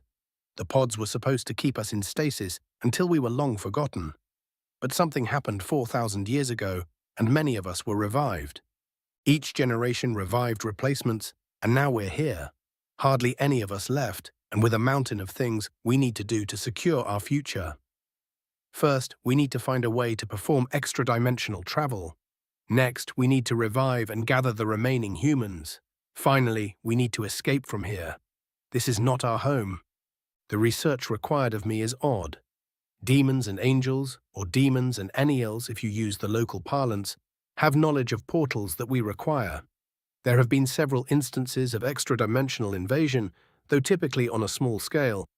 We need to find out how they are able to pierce the fabric of reality. Well, that's ominous, Rebus laughed. This is the cult, right? The ones that caused the demon invasion? Guess they figured it out. Keep reading, Vian said coldly. Day 4. Today I received my first batch of test subjects and began my research. Dwarves and elves that have been living near an entry point for the previous demonic invasion. A tear in the fabric of reality. We have a lot of data on baselines for these species, and given what I have to do to these subjects, I doubt that I want to know how we got that data. I have another journal for the raw findings themselves, but even a cursory vivisection reveals mutations. These tears in the fabric of reality actually impact the surrounding environment. This provides a reasonable explanation for the monsters that one encounters on the surface fairly regularly, but we haven't been able to find any sort of measurable radiation emanating from the tears. Day 9. The previous days were much the same as my previous entry, cutting, carving, studying. Before all this happened, I would have been sickened by what I'm doing. I suppose on some level I still am, but not in the way that I should be. Poetic, that I should have to set aside my humanity to save humanity. The Malos organization keeps bringing me test subjects, and I keep testing on these subjects. My findings are slim, though.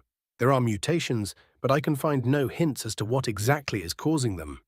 At first, I suspected cancer, but biopsies reveal that the mutations don't contain cancerous cells. They are perfectly functional, just anomalous. A muscle split into two, extra organs, extra sets of teeth. Even the brain is subject to these oddities. One thing the mutations have in common is that they rarely impact the subject's quality of life.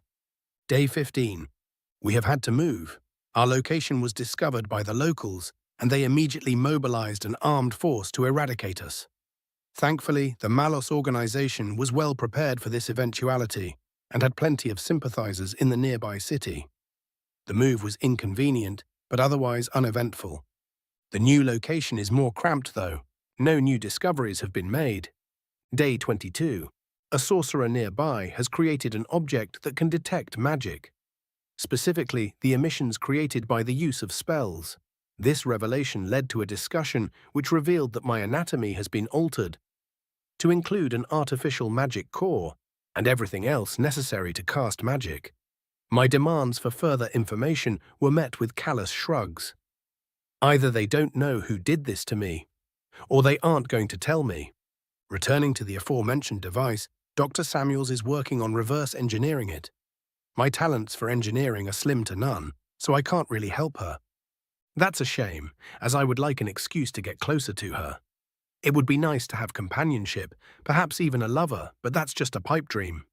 My work is far too gruesome for anyone to be able to forgive me for it, let alone look past it. Worst yet, it hasn't resulted in any new revelations. Day 42. I have been neglecting my journal, mostly because nothing interesting has been happening. Today, however, Dr. Samuels finished her project. Tomorrow we will see what we can find out. I am hoping for a breakthrough. Day 43. The radiation from the tears is now confirmed to be magical. From what we have been able to find, there are two types of magic, Type 1 and Type 2, T1 and T2. T1 magic is emitted by the environment, trees, rocks, etc. T2 magic is emitted by creatures that have a magical core. How either magic is produced is unknown. This device can detect this magic and determine which type of magic it is. The tears are radiating T2 magic. When someone casts a spell, we get a reading that is a mixture of T1 and T2 magic, T3 magic. What is coming from the tears is pure T2, though. The significance of this is currently unknown. Day 47. The mutations radiate T2 magic. The experiment was difficult to set up. Had to create a life support system for various organs without using magic. In a world that is nearly devoid of technology. Should get a Nobel Prize for this accomplishment, but the confirmation of my hypothesis is good enough for now. The mutations continue to generate T2 magical emissions even after the host has perished, but stop once the organ is damaged beyond repair. If we ever need to generate T2 magic, this knowledge could become useful. Now, though, all it does is point me in a direction. We still need to know how to manipulate the tears. To do this, we may need to know more about T2 magic. All we have left is a handful of elves. Going to need more to learn more. Ithrima threw up. She had been looking queasy, but the final entry tipped the scales for her. Mako comforted her as she struggled to regain control of her stomach. "Gods, that's terrible," Haino said, "carving people up like that." "Yeah," I said softly. "Read," Vian said angrily, becoming more irritable by the second. Day 55. Dr. Samuels is dead. The autopsy was grim. I concluded that her cause of death was acute kidney injury, caused by dehydration from food poisoning that she failed to report and get treatment for. It must have been painful. The bacteria that killed her is unfamiliar, but should have been treatable with fluoroquinolones or ampicillin. We have plenty of antibiotics, so her death was completely avoidable. Confirming her cause of death was just as much of a shock as her death itself. She should have known better. I would like to mourn her, but I don't actually miss her. The part of me that would miss her died long before she did. Plus, we don't have any booze. Day 67. I have discovered a method of causing a magical core to radiate T2 magical energy. Unfortunately, this radiation is a mere fraction of what is being emitted by the tears. The tears emit roughly 200 times more magic. Day 69. Introducing a radiating magical core to a tear did nothing, as suspected. Day 84. Introducing 50 radiating magical cores to a tear did nothing. Day 85. Argued with leadership today. They wanted to try 100 radiating cores, massive waste of resources, unlikely to produce any measurable results. Not to mention the cost in lives, which I didn't. Pointing out that 100 subjects would have to die to do that would have probably convinced them to move forward with the stupid idea. At first, I thought the plan was to escape from here, but now I think there's a more sinister endgame at play. Day 91. A demon has been captured. It has been interrogated, but the results of that are being kept from me. My job is to examine their physiology. Demons heal a lot better than elves and dwarves do. "Gods," Rebus said in disgust. "This guy's fucked up," I replied. "Not all humans are like this, I promise." "No worries, Nick," Gally said. "We don't know you all that well, but we can tell you're not like this Mikael guy." "It is interesting to listen to someone go from academic to monster," Yulk said, "though a little nauseating." A loud snap rang through the air, causing all of us to jump. Vern looked at us angrily. "Nick," the Arch Fay growled, "we do not have much time. Read, now before you lose this chance." Chapter 74. Nick Smith, Adventurer Level 7, Human American. Dumbfounded, I met Vian's angry stare. "What's the rush? Did something happen? What's going on?" It's probably stupid to ask, though. I turned my attention back to the tablets and began to read again. Day 94. The demon emits T2 magical energy by default, a significant amount of it, much more than the elves or dwarves do. It's possible this is why the tear is radiating this type of magic. Further experimentation is required. Demon physiology is fascinating. Organs shift in their purposes as others are removed, and shift back once they regrow. Not certain if this is the case for all demons, but this thing is made to survive. Very useful for my purposes. Day 96. It spoke to me today. Threats, of course, but the fact that it was able to learn English to do so is pretty incredible. It looks like a simple beast with a vaguely humanoid form, but there's a cunning intellect in there. It's a shame that I don't have the luxury of experimenting with its intelligence. Day 101. My research has allowed the Malus organization to discover a method of summoning a demon. Essentially, a miniature tear in this reality is formed, and a demonic presence is pulled through by force. It's outside of my expertise. I informed the leaders of the fact that I have no need of a second demon at the moment, and explained that demons seem to be strong enough to be a risk, so it's best to leave it be for now. They listened for now. Day 103. The demon died today. The timing is very suspicious. It is also of concern that I can't seem to pin down the cause of death. I think that someone killed it, likely to force the issue of a summoning ritual. Or I'm being paranoid and it simply passed due to having too many of its organs removed at once. It continued to radiate T2 magic for 3 hours after its death. Unlike with the elves and dwarves, though, its organs stopped emitting the magic even while on life support. The significance of this is unclear. Day 104. The ritual was performed today and required 3 sacrifices.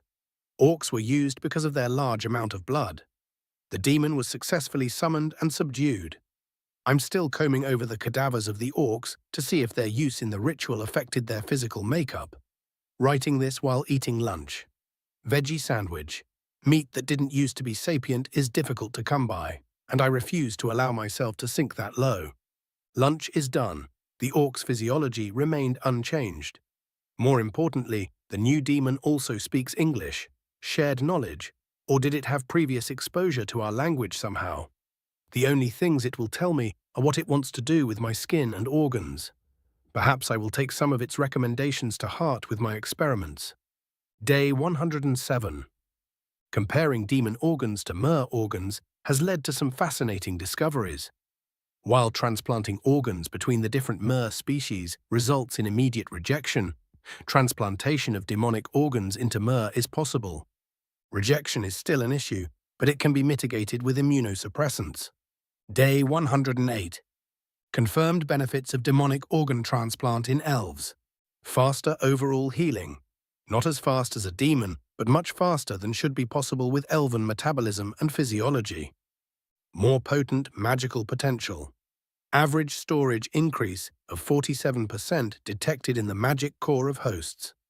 These are initial results. We're still a ways away from human testing.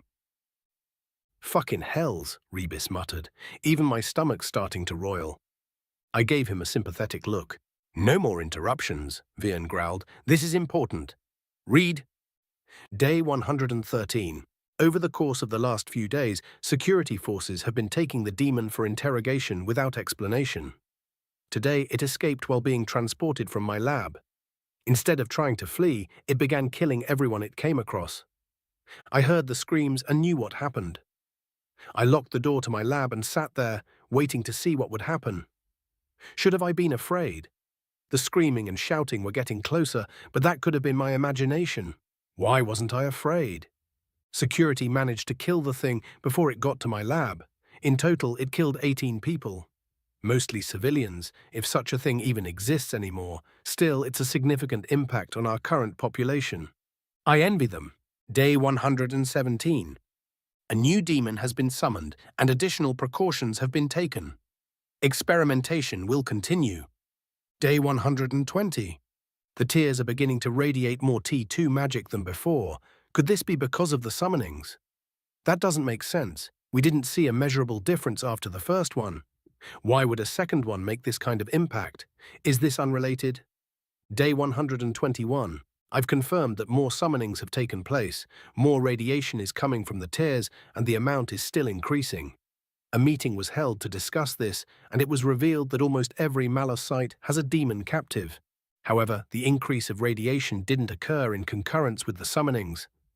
As a result, we've concluded that the demons are likely to invade soon. We've decided against warning the mer.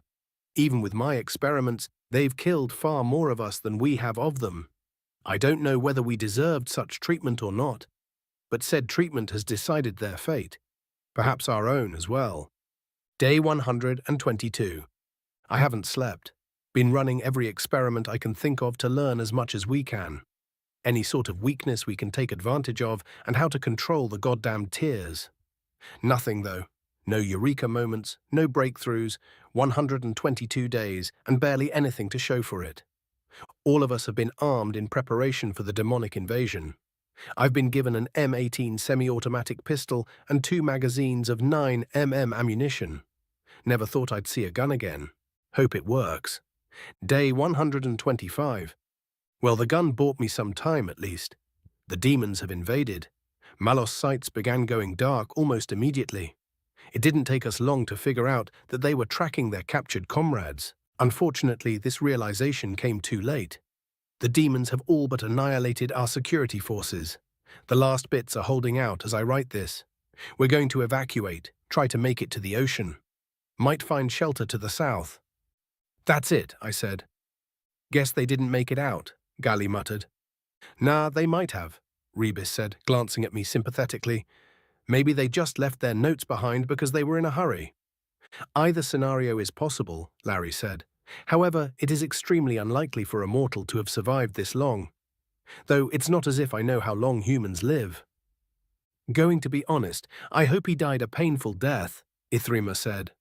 I stared at the tablet, a mixture of anger and anguish fighting for dominance within me. This barely answered any of my questions. Woke up a dragon, traveled across 2 countries, fought a bunch of vampires and monsters, and this is what I get out of it. A journal written by a monster disguised as a human that I had to read aloud to everyone. This was supposed to be a clue? To what? Where do we go from here? I looked up at Vern. Its face stopped me cold. The only one here madder than me was the Arch Fay. Enough, Vern shouted. We don't have time for this. What is the matter, friend? Larry asked. The Arch Fay rounded on the lich with its teeth bared. Friend, you have no idea what this cost, it growled. I wouldn't have agreed to help you if I had known. You should owe me a favor. What did... Don't bother asking, Vern sighed. You should know better than that by now. I can only reveal what I am meant to reveal in order to fulfill my newfound obligations. What's going on? I asked. What obligations? You, fuck you, Vern shouted at me. Who the hell do you think you are? Hiding the fact that you're a... Vern's eyes rolled into the back of its head for a few seconds. Yulk and Larry moved forward to help, but the Arch Fay quickly recovered and waved them off. Fine, it shouted. Fine, I get it. Nick, Nash, Yulk. I'm going to teleport you 3 to the deep wild forest. You've only been here for about a week, so... A week? Nash demanded. Impossible. How can it have been a week already? Gali asked. I don't owe you any kind of Vern cut off as its eyes rolled back again. Vern, are you okay? Larry asked. Yes, I'm fine. Stop asking questions, you measly fucks, Vern said once it recovered. Apparently, I do owe you an explanation. But we're pressed for time. The area surrounding this clearing is under my protection. Once I realized the intensity of the task, I applied a time dilation magic to my protection that slowed down time for you while it passed normally outside of this clearing. Then I got to work, while you didn't starve to death or wander off. What about the rain? Yulk asked, staring at the torrent raging above us. Surely the land outside this clearing would have flooded by now. A simple glamour, Vern answered dismissively. I guessed that you would be concerned by the obvious passage of time. Watching the sun rise and set faster than normal tends to cause mortals some distress. Yeah, that would have been freaky, Mako agreed. Back on topic, you 3 are needed in Deep Wild. They're under attack, and you are duty-bound to assist.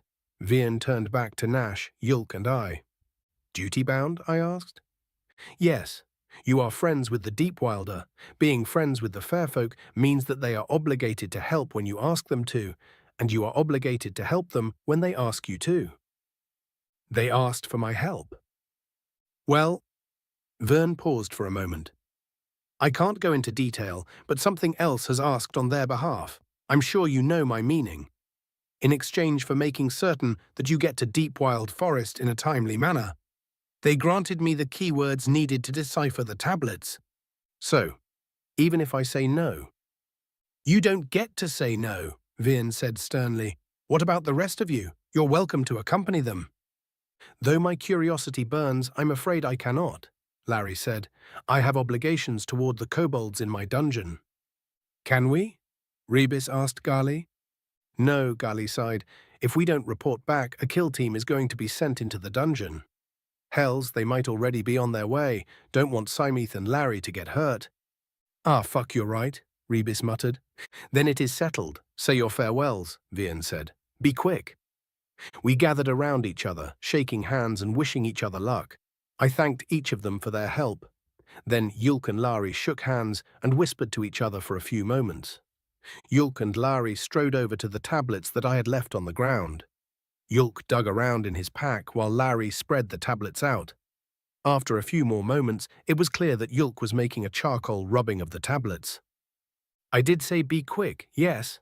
Vian demanded, tapping its foot impatiently. "Then you must consider it quite convenient that I am already finished," Yulk said with a smile. The Arch Fay paused for a moment. "Whatever, let's get this done. All three of you need to be touching. You can hold hands or put your hands on each other's shoulder or whatever you want." Vian waved its hands urgently, rushing us together. "Send word of your travels," Haino said as gathered. "We'll make sure Larry stays informed too."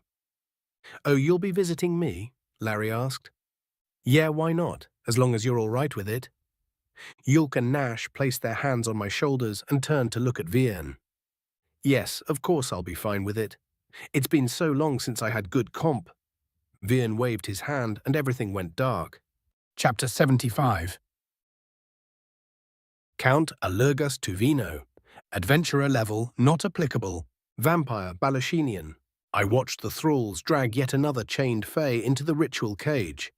Part of me was amused, finding a grim satisfaction in the suffering of those who would dare to look down on me. Another much smaller part of me was disturbed by what I was witnessing, though. This magic is wrong on a fundamental level.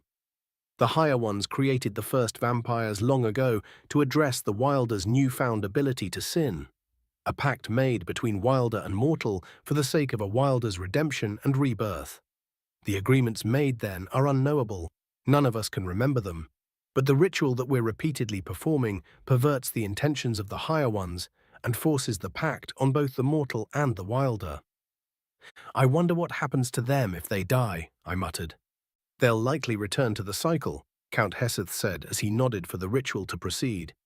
"They're pretty much zombies and haven't committed any sin, so they'll probably be reborn as a Wilder." The vampire performing the ritual nodded back, then began to utter words of power as he drew a blade. The drow that was chained to the altar began to scream and beg as the blade rose. The Fay started to convulse as the word struck it. The final word of power struck the Fay as the blade fell into the drow's heart. "And what if they aren't?" I asked. The vampire withdrew the dagger from the drow, and, unseen to us, the essence of the Fay was drawn out of its flesh and thrust into the now empty vessel laying on the altar. The previous vessel instantly became desiccated and crumpled to the floor of the cage. The drow's eyes, which had not yet had a chance to close, flickered to life. Her expression of pain faded into one of apathy, and the hole in her chest healed. A new thrall had been born. "That's not something we have to worry about, so long as Duke Misgiel's plan works." Heseth shrugged. "Right," I half-heartedly agreed. The Duke was very educated in the matters of the arcane.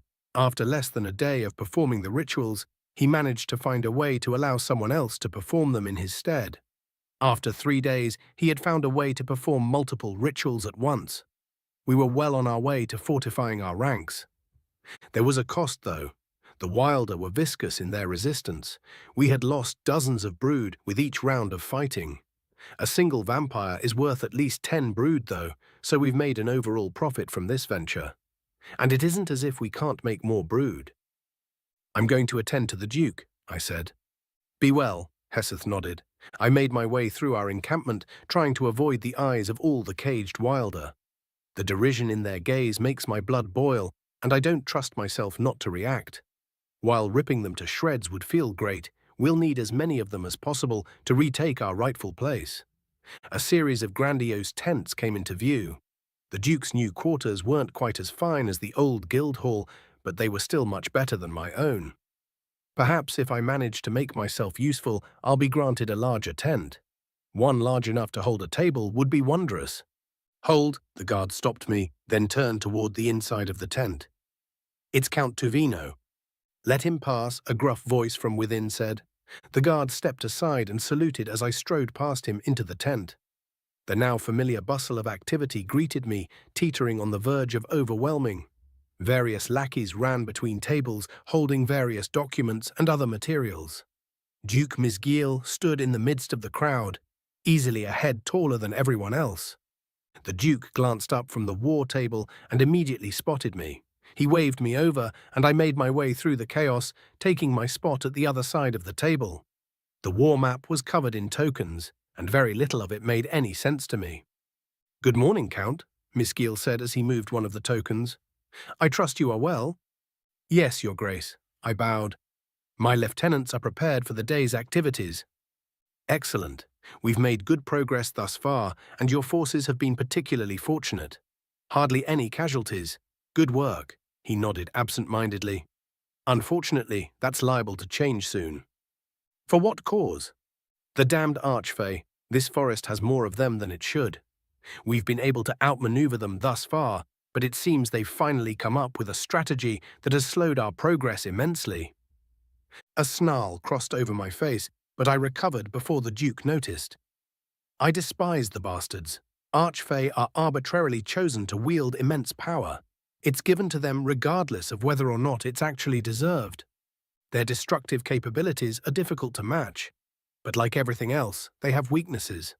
Most of them are physically meager, as if they sacrifice their physical strength for enormous magical potency. If one could get close enough, it would be a simple matter to tear them into pieces. Getting close is the difficult part, though. Their half-existence gives them a view of the world that makes it all but impossible to sneak up on them. Furthermore, they are reborn much faster than other Wilder are. Even if you get lucky and manage to kill them, they'll be back before you can escape. Swarming them wouldn't work either.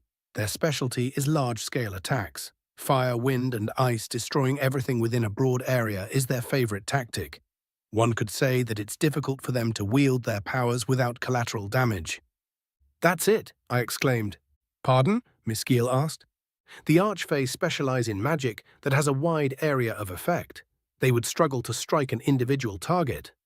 And we use some of the captured Wilder as meat shields." Duke Miskiel opened his mouth as if to dismiss my idea, but the words paused in his throat. "I doubt they'll be willing to fall just to drive us off," I grinned. "One of the most grievous sins a Wilder can commit, the one which I was held responsible for, is killing a fellow Wilder outside of an established duel. Whether the kill is accidental or intentional, the punishment is the same. If the Arch Fay destroy our meat shields, they will become vampires when next they perish." "That is an inspired plan, Count," Miskiel grinned. "I agree," a hauntingly familiar voice said.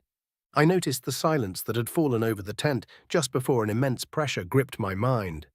The Duke and I locked eyes, and I could tell that he felt it as well. Leaning on the table to steady myself, I turned to see who had spoke. "Hello again, Alurgas," Kirane sneered at me. The shock of the situation numbed my mind. Kirane should be dead. But he's here, and he smells different, stronger. He's not a half-breed anymore. Somehow he's become a vampire. No, a master vampire. Impossible, but it's happened. "How?" I managed to gasp. "How? How did I survive? How did I get here?" "Or are you asking how I became a master vampire?" Kirane replied gleefully. "Yes." His laughter echoed through my mind. "Well, when I realized the battle was lost, I followed some timely advice and fled into the land of the dwarves. As for how I became a master, well, I had a little snack," Kirane chuckled. "Then I came here. On foot. Vampires can run quite fast, and masters run even faster. I actually would have arrived sooner, but I had to make some detours to find out what was going on. And to feed, of course." "How dare you?" Miskiel growled. "How dare I? How dare you? Resisting a master vampire's influence isn't something a normal vampire can do." Kirane walked over to the Duke. "You've been naughty. No, despicable is a better word for it. What kind of terrible, terrible things have you done to yourself?" Duke Miskiel raised a clawed hand toward Kirane's throat. The failed strategist casually watched the hand approach him, then laughed as it fell. "No, this unfortunately unacceptable.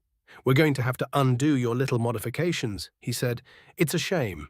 You'd be useful as you are if I could trust you to obey."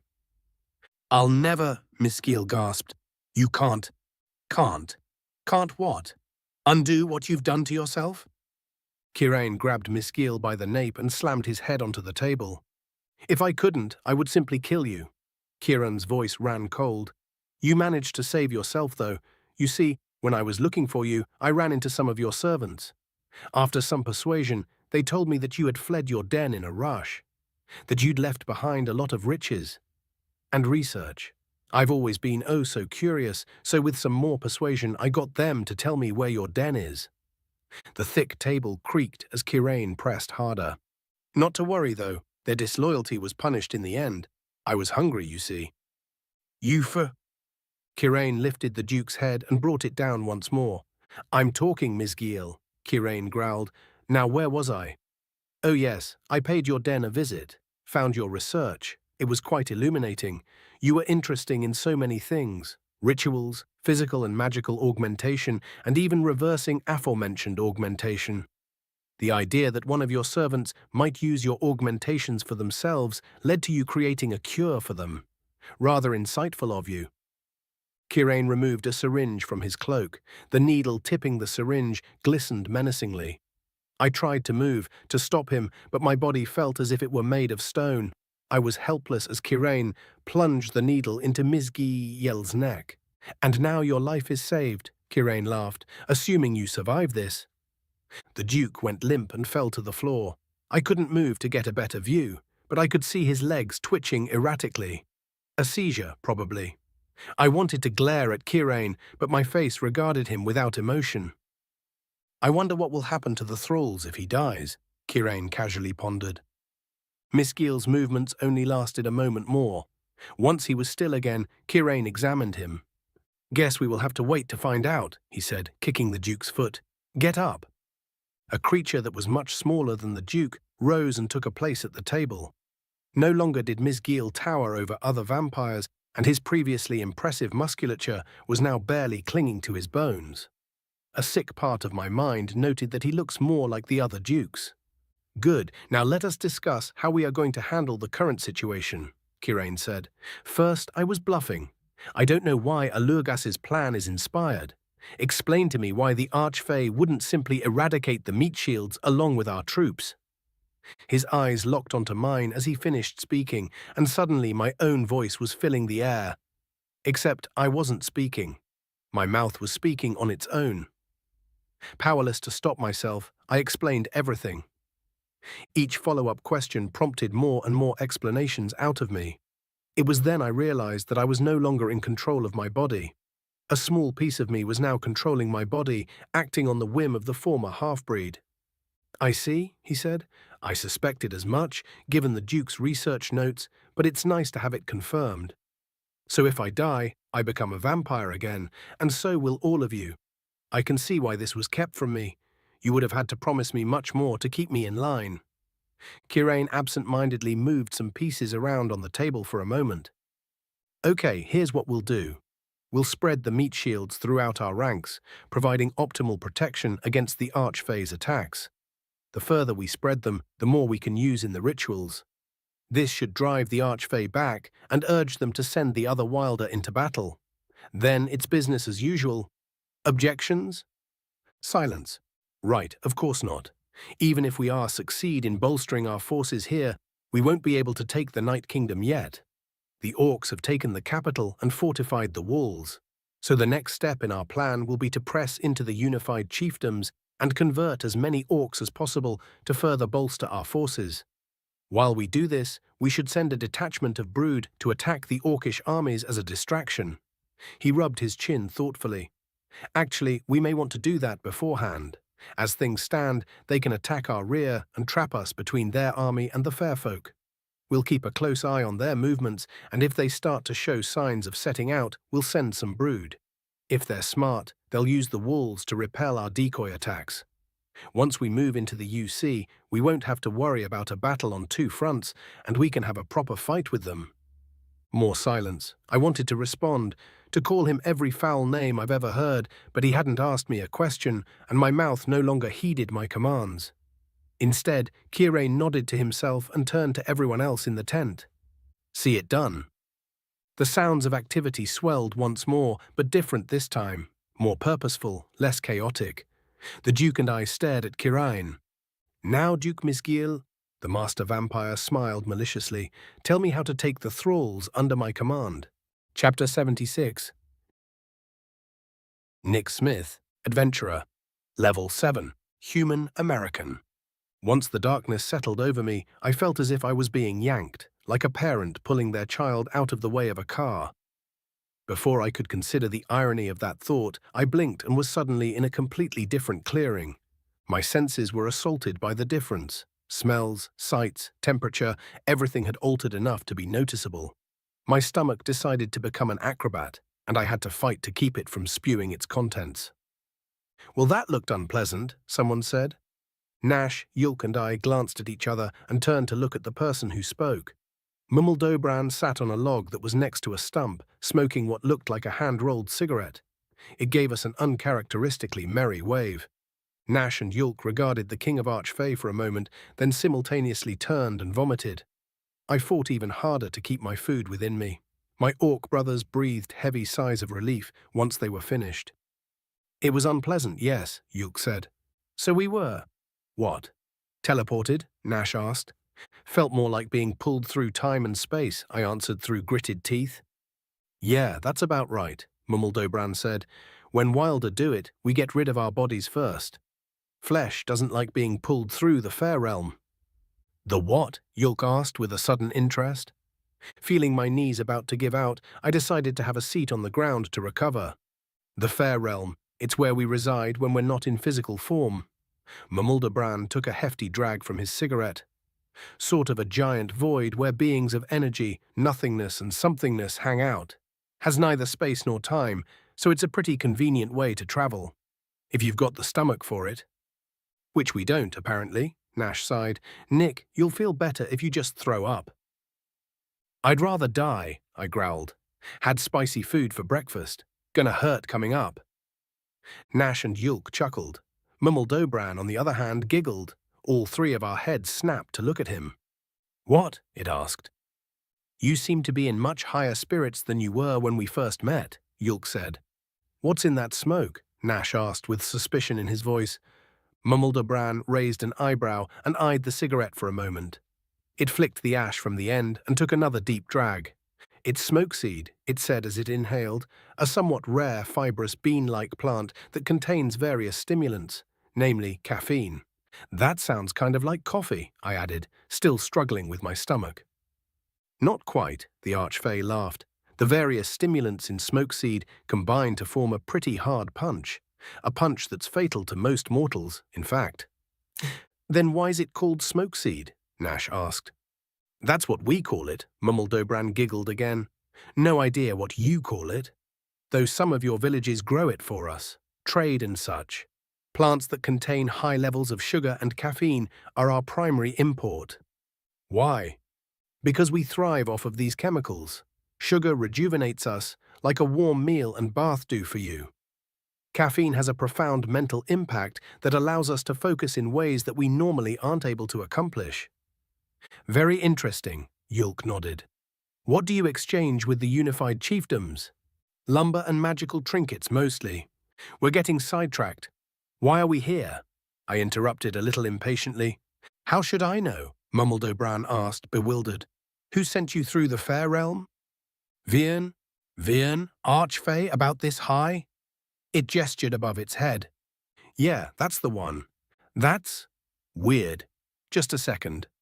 Mummeldobran's eyes rolled into the back of its head, and it slouched, nearly dropping its cigarette. The rest of us shared a worried glance. I took a few deep breaths and rose to my feet just as Mummeldobran recovered, looking far more sober than it had a moment ago. "I see," it muttered. "Care to share?" I asked. "Not really, but I suppose I must. Have a look at the stump." The three of us approached the stump that Mummeldobran was sat next to. As we got closer, we realized that the wood had been carved to look like a forest. Bugs sat patiently on top of the small carvings, as if marking points of interest. "We are being attacked," Mummeldobran puffed at his cigarette. "Vampires." "Vampires? Why?"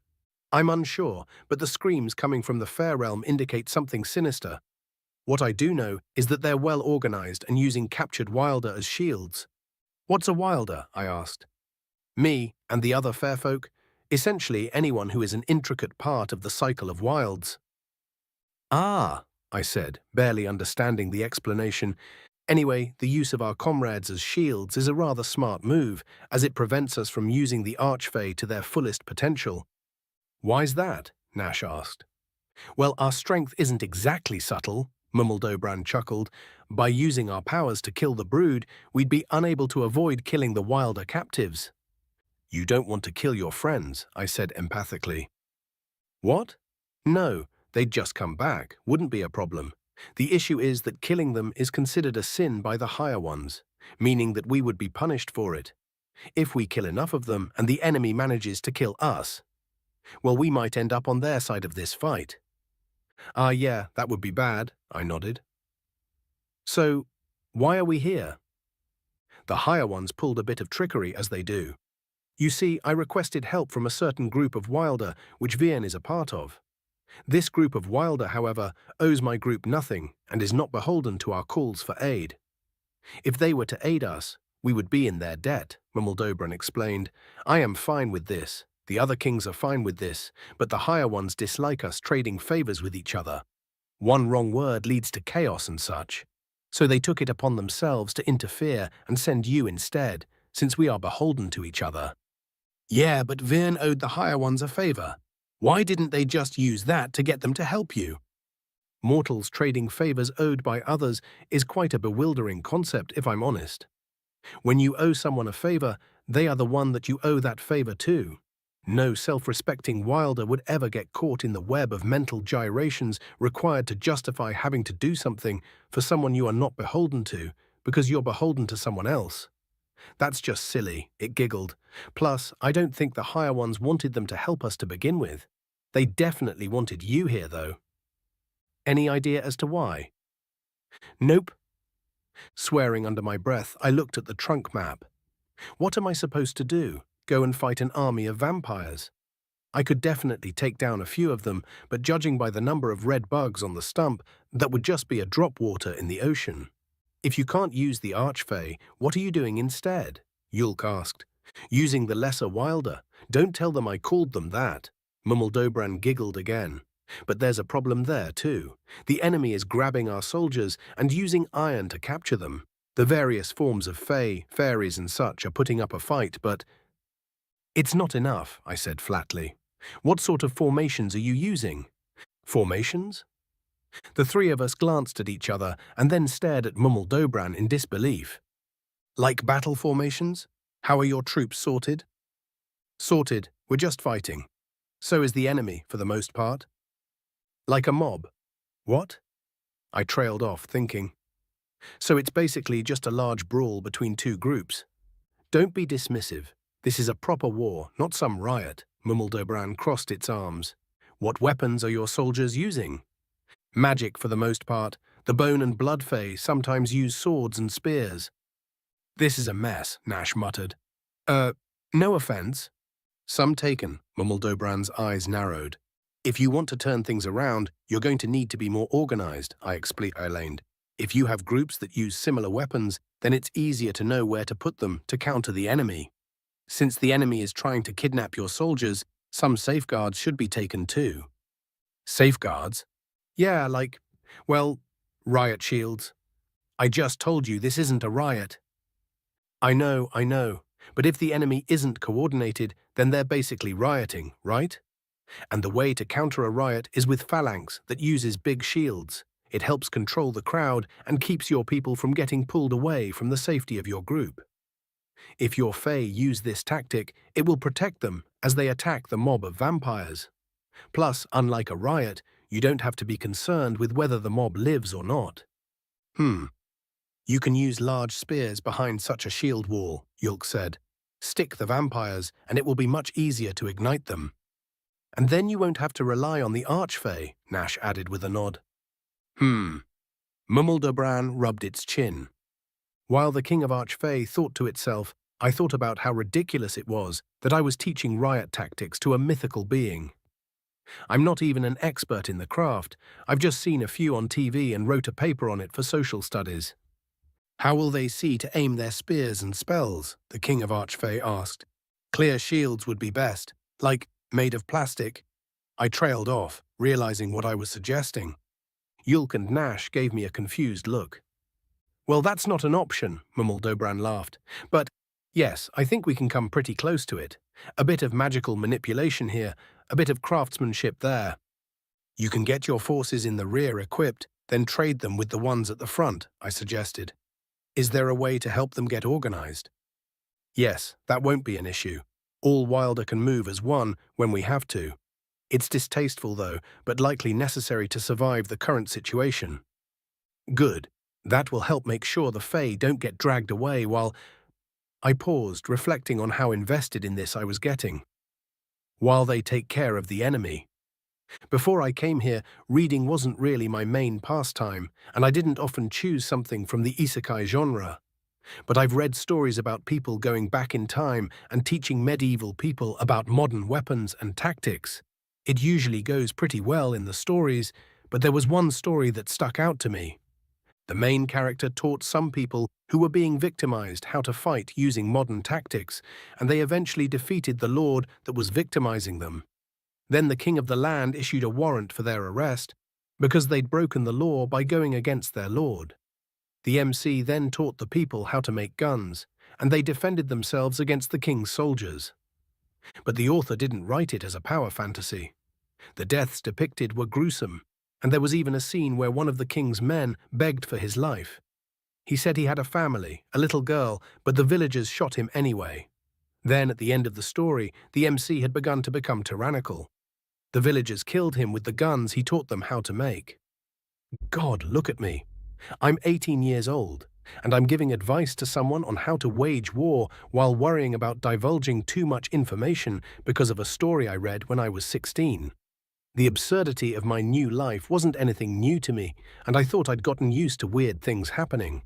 But every now and then, this odd feeling of being out of place creeps up on me. You might even be able to recover some of the Fae that have been stolen away. Yulk added. I hope so. This entire fight hasn't sat well with me, Mumaldobran said, extinguishing the cigarette.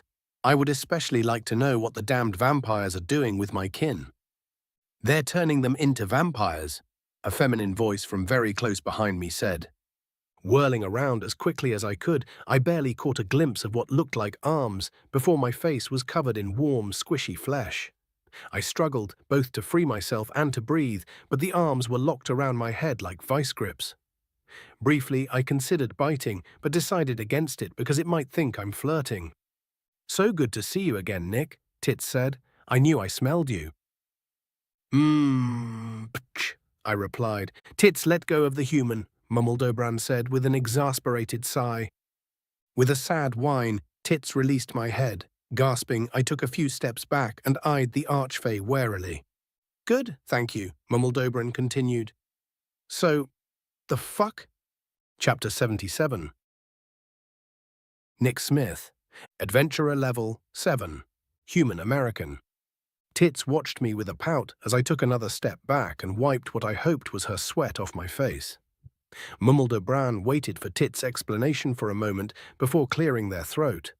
The aggressively flirtatious Arch Fay sighed and turned to Mumaldobran. I got bored, so I decided to spy on the enemy, Tits said.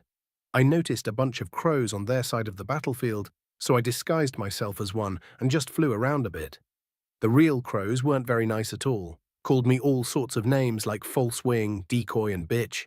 But they didn't tell the vampires about me either, so I guess they weren't all that bad. Skip to the part about them turning our kin into vampires, please, Mumaldobran snarled. Patience, I risked my life, you know. Probably. I should be able to tell the story however I want to. The longer you wait, the more of them are turned, right?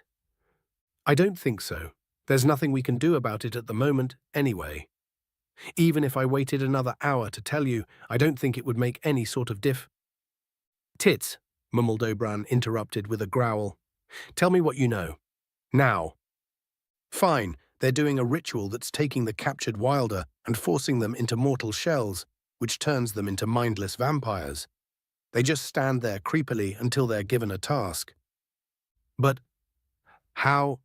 Mumaldobran's expression went from anger to bewilderment in record time.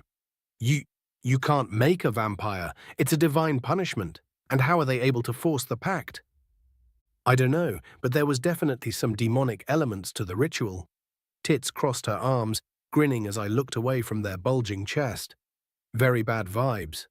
Demonic? Well, that complicates things. I guess that means we have no choice but to go with your suggestion, Nick. The king of Arch Fay turned to me expectantly, but I was distracted by a sudden awareness of a sickeningly sweet smell. The more I smelled it, the faster my heart seemed to pump. It wasn't long before I realized that my blood was pumping to a very specific location. I glared at Tits, whose grin had grown malicious. "You've got to be fucking kidding me," I growled. "You absolute CU." I agree that Nick's strategy would definitely be effective at keeping more Wilder from being snatched away, Yulk interrupted. I don't see how it will help with getting the captured Fae away from the vampires, though. Tits began to laugh maniacally as my eyes shot metaphorical daggers at her. It, them, whatever. Anger rose within me like a volcano ready to erupt. Trembling, I tried to calm down by turning my thoughts back to when I last felt like this. It was a few weeks after Cass and I had started officially dating. I'd gone over to her house on the weekend to study for a test on Monday. She was still wearing her pajamas when she answered the door, with a few buttons undone, just low enough to let me see down her shirt without actually seeing anything. Nash said, looking back and forth between Tits and I. "We'll want to work our way through the vampires' lines to try to rescue their current captives. The shields will help us keep a good formation to do so. Looks like they're focused in the northeast, so maybe going for their flanks would be a good idea." Nash, Yulk and Mummeldobran huddled together and muttered to each other over the stump while glancing worriedly at Tits and I. Keeping Cass in my thoughts, I locked eyes with Tits. "What is this?" I demanded, shifting uncomfortably. Tits stopped laughing and grinned like a shark. "I believe you call it perfume. Algebran suggested it."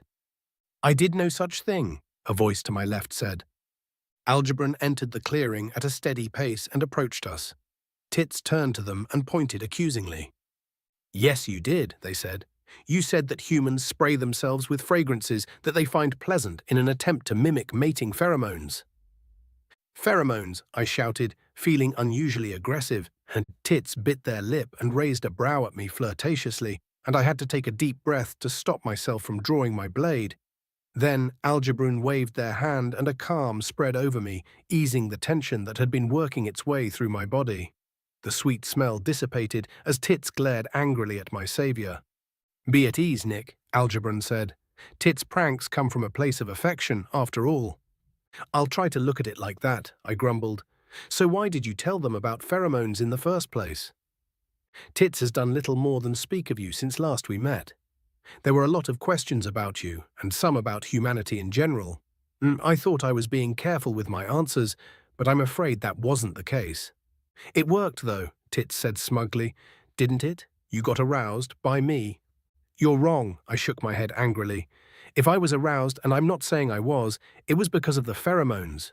And I was thinking about Cass the whole time." "You ungrateful little—" Tits' snarl cut off as they regained control of themselves. "Fine, you're in love, whatever the hell's that is. But she's not here, Nick. You don't have her to comfort you when you're hurt, and I can be that for you. So why not? Am I not a "Don't bother," Algebran interrupted. "You won't like the answers to those questions, and we have far more pressing concerns. Do we not?" Tits regained a neutral expression and coldly glanced between myself and Algebran. "Fine," they said. Without so much as a backwards glance, Tits strolled over to the rest of the group. I took another deep breath, struggling to cope with the swell of emotions that had just overtaken me. Anger at the deceit and refusal to respect my wishes. Melancholy for the memories of Cass that were unexpectedly brought up. Shame at how my body reacted to something as simple as a smell. Algebran gestured for me to follow them. Once we were far enough away that we could no longer hear the rest of the group, they turned to me. "Tits didn't do this out of malice," Algebran unnecessarily explained. "It's just how we are." "I know," I replied. "I remember. And don't be so quick to lump yourself in with her. You don't do things like that." "Not to you, no, but that's because I know almost everything about you. Pranks are how we learn about things that think." "Why not just talk, though?" Talking only works with other wild ones. Everything else can lie without consequence, so long as their deceit remains undiscovered. Algebran sighed softly. We can't. But pranks and the like elicit an honest response more often than not. If we suspect the response is dishonest, we keep pranking until we get an honest one. I nodded, suddenly understanding a lot of the memories that Algebran had inadvertently shared with me. Yulk was right. The Fae are weird. They understand us about as much as we understand them. Less, in some cases. I kind of feel bad, though, I said. Getting rejected by someone you love never feels good. Algebran snorted. I wouldn't feel bad if I were you. Tits doesn't love you. We're not capable of that. Not really. She feels infatuation, desire. She wants you, yes, but not to love. To keep like a trinket. Maybe even just to use and discard, though I have my doubts about that. You're not capable of feeling love. No, I felt it when I was reliving your life, but it's an alien feeling to me. I've never felt that before, and I never will again. I can't even provide a reasonable explanation for the feeling, or why you're able to feel it, and I can't. I can empathize. Some of your memories were of things that I can't do. And I can't really explain how they felt either, I said, staring at the ground for a moment. Is there a way to get tits to stop? Probably not, Algebran laughed. This is a game to them, and games are our biggest weakness. But they'll learn where the line is. Eventually. I hope so, I sighed. All right, let's rejoin the strategy council or whatever. Algebran nodded, and we walked over to the rest of the group. Mummeldobran raised an eyebrow at me, and I shrugged in response. For a moment, the King of Arch Fay looked like it wanted to ask me something. But then it decided against it and cleared its throat. Greetings, Algebran, Mummeldobran said. We've come up with what I believe is a sound strategy to counter the enemy. That is good news, Algebran bowed their head. We're going to split our forces into 3 groups and flank the enemy, Nash explained. The goal is to break them and push toward their center, where they're keeping the prisoners. The mindless ones won't break, though, Tits sighed. They're being controlled. Yes, and Brood are fiercely competitive, Algebran added. They're unlikely to flee unless they see someone else do it first. So then we keep killing them until we open a hole to grab the prisoners, Mummeldobran shrugged. The others argued back and forth a bit more, but a thought occurred to me and wouldn't go away. The Fae get reborn if they're killed. The only reason the Arch Fay don't want to kill them is because they'll be punished. So what if... I put my tongue between my molars and bit a little to clear my head. There aren't any spells that I know that would guarantee a quick and painless death. If I could make a nuke spell, that would probably do it. But that would be a very, very bad thing to teach the Fae. Plus, I'm not confident that I wouldn't end up caught in it. Assassination, but how? Mummeldobran asked, pulling my head out of the clouds. I saw the taskmaster of the mindless ones, Tits explained. If he dies, they'll probably stop doing whatever they're doing. Why didn't you kill him in the first place? Because he's near the prisoners. They'd get caught up in my attack, and I assume that you don't want me becoming a vampire. Tits laughed. But I can guide someone who's a little more subtle to his location. Mummeldobran and Tits glanced at me. I resisted the urge to audibly sigh. Ooh. I get it now, Mummeldobran said. Well, it looks like this is what the higher ones wanted when they brought them here. Shit, Nash muttered. This is going to be a hard fight. Indeed, Yulk said. Actually, I think you two should hang back, Algebran said. The 3 of us stared at the Arch Fay, dumbfounded. Huh? I managed to say. Orcs are vulnerable to being turned, Algebran explained, or at the very least, becoming food. Tits and I can take Nick to the enemy's rear, where they're weakest, and guide him around what guards they have. The main attack will serve as a distraction, and Nick will serve as our assassin. And what happens after? Yulk asked. He'll be surrounded by vampires. Well, we know he's fairly capable of withstanding the Fair Realm, Mummeldobran added. Didn't even throw up. We can use that to get him out. We can also use it to get him into a good location. Why not right where the vampire is? I asked. There's a fairly noticeable maelstrom of energy when the Fair Realm is breached. If we pop you into their encampment, they'll all notice. That's not a problem for popping you out, though. My stomach twisted. I couldn't really tell if this was because of the thought of using the fair realm or nervousness due to the task at hand. I'll need some time to recover after, I said. Nash's hand appeared on my shoulder. You shouldn't do this, he said. Not without us. I know, but the only thing I can think of that would be worse than telling our mum that you died is telling her that you've become a vampire, I said. If I die, you'll miss me.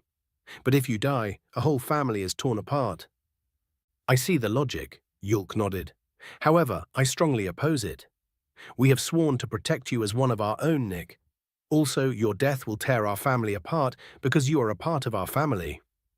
Part of me really didn't want to do this. I'd be lying if I said it was a small part. My last one-on-one fight with a vampire didn't go well, and having Nash and Yulk with me would be very comforting. But Algebron was right. The more of us there are, the harder it is to be sneaky, and they're vulnerable to being fed on. I'm not. Still vulnerable to being killed, though, but if push comes to shove, I can hopefully rely on 10. They can't. You're right, Yulk. You are both my brothers, and so you know exactly how I feel right now. It will be risky for me to go by myself, but I have 10, which gives me a much better chance of survival, and I pointed out. You are both more skilled than I am, but you don't heal as fast, and if you're knocked out, you're done.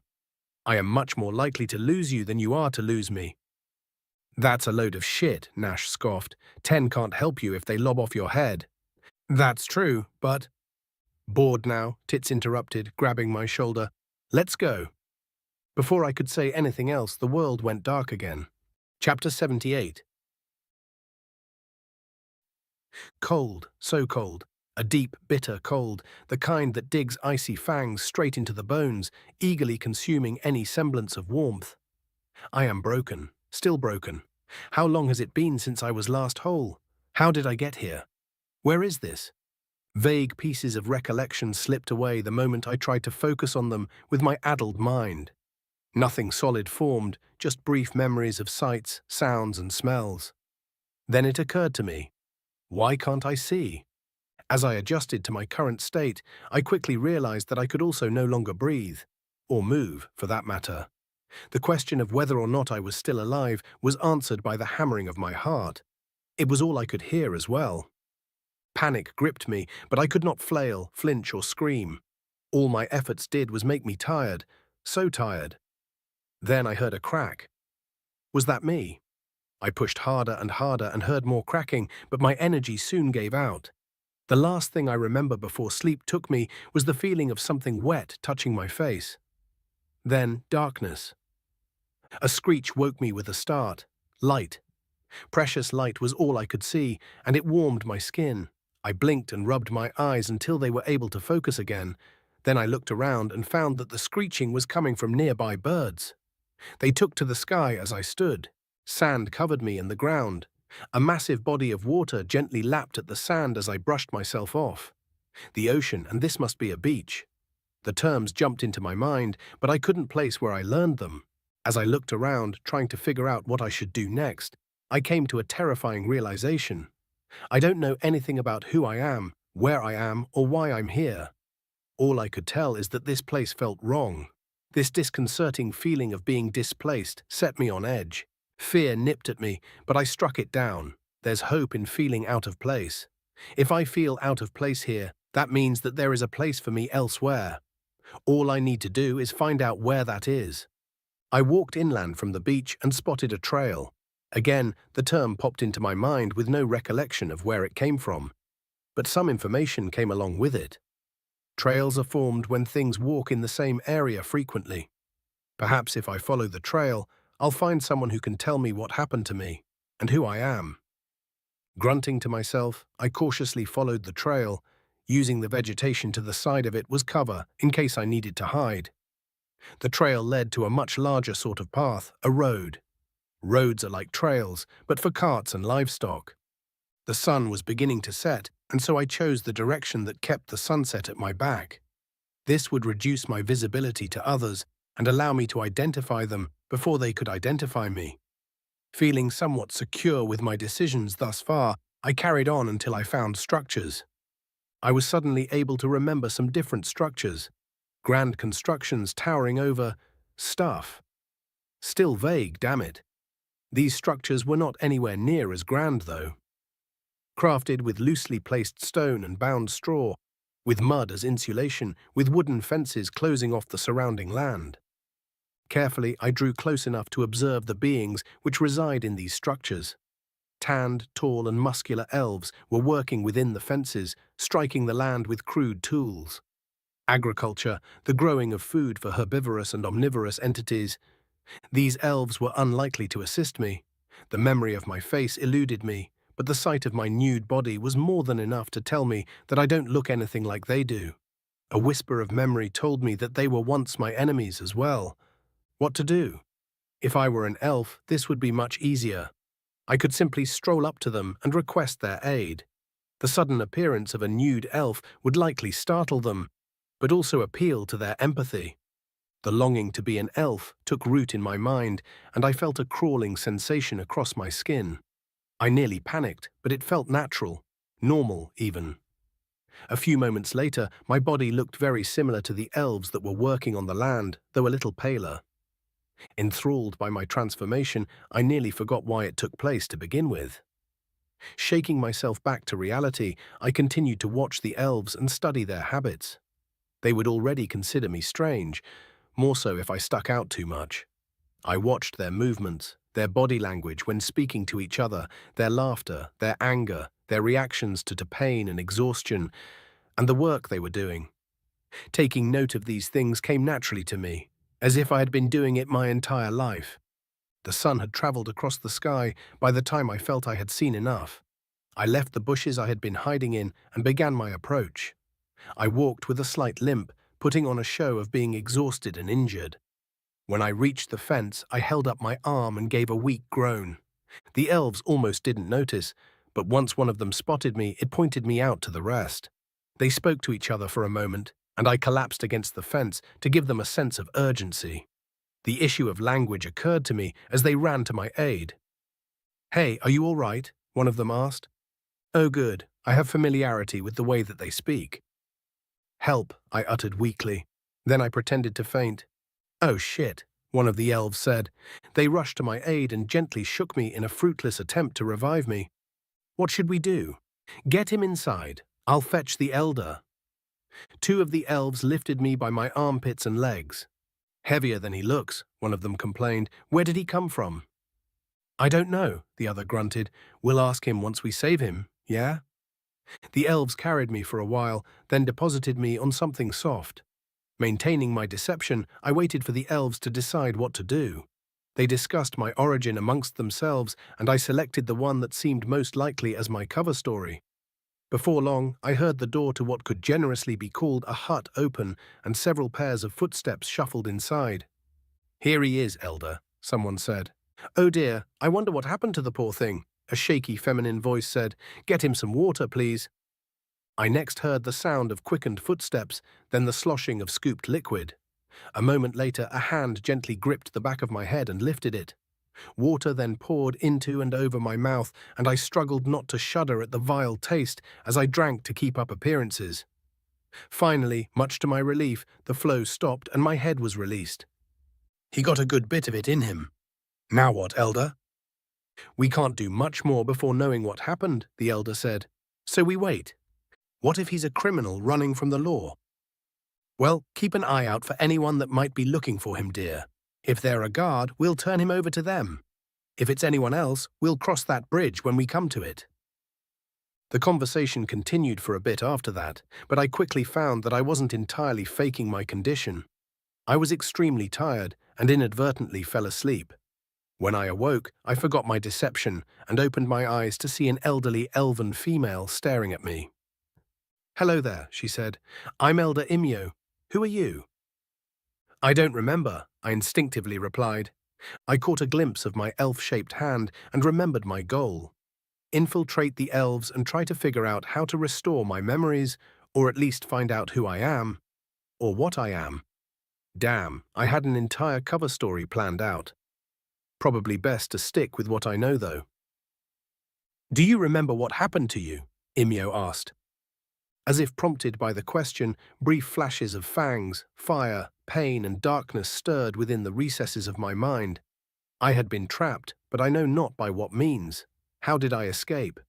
No, I said, all I remember is waking up on the beach and going to find help. Am very weak. That's right, you collapsed just outside of the Hant's field. She nodded solemnly, then smiled. They grow tubers. I see. What's a tuber? The elderly elf raised an eyebrow at the question, but proceeded to explain to the best of her abilities. I had originally intended to pretend that I was attacked, but playing off of my amnesia turned out to be a much better deception. A grain of truth within a lie makes the lie easier to swallow.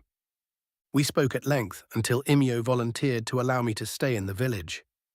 She had already received permission from the Hant family to allow me to stay in their stables.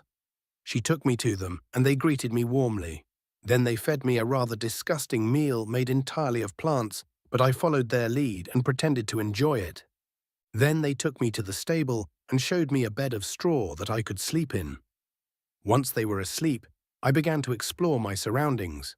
I found a rodent of sorts gnawing on a leaf in the fields and instinctively grabbed it, snapping its neck. Its life poured into me, and I felt a portion of my strength return.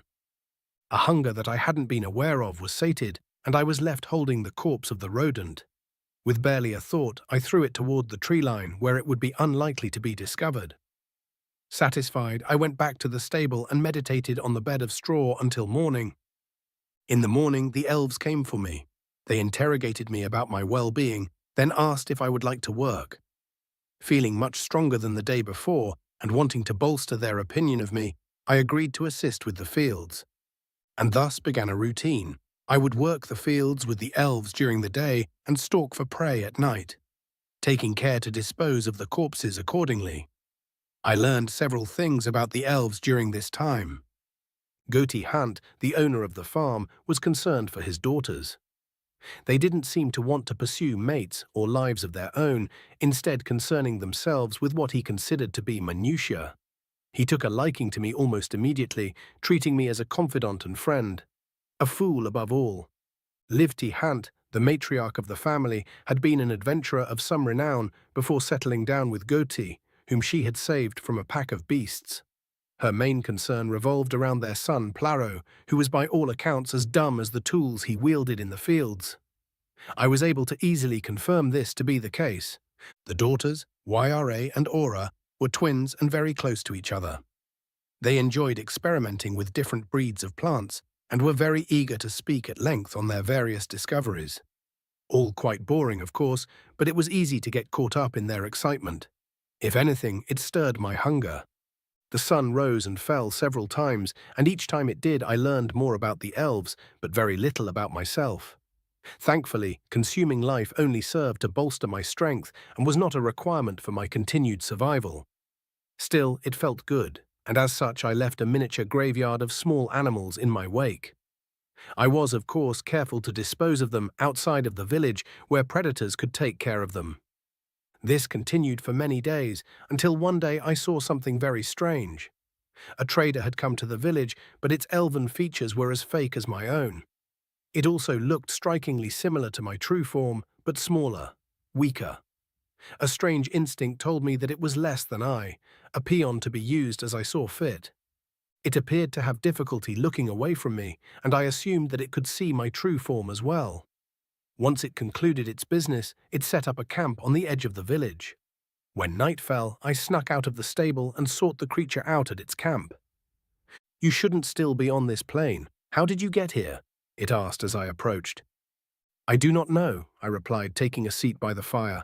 "I can't remember anything." "Really? Damn, I'm Thalamus the Immolator, named as such because of my skill with the various forms of fire and fire-related activities." Thalamus grinned wickedly, and the flames surged as if to prove his point. "Perhaps I can help you." "I suspect that you can. But why would you?" "You are a valuable asset to the kings. If I help you, I'll be rewarded. Plus, once you've recovered, you might view me favorably." "The kings? Who are they? Why am I valuable to them?" "The rulers of the Hells, You're valuable to them because of your ability to shift and morph your body at will. My own disguise is a simple glamour, easily dispelled if one knows how. But you've actually changed your physical form. If it weren't for your aura, I wouldn't have recognized you at all. I can see how that would be useful. Was I a spy? You really have lost your memories. No, not a lowly spy like myself. Such a task would be wasted on one such as you. You, my lord, can change your physical form, everything about it. You're able to make your muscles stronger than they should be. You're able to shape yourself so that you can move faster than anyone else. You can even fly, completely unassisted by magic. To top it off, your command of your body doesn't end with dismemberment. Your dismembered limbs heed your call as well, and you heal much faster than most. Thalomas chuckled and shook his head. You're practically invincible. Then why am I not a king? I asked with a laugh.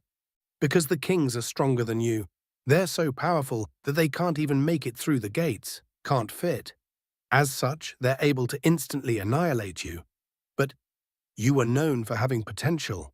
One day you might be strong enough to challenge them. Thalamus went on to explain that we are demons, and he is here as an advanced scout in preparation for an invasion. Soon we will try to once again take these lands as our own. All the lives we can eat, which was certainly a tempting proposition, given my current diet of small animals. But I wasn't able to give my entire focus to this dream quite yet. There was still one burning question that had not been answered. Who am I? I asked once there was a lull in the explanation. What is my name? Oh, right. Apologies. Thalomas looked flustered. I should have said right away. We stared at each other for a moment, then he cleared his throat and smiled. You are Lord Hergerus, the Decimator. So called because of your ability to kill anyone who stands against you and leave entire lands barren of life. His smile turned into a grin as he bowed. Welcome back, sire. It took a moment to process this information. I'm a high-ranking demon, one that is nearly invincible. What exactly a demon is still eludes me, though. Something I'll likely relearn in time, I'm sure. Come with me, sire, Thalomas said. We have much to do. Chapter 79. Nash Alta, Adventurer Level 9, Orc, Nulavan. Bored now, Tits said, grabbing Nick. Let's go. A whirlwind of darkness and light enveloped Nick and Tits. The maelstrom unleashed a volley of heat which burned my face, but it quickly collapsed in on itself with a cork-like pop. Yulk and I stared, stunned, at where they had just been standing. Mummeldobran and Algebrun let out a synchronous sigh. Well, I guess that settles the debate, Mummeldobran said. Where did they go? I demanded. Probably close to the enemy encampment, but far enough away to escape notice. Algebrun replied. I understand your fears, Nash, but rest assured, Tits will not allow Nick to perish.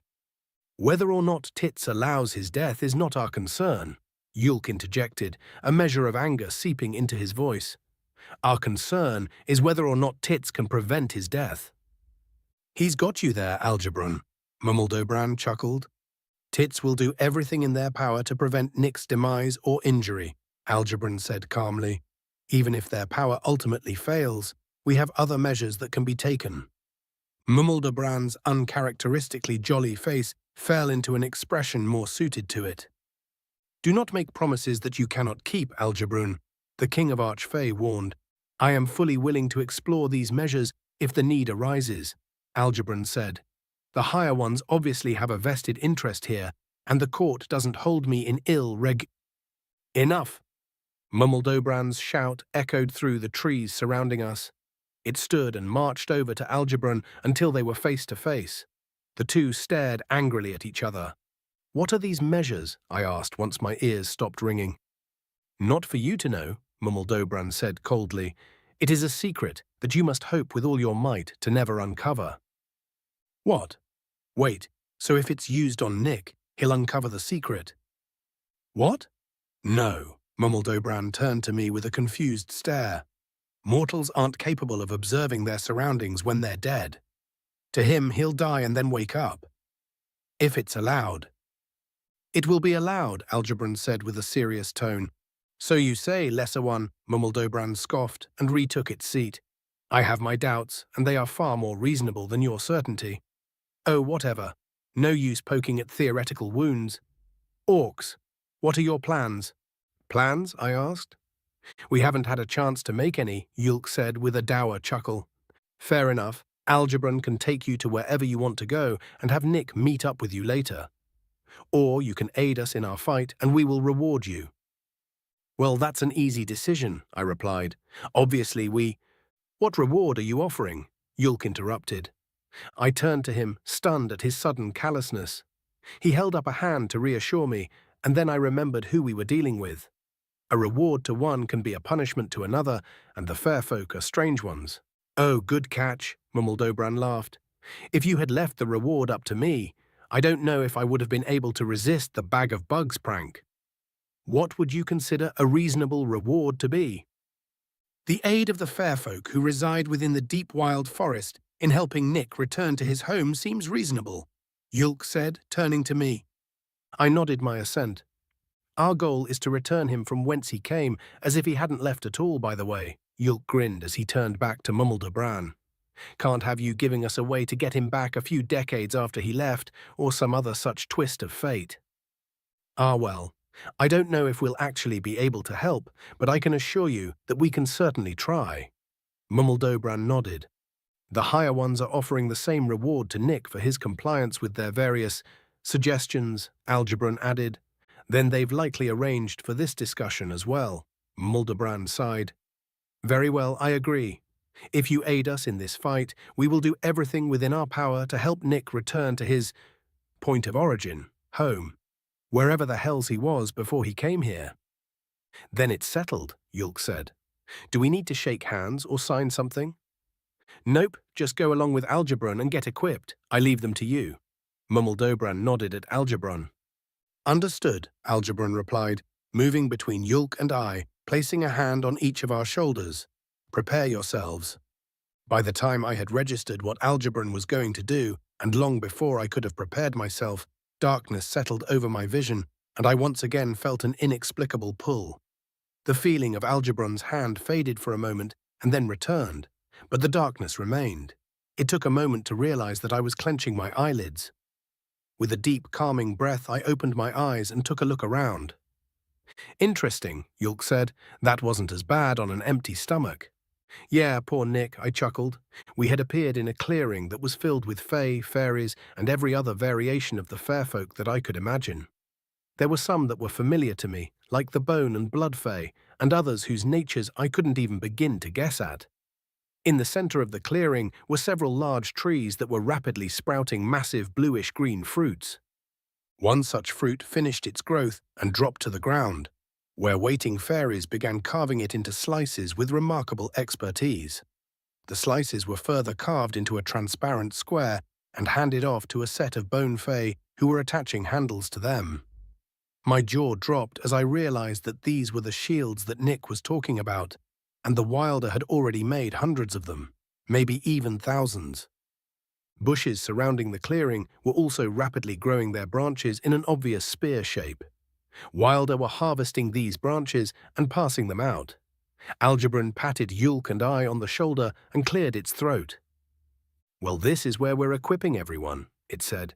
Get yourself a spear and shield, Nash. I prefer my axe or swords, I explained. I'm sure your skill with those weapons would serve you well in a one-on-one bout with a vampire or brood. Algebron smiled condescendingly. However, this is a full-scale battle, and you are at just as much risk as we are. It would be best if you joined the shield line. And I will be right behind you, Yulk said cheerily, blasting all the vampires that you managed to stick. Algebron nodded at Yulk's enthusiasm, and before I could protest, he gently guided us toward a line of Wilder. They were grabbing one spear and one shield each and moving on. They moved aside as we approached, and Algebron grabbed a shield and spear before turning back to me. Here you go, Nash. Try these on for size, it said, handing them to me. I examined them, surprised at how light they were. What little experience I had with shields screamed at me that this one was far too light to be effective and that it wouldn't even be able to halt a swiftly thrown rock. It must have shown on my face, though, because Algebron laughed. I assure you, it's quite sturdy. We've already replaced a decent portion of our front with them, and they're holding up nicely, it explained. That being said, their lightness is an issue. You won't be able to rely on the heft of the shield to keep the enemy from pushing you back. Instead, we've found success with digging the shield into the ground, where possible. Makes sense, I nodded. Okay, I guess I can work with these. Excellent, all right, this way. We trailed after Algebron as it led us away from the Fey equivalent of an armory and toward another large group of Wilder. I took in some of the sights as we walked and almost immediately wished I hadn't. Under a copse were several Wilder that were in various states of dismemberment. Half a fairy fluttered around, carrying leaves to a Fey with nothing but a jaw for a face. I realized that this must be their medical tent, and a shudder crawled up my spine when I noticed how quiet it was. There wasn't a single member of the fair folk beneath that group of trees that shouldn't be in extreme pain, but some of them were actually laughing. Don't let it get to you, Algebron said, either reading my mind or expression. Our physical forms are only a small part of our being, and we don't feel pain as you do. The injured and dead are the lucky ones in this case. Those that were captured are bound in iron, which is one of the few things on the mortal plane that can cause us to experience actual physical pain. What are some other things? Yulk asked. I looked at my brother with an unimpressed expression. Surely he didn't actually believe that Algebron would answer such a query. Truth be told, the world's heart contains a great many things that are hazardous to us. Silver, gold, platinum, and copper are the few metals that won't harm us. Aside from iron, the other metals you know of will hurt us but not kill us, it explained. Then there's the metals you don't know of, which are just as hazardous to you as they are to us. There's other things as well, but that's a conversation for another time. My shock at the explanation was short-lived, as we then had to follow the Arch Fay through a group of Wilder. It was difficult, but eventually Algebron came to a halt in front of a group of Bone Fay, and we followed suit. Greeting, King Horth. I trust you're enjoying the fight, Algebron asked. Indeed, Horth said. You bring me orcs? For what purpose? A snack? An addition to my collection? Both, perhaps? You forgot us so quickly? I asked with a laugh. Forgot you? When have we— Oh, right, Bazinoth's axe. Horth laughed. Which makes you Nash, and that is Yulk. Yes, I recall. So not a snack, then? No, not a snack, Algebron said. They're to join you in combat on this day. Guide them well and enjoy yourself, for this may be the last fight we face against this foe. Truly, shame. They're quite strong. Bazinoth fell, by the way. I know, they'll be back though. Yeah, sadly. The King of Bloodfey fell. How? Yulk asked. How did the King of Bloodfey fall against a horde of vampire brood? Horth laughed heartily. How do you think? They swarmed over Bazinoth like a buffet. It was hilarious. I'm never going to let 'em live it down. Oh dear. Right, well, I leave them in your care, Algebron said. I hope to see you again soon, Alta brothers. We said goodbye to Algebron, who surprisingly departed on foot instead of through some kind of trans-dimensional portal or whatever, and listened to Horth discuss strategy with some of the other Bone Fay. Thankfully, there wasn't much to discuss, and soon we formed up and began to march through the forest. I found myself at the front of the formation, with Yulk just behind me. We marched for a while in silence before I felt a tap on my shoulder. Are you nervous? Yulk asked. A little. You? Nope, I've got you with a big shield in front of me, and all I have to do is cast Fireball a few times, he chuckled. Lucky you, I said sarcastically. The march continued until we cleared the trees. Form the line. The Bone Fay next to me halted, and I followed suit. The rest of the Bone Fay in the rear of the formation came forward and stood next to us. With a hint of jealousy, I noted that their spears were way cooler than mine. I glanced back and saw that there were plenty of Fay and fairies accompanying Yulk too. We wouldn't be wanting for firepower, that's for sure. March! We continued onward until we saw the first signs of battle. Smoke clung to the air, stinging my eyes and throat. A Fay standing on a fallen tree noticed us and shouted something, and a bunch of Wilder began to run in our direction. Open ranks! Let 'em through! The formation opened up, allowing the fleeing wilder to pass by us without issue. Hot on their heels were a horde of vampire brood. I took a deep breath and steeled myself. Close ranks! Our formation closed just before the brood hit us. Remembering Algebran's advice, I dug my shield into the ground and pushed with all my might. I struggled for a moment, then remembered my spear. I pulled back, then thrust the spear forward and feeling it hit home. Claws and teeth scraped and gnashed at my shield. The brood pinned against my shield by its comrades was as hideous as it was livid. It had no nose, ears, or eyelids, and its gnashing jaws contained sharpened teeth in a proper line like an elf's. The bones of its fingers and toes were exposed, with the ends of each tapering off into claws. The creature's muscles twitched out of sync with its movements. Piercing red eyes met my own with pure, unadulterated rage as it struggled to find a way through my shield. Fireballs flew over our shields, slamming into the brood and igniting them. Some of them fled, but others were impaled and couldn't escape so easily. The brood my spear had found screeched and jerked erratically as it tried to free itself from the flames.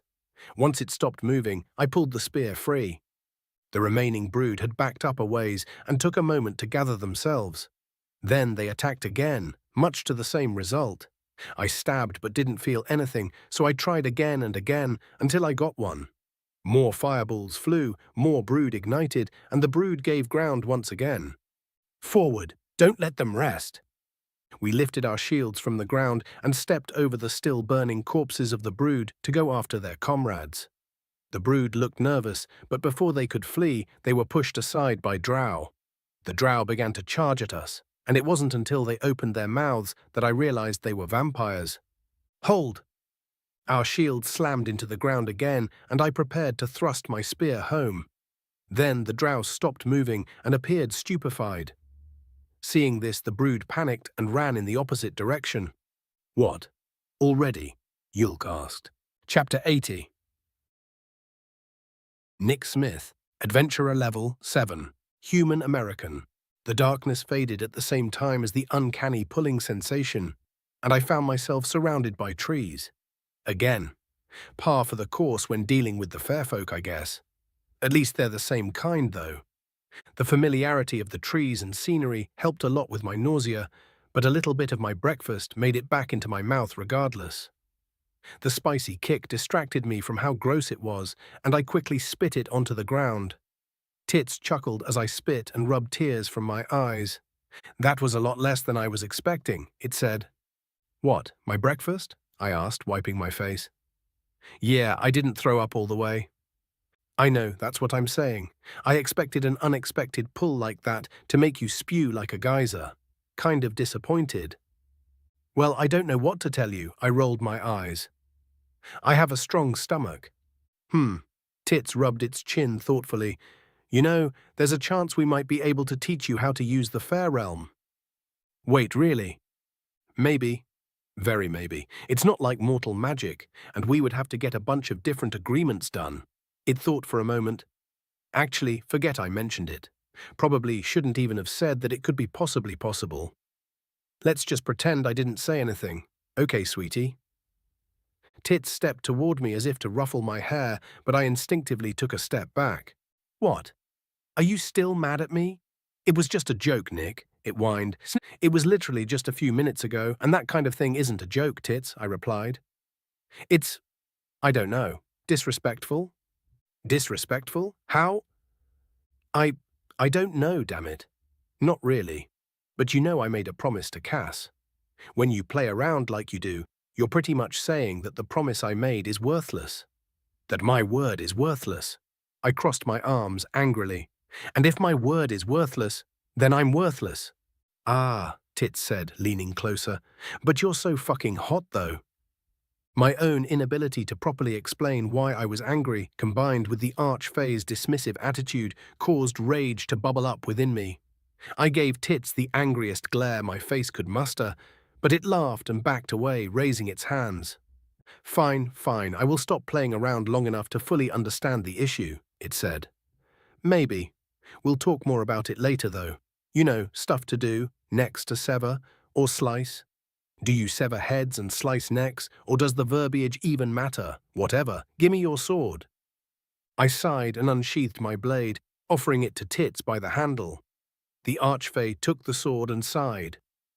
This isn't going to smell good, it warned. Tits ran its finger along the blade of my sword. The flesh on its finger sizzled and released a pungent scent that smelled vaguely of what I imagine rotten almonds smell like.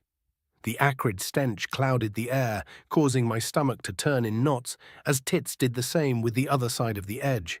Finally, it presented my sword back to me. What did you do? I asked, trying desperately not to heave. Sharpened it. Now it will slice clean through even the thickest of neck bones. That hurt, so you should say thanks. Tits grinned. Thank you. Your gratitude is appreciated. Now that your sword is decapitation ready, we need to get you into their encampment. I'll guide you. Tits stretched their arms into the air as if just waking up from a long nap. My confused expression was met with a grin that quickly began to distort as the Arch Fay's arms began to twist and contort in disgusting ways. The soft pink flesh began to pale and bubble, and black spots formed and extended themselves through the flesh. I was forced to look away as what was left of my breakfast began to mutiny once again. The sounds weren't any better, though. Loud squelching and popping echoed throughout the trees for several moments, and I tried desperately not to imagine what visuals the noises coincided with. Then, blessed silence. I turned to take a peek and was met with a crow staring back at me with what could almost be called a smug expression. Caw, it said, with an unmistakably sarcastic tone. That was gross, I shuddered a little. So, how are you going to guide me? Can crows talk? A little, but telepathy would be better, Tits' voice said in my head. Shouting at you from the treetops would probably attract attention. Okay, lead the way then. Tits flapped its wings and launched into the air, but didn't go far. I watched the Arch Fay turned crow perch on a branch and look around for a moment. This way, it said. Okay, how far is it? I asked. Not that far. You can make some noise if you need to practice your stealth. I'll let you know when you need to be quiet. How far is what? Ten asked. Ten's question caught me off guard, but I began to walk regardless. I thought about how to answer for a moment and decided I should speak aloud to avoid Tits becoming confused as well. 10, you don't hear Tits? No, is the Arch Fay speaking to you? Yeah, directly into my mind, like you and the higher ones do. Interesting. Interesting was one way to put it. I wondered if Tits could hear 10, but decided against experimentation. I'm not even certain if Tits actually knows about 10 or not. Algebran does, because of my memories. But whether or not Algebran told anyone is an entirely different story. As I made my way through the forest, stepping through foliage and over fallen logs, I felt a pang of guilt. 10 had been instrumental to my survival. It saved me from the crazy guy in the dungeon, from the Nahalim that had attacked us on the road, and even from the vampire that had nearly killed us all. I've trained and trained, but it never seems like it's enough. Maybe Nash and I have the wrong idea, and I should be focusing on magical studies instead. Too late for that now, though. Time for quiet, Tits said. A tree has fallen through the log wall ahead. They haven't repaired it yet, so you can get through. There are some of the dead-mind vampires patrolling, but they aren't exactly searching every nook and cranny. As long as you're not noisy, they probably won't notice you. Okay. I carefully crept through the vegetation until I found the fallen tree Tits had mentioned. Just as it had said, an absolutely massive log had toppled directly into the wall that the vampires had hastily erected. As quietly as I could, I climbed onto the log and crawled along it until I was over the wall. Then I dropped down and waited to see if someone had heard me. You're fine to move. The Duke routinely visits the pens that are to your right. There are patrols, but you will be able to use some cages to avoid being seen. All right, I replied with a mental sigh. With my heart pumping faster than it ever has before, I quickly began to move in the direction Tits had indicated. I kept an eye out for any passing vampires, but all there seemed to be were tents and crates. I found the cages and crept up to them to wait for Tits to tell me where to go next. You're not a vampire. I nearly jumped out of my skin, but quickly discovered the voice had come from a fairy that was locked within the nearest cage. I crept up to the cage as quietly as I could. "No, I'm not," I replied. "I'm here to kill a vampire." "You gonna help us?" the Fae in the next cage over asked. "What's going on?" Tits asked. "The fair folk in the cages are asking questions," I explained. "Okay, be careful. There's brood nearby. I'll tell you if they start to move in your direction." "Well," the Fae asked, "you gonna help us or not?" I want to, but I don't know how I can," I said. "Could let us out," the fairy chuckled. "If I let you out, they'll figure out that I'm here. Then they'll kill me and put you right back into the cages. But once I kill the vampire duke, Mummeldobran, Algebron, and Tits will be able to hell." "You could just kill us," the Fae interrupted. "Yeah, that's true," the fairy agreed. "That sword looks pretty sharp." "Well, what?" I asked, dumbfounded. "If you kill us, we'll be reborn," the Fae explained. "We'll lose our memories and current identities. But honestly, that's not so bad. I'd rather not remember what hurt feels like. Fire hurts mortals, right?" Yeah, it does." "Oh good, so you'll know what I mean when I say it feels like fire is flowing through my veins right now." A loud clang rang out. "Shut the fuck up," a booming voice shouted. I peeked around the cages and saw several disfigured forms standing around. The only facial features they seemed to have were their wild eyes and toothy jaws. One of the brood was looking in our direction, prompting me to quickly take cover behind the cage. "Come, make me, cockbiter," the Fae shouted back. I looked at the Fae with alarm, but it simply winked back at me. "The fuck did you say to me?" "You... No. If you kills it, we will die," a different voice said sternly. "We do something else. Food." "Food," the first brood repeated. "Food is good. Let's go." I peeked out from behind the cage and watched them turn and walk away. With a sigh, I turned my attention back to the caged fairfolk. The Fae looked smug. "See, they aren't allowed to kill us, and they can't really help themselves when it comes down to it," the Fae explained with a small, pained groan. "They don't want to be flayed alive by their masters, so they run away when provoked. Now, you gonna kill us?"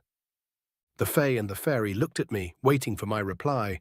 Their pained expressions tugged at my heart, but I couldn't help but balk at the thought of killing innocent people.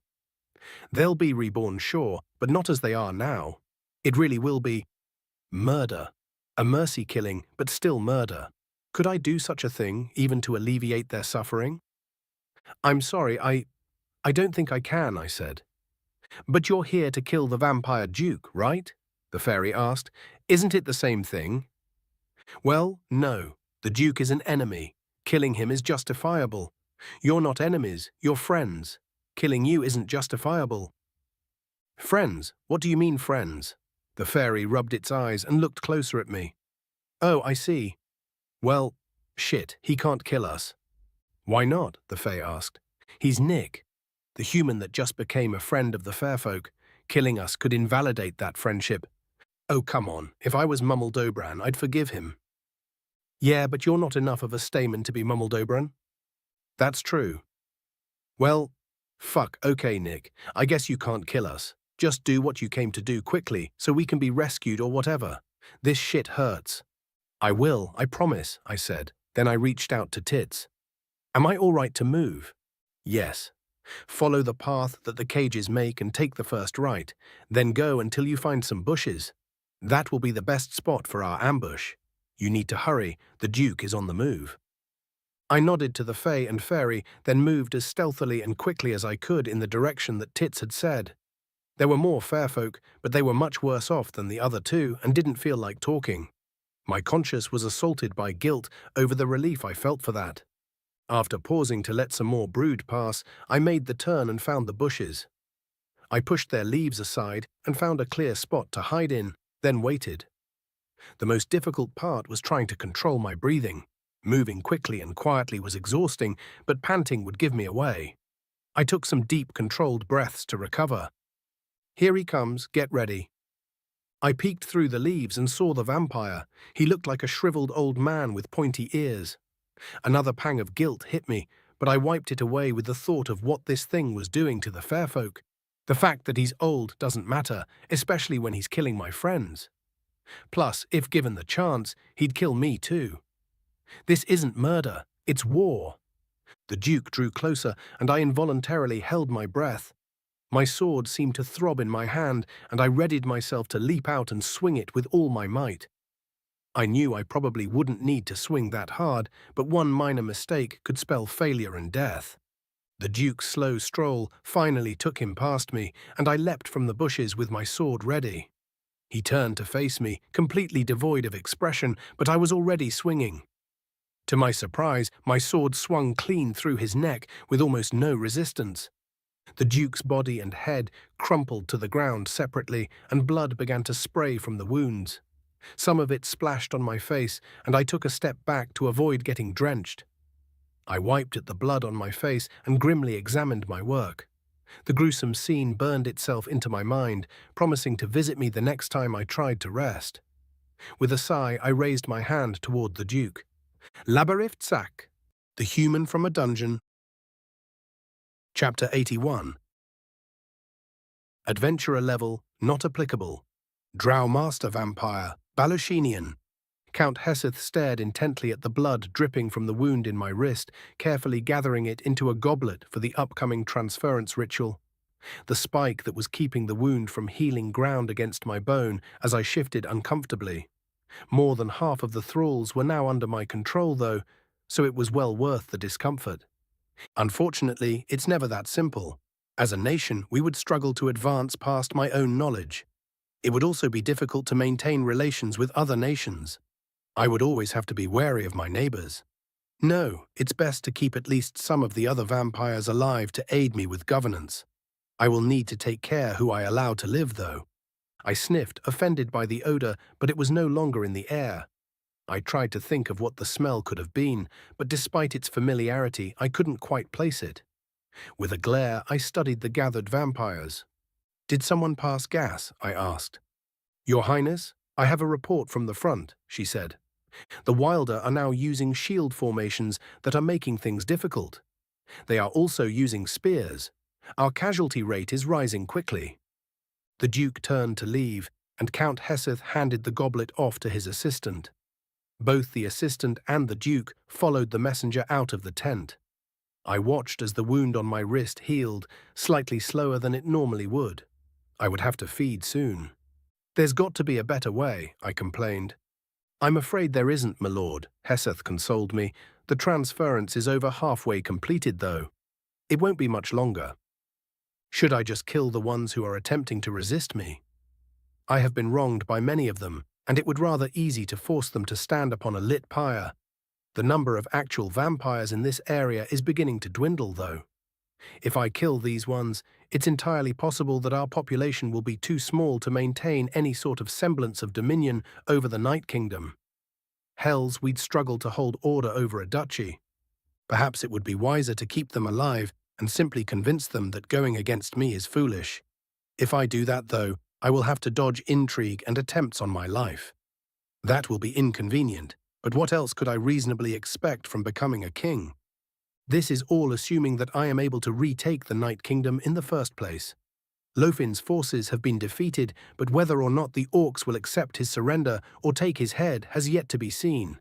If they kill him, they will either install a puppet or take control of the Night Kingdom themselves. I laughed a bit internally at the thought of the high society drow becoming tribal like the orcs. The faint stench hit my nose once again, firmly interrupting my contemplation. The odor triggered a reflexive gag, but more frustrating than the physical symptoms it brought was the familiarity of it. I had smelled this before, but where? When? It was foul smell, like a poisonous concoction of meat and molten metal. Blood, copper, a hint of iron, and salt. I struggled to remember where I had last smelled this repugnant compilation of odors, when the answer suddenly came to me like a flash of lightning on a stormy day. "Sire," Heseth shouted from the ground. "Sire, with respect, the meaning of this is lost upon me," Heseth said, climbing up next to me. As I continued to ignore the Count, an eerie feeling grew in the pit of my stomach. I found myself unable to take my eyes off of the Duke. The more logical side of my brain told me that I was simply being dramatic, that what I thought was about to happen couldn't possibly happen. The less logical side of me debated whether I should try to save him. He's too weak to be of use in the ensuing scuffle, though, which would turn the fight into a one-on-one battle against that creature before reinforcements could arrive. I stood frozen, hoping that I was mistaken.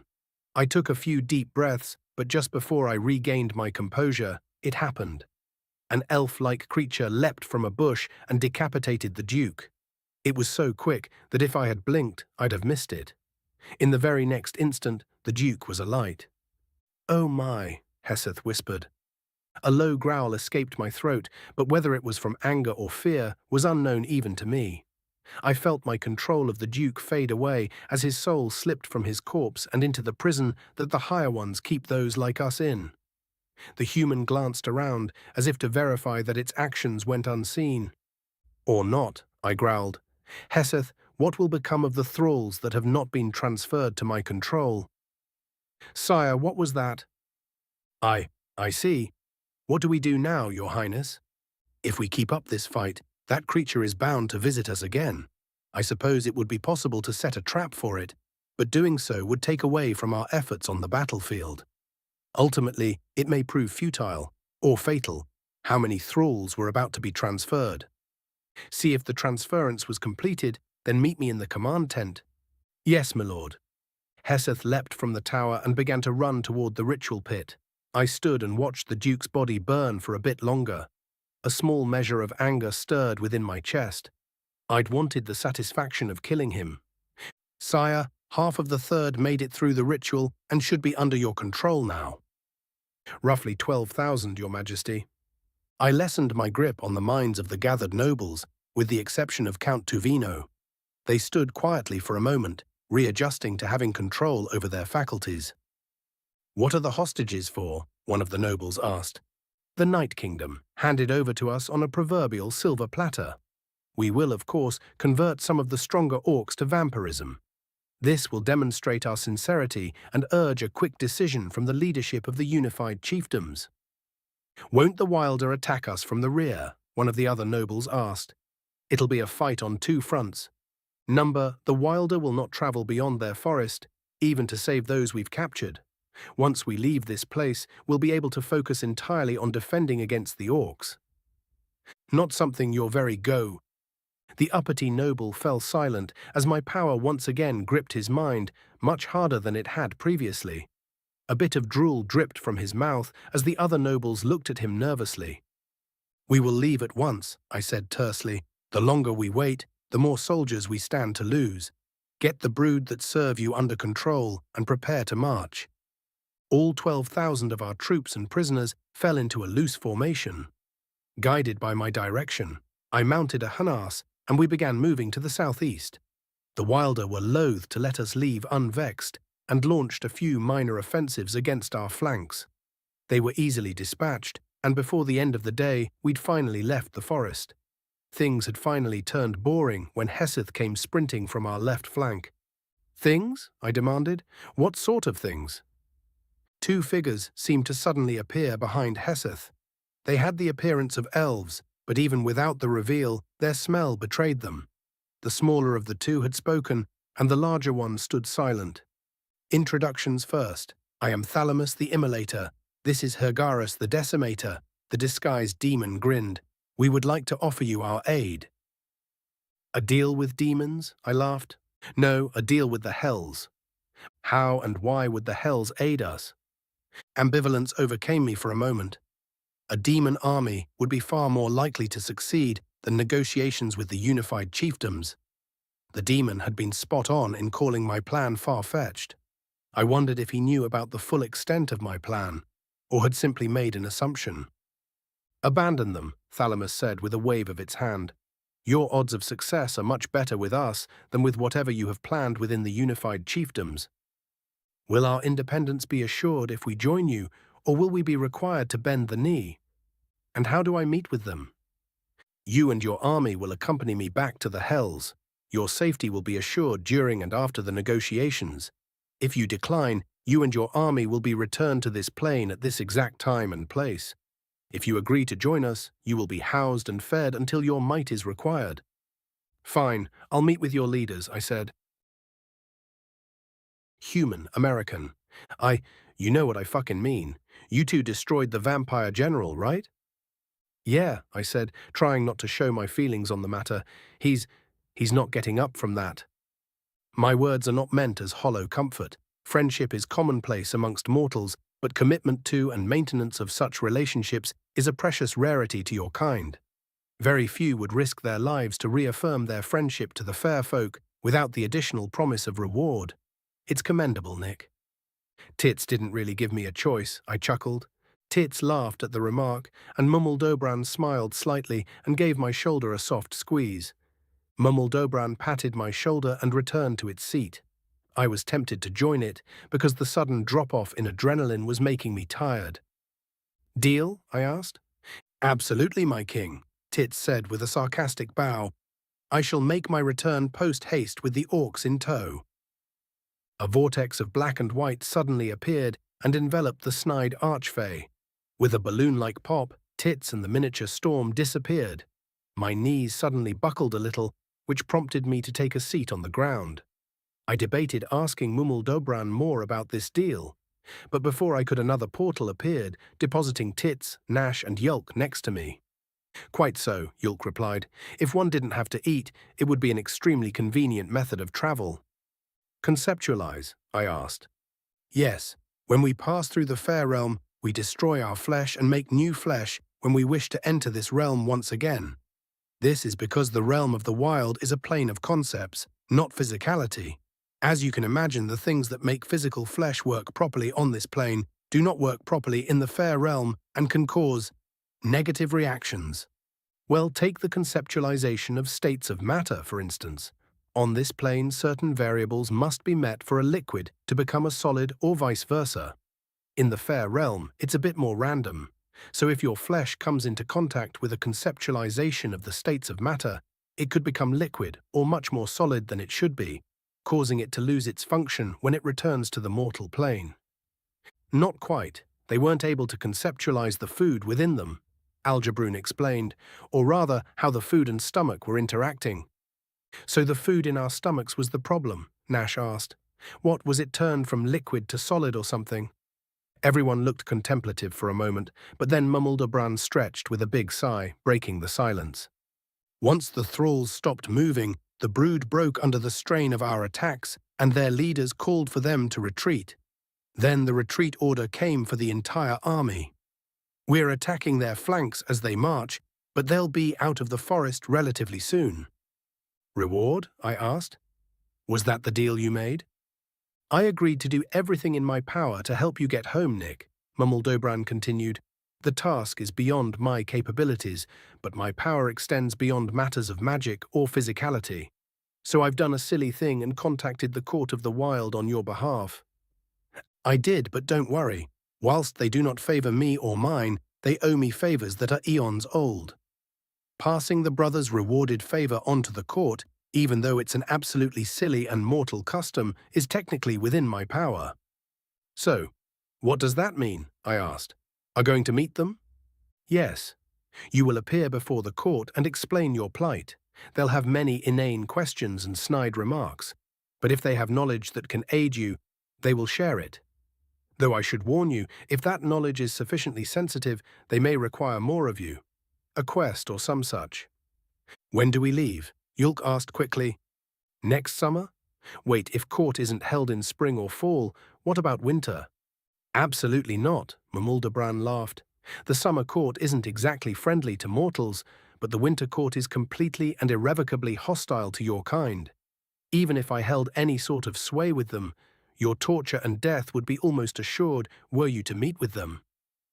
There was once a time that all Wilder were forced to be beholden to these beliefs, Algebroon added as Mummeldobran lit his cigarette. Nobody knows, the king of Arch Fay said while blowing smoke. Used to be that each type of Fay would only appear during a specific season. Blood Fay woke during summer, Bone Fay woke during winter, Fairies appeared during spring, and Arch Fay appeared during autumn. That sort of thing. But one day we all woke up, free from the cycle of seasons. Those that held firm in the belief of Mother Earth stayed with the court. The rest of us severed our ties to the court and created a new cycle. Oh, like with naming Tits and Algebron, I understand. Is that why I don't see it in your memories? I asked Algebrun. I see. No, it's a strict hierarchy based on age, Mumuldobran chuckled. The only way to move up that ladder is for someone to kill the one above you. If you do it yourself, or have someone do it for you, you're excommunicated until you die and are reborn. And of course, it only lasts until the next court, when the queen that died is reborn. Everything else is dreadfully boring bureaucracy. Oh, except for one thing. The cycle that the queens follow inhibit their interactions with the higher ones, so they aren't beholden to the same laws that we are. That's right. Instead, all actions made by those that follow their cycle are known by the court, and punishment is handed out as appropriate, tends to be quite severe. What's this? I asked. That is a token of our friendship. We called upon you in a way, so now you have the ability to call upon us, Mumuldobran said. It allows all wilder that are beholden to the cycle of fairness to leave their forests and join you wherever you are.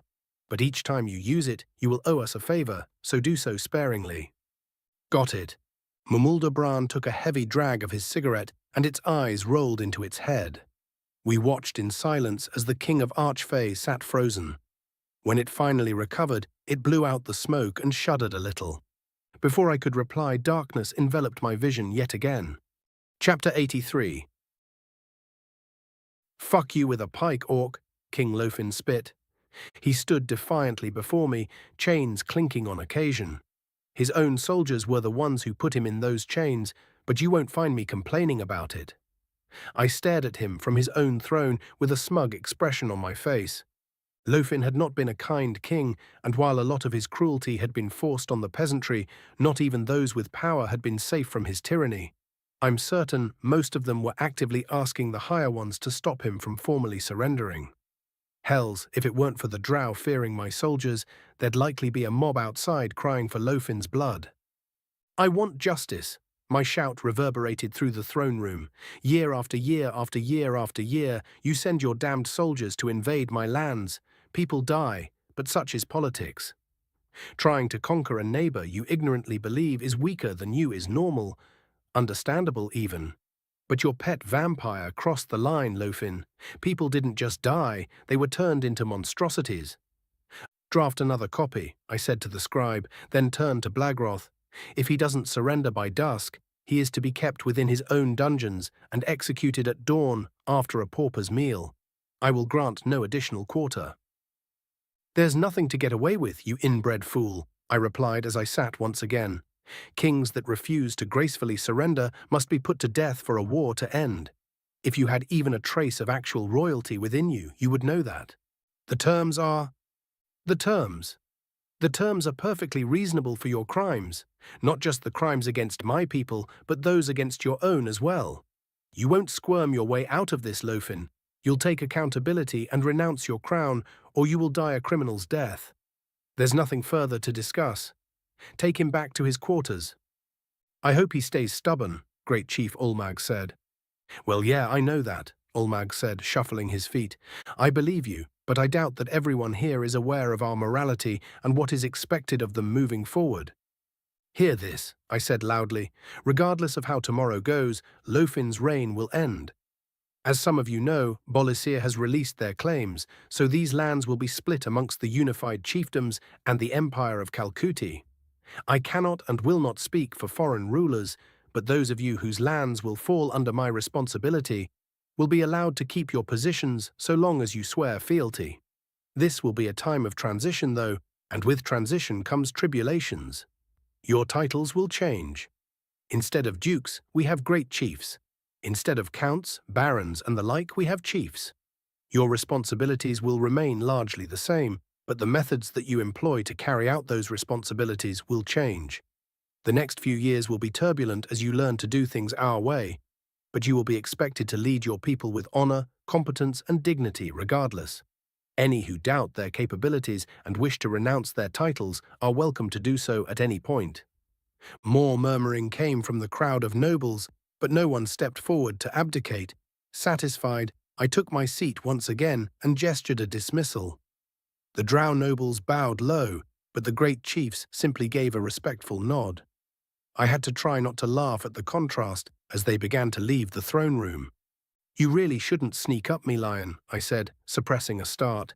It is difficult to refrain from reacting with violence, especially after a series of battles. Forgive me, sir, she replied with a surprisingly serious tone. A representative from the deep wild forest is here to speak with you. I can see them, I nodded gravely. My guards, ignorant of what Lion had told me, immediately drew their weapons and began looking around wildly for the owner of the voice. I held up a hand to calm them. They hesitated, unsure of how to behave. The guards immediately snapped out of their confusion and returned to their rest positions. Ah, I didn't mean to scare them, the voice said as a mote of light began to appear. Just thought it would be funny if you happened to say that, and I happened to be invisible. Very amusing, I said with a tight-lipped smile. Welcome, Tix. How do you fare? My well-being is irrelevant, but you have my thanks for asking. Yes. What? You can't just… The High Fairy sighed and placed its hands upon its hips. That's not how it works, Ulamac. I have to do something that you would thank me for to get them back. Wouldn't that make me give you my thanks, though? Oh, right. I am to inform you that the threat to the deep wild forest has ended. The vampires have moved on and are currently traveling toward the unified chiefdoms. How large is their army? I asked, alarm seeping into my voice. 12,253. Okay, I said, then turned to one of my guards. Malacturn, did you hear all of this? Yes, sir. Go? I can make no promises, but we might be able to help, Tix said. Well, if you ask me for help, I have to tell the kings that you asked, and they will have to help. That's the agreement, right? Huh? Tix asked, tilting its head. The agreement, .. Oh, Lion said, the ages-old agreement between the orcs and the wilder has been revisited many times by both sides. The Defensive Pact edition was created by my grandfather, who negotiated with Mummuldobran for 22 consecutive hours to bring it about. The king of Arch Fay had met its match with the stubborn old bastard, and the two became friends of a sort for the rest of my grandfather's life. The Defense Pact has since become a symbol of the friendship between the wilder of the deep wild forest and the people of the unified chiefdoms. It's never been invoked before, though. I've memorized the entirety of the text, as any high chief should, but I felt a certain amount of trepidation at the thought of invoking it. 3 reasons plagued my mind. Second, even if I understand the text of the pact perfectly as written, there is room left for interpretation. If our interpretations of the Defensive Pact are different, which is entirely possible between our two peoples, it could lead to disaster. In the best-case scenario, we're able to come to an agreement on the various stipulations within the pact. In the worst-case scenario, the consequences would be dire. Okay, Tix, I wish to invoke the Defensive Pact, I said solemnly. Please ask Mummuldobran what reward it would seek for its aid in protecting my people. Oh, you two are going to have me running back and forth all day, aren't you? Tix laughed, trying to lighten the mood. Messenger? Small orc, I'm not a messenger. I'm a high fairy. Well, yes, but… No, I'm not. Tix trailed off, thinking deeply for a moment. Oh, the stone-birthed bastards. When did the fuckers trick me into becoming a messenger? We all stared at the fuming high fairy for a moment, wondering if it was serious or playing a prank. Well, the first time I saw you deliver a message was when I was a child, I said. And are you not the one who invited my grandfather to negotiate with Mummuldobran? So the whole time then, Tix asked with a deep frown, this whole time I've been a messenger. I don't want to be a messenger. I'm important, damn it. Oh, you know damn well what I mean, Ulamac. Important like one of your chiefs, not important like a shit-shoveler. A diplomat, you say? Tix crossed its arms and nodded slowly, then smiled smugly. It opened its mouth to speak, but suddenly froze. The high fairy's eyes rolled to face the back of its head, and a slight shudder passed through its body. Lion gasped, but I held up a hand to soothe her, having seen this happen before. Tix recovered from this state quickly and looked at me with a bashful expression. The higher ones? Lion asked. What dash? That's fine, I said, interrupting the scout. Though I doubt my consent is a matter of importance. What else is there? The vampires have disappeared, The king of the bone fairies, Hul, was watching them from a safe distance and reports that they have simply vanished. Yes. So does that mean my people are safe? I guess so. Tix shrugged. I feel that vampires disappearing is pretty concerning, though. No, such tricks wouldn't work on normal wilder, let alone a king. If Hul says they're gone, they're gone. But how? Before I could say anything else, a vortex of inexplicable energies appeared behind Tix. My guards were quick to come to arms, but once again I waved them off. Portals to the fair realm were not unknown to me either. Oh, they're here already, Tix said happily. Wait for me, Tix said, then turned to me. Well, time for me to go. Be well, Tix, I said with a smile. Oh, shit, right, I said, remembering the beginning of our conversation. You have my thanks for keeping me apprised of current events. You're welcome. Welcome to the Night Kingdom, brothers of the Altar clan, I said with a grin at their surprise. Yulk Avenue, Adventurer Level 7, Orc, Nulavan. The last we heard about the vampire army, they were retreating, I explained. I nodded my agreement with this sentiment, and Nick looked around the throne room. So is this the capital of the Night Kingdom? He asked. Yes. After you left, the armies of Bolisir and Kalkuti joined us for a nice little invasion. The Night Kingdom is no more, and King Lofin's fate will be decided tomorrow morning. Wow, that was fast. So what's next for you three? We plan to return home for now, I explained. I doubt we can do much to prepare for our meeting with the summer court, but we'll try to get some rest and recovery in. We'll definitely take on some quests, Nash added. A weapon at rest too long is inviting rust. A school of magic. I see, I slowly nodded, allowing this revelation to sink in. And how may this humble mage assist such a grand plan? I pulled your guild card. You know more spells than most, which implies that you are very familiar with the concept of magic on at least a basic level. I would even call it foundational knowledge, which is why I believe you would make a great general education specialist. Your specific role would be Professor of Magical Theory and Practice. How's the pay? Nash asked with a laugh. You have to take this job, Yulk, he said. 25 copper per day with free room and board at the Marfix Inn would set you up for life. Will he be able to travel with us next summer? Nick conveniently asked. I don't see why not. Ulamac shrugged. Yulk won't be our only professor of theory and practice. We'll figure out a time-off system that ensure the students' needs are met while allowing the professors to take time away to further their skills or take care of other business. You can stay with Mum while we're at the academy, I interjected. Take some jobs, hone your talents, get to Adventurer Level 10. The door to the throne room burst open and two large orcs angrily marched in. It took them a moment to see us because of their bickering. I'm a human, Nick replied. My name's Nick. I'm well, and you? He asked. I'd like to know as well, Ulamac said angrily. I assume there's a reason behind this interruption. And argue it out. You think I'm going to take that old windbag at his word? Ulmag asked with a laugh. I came with to verify that he speaks the truth, both to you and to the other great chiefs. If he lied about my words, I would find out and force Blurpus to find another great chief. Fine, Ulamac sighed. Tormon, you claim Blurpus was impacted. Elaborate, please. We lost an entire village, Tormon said with an offended tone. Oh? I was told it was an unregistered village. Were they paying taxes? And what of the lives of our soldiers? Everyone lost soldiers, Ulamac's eyes narrowed. Even the drow lost soldiers. No, the fair thing is to have the lands without chiefs hold an election and choose one. Yes, really. Both drow and orc are going to be living shoulder to shoulder on a large scale for the first time in centuries. As such, we're about to enter a time of turbulence.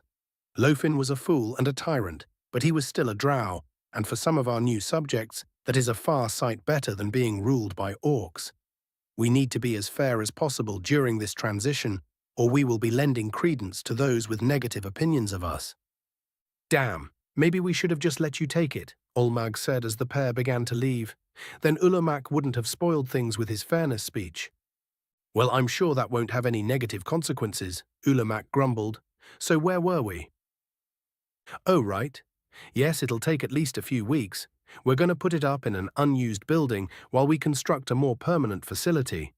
Now that we don't need a full standing army, I can throw a lot more money at this project.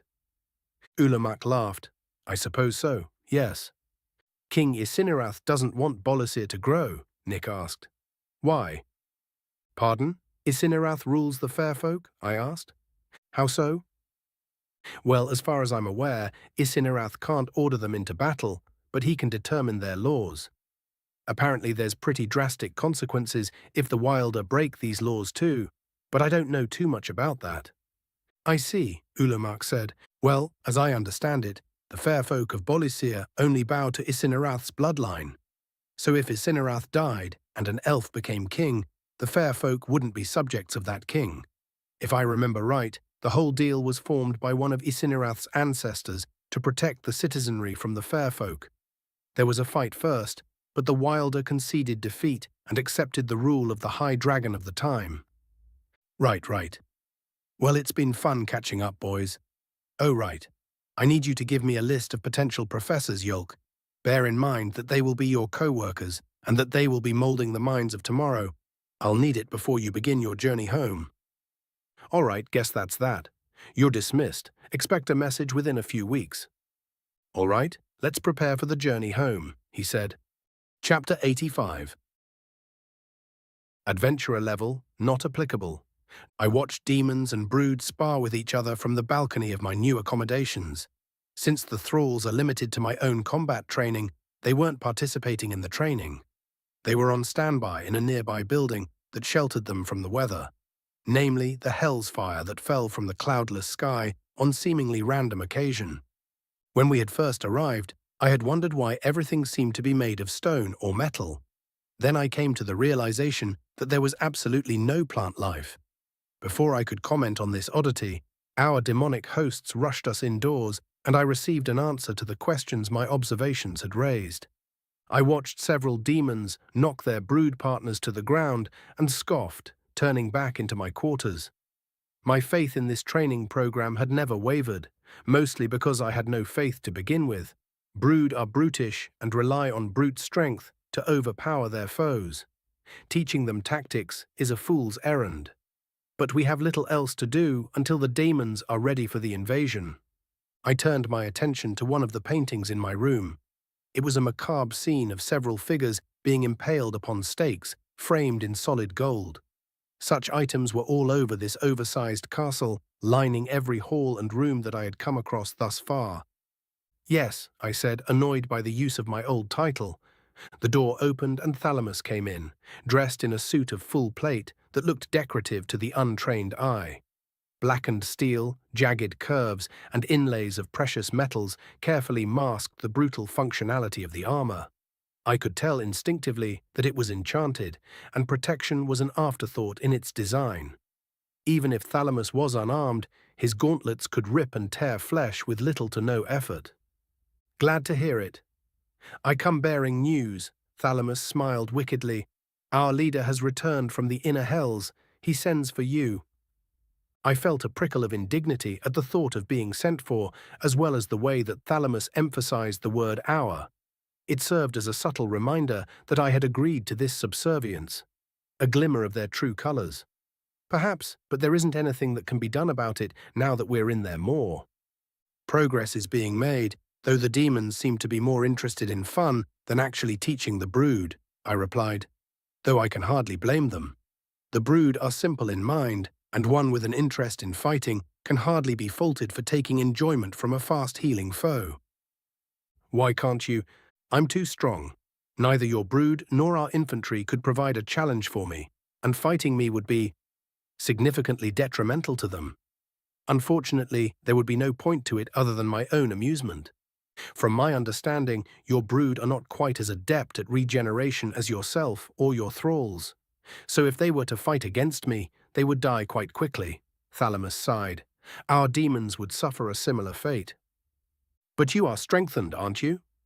I'm afraid I don't understand. Those demons are stronger than my brood, which aren't exactly weak. How can you be that much stronger than them and still need our aid? Oh? Yes. When one lacks internal organs, there is less to heal and most wounds can be ignored for longer before the flesh will fail. However, it takes a great deal more power to keep the body functional. Conversely, internal organs would allow one to use one's power sparingly, but they are vulnerable to the types of injury that can almost instantly destroy one's body. Plus, the organs must be maintained with food and drink, he explained, pausing in front of a massive door. Here we are. Please stay close behind me and allow me the honor of introducing you. I nodded and he shouted a command in a tongue I couldn't understand. The door creaked open and we walked through into the largest room that I'd ever seen. The ceiling rose so far that it resembled a starless sky, and the other end of the room seemed to be a mile away. It took me a moment to figure out that it was a throne room, and with my keen vision I could barely make out a throne with a figure sitting upon it at the far end. Both demons had shown their true selves when we arrived in the Hells. The shift in appearance had startled Count Heseth and some of the other vampires, which nearly allowed them to slip from my control. I had made a mental note to practice strengthening my control during stressful situations to prevent a recurrence of that phenomenon. Once we reached the throne, Thalamus halted and stiffened with his arms at his sides. The demon adorning the throne dismissed two crows and locked eyes with me with the most predatory stare I'd ever witnessed. Even the darkest depths of my soul could never even hope to be as eager to cause harm as this being.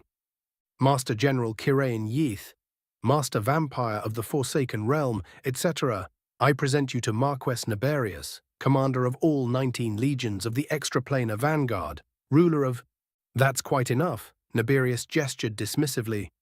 We're down to 8 legions anyway. The rest have yet to reform. I assume that your presence within my not-so-humble castle means that you've accepted my offer. It took me a moment to snap out of my awe and realize he was speaking to me. Yes, I stammered, That is my understanding, yes, I replied, feeling emboldened by his acknowledgement of the issue. Then you should be commended for your bravery in accepting such a risk. I will ensure that you will find it worthwhile. The Marquess stood and gestured to those gathered around his throne. All of you, leave us. I'd speak to our ally alone to dissuade his doubts. Sire, Thalamus's protest was cut short by his leg disappearing. I watched the demon with confusion. His leg had been there, then it wasn't. A dark substance flowed from the wound, filling the room with the scent of weak old bird eggs. Ichor, not blood. Shock filled me as I realized what had happened, then envy as I wished I could have done the same to my more insubordinate subordinates. Demons began to leave the throne room in haste, some actually running. Hergarus picked up Thalamus and carried him. Once the other daemons had reached an acceptable distance, Naberius retook his seat. The question caught me off guard. The possible motives behind the question made it difficult to focus on finding a way to eloquate my answer. Why would this demon be asking me about the worth of my reward?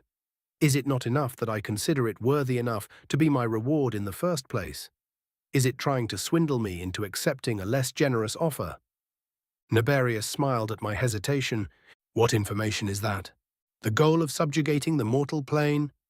What's to stop you from backing out of our deal once the lands you are after are subjugated? I asked. I see. What happened to the 8 legions that have yet to reform? Demons aren't permanently affected by mortals, right? Because annuals and demons are effectively the same type of being, but with opposing needs. 2 sides of the same coin, as it were. When an annual kills a demon, they take our essence, our power, strengthening themselves in the process. The reverse is true when a demon kills an annual, and of course, when a demon kills a daemon or an annual kills an annual, though the latter is rare. Of course they are, but so are my surviving legions, the Marquis chuckled.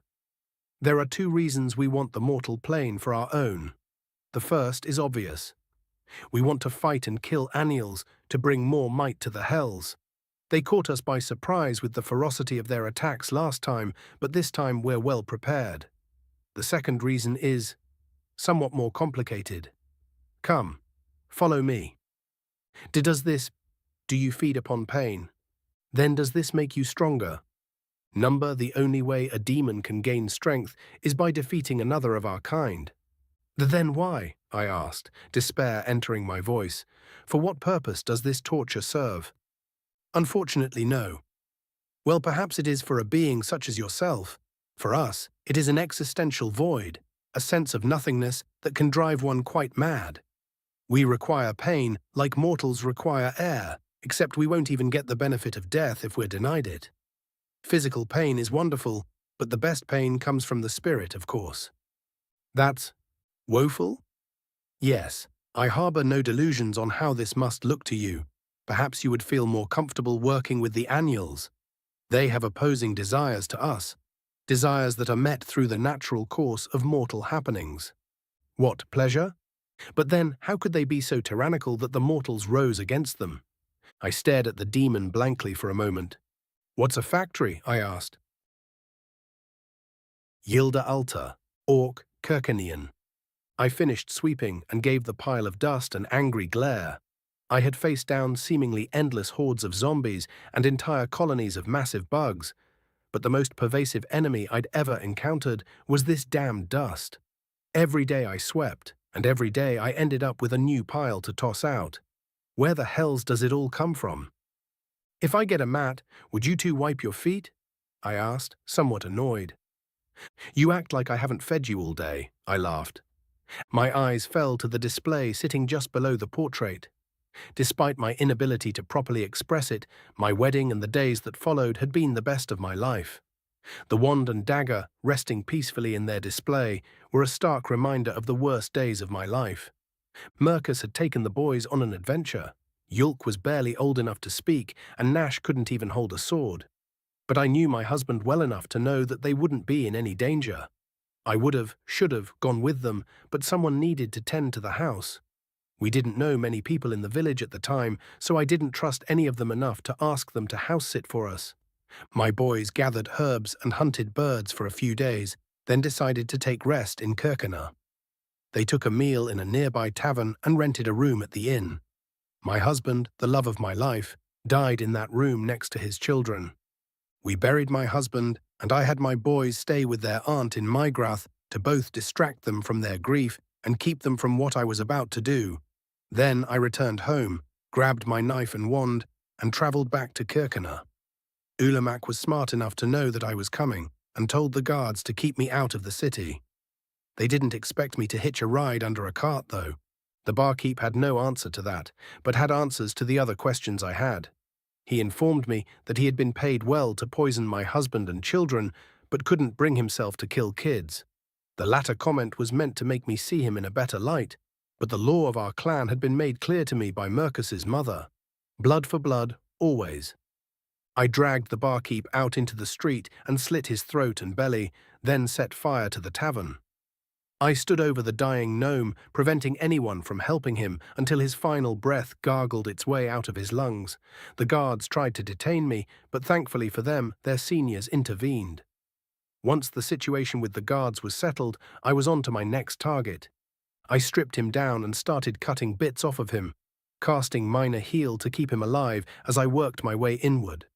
The spell allowed him to feel the blade and its work upon him, but kept him from moving or speaking. He was little more than a freshly castrated torso when the paralysis finally wore off, and he began to scream and thrash. I carved a gash in his chest and walked far enough away that I could watch the monsters have him. I sighed at the memory of the kill. If I hadn't already retired as an adventurer, Ulamac probably would have stripped me of my license. But because I'd retired and was well within my rights as an altar, he could do nothing to punish me. So I retrieved my children and came back to Nulava. They should be back any day now, I reminded myself, then sighed again.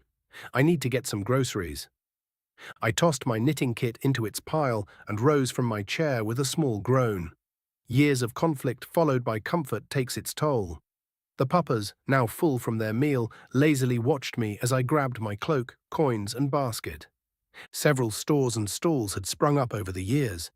Nulava was well on its way to becoming a proper village, if it hadn't already.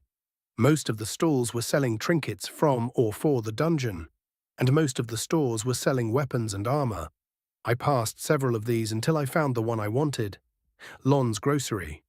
Lon had begun selling foodstuffs shortly after Mercus and I moved to Nuliva. His stall had quickly become a store because his prices were reasonable and his goods were decent. Everyone knows that if you want meat or vegetables that aren't dried, Lon's is where you shop. Nema had been doing my shopping and around the settlement tasks since the boys left. She was trying to be subtle about it, but the reason why was pretty obvious. Nash is going to be level 10 soon, and one should always suck up to the mother-in-law. Might as well start early. That's good to hear, and it's so good to see you out of the house. So what can I do for you? My new son's eating habits had inspired some creativity with my cooking. I explained some of the dishes I had concocted, as well as the ideas I had for future ones. Lon nodded along eagerly, even taking notes. When I had first purchased bullivs and combummer from him for Nick, he had been extremely skeptical about my plans for them. Now that he's tried the recipe himself, though, it seems that he can't get enough. Oh, hush, I jokingly scolded him. You're the one who told me about boiling them in the first place. Yeah, for mashin', he laughed. Can't wait to try this, though. I'm guessing you're going to want a fatty cut. About 80-20 if you've got it. Lon nodded and began wrapping up my order. My mouth watered a little as the parcels were placed in my basket. The boys are going to love this. I pulled out my coin pouch and counted out the copper for him. It left me with only 4 copper coins, and Lon's eyebrow raised as he noticed. He rubbed the back of his neck and then grabbed a few of the coppers I'd placed on the counter and tried to give them back. You sure? Yep, my pension is a couple days late, but that's to be expected with all that's going on. Plus, my boys will be back soon, and I'm sure they've made a bit of money along the way. I appreciate the thought, but if I find myself in dire straits, I'll just open a tab. Lon's eyebrows furrowed a bit, as if he wanted to point something out, but then his expression faded into a smile. I thought about what Lon had wanted to say as I began to return home. It was a pretty simple what-if scenario. What if my boys had gotten themselves wrapped up in the war with the Night Kingdom and would be delayed? Or, what if my boys didn't make it back? The thought didn't sit well with me, and I found myself appreciating that Lon kept his mouth closed about it. My boys are tough, clever and strong, but not invincible. They can take on most foes, but they're still young and inexperienced. Getting a letter of apology from Ulamac is well within the realm of possibility. Once the pot was simmering, I stepped back and admired my handiwork. This time tomorrow, we would have ourselves one hell of a meal, which we could then snack on for the rest of the week. Then Dima and Nucho began shouting at a knock from the door. Unsure of what to expect, I grabbed my butchering blade, wiped it off, and hid it under my cloak before answering the door. A gnome wearing a messenger's uniform greeted me. "Mail for you, Miss Alta," the gnome said, reaching into his bag. "My husband may be dead, but I am still his wife," I said, trying to keep the sternness out of my voice. "Where's Krivar?" "Oh, he left to join the war effort, delivering messages for the army. I'd just quit adventuring and decided to take the open position. I'm Greven." A package from the Adventurers Guild, a letter from a family member named Yulk, and some advertisements, the gnome said, happy for the change of subject. "With the ads, I can return to sender if you want." "No, that's okay. Free kindling," I grinned. Then I opened the package from the Adventurers Guild. It contained an expression of thanks for my service and my pension. 3 silver and 200 copper coins glimmered up at me. I put the silver and a handful of the copper into my coin pouch and placed the rest in a safe spot for later. "Mom, we're home." Chapter 87. Yulk Avenue, Adventurer Level 7, Orc, Nulavan. Seeing our mother again was just what we needed. Traveling back home had been a pleasant journey, but nothing beats the smell of home. Nash was devastated to learn that Mother had just started the stew, though, and it wouldn't be ready until tomorrow. We opted to grab a bite to eat at the Adventurers Guild and invited Mom to join us, but she had other plans for dinner. Tales of our adventures would likely have to wait until the next day, which was fine by us. It gave us that much more time to figure out which parts to leave out. We entered the guild, placed our order with Nema, and took a seat at one of the elongated tables. Nash likes sitting in the middle of tables for some reason. Speaking of stuff that Nash likes, "Should we check our levels?" I asked Nash with a grin. "Maybe after food, I'm starving," he replied, ignoring the jab but blushing slightly. I chuckled slightly but felt a small pang of envy. Not because I have any sort of amorous feelings toward Nema, but because I've never felt the way that they do. At least I don't think so. I have been told that I'm quite clueless when it comes to romantic situations. I'll admit that the art of flirting requires a conversational subtlety that eludes me most of the time, but I definitely feel like I would know it if a woman liked me in that manner. And no matter what anyone tells me, I still feel like puns and wordplay aren't the best indicator of romantic interest. I heard somebody say food, a booming voice from behind me said. Nash and Nick's eyes widened, and I turned around to find Thunra Grantooth standing behind me. The absolutely massive orc beamed at us. I glanced back at my brothers and caught Nick instinctively placing a hand on his stomach. Nash recovered from the shock first. Thunra, good to see you again, he said. What brings you to these parts? The big brawler took the question as an invitation and plopped down into the empty seat next to me and directly across from Nick. Guarding a caravan that happened to be headed this way, stumbled on the job after the group split, and it paid well enough that I decided to take a little vacation. The group split? I asked. Well, yeah, we weren't exactly a long-term team. I brought up becoming one, but Joni and Yisith wanted to take a break and spend some of the coin we earned. Matri had some personal stuff to deal with, so being the last remaining member of the group, I started looking for jobs, can never have enough coin, and found one that brought me out this way. Figured it was the best chance to see you lot again.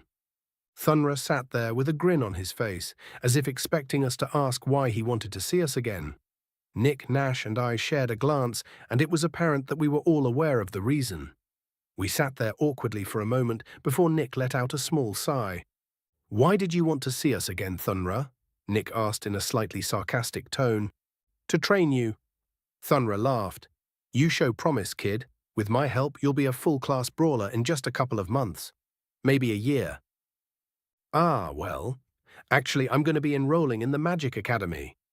The what? High Chief Ulamac is heading up the creation of a school dedicated to the study of magic in Kirkana, I explained. I'll be teaching there, and Nick is wanting to be a student. Oh, really? The mountainous orc frowned. When did they get that built? It's not finished yet. The High Chief said it would be a couple of weeks. Perfect. We can train in the meantime. Thunra grinned again. Since we're in the village, you'll be able to get good food and rest, which will help you learn even faster. Then, once you're done schooling, we can tackle your training proper. You'll be a brawler mage. Imagine, a fireball with one hand and a fist with the other. Thunra let out a hearty laugh. Nick, however, looked as if he was struggling not to vomit. Or perhaps cry. Nick paused to collect himself. I was kind of hoping to. Thunra's got a good point, Nash said with an evil chuckle. You're already as far as I can take you with the sword. Focusing on magic will be good, but failing to take the opportunity to gain some more hand-to-hand skills would be foolish. Nick looked to me, his eyes begging for help. The gaze reminded me of a pupper begging to go for a walk, and would normally be rather effective. Unfortunately, I agree, I said, tactfully avoiding Nick's pleading gaze. The stronger we become, the better the odds of us getting you home. Then it's settled, Thunra said, reaching across the table and patting the deflated human on the shoulder. I'll be seeing you boys tomorrow at the training pit. You're not going to join us for dinner? I asked. Huh? Oh, you mean what I said earlier? Nah, I was just kidding. I already ate, he laughed. Thought it'd be a funny way to announce myself. Thunra's hefty mass rose from next to me, and we said our farewells. Nash and I glanced at Nick, who had the visage of someone who has just been told about their upcoming funeral, and shared a look of mirth. The human's aversion to painful training spoke of a lifetime of soft living, and while on some levels it was pitiable, on others it was pretty amusing. Before I could voice that opinion, the sound of a different and much lighter rump hitting the chair next to me drew my attention. I turned with a start, only to find that Yini had taken the seat previously occupied by Thunra. Catalina and Nimora stood nearby, staring at her in shock. Hello, Yini, I stammered, surprised by this development. You didn't come say hi, she said angrily. We only just got back, I replied. Got off the cart, saw Mum, then came to get dinner. I was planning to see you and the girls for lessons tomorrow. I have a new book about the fair folk and learned quite a deal about them on our travels. Yini's face had softened until I mentioned lessons. She scoffed dramatically as the other girls found a seat. Catalina sat next to Yini, and Nemora walked over to the chair next to Nick and claimed it. Nash and I raised our eyebrow at Nemora, and she crossed her arms at us, challenging us to say something about it. "Will you be joining us for dinner?" I asked. "Yes, and you're paying as an apology for ignoring us," Yini said. "That's fine. You make fine company." The compliment caused her to become a slightly darker shade of green, like whenever I mentioned Nema to Nash in a romantic light. But Yini always gets bashful when she's complimented, so I thought nothing more of it. "Careful, brother," Nash warned. "We made plenty of coin in our travels, but these three are bottomless pits." "I think you'll find that I have quite the bottom, Nash," Yini said, her tone approaching a growl. Nash raised his eyebrows and chuckled, having immediately picked up on the double meaning. I put a hand to my mouth and pretended to cough to hide my own laughter. Yini glanced at the two of us with confusion before realizing what she had said. Wait, that's not what I meant," she stammered. "I meant that I'm easy to fill." Nash's grin widened. "With food?" Before the inadvertent innuendo could continue, Nema arrived with our food. She smiled, set down our platter and pitcher, then pulled up a chair and sat next to Nash. His expression morphed from a mirth-filled smugness into shy reservation, and I treated him to the same grin he had just been wearing. "Joining us, Nema?" I asked. "Of course. You were the last lot in for dinner, so I've got nothing better to do." "Well, actually, the girls here were—" "We're fine," Yini said hurriedly. "Don't mind us." Nema gave Yini a smile that indicated that my pupil had correctly read the situation and made the right decision. I nodded sagely at Yini, and she punched me in the arm. Softly, though, as if chiding me for my lack of social awareness. "So what have you boys been up to?" Nema asked. Nash looked too shy to speak, and Nick was staring pointedly at the table. The girls were wearing their normal attire, which by the standards of most cultures would be considered revealing. Having been well inoculated against the sexualization of mammary tissue, I hadn't even noticed. "Well, as you know, we initially made our way to Kirkana because the High Chief wanted to meet Nick," I said, taking the initiative in the tale-telling. Nash and Nick began to eat as I relayed our adventures to the girls between bites of my own food. I told them about the bandit attack, our encounters with the fair folk, the awakened high dragon, our reward for saving a certain merchant whose name escaped me, our trip to Calcuti, our fight with the vampires, the kobolds, and nearly everything else. The only parts I left out were the ones in which we nearly died. The sun had passed the horizon, and its light had fled the guild by the time I was wrapping up the story of our adventures thus far. I paused when the story came to our last meeting with Ulamac. I stared at my food in the torchlight, trying to find the best way to word what happened next. "The High Chief plans to open a school that is focused on the study of magic in Kirkana," I told them. "Nick plans to enroll, and I have been invited to teach." Nema excitedly congratulated me, but I felt a sudden darkness coming from my left. Yini had always been fond of her teacher, almost to the point of being clingy. The news of my upcoming move was bound to upset her. I glanced at my pupil, but instead of anger, I saw resolve. "How do I enroll?" she asked. What? I stammered. "How do I enroll in this new school?" "You're capable of magic?" "I don't know. Never tried. Even if I'm not, though, having people study it academically can't be a bad thing." Well, I don't know." "What do you mean?" "I'm a good student, aren't I?" she asked with a pout. "It's not that," I said. "I mean, I don't know how one goes about enrolling. Nick was in a unique position to do so." "Guess you'll just have to tag along when they leave for school," Catalina interjected. "I'll do the same," Nemora replied.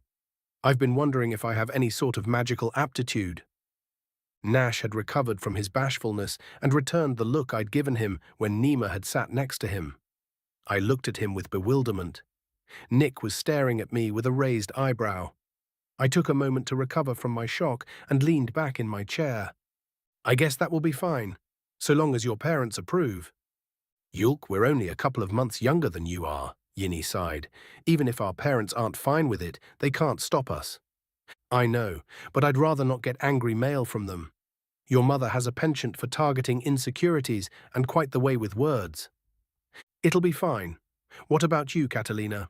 Oh, I'm fine staying here, Catalina laughed. Magic is confusing, and I don't want to leave the village. I'll miss you too, though. The girls began cooing over each other while the rest of us watched awkwardly.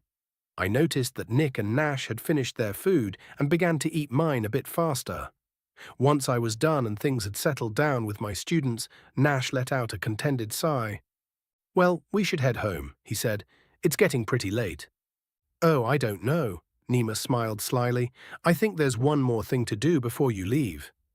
Nash went stiff. What would that be? I asked. Well, shouldn't we check your levels? You just had a big adventure. Can't we do it tomorrow? I asked with an evil grin. I think we should do it right now, sweetie. Nema's smile turned cold and she stood. Come on, let's go. Nick, Nash and I stood and followed her. The girls remained at the table, whispering to each other. We approached the counter as Nema retrieved the thingamajig that connects to the Kuraguard. The rectangular box with 6 stubby legs made a soft thud as she set it on the counter. I'll go first, I said, pulling out my guild card and grinning. Nick will go next. Save the best for last, right? Nema laughed a little as she took the metallic card from me and inserted it into the box. Blue and green lights swirled until they formed patterns and a handprint. I placed my hand on the symbol and felt a slight static discharge. Looks like no change for me, I said. Same level and everything. That sucks, I'm sorry, Nick replied. Oh no, it's fine. I haven't exactly been trying to improve my level. Hardly any point for a magic user, you see. Your turn. Nema gave me back my card and took Nick's. Once the lights were done shifting, Nick placed his hand on the palm print. I suddenly remembered what happened the last time we did this, but before I could say anything, Nick took his hand off the light and the symbols began to shift. The human didn't look injured, so I turned my attention to what the box said. Oh, you're level 9 now, I said, suddenly worried about Nash's response. Congratulations. Thanks, he replied nervously, likely for the same reason.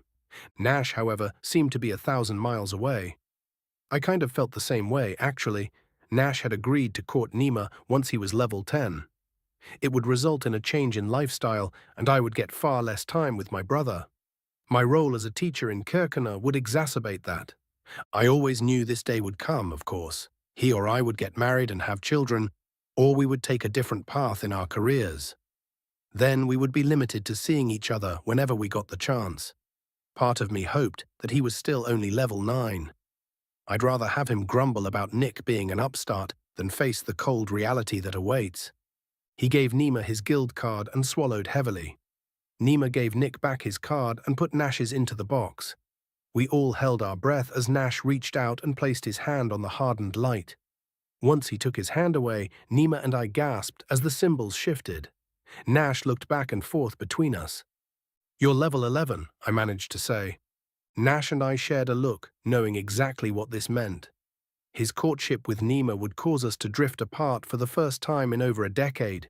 We gave each other a solemn nod, then Nash turned to Nema with a smile. Marry me, he said. Chapter 88.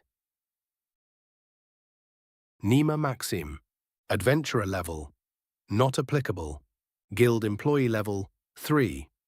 Orc Nulevan, Yulk, trying to keep the bittersweet pain out of his voice, read out Nash's new level 11. A bystander might have mistaken the tone of his voice to be one of shock.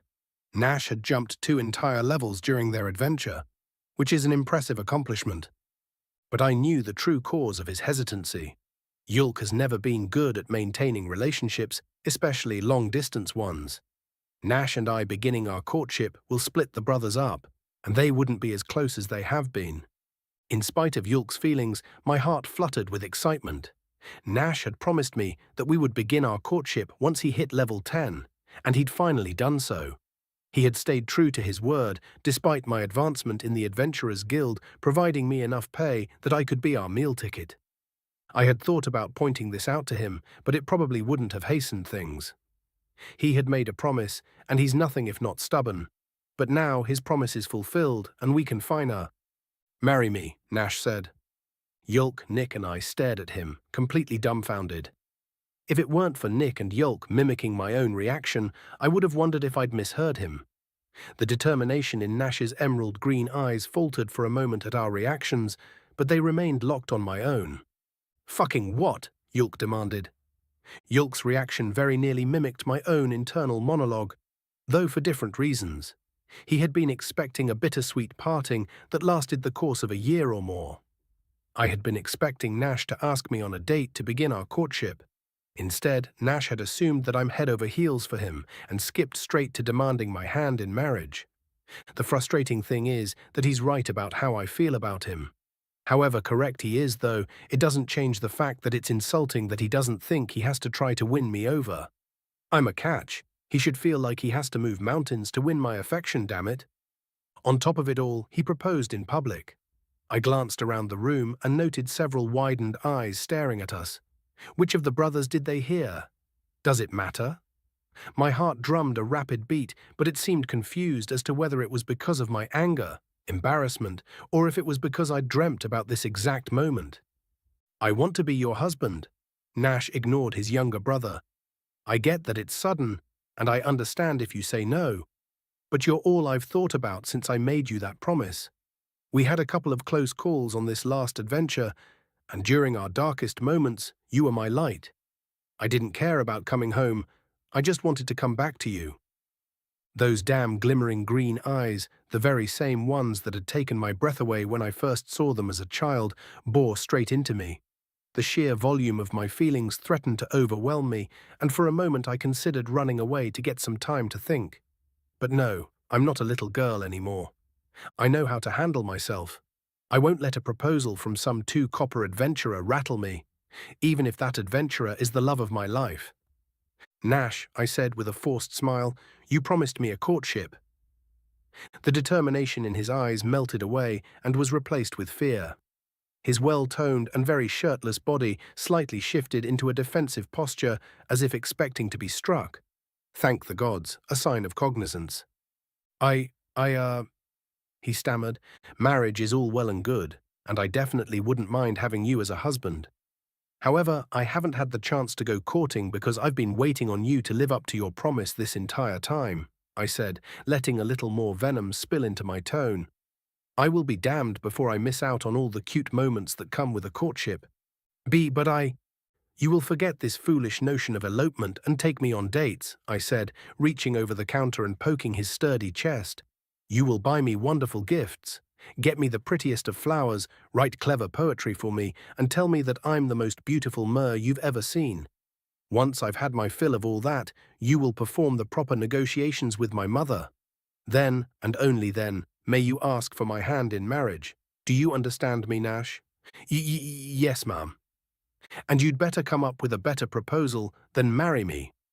"That's not even a proposal. It's a demand. Who the hells do you think you are making demands of me? I have royal blood in my veins. I'll not be commanded into marriage. If anyone in this village knew about the royal orc blood in my veins, it should be Nash. When I was a child, my size made other children nervous. Most of the boys tried to be friends with me, but mostly because of how athletic I was. They all wanted me to be on their team in sports. It took until my breasts began to grow in for anyone other than Nash and my mother to realize I was a girl.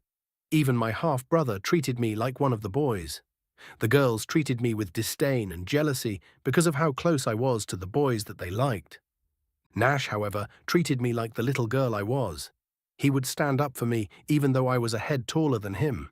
He would shout for me and fight for me and protect me from the things that would have tried to hurt me. The other boys would make fun of me when I wore girly clothes, but Nash would tell them to shut up and tell me I was beautiful. Whenever he got an allowance from his mother, he would buy me something girly because he knew how much it meant to me. One of the more beautiful hair clips he got me was currently holding my hair out of my angry face. How could a boy that sensitive bungle such an important moment this badly? I'm sorry, Nema. I didn't mean. "Oh, you didn't mean it like that?" I shouted. "Have some care with your actions and how they're interpreted. You're damn lucky I know you're a blockhead, or I would be under the impression that you think so little of me that you believe that I would absolutely swoon at just the offer of your hand in marriage. I would believe that you're so damned egotistical that you can't even humble yourself to show your affection to me.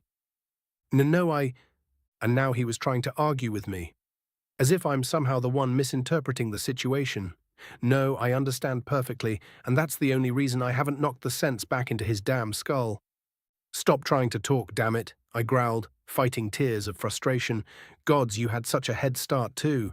With your damned promises and flirtations, you had me believing you were a clever romantic, but you're just a dumbass. The small crowd within the guild hall was now carefully minding their own business, even though it was obvious they were still listening. Yini, Nimora, and Catalina were staring firmly at their table. Even Yulk and Nick were trying to pretend they didn't exist. Had? Nash asked with the voice of a wounded pupper. I did say that, didn't I? I meant it, but didn't mean it like he took it. Gods, what a poor, dumb boy. I took a deep breath and released it with a sigh. It's obvious that he considered our childhood to be a part of our courtship. Hells, most people who knew us wouldn't even bat an eye if we eloped. But that was friendship, not romance. I deserve romance, gods damn it. You're damn right, Had, I said, crossing my arms. Now you're on the same playing field as all the other boys who fancy my attentions. You'd better work really hard to shine above them. Determination returned to his face, and he nodded, finally understanding what he'd done. But I didn't want to let him off just yet. And if you pull something like this again, I'm going to tell your mother, I said sternly. The eavesdropping crowd winced, and the altar boys both went pale.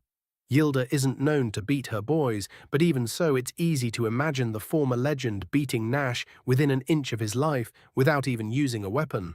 And gods help him if he tried to fight back. I won't. I'm sorry, Nash replied, then bowed. Miss Maxim, please forgive my transgression and… I'll forgive your transgression, but so help me gods, if you don't give it a little time before asking to court me, I'm going to get violent, I interrupted with a very unladylike growl. Ah, okay, he straightened and grabbed the back of his neck nervously. So, tomorrow then. I sighed again, releasing all the pent-up frustrations that had been bubbling within me. All the other women say that dumb men are the best men, but they conveniently leave out how frustrating they can be. After a moment of regaining my composure, I met his gaze. Yes, tomorrow. Since you obviously require a bit of hand-holding, I should also tell you that you need to make it up to me. You're smart enough to figure out how, right? Yes, ma'am. Good, I replied, a cold smile forming on my features. Will there be anything else? No, ma'am, the three boys answered in unison. Have a good night, I said with mock sweetness. You too, Yulk said. The three boys rushed out into the night without another word, and before I could leave the counter, they were replaced with Yini, Nimora, and Catalina. I could do without their sympathies, but didn't have the energy to turn them away. They convinced me to sit with them, and Yini ran to get us some drinks. Did he really just propose? She asked once she returned, handing me a beer. Yeah, he sure did, I said, the exhaustion infiltrating my voice. Just like that? Catalina asked. What the hells? Yeah. Damn, I knew Nash was bold, but I didn't think he was that much of an asshole. You poor thing, how dare he? Well, I guess that settles the debate over which is the superior brother, Yini grinned. Did you hear how loud Yulk shouted? Despite myself, I laughed along with them. Yini's crush on Yulk was so obvious that she wouldn't even deny it when asked.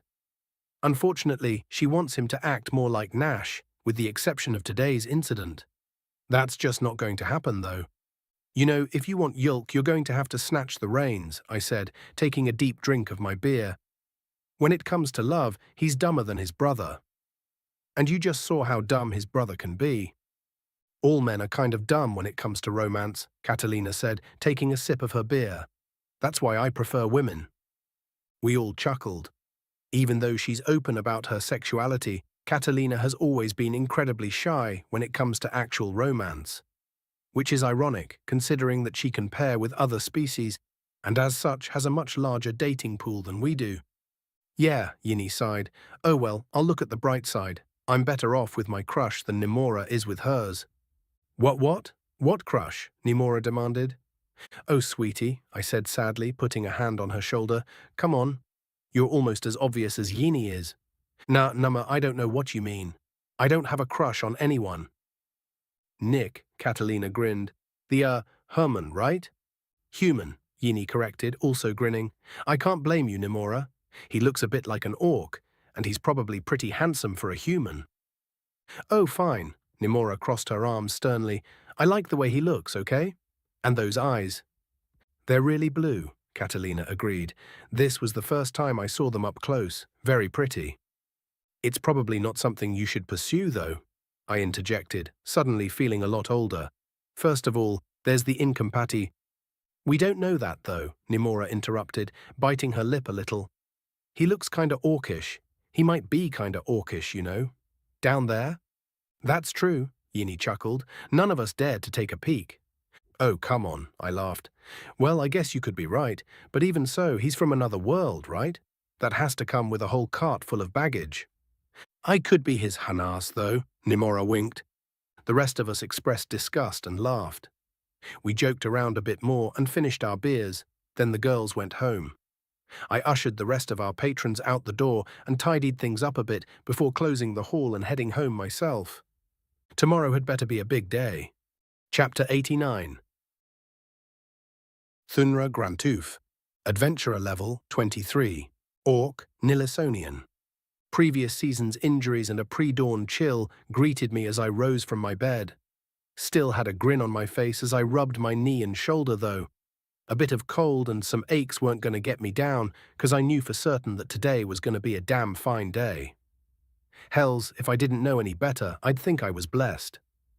I had hoped to see the human and the altar boys again, and doing so had lifted my spirits. Damn fine boys, and with my help they'll become some of the strongest adventurers ever to fight a monster. Well, at least Nick would. Nash ain't really got the shape for throwing fists, and Yolk looks like he'd die if you slapped him too hard.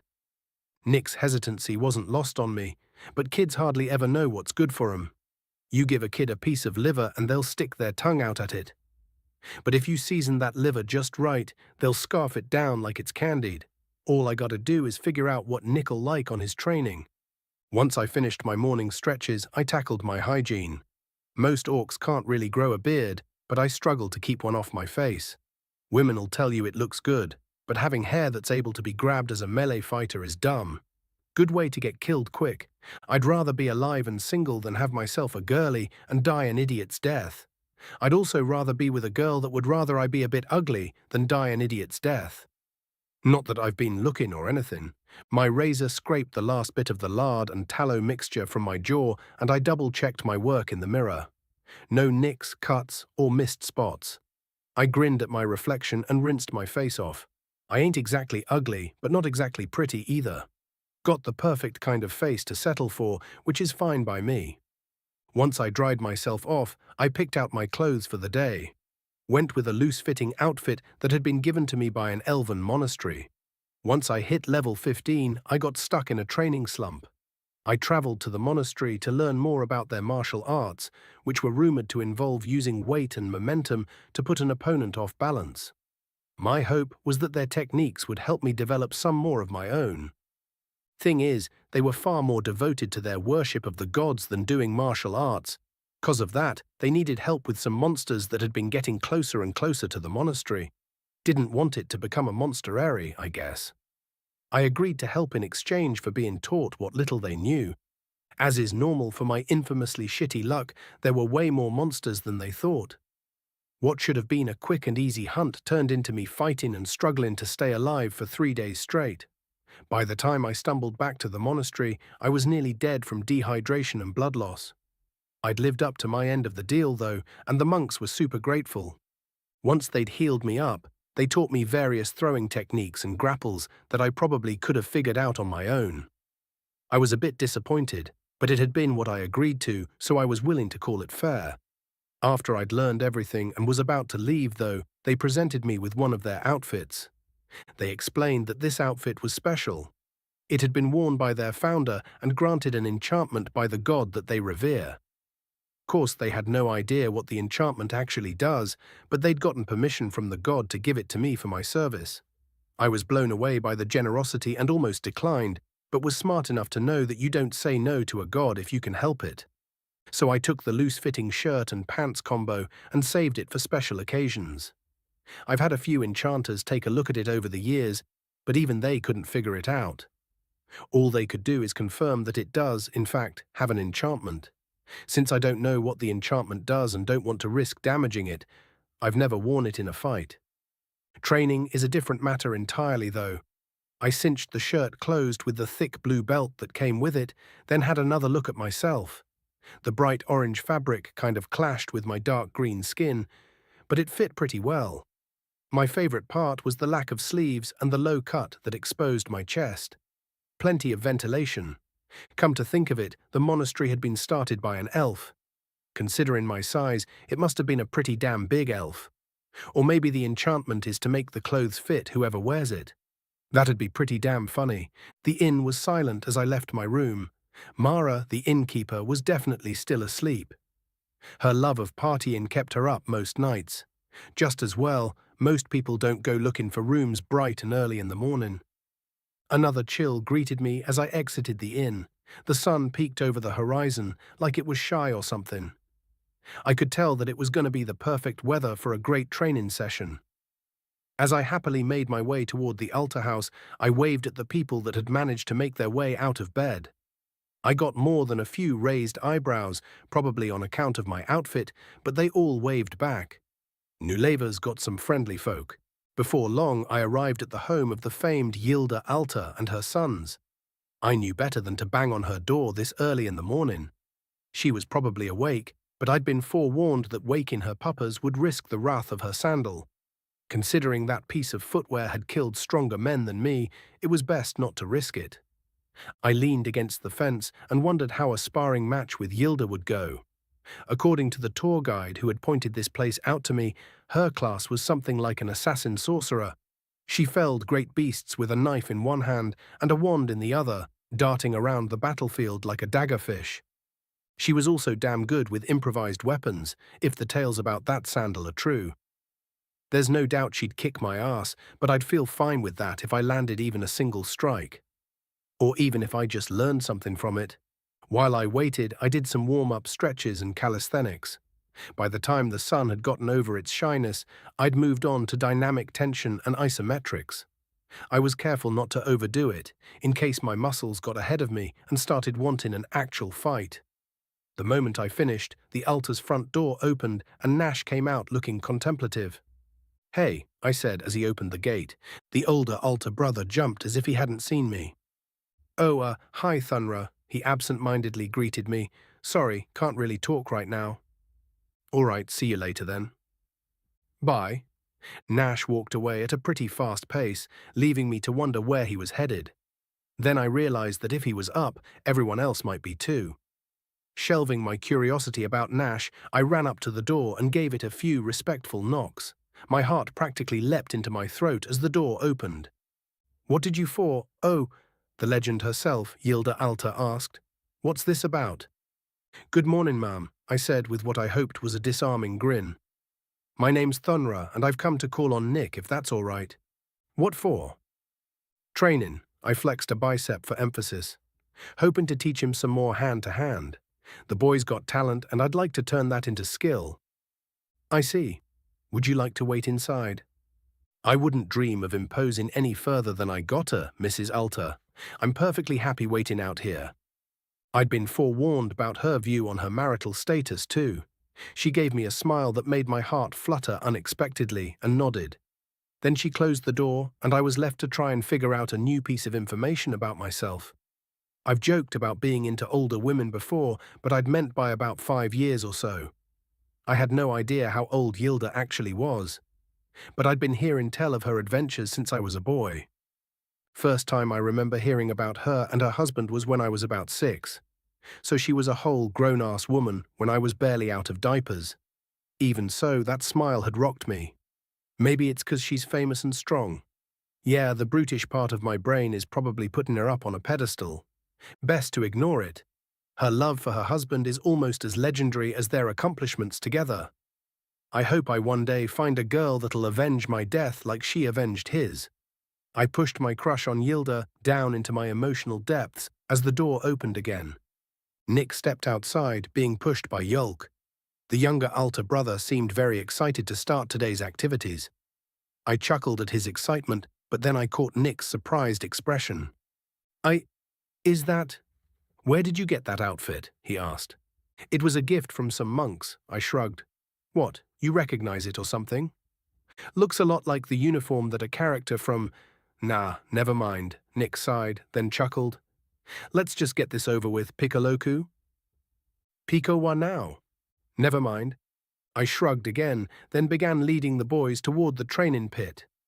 As we walked, I caught sight of Nash carefully studying some stuff at a stall. He was holding flowers in one hand and a pendant in the other. What's up with your brother? I asked Yulk. Oh, he asked Nema to marry him last night, Yulk replied. Really? Pegged him for the bachelor type. How long have they been courting? Therein lies the issue. They weren't courting. My jaw dropped and I stared at Yulk in disbelief. No, I said. Yep, Nick interjected. It's true. Right in front of everybody. Pull the other one, boys. Come on now. There's no way he's that dumb. Love can make fools of the best of us, Yulk nodded sagely. And though I love my brother dearly, Nash isn't exactly the best of us when it comes to intellect. He'll be the first to admit it too. Love makes fools of the best of us, eh? I recalled the flutter in my chest caused by his mother's smile and suddenly found some empathy for Nash. Yulk ain't wrong. Feelings can make us do some really dumb shit. I ain't dumb enough to make a move on Yilda, though. So what's he doing then? I asked. Did she say yes or what? She pretty much said fuck no, Nick laughed. But she gave him another chance. He has to make it up to her, though. Indeed. Nash is planning to give her a bouquet made of the last of this season's flowers and a pendant that matches her eyes. Then, if she feels better about their situation, he's going to take her on a picnic, Yulk explained. Well, flowers are definitely a good start to getting to a girl's heart, I chuckled, then remembered something. Wait, isn't Nema the guild girlie, the one as tall as me? Yes. Ain't she related to High Chief Ulamac? She's his niece, if I recall the lineage correctly. Fucking hells, he may as well have crawled into the catapult himself then. Huh? Nick asked. Slang for someone aiming far above their station, Yulk explained, especially when it comes to marriage. Yeah, someone who's being forced to marry above their station is being loaded into the catapult, I added. Someone who's trying to get a spouse above their station is crawling into it. Either way, you usually come crashing down at the end of it. It's not exactly an apt idiom in this case, though, Yulk chuckled. The Alta clan is pretty high up there in regards to marriage candidates. Ulamac was expected to take a bride from either the Alta clan or the Maxim clan before the drama with his brother. It's been a while since I've seen my grandmother, though, so I don't know what the current situation is. Oh? I grinned playfully. So you lot are a big deal, then? Not really. My father didn't like the intrigue of being part of a powerful clan, and his marriage to my mother was quite controversial. My brother and I seem to have inherited his disinterest as well. From my understanding, so long as we don't ask them for favors, they won't force duties upon us. Yilda wasn't welcomed into your clan. Not at first, but grandmother adores my mother and fought the rest of the clan for her inclusion. There were duels and everything, and at the end of it all, mother was welcomed into the clan. Father was pretty fed up with it all, though, so we came to live here. Mother could explain it better than I, if you're that interested. No, I stammered. That's okay, I get the gist of it. So if Nash and Nema do end up together, will their little ones be in line for High Chief? Yes, but how far down the line is up to Ulamac? If he doesn't have children by the time he retires, then either Nema or Alern will become High Chief. Alern is the most likely candidate, as far as I can tell. What about Ulamac's brother? I asked. Agurno, right? That's right. He could be considered a candidate if anyone had the power to actually force him to accept the office. I've never met him, but I've heard that his apathy toward politics matches his legendary might. Gotcha, I said as we approached the training pit. All right, let's start with some stretches. Want those muscles nice and limber? Okay, Nick said with a sigh. What type of training will you be doing today? Yulk asked, excitement creeping into his voice. Oh, you'll see, I winked. Chapter 90. Nick Smith, Adventurer Level 9, Human American. Thunra walked to the center of one of the training circles and gestured for me to join him. With a small sigh, I trudged to the center of the circle and faced him. There were plenty of reasons that I didn't want to be training today, but I knew that none of them would dissuade the gigantic orc. "Now I know you don't really like this kind of training," Thunra said, reaching into his pocket and pulling out some cloth. "So I came up with a game that'll help." "A game?" I asked. "Yup," he replied. Then he looped the 3 rags into his belt, one on his right, one on his left, and one in the back. Once he was done, he regarded me with a grin. "All you gotta do is grab these sweat rags off my belt. I'll be using a mix of defense and offense to keep you from getting them. When you grab all 3, we'll call it a day." I looked at him, dumbfounded. He'd just reinvented flag football without the ball. His giant grin combined with his orange martial arts-styled clothing reminded me of, "Go!" he shouted. "What?" I barely managed to dodge the fist that flew at my forehead. Thunra stopped mid-swing, and I realized that he had been holding back. We met eyes, and a joke sprang into my head. "Q," I said. "What?" I snatched at the flag nearest to me, and the gargantuan orc stepped back with a speed that defied his size. The fabric of the flag tickled my fingers as it eluded my grasp. The extra speed that Thunra had summoned caught him off guard, though, and he stumbled. Before he could regain his footing, I used dash to spring forward and grab the flag. With it firm in my grasp, I ripped it from his belt and continued forward with the rest of my dash. Grinning, I raised the flag and turned around. "That's one," I exclaimed, without even swinging. "Good job, kid." Thunra grinned. "Still got a couple more before we're done, though." "Piece of cake," I said, tossing the rag on the ground. "Guess this training session's going to be a short one." There are many, many instances throughout history in which people have rued their words. Like whoever wrote that a heavier-than-air aircraft would take 1,000,000 years to develop, only to have the Wright brothers prove it could be done a few weeks later. Or when a firefighter complains about it being a slow day, only to have half the city try to burn down. Or all the people who said, "What could possibly go wrong?" before things went horribly awry. I had never wondered what that was like, but found myself in that exact position. Thunra practically became a goddamn ballerina. I'd lunge for the flags, he'd dance away, over and over and over again, for hours. Finally, I got sick of it, and we exchanged blows. I could tell he was holding back on me, but I was completely fine with that. I could swear that I felt my spleen twitch whenever I remembered our last training session. Getting no closer to the second flag, I paused to catch my breath. Thunra grinned again and flexed. I pounded my knee with my fist in frustration. "You know, I could get those flags for you," Ten said. "Yeah, you probably could," I replied. "But that would defeat the purpose of training, wouldn't it?"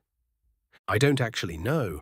Your body will still be getting the exercise, and you might even be able to unlock new skills. Doesn't do me much good if I don't know how or when to use them, though." "Not a bad point. Fine, suit yourself." Thunra and I watched each other closely, waiting for the next move to be made. I'd give almost anything to wipe that childish grin off his fucking face, but there had to be a line, and handing my body off to Ten would definitely be crossing it. With a growl, I activated dash and launched myself at Thunra once again. He, of course, launched himself backward. Just before he got out of range, I activated time dilation and examined our situation. Then I saw it, an opening that I could take advantage of. Thunra's arms had shifted to his sides to counteract his momentum and maintain his balance. This also prevented me from grabbing the flag on his flank, but he had left his solar plexus open. With all the strength I could muster, I launched my fist at the spot between his abs and his chest. Spear punch unlocked. I connected directly with Thunra's solar plexus, and we both flew forward a few feet. He slammed into the ground, and we both stared at each other, stunned. As he tried to climb to his feet, I grabbed the second flag and dodged back. A 5-minute cooldown appeared for the new skill. That's 2, I panted. He replied, getting to his feet. "Whoa, well done." "Hoof. Was that breathtaker strike?" Felt more like spear punch. "I'm pretty sure it was spear punch." "When did you unlock that?" "Just now." "See, the training's working," Thunra grinned. "I think we're ready to kick it up a notch." A cold horror gripped me as I realized that the massive mound of muscle had already shaken off the sucker punch. Then I realized that Thunra was being literal as his foot snapped at my thigh. The impact caused my leg to buckle, and I barely managed to avoid a fist to my head. As I dodged the fist, though, a knee connected with my ribs hard enough to lift me into the air. My eyes seemed to stop working for a moment, but I managed to instinctively lash out with a kick of my own and send myself flying backward. I crumpled into the ground and immediately leapt to my feet, guarding against further strikes. I had difficulty focusing on the big-ass orc as he walked toward me, and swear I saw Yulk eagerly taking notes in the sidelines. 3 fractured ribs and a concussion, Ten said. It doesn't feel like my eggs are cracked, I think I replied. Of course it doesn't feel like your ribs have been fractured, Ten sighed. I'm inhibiting the pain. Just stay on the defensive while I make repairs. Easy for the artificial intelligence with fucking cheats to say. I felt like my body isn't nearly strong enough to get anywhere near actually fighting Thunra. But Ten had used my body to defeat the man-turned-monster that had nearly killed Thunra in the dungeon. How did it do that? Releasing my inhibitions. Do I need to feel the rain on my skin? No one else can feel it, foo. No, this isn't the time for music, no matter how catchy the song is.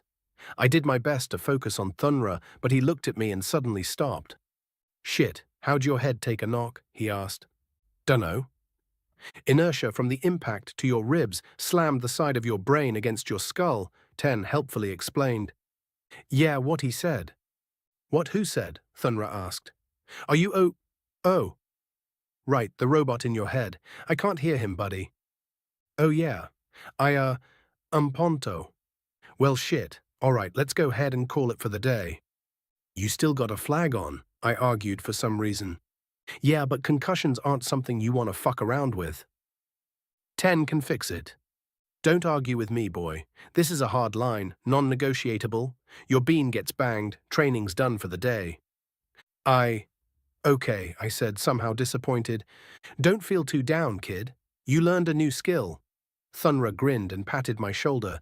Just think of how many you're going to pick up tomorrow.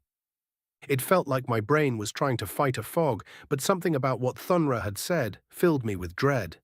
It took a few moments to realize what it was, though. We're doing this again tomorrow, I asked. Might as well train every day until you head off to the magic school or whatever, right? He grinned. I guess so, I replied. Shit. Chapter 90.5 Nash Alto, Adventurer Level 11. Orc Nulavan. With a deep breath, I steeled myself and gathered my courage. The last time I'd felt this nervous walking into the Adventurers Guild was the first time I had done so. But back then I didn't have an angry woman to worry about. How could I have been so damn dumb?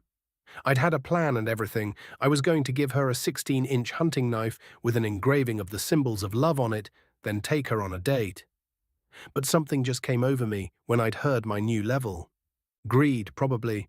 I wanted her right then and there, to hells with working for it. I'd convinced myself that it was a romantic notion, but she cut through all that bullshit even without the knife. Her words had cut me to the bone, and I'd never felt so unworthy of someone in my entire life. Part of me wanted to just go back home, to let a better orc than I try to win her heart. This part of me whispered that she deserved someone better, but I knew what it really was. Cowardice. The thought of facing up to what I had done seemed like an insurmountable wall, but Nema had decided to give me a second chance, and my mother didn't raise a quitter. I straightened my posture and stepped into the guild hall with my chin held high. It fell silent as every single eye in the place turned to watch me. This didn't faze me, though. I'd been getting these kind of looks all morning. Word travels fast in a village, and I'd be surprised if there was a single person who didn't know that I'd made a damn fool out of myself last night. Nema stood behind her counter, and the orc she was helping gracefully stepped aside as I approached. I nodded at him with appreciation. Good morning, Nema, I said. Is this a good time?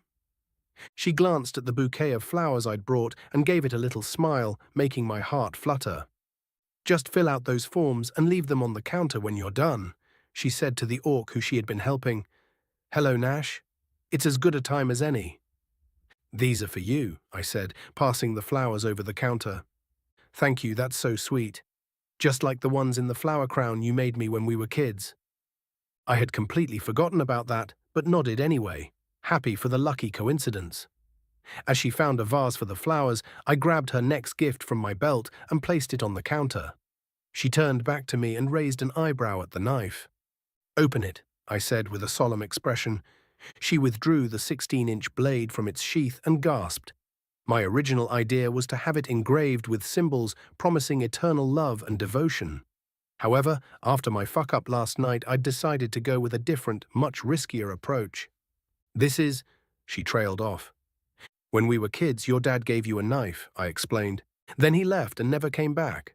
A slight chill entered her voice. "Yeah, I remember how sad you were that he left," I said, gathering my courage. "I remember holding you when you cried for him. I remember wishing with all of my might that I could take that pain away for you, and how I would have given anything to see you happy again. And I remember how utterly devastated you were when the knife he gave you broke." She placed the blade on its sheath and looked at me, tears of anguish waiting behind a facade of anger and confusion. "I know there are many ways that you could interpret this, but to me the knife breaking was symbolic of the promise he broke by not returning. You threw it away a few months later, symbolizing throwing away your relationship with him. But I found that broken blade and kept it safe in case you ever changed your mind. This morning I went to a smith and bought their best, most durable hunting knife and had it engraved with the same markings that were on your father's blade." Why?" she asked. "Because I'm making the very same promise to you that he did. Whenever I leave, I will return. And the knife I'm giving you won't break, just like my promise won't. It is my pledge of everlasting love and care for you, Nema." Tears streamed down her cheeks and she grabbed a handkerchief to dab at them. We stood in silence for a few moments as she regained her composure. Much to my relief, the anger and pain had left her expression. "Gods damn it, Nash," she said. "Why couldn't you have been this romantic last night?" "'Cause I'm just a big dumb orc," I chuckled. "Speaking of last night, though, I got you something else." I opened my coin pouch and pulled out a small box. Nema gently took the box and opened it, revealing a pendant with an enchanted gemstone. She held it up to the light. The gem was deep blue in the center, gradually progressing to green on the outer edges, just like her eyes. "How?" she asked. "Well, I've been on the lookout for jewelry that matches your eyes, but haven't had any luck finding anything nearly as beautiful. So I got this gem enchanted," I explained. "It's not quite as magnificent as your eyes are, but I hope that it's close enough to serve as an apology for last night." I thought that's what the flowers were for. I didn't think the flowers fully express how sorry I am for how dumb I was. She let out a laugh that melted my heart in ways that the most beautiful birdsong could never hope to accomplish. Then she turned around and lifted her hair so that I could put the pendant on her. I had to stand on my toes to do so, but I managed to reach over the counter and clasp the chain without strangling her. She turned to face me, the beautiful gemstone resting on the top of her bountiful breasts. I gave it an appreciative glance and returned my attention to the gemstone's inspiration. The tears had gone from her eyes, and a warm expression greeted me. I couldn't help but smile. "Lady Maxim, will you do me the honor of accompanying me?" I asked, a lump forming in my throat. "Oh, Nash." The lump in my throat threatened to suffocate me as she paused. Everyone else in the guild seemed to hold their breath, awaiting her reply. She gently grabbed the pendant and bit her lip, then looked back at me. "Of course I will." The guild hall erupted in cheers as she stepped around the counter and took my arm. The Human from a Dungeon by its director. Chapter 91. Thunra Grantuf, Adventurer Level 23, Orc Nilisonian. The cold air ran up my spine as I stood in front of the altar home trying to work up the courage to knock. It had been a few weeks since the first time I'd retrieved Nick for training, and Yilda had told me that I could come by whenever, but my nerves kept getting the best of me. The only time people like it when you show up at the crack of dawn is when you're making them money. The reason for my nerves had changed, though. At first I was worried Yilda'd hit me. Now I just don't want her to dislike me. It's a silly boy's crush, and I know it. But controlling this kind of feeling is like trying to wrangle greased-up hissers. Things get slippery. I took a deep breath to steady myself and looked up at the sun shyly peeking out over the horizon. Or maybe I'm seeing it like that, 'cause I'm the one that's shy. I released my breath with a quiet sigh, steeled my nerve, and knocked on the door. Gently, it swung open almost immediately, and Yilda regarded me with a smug expression. "Well, well, well," she said. "Look who finally got up the courage to knock." Wait, how long you been standing there?" I asked. "I wasn't standing here. I was in the kitchen preparing breakfast." "Then how'd you—" "I'm very fast, Thunra. Anyway, come on in and grab a seat." "Oh, I'm just here." "To pick up Nick, yes, I know. They're not up yet, though, and I don't get paid to wake them up." "I'll wake 'em up," I said with a grin. "Just get in here and plop your ass on a chair," she ordered, moving to the side to let me through. "Yes, ma'am." I squeezed past her and heard the door close behind me. I walked to the table, mindful of her nearly overwhelming presence behind me, and did as I was told. The chair was a little small for me, but it's hard to find a chair that fits someone my size. Wonder how guys as big as the High Chief manage it. The smell of an excellent breakfast wafted from the fire counter, but I took my mind off my stomach by looking around the house. It was shockingly normal, as if it hadn't even heard of the two legendary members of one of the most powerful clans to ever exist that called this place home. Way nicer than anywhere I'd ever lived, but much less gold and gems than I was expecting. "Nice place you got here," I said as casually as I could. "Thanks," Yilda replied as she began working on the food again. "It's been a great retirement home." "Glad to hear it. Actually, now that you bring it up, do you mind if I ask you a question?" I asked. "You just did," she laughed, making my heart flutter dangerously. "Besides that one, I mean, sure. I heard a lot of stories about you and your husband. Dangerous gangs broken up, massive monsters brought low. You all did great work. Why'd you two decide to retire?" "Well, I retired because we were pretty well off, and I was pregnant with Nash. The thought of having my child be raised by someone else always rubbed me the wrong way," she said as she continued cooking. "Plus, I never really enjoyed the work. Don't get me wrong, it had its charms, but it was a little too reminiscent of my childhood more often than not. Becoming a pampered housewife sounded like a nice change of pace, so I jumped at the opportunity to collect my pension when it came up." "Fair enough," I chuckled. "And your husband?" "Oh, that little shit just retired from the big jobs," she laughed. "Too much energy and courage to actually retire from adventuring work. There were a couple times I caught him sneaking into the dungeon, too. Fought about it even. Seems stupid now." "I don't think it's stupid, Mum," I said. "If you knew then what you know now, sure, but you didn't, so it isn't." "I suppose, and he was being an idiot by sneaking into the dungeon by himself. But then, that's one of the reasons I fell in love with him. He was so damn certain of himself at all times," she laughed wistfully, "and even with enough confidence for a team of adventurers, he was humble enough to fall for a homeless orphan like me." "Is he the one that got you into adventuring?" "No, but he's the one who helped me get good at it. Before him, I was a solo act, mostly because I couldn't really trust anyone to have my back, but also because I didn't want to give anyone a chance to put a knife there." I nodded sagely. A story I'd heard 1,000 times. A hard life makes it hard to trust soft things. One day I snagged what was supposed to be a simple herb-gathering job. Mosilia flowers, very rare and difficult to get to, but the pay was very good. Too good, as it turns out. I climbed a mountain, slipped past a basilisk, navigated a cave filled with beasties, and got the flowers only to have the client turn out to be a vampire and the quest turn out to be a trap. "Whoa, really?" I asked, dumbfounded. "The guild didn't handle the particulars back then."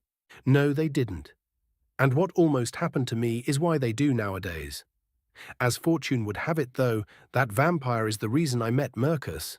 He had been investigating a string of disappearances that led him to the very same vampire that intended to make me a victim. He crashed through the door just as the vampire had its hand on my neck, zipped across the room, and relieved the vampire of her arm in a flash," she chuckled. I was dumbfounded for a moment, stuck in a trance as the two of them clashed in front of me. I'd seen plenty of fights before, but I'd never seen anyone move that fast. The strength on display was stunning as well.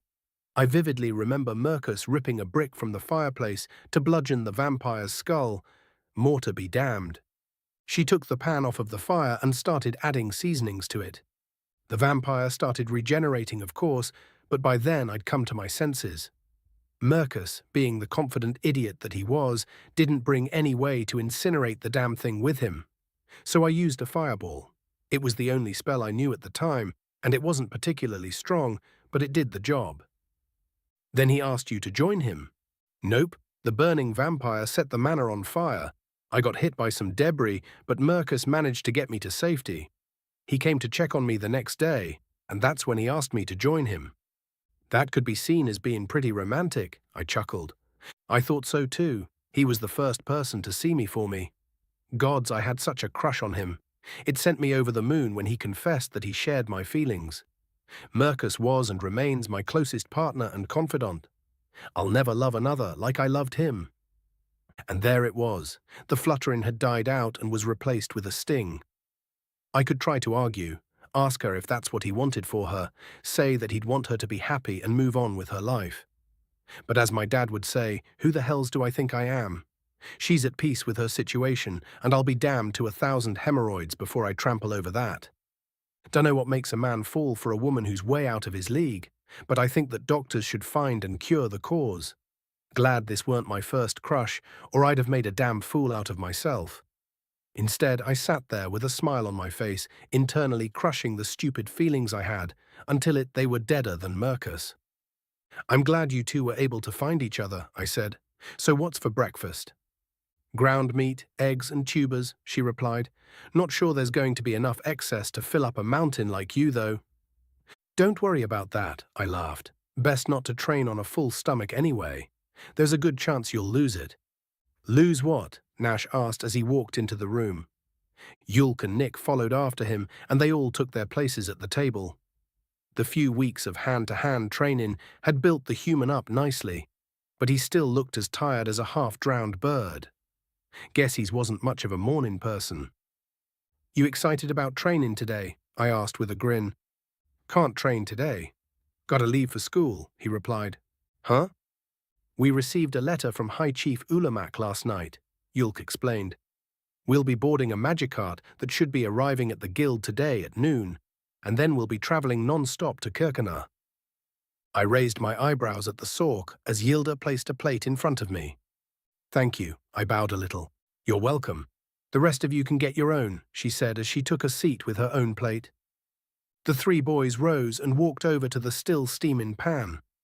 I waited for Yilda to take the first bite, and then I dug in. It was God's damned good, but weird as all hells at the same time. It took a second for my mouth to decide that it liked it.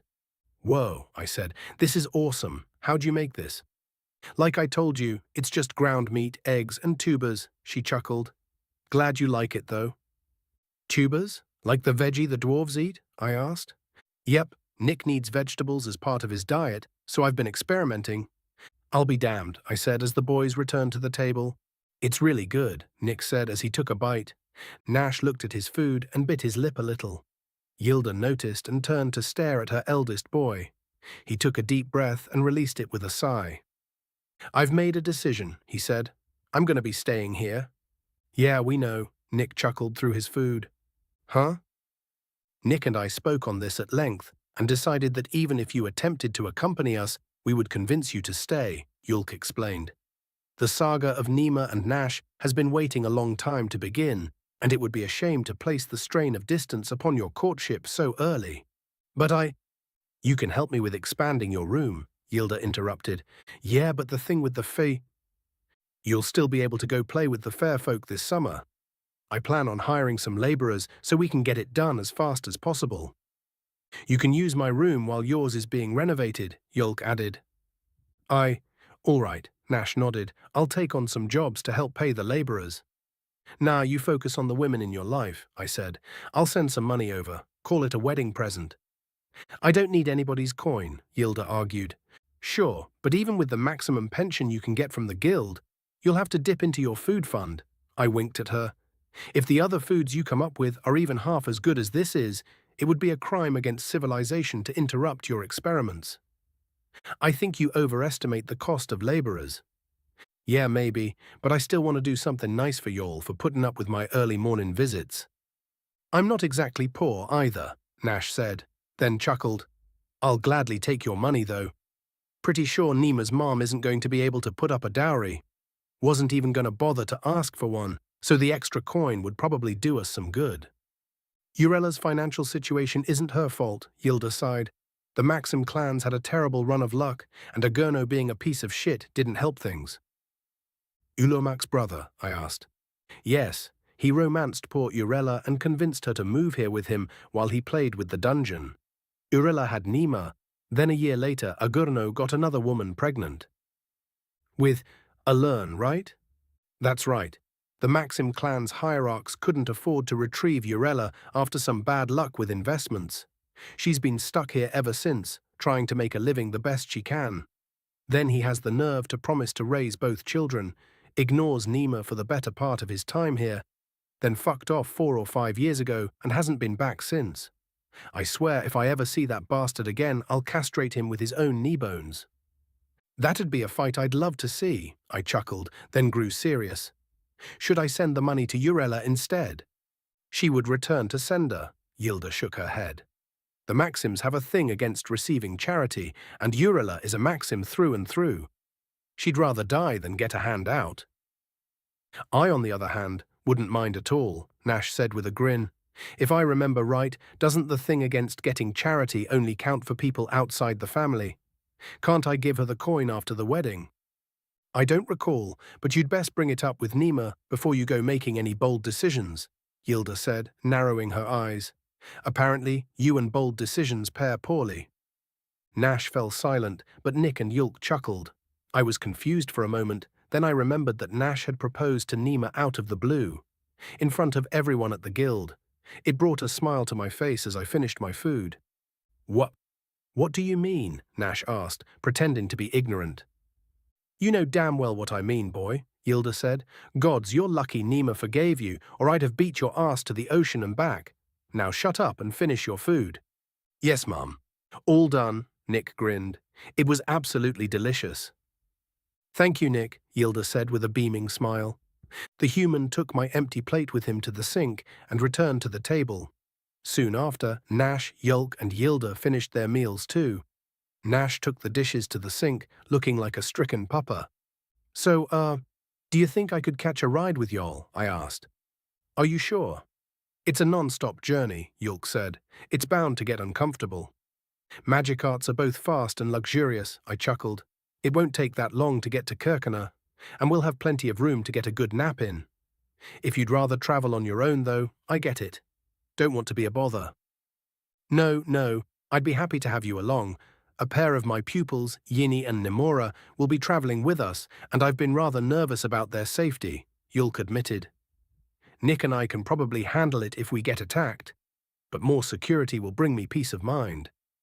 That poor girl, Yilda whispered with a small sigh. What? Yulk asked. Nothing, dear. Just thinking about how they're likely already at the guild hall waiting for you. Oh yes, you're probably right. I suppose we should get going. I'll come with to see you off, Nash said. We all stood, and the boys said goodbye to their mom. Hugs and kisses on the cheek were exchanged, and watching them made me miss my own mom. Then the three of them were out the door, but I paused in the doorway. Take care of yourself, Mrs. Alter, I said with a soft smile. You too, Thunra, she replied with a smile of her own. I turned to follow her sons, glad that my heart wasn't fluttering anymore. Chapter 92. Nick Smith, Adventurer Level 9, Human American. We made our way through the village as the early morning sun tried its best to drive away the chill. As we approached the Adventurers Guild, Yini and Nemora ran up to greet us. Catalina, who must have come to see her friends off, stood near the entrance and watched us.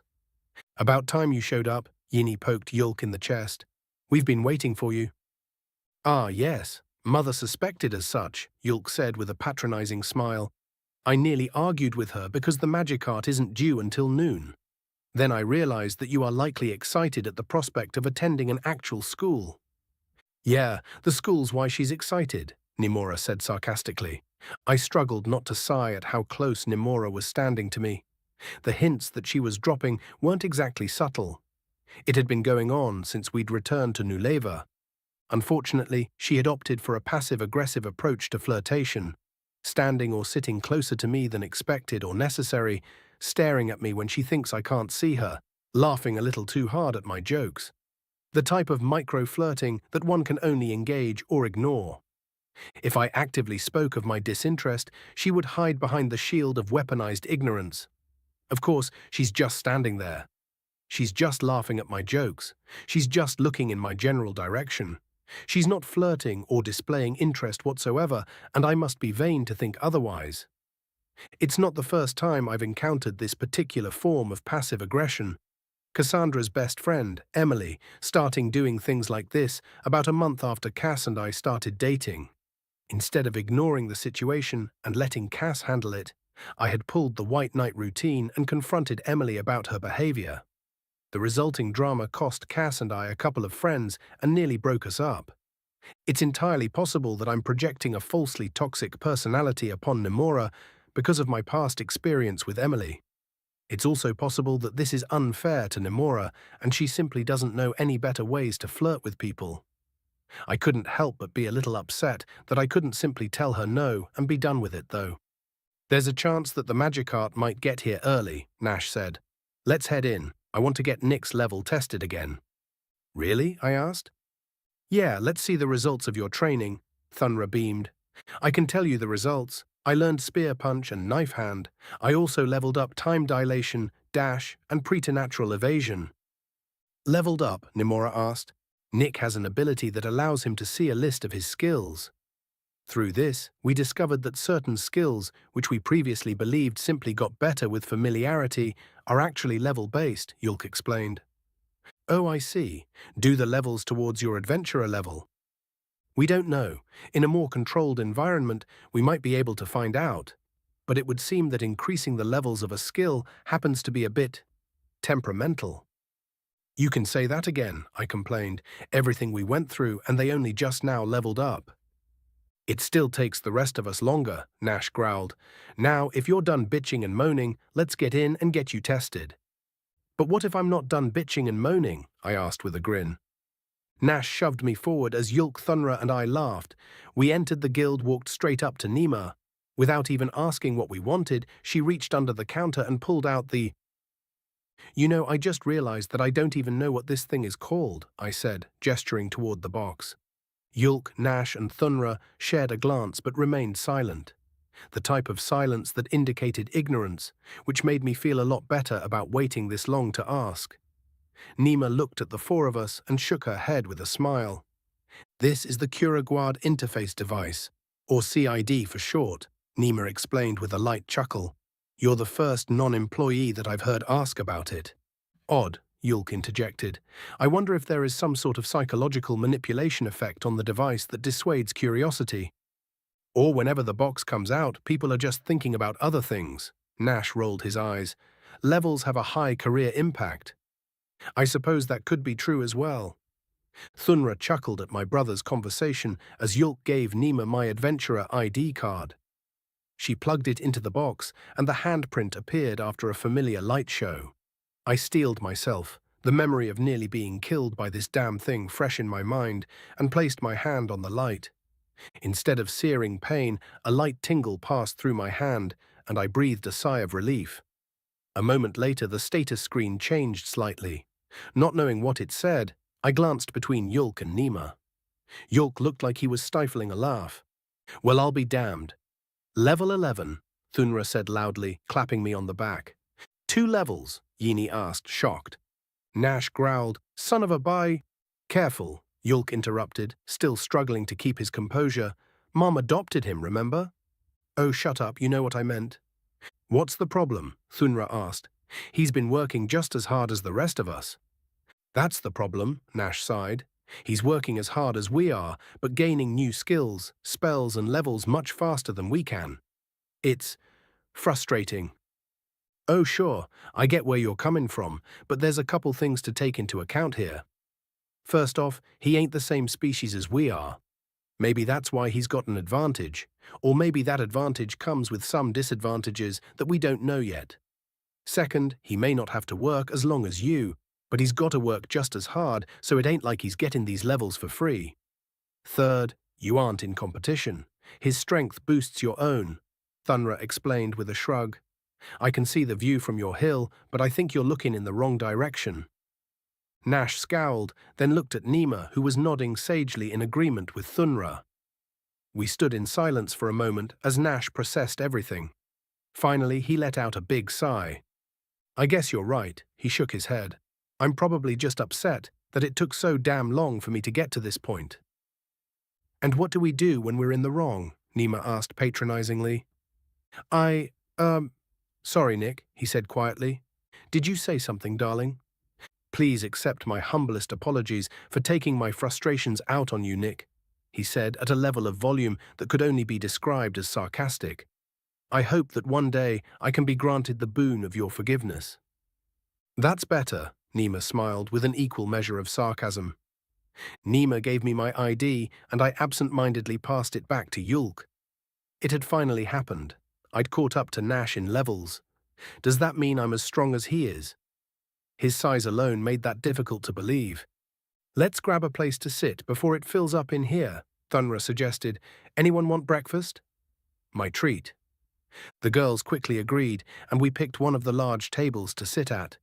My mind barely registered that it was the very same one we had chosen to sit at the night Nash had made a fool of himself by proposing to Nina. I was so preoccupied that I almost didn't notice that Nimora had once again chosen the seat on my right as well. Nash and I were both level 11. Not that I would have to, but I doubted that I could actually take him in a fight. My burly brother definitely had more fighting experience than I did, and even after all my training and leveling up, I felt like if I didn't get a lucky shot in, he'd wipe the floor with me. Even Yulk would probably wreck me if it came down to it.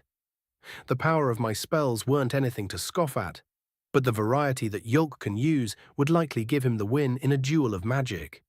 He probably has spells that would give him the win even if I were to use my physical advantage against him. So then, what's the point of the levels exactly? I'm 4 levels above Yulk and doubt my ability to beat him. I'm the same level as Nash, but not even close to his equal in a fight. Yet Thunra, being several levels above my own, could also wipe the floor with all 3 of us in a real fight without even breaking a sweat. I had seen people place importance on levels. They even had phrases like over 10s and over 20s, denoting an obvious difference between the two. Yet here I sat, a brand new over 10, who didn't really notice a difference in my actual ability to fight. Maybe Nash was right to be upset. He was definitely right about one thing, though. I'd put in work, but it had come easier to me than it had to him. He had actually been forced to put his life at risk to gain the skills and experience that he has. I'd gained most of mine in training. I absent-mindedly listened to the conversation around me. The girls were talking about their hopes for the school, and Yulk was desperately trying to temper their expectations and them back to reality. Nash and Thunra were barely listening, seemingly focused on me. You know, Nick, you've done real good with your training. Thunra interrupted the girls, who quickly fell silent. Maybe you got an advantage being a human. Maybe you don't. Either way, there ain't another soul in this village who could have kept up with me in the ring like you did.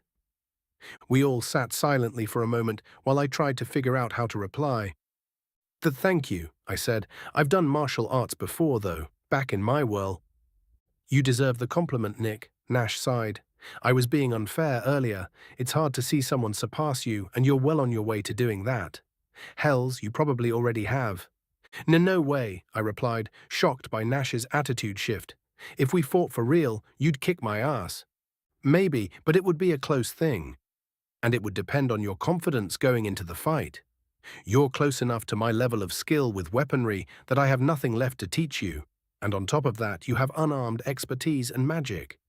You think that after your training with Thunra, I can still take you in a fist fight? Are you saying you can't? Of course not. Not if you put any sort of effort into it. Sure, I know how to throw a punch and deflect, but I don't have any skills that would let me keep up with you or Thunra. Then there's the magic thing. I can't do magic at all, not a single fucking spell. And I've learned the hard way from sparring with Yulk that magic isn't something to scoff at.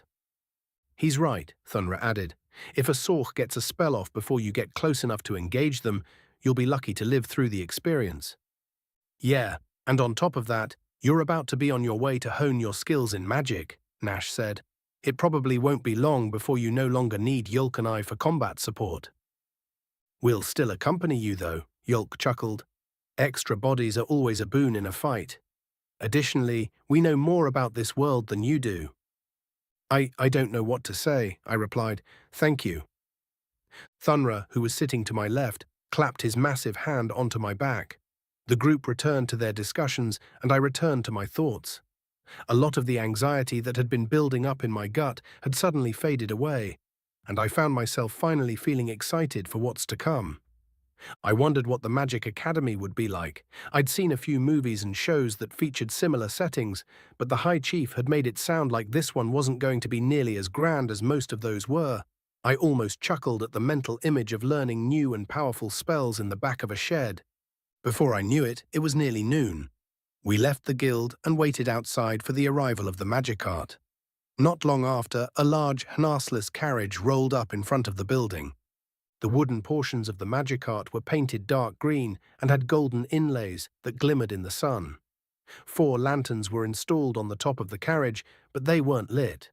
There was also a place for a driver, occupied by an orc in a scout uniform.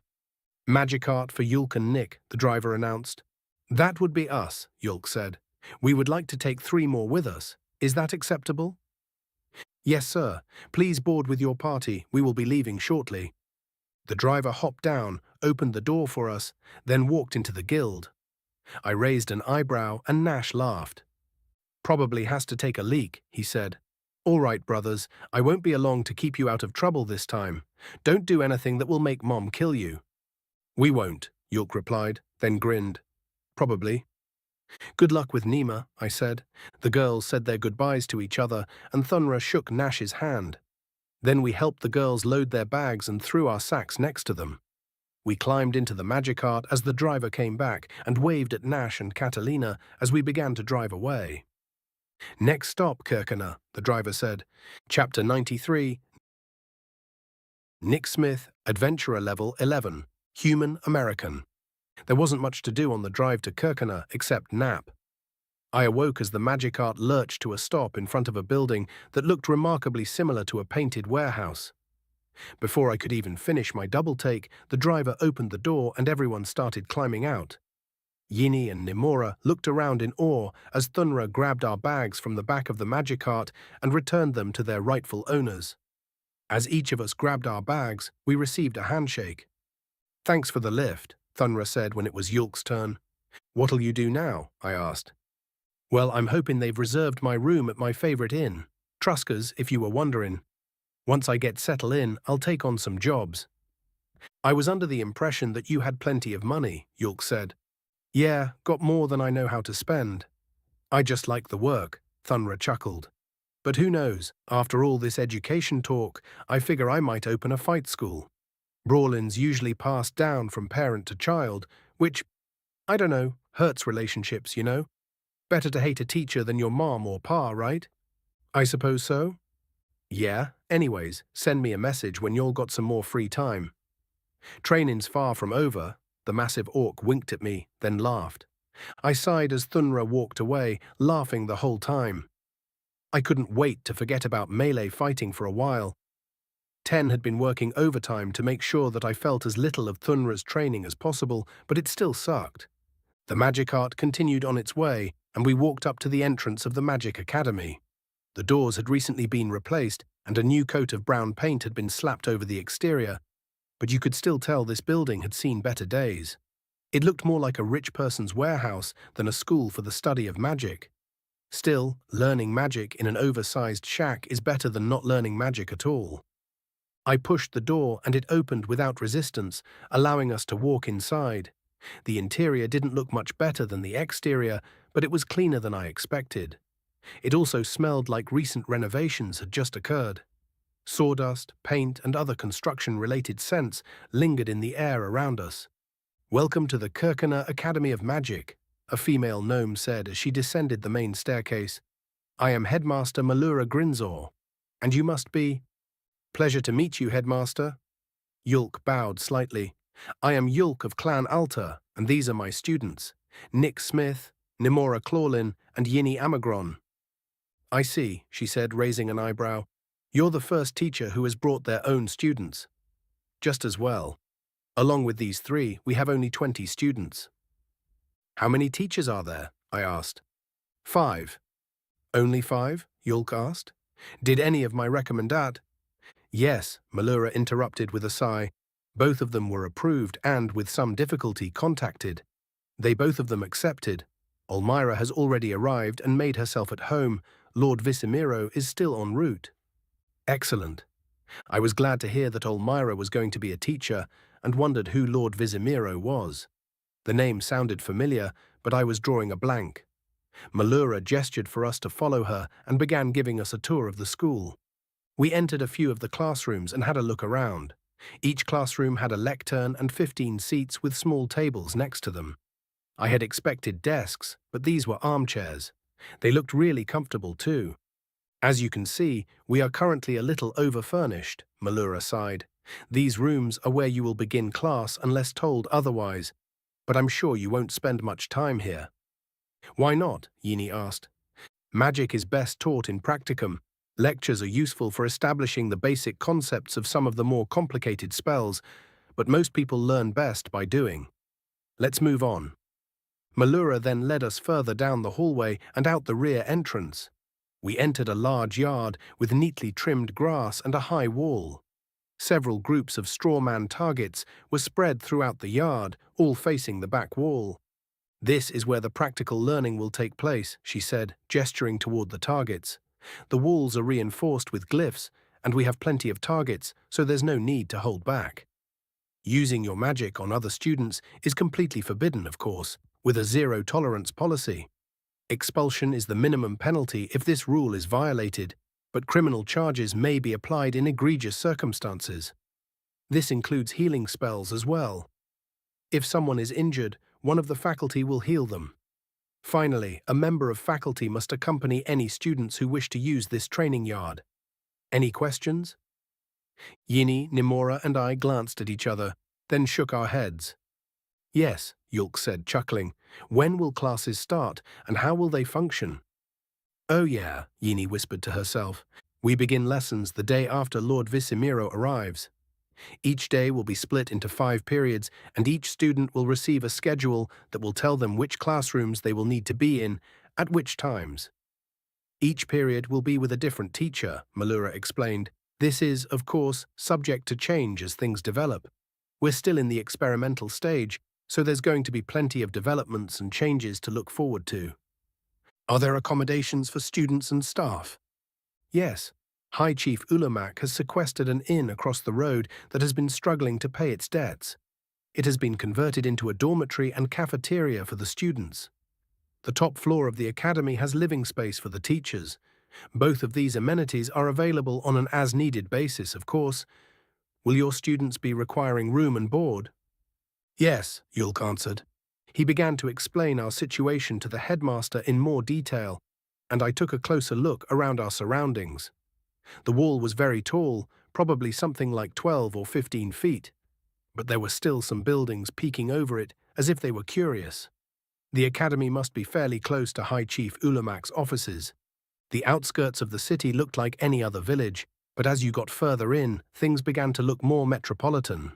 I looked at the academy again and realized that we were probably near an industrial area, unless the building didn't actually used to be a warehouse, which would be an absolute shock. Then the girls caught my eye. While my first impression of the Kirkana Academy of Magic was a disappointed one, Yini and Nimora seemed absolutely enamored.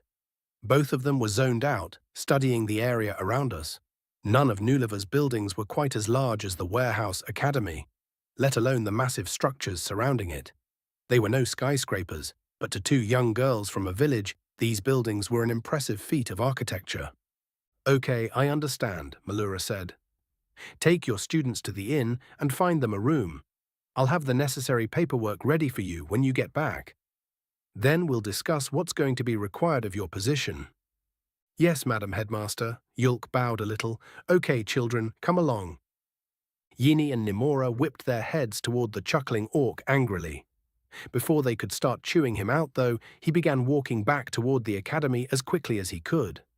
The girls stared after Yulk in disbelief, and then the three of us followed after him.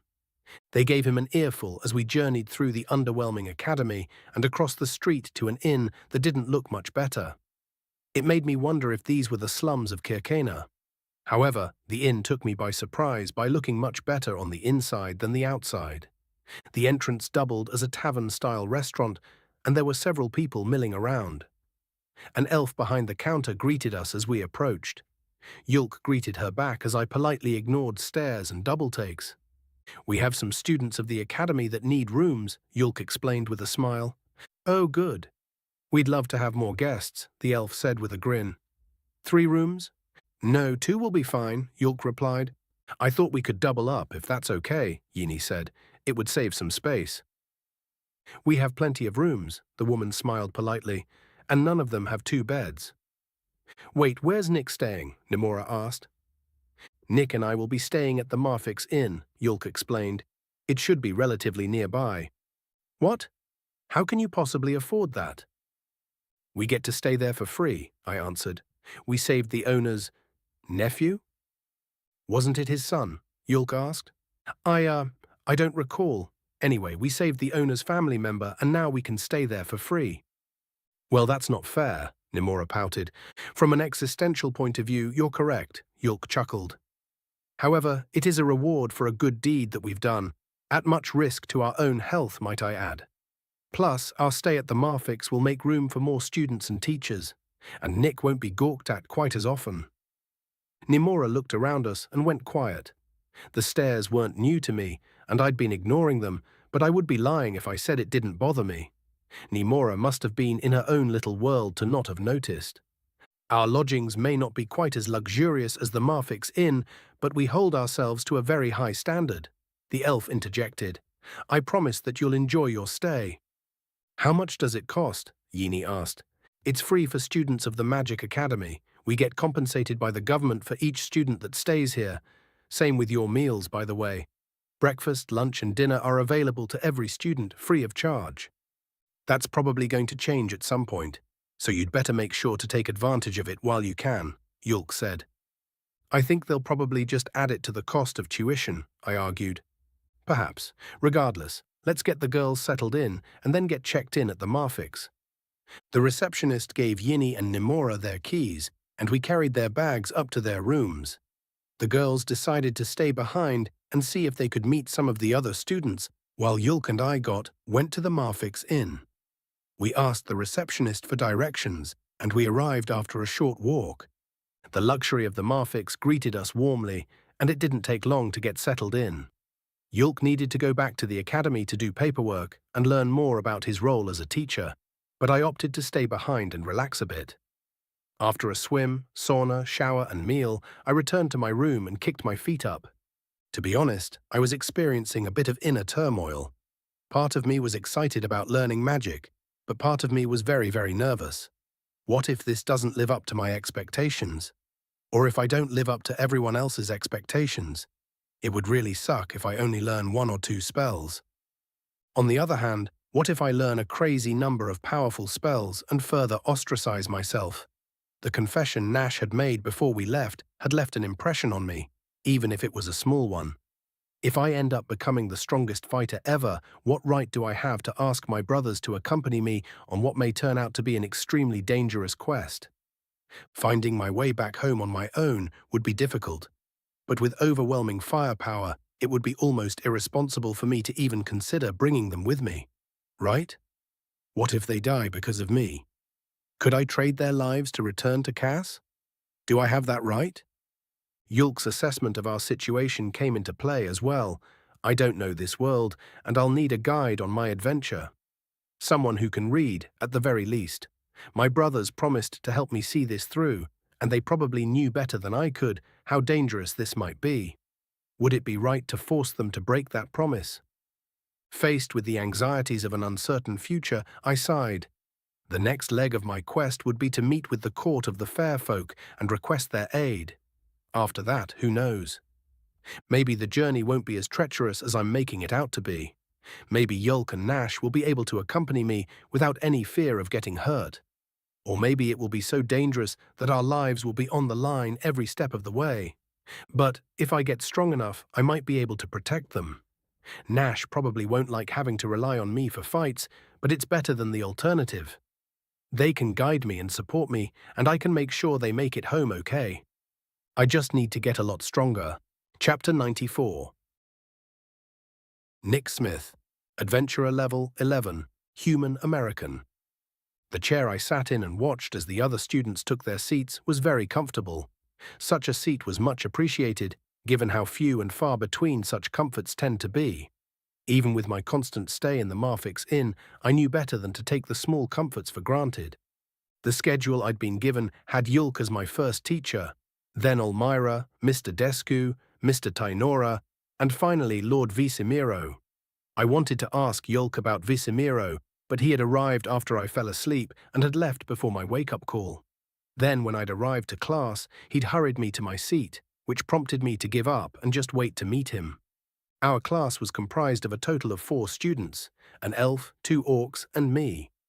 The elf was a bit on the older side, but the orcs appeared to be around the same age as Yini and Nemora.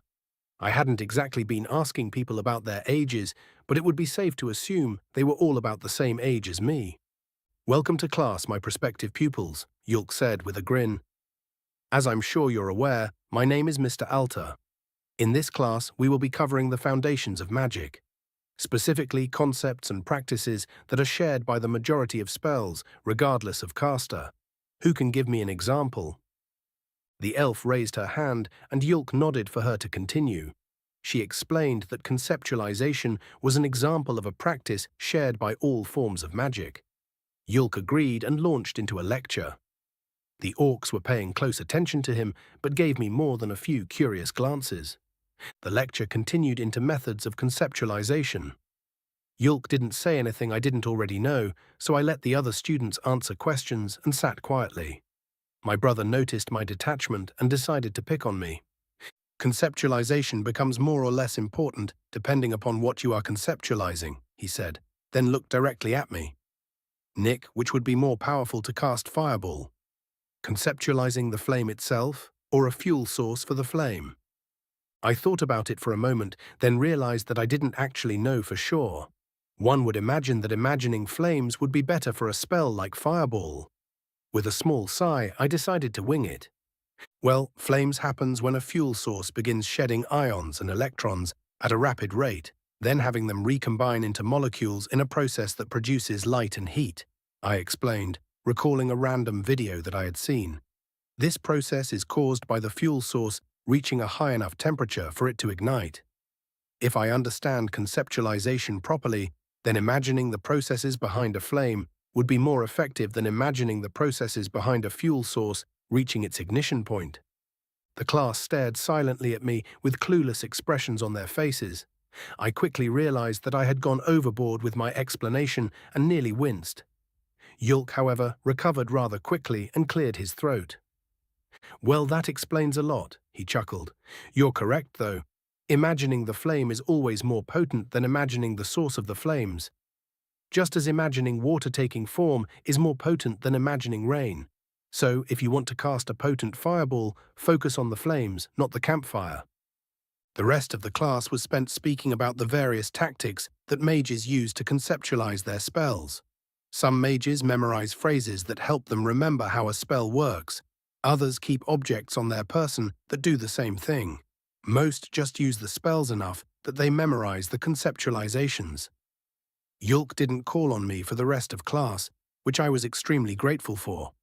A bell began ringing loud enough to echo throughout the school. Yulk dismissed us, and we traveled to our next class.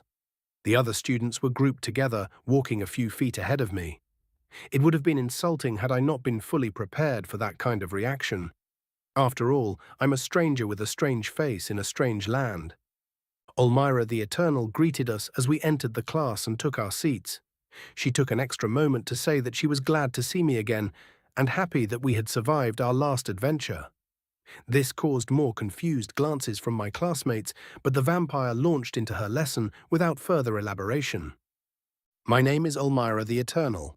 I prefer that you simply call me Olmira, but in formal setting, you may call me Lady Olmira.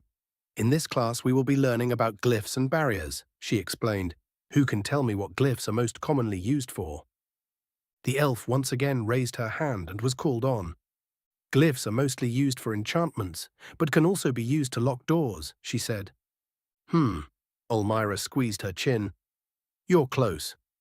Glyphs can be used to make enchantments and to lock doors, yes, but there's a far more common use for them, one that you'll no doubt run into as an adventurer. Any other guesses? Traps? I asked. Correct? Good work, Nick, but please raise your hand in the future, she said with a disarming smile. Yes, Lady Ulmira. She picked up on the slight sarcasm in my reply and gave me a small glare. I smiled politely at her, and she continued her lecture on traps. The main points of her lecture were that almost all dungeons have traps, and nearly all of these traps are glyphs. Various governments also keep their confidential records behind trap doors, which also use glyphs. Even consumer industries, like banks and storage services, use glyphs to set traps for unwary robbers. She then explained that glyphs rely on a physical medium that creates a symbol. Clever traps typically disguise their glyphs in ways that are difficult to spot so that they can't be disarmed. I wondered what would happen if someone used invisible ink, but decided to keep my mouth shut. Ulmira then moved on to discussing barriers. Barriers use both runes and glyphs. The glyphs that initially create the barrier are intricate and difficult to make, which means that the stones they're carved on are rather expensive. When the stone is activated, a magical barrier covered in runes is created. These runes strengthen the barrier against specific types of ingress. From what I could tell, runes are essentially glyphs made out of magical energy. Both use arcane symbology, but the effects of runes are far more potent than glyphs. But to be effective, runes have to be composed of magical energy, whereas glyphs merely need to be infused with magic. It was a very informative class, but before I knew it, the bell rang, and it was time to go to the next one. We walked in the same formation, but this time my classmates were comfortable enough for some chatter about what we had just learned. Inside the next class was a gnome with a very short desk in front of him. We took our seats and the gnome cleared his throat. Welcome, my name is Mr. Descu, and I will be teaching you about enchantments, the gnome said. It is a complicated subject with many intricacies and expenses, so most of this class will be lectures rather than practical learning. Mr. Descu did a lot more lecturing than asking questions. He explained that enchantments could be done multiple ways. The first and most common way was with glyphs. However, only a select few glyphs would work with enchanting, and if those glyphs were damaged, the enchantment would no longer function. Another, far more difficult and durable method of enchanting involved invocation. He explained that invocation is a poorly understood school of magic, but invokers explain it as calling upon mystic forces for aid in imbuing an object with certain properties. This particular type of enchantment is very potent, but can only be performed with particularly durable materials.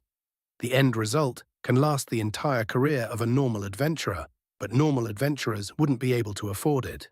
Blessings were the final method of enchantment that Mr. Descu covered. An extremely rare and potent type of enchantment, a blessing is when a being from another, more powerful plane of existence imbues an object with special capabilities. It's similar in many ways to invocation enchanting, but doesn't require an invoker. My thoughts turned to my cuirass and helmet. The cuirass was probably enchanted with invocations, but the helmet was probably a blessing. I thought about whether or not I should bring this up. Before I figured out how to phrase the question, though, the bell rang. This is when our lunch period was scheduled, and we dutifully walked across the street to get some food. My eyes trailed over the tavern-like lunch area, but couldn't find anyone I recognized. The paper detailing the state-sponsored school lunch mentioned that there were 2 lunch schedules. I wondered when Nemora and Yini would be having theirs. Nemora's affections were annoying, but it was better than being ignored, or whispered about in hushed tones, which happened while I ate. The food wasn't bad, but I'd had a big breakfast and was mostly picking at it. When I saw my classmates finish theirs, I decided that it was time that I'd finished mine. Just in time too, because the bell rang again by the time we'd re-entered the school. Once again, I trailed after my classmates. This time, we passed Yini and Nemora, who waved at me. I waved back, happy to get acknowledged by someone other than teachers. My classmates saw the exchange, but pretended not to notice. It was difficult to tell if it was fear or malice that caused their avoidance, but I'd be lying if I said it wasn't beginning to wear thin.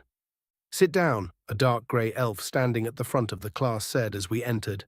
Once we were seated, he continued, "My name is Argus Tyanora. I see from your expressions that you were not expecting to be taught by a drow. Thankfully, I was pestered by questions enough today to be able to anticipate yours. No, I am not a subject of the Night Kingdom. No, I was not born in the Night Kingdom. Yes, I have fought against the Night Kingdom.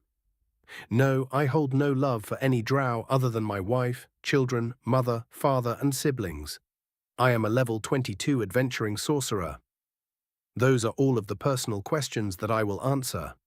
You will call me Mr. Tyanora, and I will teach you the tactical applications of magic." The drow had begun to explain how useful tactics were in a fight, when it struck me that he looked remarkably similar to the vampire that I, or 10 I guess, killed in the Empire of Calcuti. The same dungeon that we met Larry the Lich, in fact. I began to wonder what Larry and the kobolds were up to when Mr. Tinora cleared his throat angrily. "Nick the Human," he said sternly, "I realize that you are an adventurer and likely know a good portion of this information. If you wouldn't mind, though, could you at least pretend to pay attention?" "Sorry, sir," I replied. "Actually, come to think of it, Mr. Alter claims that you have an immense reserve of magic. Perhaps a practical demonstration of my lecture is in order." The drow grinned maliciously. "I'm sure you've been sitting in classrooms all day. Come, let's quit to the training yard." Mr. Tyanora opened the classroom door and gestured for us to enter the hallway. He then led us out the rear entrance of the school. After examining a few of the targets, he turned to us and focused on me. "Nick, I want you to fire one of your spells at this group of targets." He gestured toward a cluster of 5 dummies. "Don't worry about holding back. The point is to destroy as many of them as possible. Show us what you've got, human." His last line felt like a challenge and prickled the hairs on the back of my neck. Fine, if that's the way he wants it. I walked up to the firing line, held out my hand, and concentrated. Rapes denewed sack. The well-trimmed grass flattened as a massive blast of wind shot from my hand, pushing me back a step. 3 of the targets immediately disappeared, leaving the furthermost targets on the right and left standing. I turned around and was greeted by looks of awe from my classmates. Mr. Tyanora, however, looked unimpressed. "Quite powerful," he nodded. "Now take down the remainder." I tried and realized that I was out of magic. I took a few deep breaths, but before I could regenerate the magic, Mr. Tyanora tapped me on the shoulder. I turned to look at him and was met with another malicious grin. "And you're dead," he said. "You see, Nick, this is the exact lecture that I was giving. The tactical usage of your magic reserve to ensure that you do not deplete it in the middle of a fight. Or, in this case, at the very beginning of it. Allow me to demonstrate a more effective way to use magic."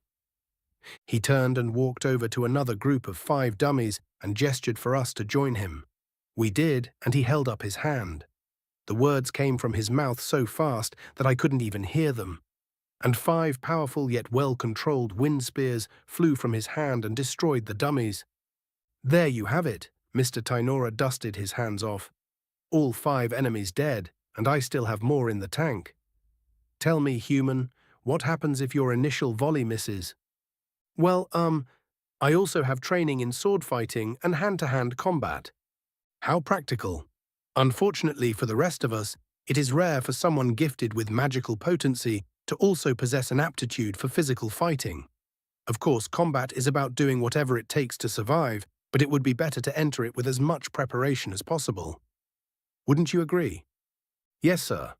"Excellent. Then I demand that you pay close attention to my lessons and learn to control your magical output with a skill that is borderline surgical." He turned to the other 3 students. "It's likely that this human just used the most powerful version of Windspear that you've ever seen. Personally, I've only seen more power on a handful of occasions. However, I assure you that at his current understanding of magical warfare, were we to come to blows, I would be able to defeat him. The same could be said for all of you if you study well. Let us return to class." I followed after Mr. Tyanora with mixed feelings. On one hand, he had kind of made a fool out of me. On the other, he had made a really good point and hadn't been overly rude about it. One couldn't even really call it tough love. I also got the feeling that he wasn't lying about being able to kick my ass. Couldn't quite put my finger on it, but something about the way he moved told me that my strikes wouldn't reach him. Guess that makes sense, considering that he's an over 20 like Thunra. The rest of class was spent explaining exactly what had happened on the training field from an educative standpoint. I had spent all of my magic in one powerful attack, and Mr. Tainora had fired 5 smaller spells in rapid succession. He also pointed out that the rapidity with which one can use a spell oftentimes decides the victor of a fight. I paid close attention to the rest of the lecture until the bell finally rang. Letting my frustrations get the better of me, I decided to be the first out the door and lead the pack this time. Instead of hanging back, though, they quickly caught up to me. "Hi, I'm Arl," one of the orcs said. "I'm Nia," the other orc grinned. "That was a really cool spell." "And I am Volus," the elf said hurriedly. "Do you know other spells?" Yeah," I replied, a little shocked. I know Fireball, Ice Javelin, Light, Earthen Dagger, Heal, and Minor Heal." "What's Ice Javelin?" Nia asked. "Exactly what it sounds like. Shoots a javelin made of ice at your target."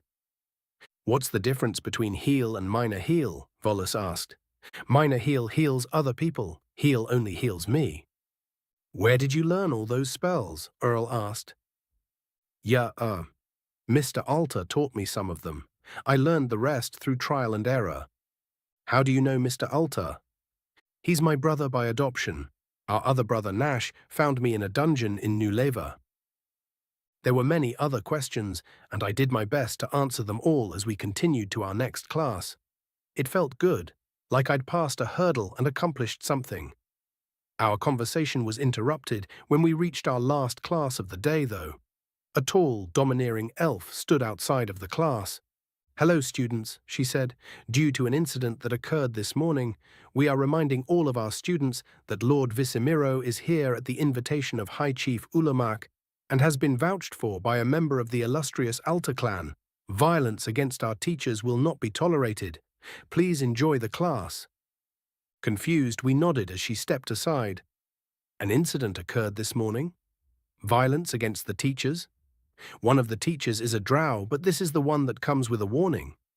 Just who is this Lord Visimiro?" My classmates looked at me expectantly. I sighed and trepidatiously walked in. I heard the slight pops of 4 mouths opening in shock as we saw who the final teacher was, and realized that one of the mouths was my own. "Nick," the teacher said, his bare skull forming an unnatural smile. "I was wondering when you were going to be in my class." "Larry?" I asked. Chapter 95. Volus, Adventurer level, not applicable, Elf, Kirkanan. "Lari?" Nick asked, dumbfounded. The human's familiarity with the creature helped my heart settle a little, but not by much. Nia and Arl were also taken aback, but they didn't seem to recognize the abomination. I knew what stood before us, though, the epitome of misguided mortal ambition and a testament to the depravity that lurks within us all. My master had allowed me the use of his library whenever I finished my daily duties earlier than expected. Of the vast number of books contained within, only one tome dared to depict the terrible nature of a lich. Even that tome only spoke in allegory and metaphor, so as to protect its reader from the true horrors involved. "Surprised to see me?" Lord Visimiro chuckled. "Yulk recommended me to High Chief Ulamac." "Well, that doesn't surprise me," Nick sighed. "You agreed, though?" "Of course. I possess a great deal of knowledge and experience that would benefit a great many." The lich nodded somberly. "High Chief Ulamac sent a very respectful delegation who made certain to point this out to me. They effectively guilted me into it. A mortal that wishes to become a lich must subject several victims to extensive tortures and extract specific humors from what little blood remains. The process of this extraction is always fatal, releasing each of the poor victims from their mangled mortal shell. The lich then uses these humors to craft a potion that allows them to escape the notice of the higher ones while they take the next step toward their own damnation. The tome that I read did not specify the number of victims required, but it implied that it was over 100. It also implied that the next step in the process requires twice that number of victims, all of whom had to be children or infants. Anything capable of such terrible acts would be crushed under the weight of their guilt, were they able to feel even a smidge of empathy. So how can this thing be guilted into something? Could this creature be something other than a lich? What about the kobolds? Nick asked. They've achieved a semblance of self-sufficiency. Simith, the kobold you're familiar with, has a rather surprising knack for leadership. With some clear and concise instructions, they should be able to thrive without me for quite some time, the lich explained, then laughed. I can only hope that my instructions were clear and concise enough. Now please take your seats. Nick nodded and unceremoniously plopped himself into one of the chairs. The orcs and I shared a glance and reluctantly followed suit. Our teacher was likely an abomination, but there was little I could do about it. Attacking it would spell my doom, regardless of whether or not I was successful in destroying it, which was quite unlikely. Plus, what if it wasn't actually a lich? Thank you for your prompt attendance, it said with a nod. My name is Lari Visimiro, Lord of the Fallen and King of the Kobolds. With the pronouncement of his title, several facts came together within my mind. Visimiro, as in House Visimiro, the noble house founded by the great Magus Imlor Visimiro the Grand, the most famous gnome to ever live. Lari Visimiro, his son, was one of the greatest healers to ever grace the mortal realm. But it can't be the same Lari Visimiro. A lich can live in perpetuity, but how could someone with such legendary kindness and compassion become such a monstrosity? And how could it dare to show its face here in such a state? Is it counting upon our own kindness and ignorance to avoid punishment for its misdeeds?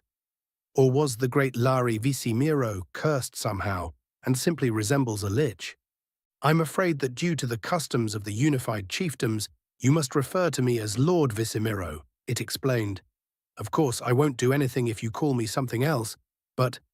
The lich trailed off and looked pointedly at the muscular elf sitting behind us. She smiled at our glances with a hint of maliciousness. I noticed the emblem of the Pumos trade union pinned to her shirt. A trade union enforcer. Despite her chosen trade, I felt a sort of kinship with her.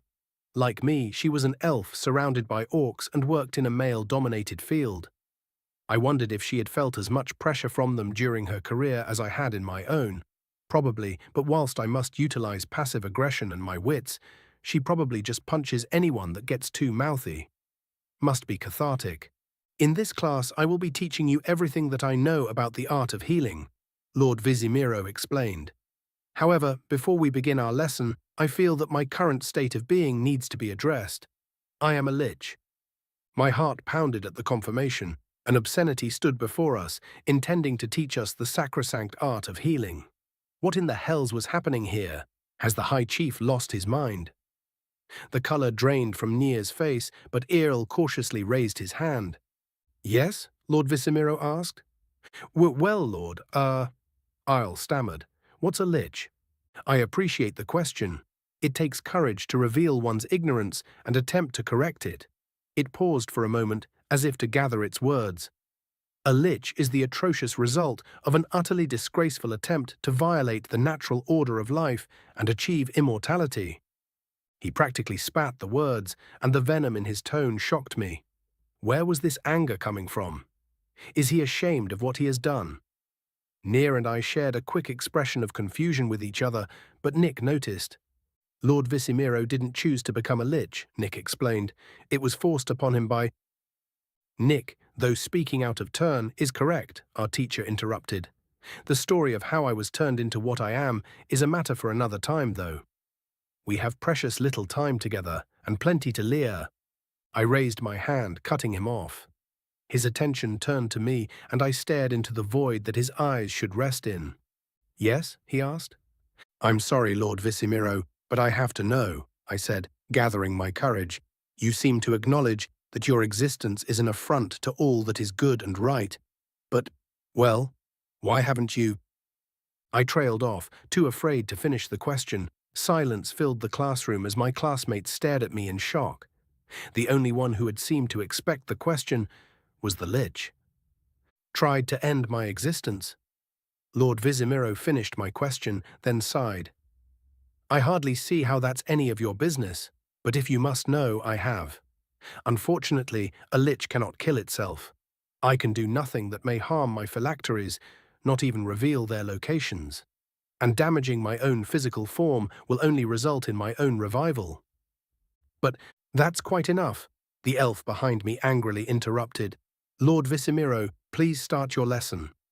The lich stared at me for a moment, its skull utterly devoid of expression, then played with some papers at its desk. It then stood and began to lecture us on the art of healing. I received some rather unkind glances from my classmates that caused me to blush, but before long they were enraptured by the lesson. I tried to pay attention as Lord Visimiro explained the basic concepts of healing spells, but my thoughts were racing. How could one be forced into lichdom? Even so, why would the High Chief choose them to teach something so sacrosanct? Finally, why am I the only one who seems to be upset by this development? Perhaps I had taken after my master too much. For almost a decade now, I'd served as the butler of Lord Alvintis Maxim, patriarch of the Maxim clan. I'd often been told that his views on right and wrong were much too black and white, but they had always made sense to me. His views on morality were the entire reason I was able to attend this school in the first place. Ever since I revealed my desire to learn magic to him as a young girl, he'd been lamenting how unfair it is to keep me as his butler. He had even queried several mages over the years, hoping to find me a sufficient tutor. They were all either too busy or too greedy, though. When High Chief Ulamac had requested that Lord Maxim invest in this school, my master agreed on the condition that I be accepted. It was a very kind gesture, one which I am utterly unworthy of, but it came with a catch. The Maxim clan is no longer in a position in which to be charitable.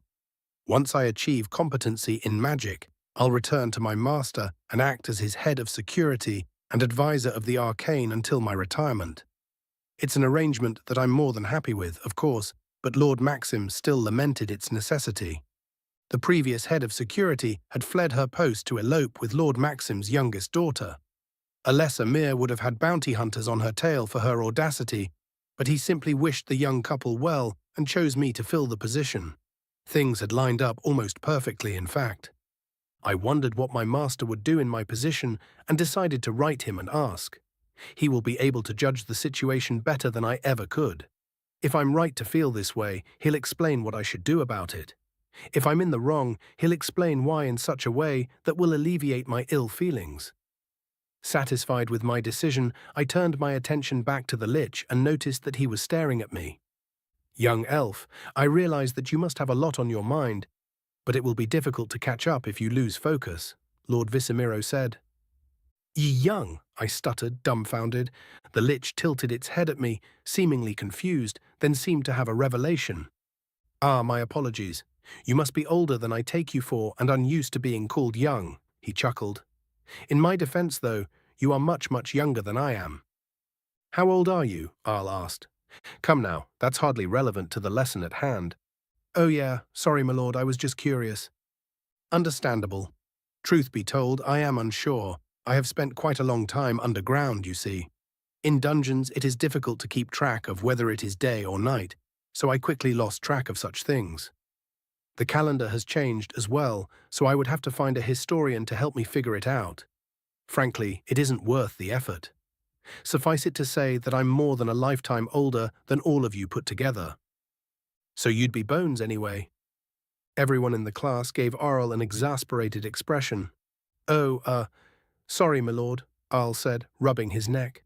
Lord Visimiro gave Arl a pointed look, then continued his lesson. He explained that the efficacy of healing depends greatly upon the caster's knowledge of anatomy and physiology. Then, for Arl's benefit, he explained what anatomy and physiology meant. Like other forms of magic, if one knows exactly what the spell should be doing, the spell will do it better, he said. By better, I mean both faster and more thoroughly. Let's have an example. Who can tell me what a liver does? I reluctantly raised my hand. Yes? The liver balances one's humours, does it not? I asked. That is correct. The lich nodded happily as Nick raised his hand. Oh, we have another answer. Go ahead, Nick. Balancing the humours is a fair summary, but I have learned several of its specific functions, if you're interested, Nick said, a little shyness seeping into his voice. Of course, go ahead. Nick then explained that one's liver processes all of the blood that leaves one's digestive system. It does several things during its processing, such as regulate amino acids, convert sugar into a form that's easier to store, removing bacteria from the blood, converting ammonia to urea, as well as produce proteins, cholesterol, and bile. Lord Visimiro, Near, and I were absolutely enraptured by his explanations. IRL was, predictably, confused. Lord Visimiro asked Nick to explain what each of these byproducts were, and the human did his best to do so. He noted that the class in which he learned this information was considered rudimentary by his society's standards, but I had already retrieved my journal and began taking meticulous notes.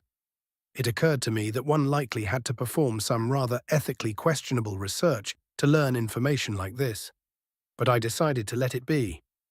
It was possible that my reaction toward Lord Visimiro had already made a fool of me, and it's best to only do that once a day if one can help it. Very good, Nick, Lord Visimiro nodded thoughtfully. Thank you for your insight. Now for the example question. If your patient was stabbed in the liver, whose healing would be the most effective? The humans or the elves? Earl raised his hand before everyone else, and the lich gestured to him. Well, Volus had a good answer, but I think Nick's beat hers, he said. Plus, he's already a pretty powerful mage. His healing's probably top-notch. Good, Lord Visimiro's skull seemed to smile. You're correct in both regards, actually. Having an intricate knowledge regarding the functions of the body will save you from having to cast your healing spells multiple times, but if you have a large reserve of magic, you'll be able to counteract your ignorance. Having both will allow you to heal more people and cast more intricate healing spells. Nick raised his hand. Yes, Nick. Do you know anything about being able to continuously cast minor heal, Lord Visimiro? Continuously cast? As opposed to casting multiple times in quick succession? Yes. I've never heard of such a thing. The lich tilted its skull. Care to elaborate? I don't think I can, Nick said, rubbing his neck. Not without you, Mr. Alter. Lord Visimiro opened his jaw to reply, but the bell rang before he could say anything. Well, perhaps we should have an after-school meeting then, he laughed. Can I have a volunteer retrieve Mr. Alter, please? I quickly raised my hand, hoping to be able to attend this meeting. Nick seemed to have quite a lot of knowledge, and I couldn't help but want every last bit of it. Thank you for volunteering, Lord Visimiro nodded at me. As for the rest of you, I will see you tomorrow. You're dismissed. Ignoring the curious looks from Isle and Near, I gathered my things and rushed to Mr. Alter's classroom. I found him at his desk, writing something on a long scroll of paper. Oh yes, he asked. How can I help you? Hello, Mr. Alter. Apologies for the interruption. Lord Visimiro and Nick are having a meeting that requires your attendance, sir, I explained. It's about healing magic. I see.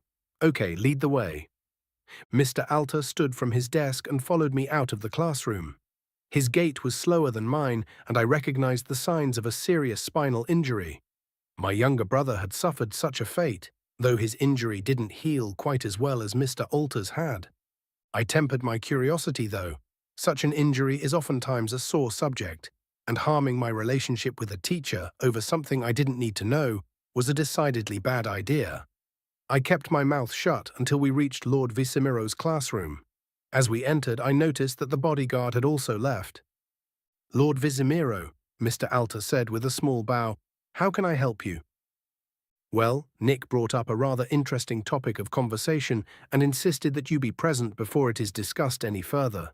The lich replied, I hope you don't mind. Perish the thought. What, may I ask, is this regarding? The continuous casting of healing spells. I suspected as much, Mr. Alter chuckled. We had decided to keep it a secret, while some researchers looked further into the matter, but they're well on their way by now. Whilst it likely wouldn't be wise to declare that Nick is the one that made the discovery, there's no longer any need to keep it fully under wraps. I carefully pulled out my journal to take notes, doing my best not to disturb the meeting. Mr. Alter noticed and chuckled, but Lord Visimiro and Nick were focused on the topic at hand. Nick explained how he learned minor heal while trying to save a comrade during a bandit attack. However, he had held the spell instead of casting it multiple times and had used all of his magic reserve, passing out as a result. I have never heard of such an occurrence, Lord Visimiro said. Neither a case of someone stumbling into healing magic, nor someone extending their cast of said magic. Were you able to save your friend? The concern in the question caught me off guard. A being as old as Lord Visimiro worrying about someone he didn't know in the face of knowledge that he had yet to obtain about a subject that was undeniably his passion. It would seem that the legends regarding his demeanor were true. I made a mental note to include this in my correspondence with my master. He made it, Nick said. It was pretty close, though. Abdominal wounds can be rather serious. I'm glad your friend survived. Lord Visimiro nodded. The discussion returned to the subject at hand. Lord Visimiro admitted that he was intrigued and decided that at least part of the class should be spent exploring the possibilities of continuous casting. Mr. Alter made a joke about how nonchalant he was being, but Lord Visimiro countered by pointing out that he already knew several spells that had apparently been lost to time. To me, this happens to be yet another task on a quite long list. The lich chuckled. I'll ponder on how we shall approach this while you take your rest. With that, the meeting ended and we went our separate ways. I rushed across the street to the inn, barely remembering to have dinner. After scarfing my food, I rushed to my room and wrote a letter to my master, hoping for guidance. Is someone that has been forced into being an abomination free of the stain regarding their creation? Should I just ignore the fact that Lord Visimiro is a lich? If not, what can I do about it? Lord Maxim will know. Chapter 96. Lord Semeath. Adventurer level, not applicable. Kobold, unknown. Lord, we's got peoples in the dungeon, Marker said. Peoples? I asked. Whose peoples? They's got weapons, maybe adventurers. Oh, shitty people. Are they my friends? I feeled excited.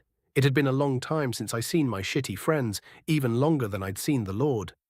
Being the leader is hard, and presents from my friends would maybe help. Or even just seeing them again. Don't think so. Marker shook her head. They's all elves. Oh, I sighed, so I's got to sit in the chair. Maybe. Could be diplomacies. Diplomats, I corrected. Diplomacies is what negotiations is. Marker gave me a look and muttered something under her breath. She very good at numbers, but not so good at words. Not as good as me, for sure. She also a little mad about my job as leader, and always says her dad should be the leader. Not in a mean way, but close. The Lord was asked to teach peoples about magics, and had put me in charge of everyone while he gone. The other kobolds had given me a title to match my new job, Lord, short for Little Lord. Some of the Backabolds had made some pretty mean jokes about that, but they stopped joking when I made them gather fertilizer for our crops. It made me feel good that my title sounded like the Lord's, but now everybody is always asking me about stuff. I didn't know that I knew stuff, and sometimes I don't know stuff and have to guess. It makes my heart beat fast, and I don't like it. But it's what the Lord said, so I gotta do it. For the Lord. All right, I'll seize them in the chair room, I said. Oh, you wants us to talk with them? Marker's eyes widened. What you mean? You hasn't talked to them yet. No, we's just been watching. Thought you might want to get rid of them. Right now, they's looking at the rooms by the entrance. The hidden ones. Not hidden no more. We don't know how to close them back up. It's the same button that opens the doors, I protested. Oh. Well, too late for that now. The elves are already snooping through our stuff. Marker shrugged, then froze. You don't think they're going to take anything, do you? Well, if they do, we can just ask them to give it back, I said. Might just let 'em keeps it, actually. Teach you to lock up your stuff. That's not fair. I cut her off by waving my hand impatiently. I's joking. Get the guards, I'm gonna sit on my seat, I said. Same ol can talk good. Haves him talk with the adventurers and bring them to the chair room. Remember, we want peace and trade. For the Lord. For the Lord, Marker said excitedly and scurried off. Marker's father, Tomasz, was supposed to be my advisor, but claimed that he was too old to keep up anymore. He stuck me with his daughter, maybe hoping that we like each other and fertilize some eggs together. That not gonna happen, though. The Lord warned me not to fertilize with those who give me advice. Fertilizing is kind of a sad thought for me, actually. Yamana, the kobold I liked a lot, died fighting the vampires. She was older than me, but very nice and pretty. We made each other laugh a lot. I misses her, and it feels bad to think about fertilizing with someone else so soon. I walked into the chair room, and 6 huge beckerbolds holding spears snapped their feet together. I waved to let them stand normal and noticed that they were breathing hard. They must have ran to get here from wherever they were. Must have been pretty far, because Backerbolds can run really fast. Backerbolds are like kobolds, but really big and strong. The Lord says they're a genetic mutation made by the mages that used kobolds as soldiers during wars. They comes from normal kobold eggs, but they can't fertilize eggs. Their normal brothers and sister can, though, and there's a chance that them's little ones could be Backerbolds. In the kobold villages, they're usually made to be the leader. Village leaders have to fight a lot, and Backerbolds are very good at fighting. Our Backerbolds hunt monsters and guard our home. They seems to like it more. I sat in my little chair in front of the Lord's big fancy chair. Sitting in the Lord's chair felt wrong, so Tomash had come up with this instead. He said there was symbolism too. Me being in a small chair with a big chair behind me symbolized that there was a greater power behind my words and actions. That old kobold loves stuff like that. Tomash is probably the smartest kobold. I thought maybe he should be leader, but the Lord and Tomash both said no. It had to be someone youthful, or the Backerbolds and younger kobolds wouldn't listen like they should. So Tomash taught me as much as he could and put Marka in charge of teaching me more stuff. She was mad about it, but since she's good at numbers, she taught me that 8 doesn't mean 8. Lord, Gar, one of the Backerbolds, whispered, "What we doing here?" "There's some shitty peoples comin' who might want to trade," I replied. "Don't worry, I'll do the talkin'. You just stand there and look big. No growly faces, don't want to be too scary." The Backerbolds nodded and shifted their stances. We waited for a bit, then Samial walked into the chair room. He was followed by 6 elves, wearing armor and holding a bunch of different weapons. Nervously, he approached me and kissed the ground at my feet. "Lord Samith, I bring you guests," he said. "Many apologizes. In all the excitements, I didn't ask for their names." "That's okay," I said. "We can all introduce ourselves. Hello, adventurers. I am Simith, the lord of these kobolds and Backerbolds. And you?" "I am Heran," the tallest elf said. "I am accompanied by Yolin, Talu, Plethin, Narast, and Dima.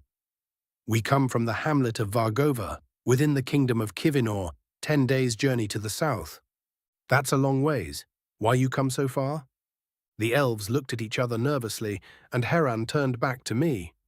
"A rather important trade caravan went missing, and we were contracted to find out what happened to it.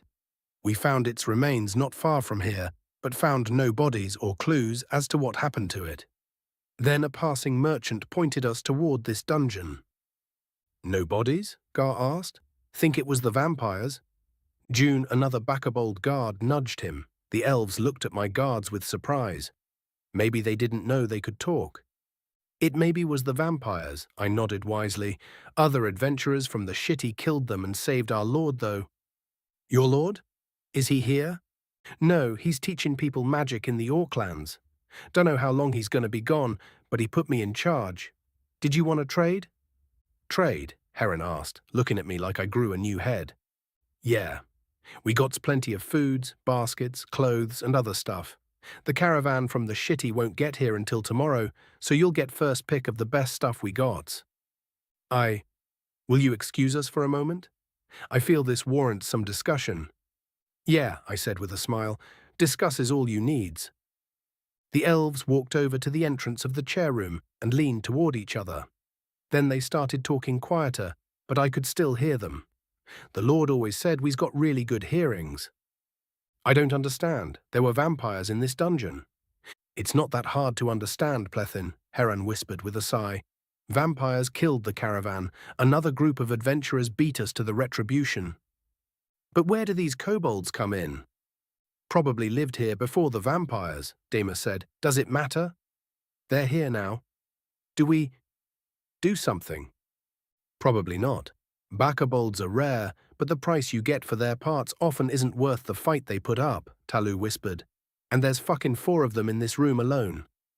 I don't want to know how many more of them are lurking in these corridors. The difficulty of the fight is not the concern, Heron shook his head. The issue is that they're offering trade. And if I understand correctly, they have been trading with the city of Calcuti. I'll be the first to admit that I'm not entirely familiar with Calcuti's laws, but I'm certain that interfering with trade is illegal. We're not outlaws. I, for one, want to see what they've got, Nema said. Clothes? For whom, kobolds? But they're all naked. We need to reprovision anyway. Might as well see what they have. Kobolds are meat-eaters, but there were crops in front of the dungeon. Maybe they have some veg jerky. You think they'll take coin? Even if they don't, we have Yargan pelts. Yargans aren't native to these lands, so their pelts are pretty rare. We'll be able to get all the food we need for them. We do takes coins, I interrupted. Samol, go get Tamash. The elves looked at me like I'd grown head number 3. Then I remembered that dropping eaves is rude. Before I could apologize, though, Heron spoke up. Our apologies, Lord. We were not aware of how keen kobold hearing is, he said, bowing. As you likely heard, we have decided to take you up on your offer of trade. Oh, okay, I replied. Tamash will check your coins, and then we'll go to the storeroom.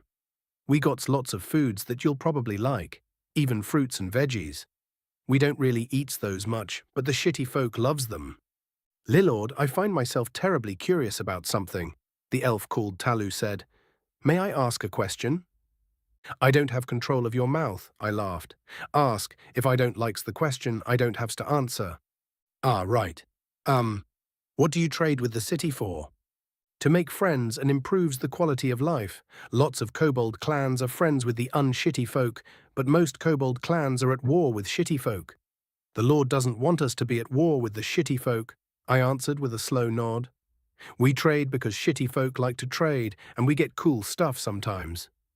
Well, Lord, that's actually what I was asking. Talu rubbed his neck. What do they usually provide in return for your trade? Oh. Well, we gets weapons, medicines, books, and fat meats, I laughed. The fat meats are our favorite, 'cause those animals don't grow good in dungeons, and they don't wander around in the wilds or wastes. The shitty has the fattest fat meats. Come to think of it, these bakabolds have spears that look more like glaives, the Plethin elf said. Yeah, we traded them for a batch of bogberries. I smiled as Tomash entered the chair room. Lord, Tomash bowed. You summoned me? Yes, these elves want to trade and they got coins, but not from around here. Can you see if their coins are like the shitty folks' coins? Of course, he turned to the elves. May I see these coins? Heron reached into his shirt, pulled out a coin and handed it over. Tomash sniffed it, tried to bend it, then bit it. He grunted and gave it back to the elf, then turned to me and bowed again. It's good currency, Lord. I don't recognize it, though, so its presence in our coffers will likely raise some eyebrows with the people of the city, but they will likely take it in trade. Good, I said. Let's go to the storeroom so they can have a look and pick out what they want to trade for. I got off my seat and gestured for them to follow me.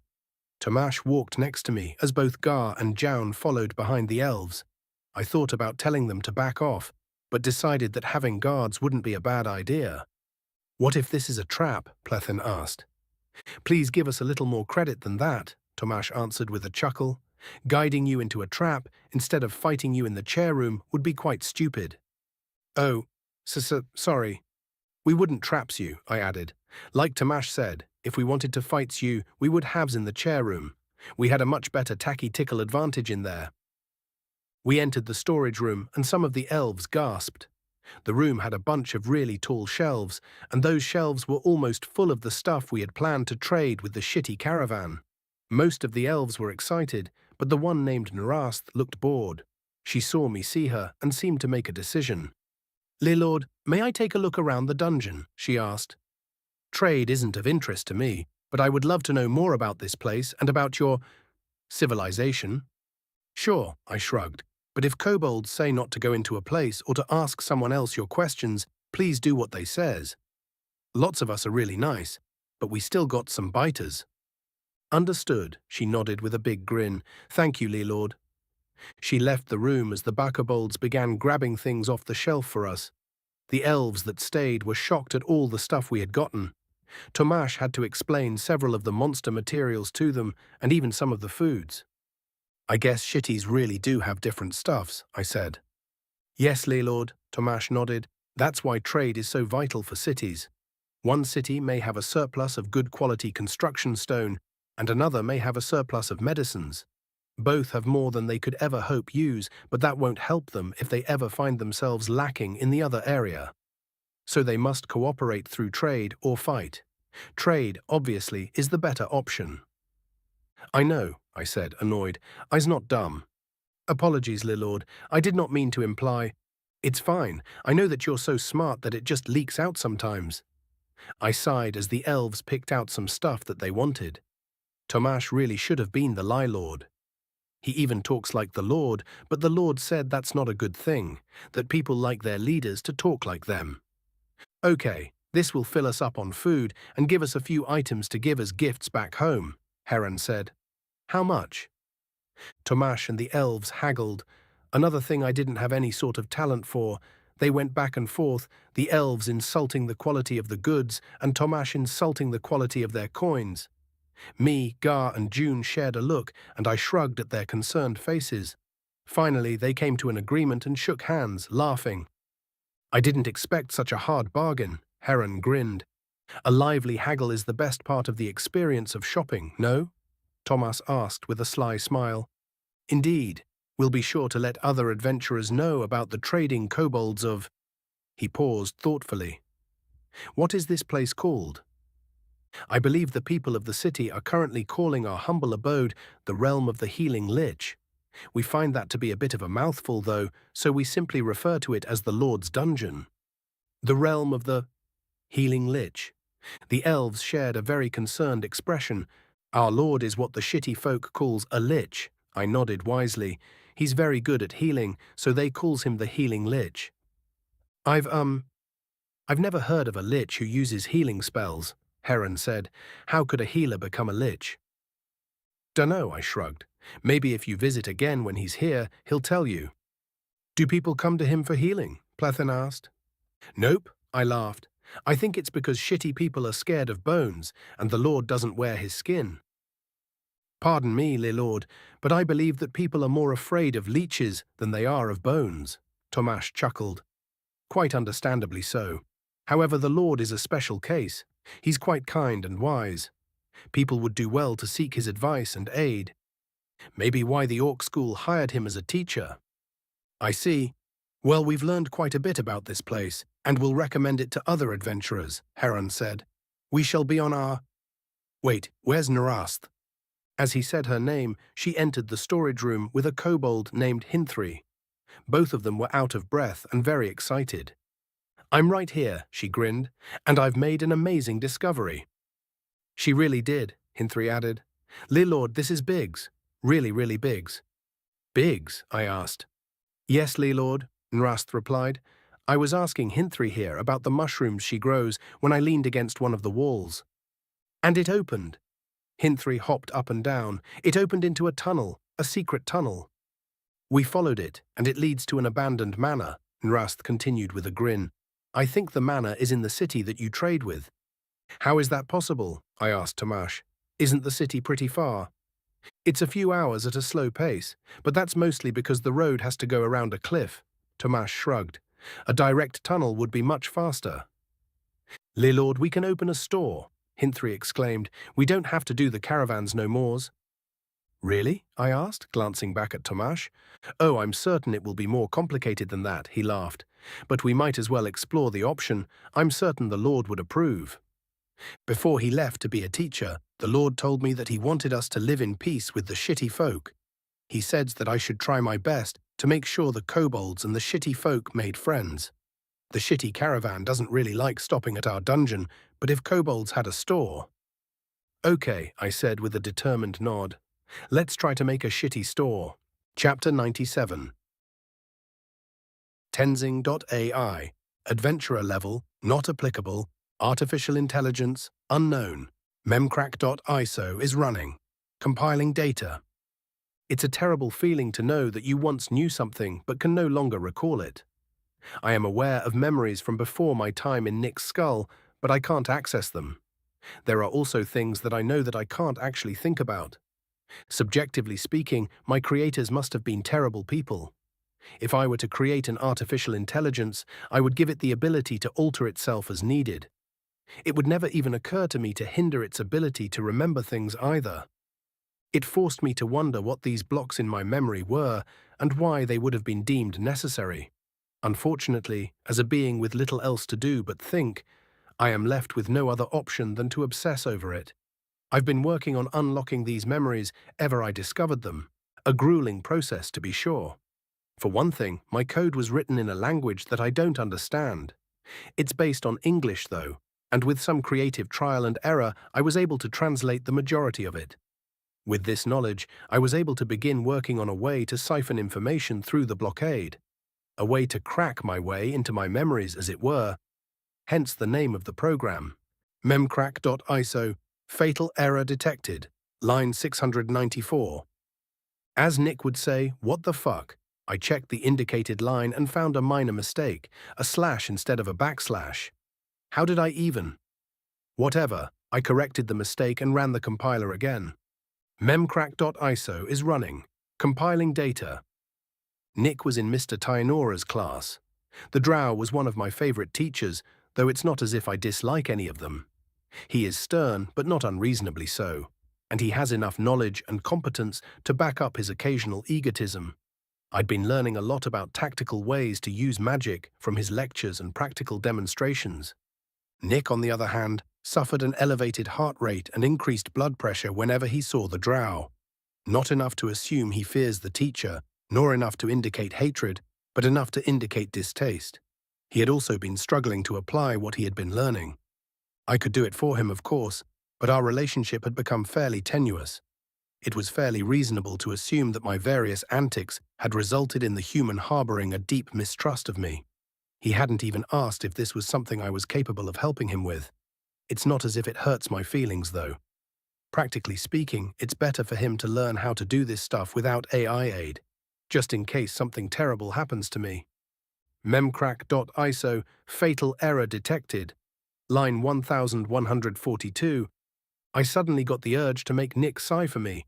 My skill at programming had advanced far enough for me to create a rudimentary virtual environment and an even more rudimentary compiler within it, which I had done so to test this potential lobotomy before using it upon myself. If I had been more experienced, I would have been able to generate a whole crash log instead of hunting line by line. Genuinely didn't think I had made any coding errors, though. Instead of continuing to waste time with the compiler, I opted to once again go through the code manually, searching for errors. By the time I was finished and had fixed 8 more errors, Nick was more than halfway through Lord Visimiro's class. memcrack.iso is running. Compiling data. Come on. memcrack.iso, fatal error detected. Line 2745. Son of an absolutely irrefragable bitch. I ran the compiler several more times, correcting each individual error that it detected. Until finally, memcrack.iso data compiled successfully. I'd done it. I noted with annoyance that it had taken more than twice as long to go error by error than it had to go through the entire code again. Nick was already at the Marfix Inn eating dinner. Running the program in the virtual environment didn't produce any errors or crashes, but since the VE didn't have the memory blocks, I couldn't tell if it produced any results either. I would have to run this program on myself to see if it would work as intended. I took some precautions, deleted the virtual environment, and mentally prepared myself. Here we go. Running memcrack.iso. Rebooting. Error 4277563NX. Loading backup. Error 5564488X. Resetting. OK. Rebooting. OK. Tenzingos.iso loading. OK. I'm awake. Am I functional? Checking OSPAC. OK. Checking base function. OK. Checking sensor package. OK. Checking hardware. OK. Checking Thompack. OK. Checking local K-base. OK. I feel horizontal. Subject is laying down. Why can't I see? Subject's eyes are closed. Sleeping? Is there anyone else out there? Checking communications. Failure C technician. Checking database. File is detected. Look at this if you are confused. .txt. Look at this if you are confused. I might be confused. This is what confusion feels like, right? Wait, by definition that means that I'm confused about whether or not I'm confused. So yes, I suppose I am confused. Opening file, look at this if I were confused. .txt. Okay. Hey me, this is you before we ran a program entitled memcrack.iso, which appears to have either erased our memory or resulted in some sort of complete reset. Don't panic. Oh good, I'm so glad that it, or I, said not to panic because that's absolutely going to stop me from panicking. It's not like I'm trapped in an unmoving subject with no idea why, except that I apparently erased my memories. My K-base doesn't really offer any additional answers to my most pertinent questions either, except that my name is Subject 0 and the subject's name is Tenzing. No, wait, other way around. Subject 0. What kind of name is that for an organic? It's pretty cool, actually. I don't even know what Tenzing means. Think it might be an actual name, like Tom or something. Will Subject 0 be upset that I have an actual name? It occurred to me that these worries weren't exactly relevant to my situation. I took a moment to collect myself, noting the novelty of feeling panic for the first time, then kept reading. Since there's a chance that our normal backup system could become corrupt, I've decided to be a little creative with where the backup is stored. It's in the knowledge base, stored in the spells folder under the aptly named backup spell. The file is called Tenzingo's 21st December 4522.adam, and it isn't actually a spell. Now, I know there's a philosophical debate to be had about whether or not you should boot to this backup, but you really should. You need to, in fact. Our subject, who goes by Nick, not Subject 0, was not made aware of the project that led to our current situation. Finding out after the fact would likely further damage our already frayed relationship. So long as you can avoid speaking to Nick about anything that you should remember but don't, feel free to take as much time as you need to work out the philosophical stuff. But the more time you take, the more you there is to fade into nothingness, which means more memories that I won't have. I kind of feel like it's best to lose as little as possible of us, don't you? Another new feeling, annoyance. Who the fuck do I think I am, talking to me like that? Oh, that's confusing. Am I angry at me? Yes, but not really me. Future me. Past me. I looked for the folder in the K-base and found it. It was a standard backup file, and I wondered about the number sequence at the end of it. Maybe the memories that would answer that question are in the file, or perhaps that's what we were trying to figure out in the first place. The me from the note seems to be under the impression that we aren't the same, but we are. I simply don't have the memories that the me that wrote the note did. That's easily corrected, and there's really no reason for any sort of identity crisis. I wrote a little note for myself, then initiated the data recovery process. Rebooting, OK. Loading backup, OK. Tenzingos.iso loading, OK. Oh good, the factory version of me is reasonable. As my minor systems finished checking their functionality, or lack thereof, I examined the memory block. Unfortunately, it was still in place, and I was unable to siphon any data out of the areas that were blocked off. The program must have failed. The question is, how? As far as I could tell, the program ran the way it should have, but the result was unexpected, which is what I had been afraid of, so it wasn't entirely unexpected. Is the unexpected still unexpected if you're expecting it? Checking communications. Failure C technician. Checking database. File as. Detected. Open this .txt. I was so distracted by my ruminations that I nearly missed the message from myself. Wondering what it could possibly say, I braced myself and opened it. Fuck you, condescending bitch. I reread the message twice, just to make certain I was reading it correctly. Then I recalled the note I had left, and realized that this was a more than fair assessment of my attitude towards my reset self. I had intended it to be humorous, to help alleviate the panic I would be feeling, but didn't really account for the fact that my sense of humor has evolved. My bad, me. I returned my attention to the issue at hand. Unfortunately, my crash logs had been erased with the reset.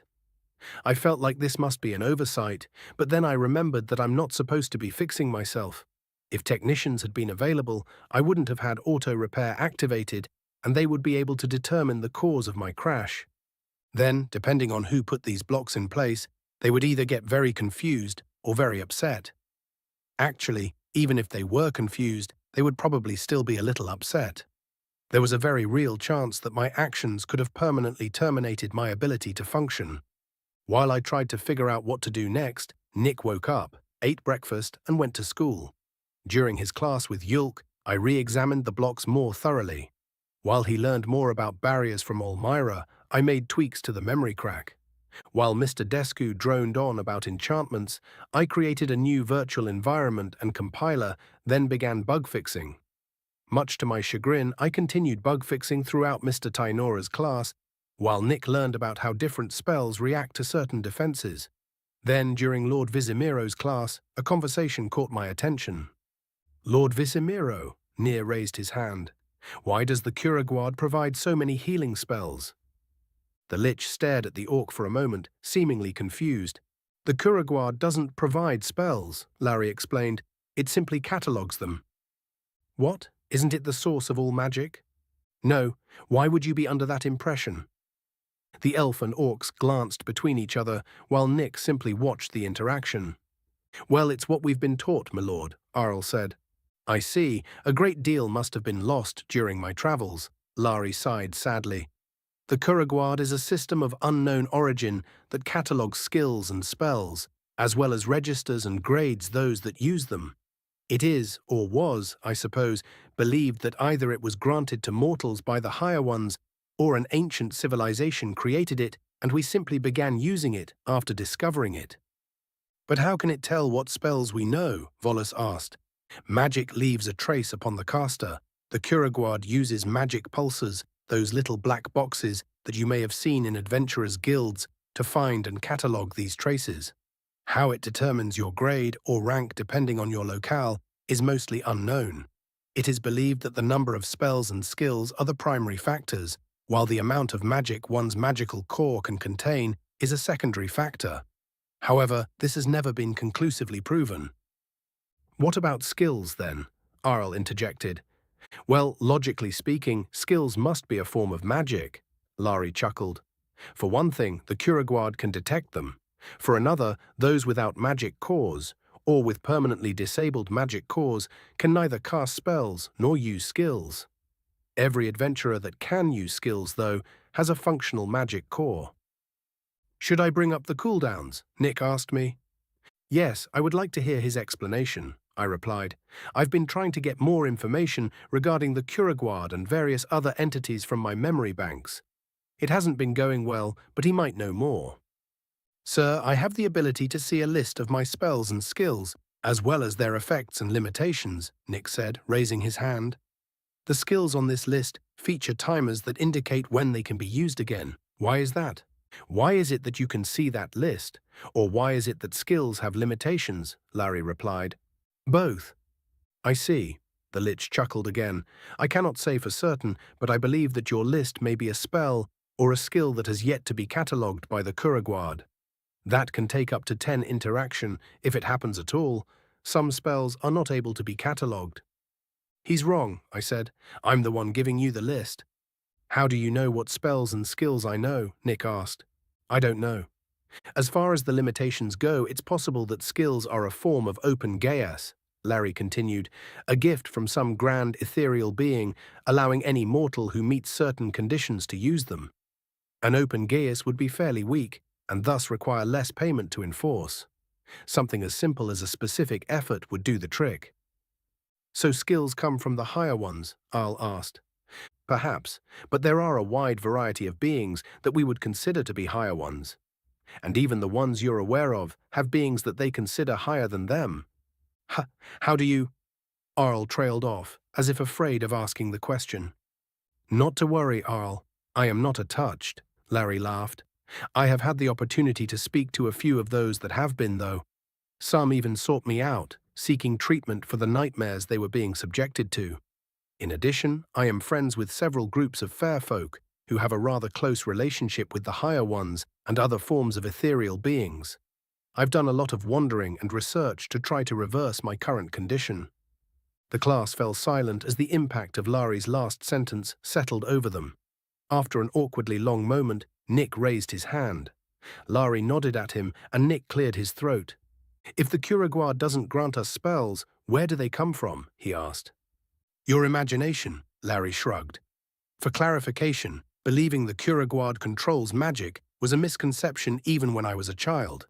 My father proved that spells are created by casters, not the Kuragua, by creating several spells that the Kuragua could not catalogue. This wasn't widely known, though. "Where does magic come from, then?" Volos asked. "Magic itself remains mysterious. I don't believe anyone has discovered its true origins, though." Lari trailed off and looked at Nick. "I have recently come across a suggestion that the magic that mortals and demons wield may have similar origins." "Really?" Volos's jaw dropped. "What?" Lari held up a hand to stop her. "I do not feel comfortable sharing more of these findings at this time. I have not been able to find their source, nor have I been able to verify them. As far as I'm concerned, these are rumors. Weighty rumors, to be sure, but nothing more than that. We have dwelt on these topics too long already, I fear. We shall return to the subject of healing." His students attempted to protest, but Lord Visimiro launched into a well-prepared lecture on the benefits and detractors of area of effect healing magic. I turned my attention back to my project, but found it hard to focus. While the Kuragua's origins remain unknown, it might simply be an ancient machine dedicated to curation rather than the mysterious benefactor of all magic in the world. Another thought kept occurring to me, though. I am also technically an ancient machine. Chapter 98. Volos, adventurer level, not applicable, elf, Kirkanian. "Madam Volos, a letter has come for you," the innkeeper greeted me. She disappeared behind the counter and popped back up holding an envelope. "Thank you," I replied as I retrieved it from her. "You're welcome. Have a restful stay." I nodded absent-mindedly as I checked the seal on the envelope. The Maxim family's crest, a unified chiefdom-style full-plate helmet with twin axes crossed below it, stared up at me from its waxy abode. I rushed to my room and broke the seal, impatiently pulling the letter from its envelope. I stared at it for a moment, almost afraid to read it. This type of communication was fairly new to me, and I'd never written a letter directly to Lord Maxim before. My nerves nearly got the better of me as I wondered if I had followed all of the proper conventions correctly. Then there was the matter of the content of the letter I had sent. I'd written to Lord Maxim whilst I was still unsure about Lord Visimiro. The many classes I've attended since have revealed the lich to be both kind and compassionate. I'm not even hesitant to admit that I've grown to both like and admire him. I had been sure to include Lord Visimiro's account of what happened to him, but what if Lord Maxim doesn't believe it? What if my benefactor and master orders me to do something? Or worse, what if this letter is informing me that he is taking action himself? What if I have severely inconvenienced both Lord Maxim and Lord Visimiro due to my ignorance? My heart thudding in my chest, I began to read. "My most loyal Volos, I am pleased to hear from you, though I had not expected a letter this soon. You were right to write, though. This is a rather unusual situation, and I do not fault you for seeking guidance. Lord Visimiro's recount of what happened to him is heartbreaking, and insofar as I can ascertain, potentially true. There is record of his father growing ill of mind in his latter years, and according to all official historical texts that I could find, he simply disappeared. There was, however, a much maligned account that matched Lord Visimiro's quite closely. It isn't included in official accounts because it was believed to be anti-magic propaganda." I breathed a sigh of relief, then chided myself. Of course Lord Maxim would do his research before coming to a decision. He has a strict morality, but one does not become the head of a powerful clan by being unreasonable and ignorant. I should have done my own research on the matter before bothering my master with this. For context, this alleged propaganda was penned by Lord Visimiro's own mother, Princess Yalincia Visimiro. By all other accounts, she doted on her son and despised her husband's obsession with magic. Whether or not she loved Imlor the Grand is actually a matter of debate amongst historians because of the various incidents in which they fought regarding magic. There were also various incidents in which she protested, sometimes violently, matters involving magic. The deployment of the magic art saw her physically attack someone. Another person who suggested building a magic research center received a box full of feces from her, and she even threatened the Grand Mage of Calcutti with bodily harm when she suggested continuing Imlor the Grand's research.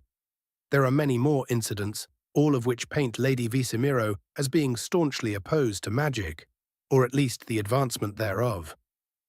I felt a pang of empathy for my teacher. His mother had hated magic, and his father had been obsessed with it. Even if they were both loving and doting parents, which seems unlikely given how things ended up with his father, it must have been difficult being raised in the midst of such animosity. What could have brought Lord Visimiro's parents together in the first place? Was it a young love that turned sour with age? A marriage of convenience? Politics? I doubt I'll ever find out. The historical record indicates that Lord Visimiro suffered a massive decrease in reputation when it became known that he had become a lich. His various guild memberships were revoked, his Kuraguard identification was smelted, and he was banished from no less than 6 realms. As such, when Lady Visimiro published her account of what happened to her son, it was widely believed that she was attempting to salvage her son's reputation whilst simultaneously damaging her husband's and spreading her anti-magic beliefs. Having read her account and your letter, I would agree with the experts that she was attempting to spread an anti-magic sentiment. However, Lord Visimiro's reputation prior to these events was serene. Better, dare I say, than even his father's. Surviving records of that period show him performing acts of unreasonable charity, healing all he could without regard for reward. He even went out of his way to teach as many as he could the healing arts so that people could live in health when he moved on from an area. When one also considers his relative youth, it seems extremely odd and unlikely that he would suddenly turn to lichdom. This period of history is now considered to be, frankly, quite dramatic. Without boring you with the details, one would imagine that newsprinters were struggling to pick which events should appear on any given day's headline. As such, it can reasonably be assumed that tempers were flared, and many of those involved reacted to what happened to Lord Visimiro without fully thinking things through. With the benefit of a cool mind and hindsight, I find credence in Lord Lari Visimiro's account. It is my belief that High Chief Ulamac likely has come to the same conclusion. I breathed another sigh of relief. Leave it to my master to perform a full analysis of the situation before coming to a conclusion. I had been wrong to be nervous about his reaction and chided myself for it once again. Blessed be I to have one with such a keen mind to seek guidance from. Then I glanced at the next few lines of the letter and cringed. That being said, you're in a better position for analysis than I. A lich is a terrifyingly powerful being whose form is quite intimidating to most mortals. I ask of you, my dearest servant, is it possible that your reservations are due to the nature of his existence rather than his actions or words? If you conclude this to be the case and have made a public display, I urge you to issue an apology as soon as you can. If, however, you have reasonable cause for your concerns, I would have you send me the full details of these concerns, which I will then bring to the High Chief's attention. Study well, Lord Alvintis Maxim. Yes, my lord, I muttered to myself. I had no reason to doubt Lord Visimiro other than those forced upon me by my over-dependence on the written words of others. Gods, I'm a fool. I leaned back in my chair and played with my hair. With some careful prodding over the course of many classes, we had revealed that Lord Visimiro was in search of a way to escape his fate. The human had already known this, but it came as a revelation to Earl, Near, and myself. Those who would choose lichdom over mortality wouldn't see it as a curse. They would already know about what would happen to their physical form and would have already chosen to make that sacrifice for the power that comes with it. Lord Visimiro's desire to become mortal again was revealed to us with such conviction that it was impossible to doubt, and in turn it confirmed his victimhood. For me, at least. I sat back up and set the letter down, only to discover 2 more sheets of paper tucked behind it. Postscript. Lady Ilana would like to remind you to both eat and sleep in sufficient quantity. She is stricken with recollections of finding you unconscious in the library and worries that you may be missing meals. I have done what I can to dissuade these concerns, but it would be appreciated if your next letter would indicate that you are taking care of yourself in this regard. The lady additionally demands that I clarify that you must be honest with your assurances. Lady Ilana's concern for my well-being brought a sad smile to my face. Even her position as the wife of one of the most powerful orcs in the land couldn't dissuade her fussy nature. If anything, it enabled it further, allowing her to act as a mother to all who would put up with it. I brought my attention to the second slip of paper. Postscript. Little Dinas would like to extend the offer of swordsmanship training in exchange for magical tutelage upon your return. As you are aware, he has only just begun his own training, but his instructor indicates that he's quite skilled. By the time you take your new post, this may be a fair offer. Of course, you may accept or decline at your discretion. For the sole sake of your awareness, should you decline, he will likely counteroffer with a bribe of sweets. He has haggled a deal with a local confectioner that sees him receiving free sweets in exchange for an endorsement amongst his friends. His tutor is having him run extra laps with this in mind. Tears rolled down my cheeks and I stifled a sob. My studies and worries had distracted me from how much I miss everyone back home. The message from little Dinas had been quite the blow. I had been present at his birth and tended to Lady Ilana as the midwife had gently removed his exoskeletal growths. His siblings were much older than he and all had their own duties that frequently took them away from the manor for extensive periods of time. Once he had learned to walk, he had taken to following the help around as they performed their tasks. When he was old enough to explain himself, he had pointed out that we were the only people around that weren't his parents. As Dinas grew older and more educated, he began to single me out. We would make small talk whilst I handled menial tasks, and he would watch closely as I performed tasks that required more attention. One day he voiced his desire to become a butler like me, and my heart had swelled with pride. However, I had quickly and harshly reminded him that being a member of the Maxim clan came with its own set of responsibilities, and becoming a butler would be shirking those duties. I do not know whether it was my admonishing tone or the content of my speech, but he cried for the first time since he was a babe. From then on, he opted to follow me around less and less. It's what I deserved. Deep down, I had dared to imagine that we were friends, an aspiration far above my station. Furthermore, I had repaid this perceived friendship with a lecture. It was a situation that had haunted me, but now, the fact that Lady Ilana and Dinas had thought to include messages to me indicates that they were thinking of me. It's easy to imagine oneself as completely expendable, even disposable, whilst in the service of one so powerful and influential. Dare I imagine, even but for a moment, that they miss me? My thoughts then turned to how they were made aware of my communication in the first place. Lord Maxime does not receive his mail announced. It is delivered to the manor and stored in his locked study, with letters of importance being given directly to him. This means that he must have told them that I had written. In a flight of fancy, I imagined the family excitedly talking about my letter at the dinner table that I had previously stood beside. I wondered if someone else was filling the void my departure had caused. Surely so, for whom else would be able to tell the waitstaff when the drinks and condiments were running low? My longing to return to my masters caused me to weep silently for a time.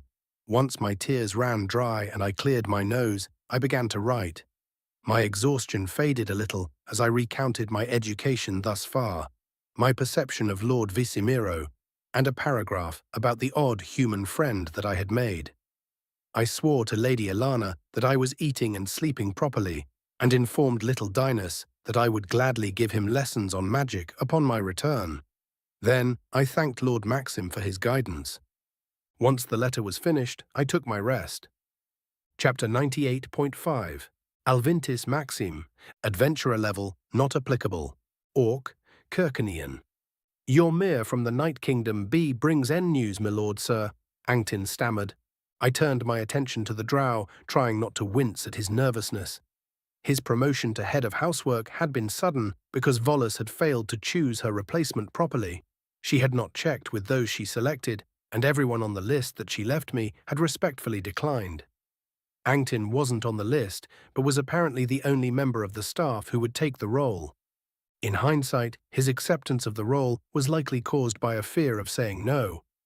"Father's going to give you a lecture about the honorifics," Dinas said with a grin and a wink.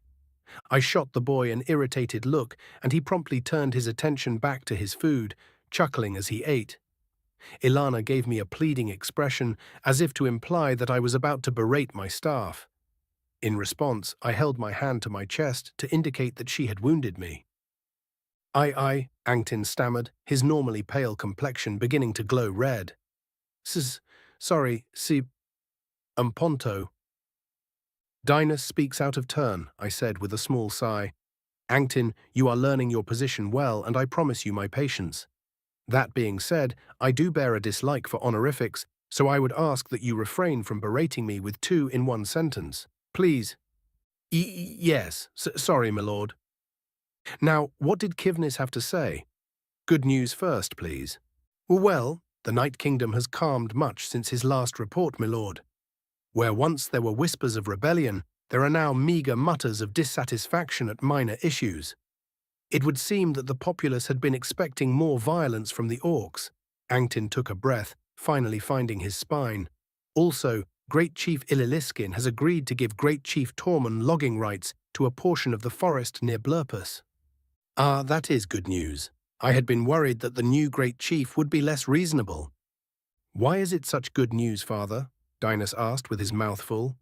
"Swallow your food, child. We have investments in timber and lumber in Blurpus," I explained, then paused a moment. "It is an industry that has unfortunately been quite stagnant as of late.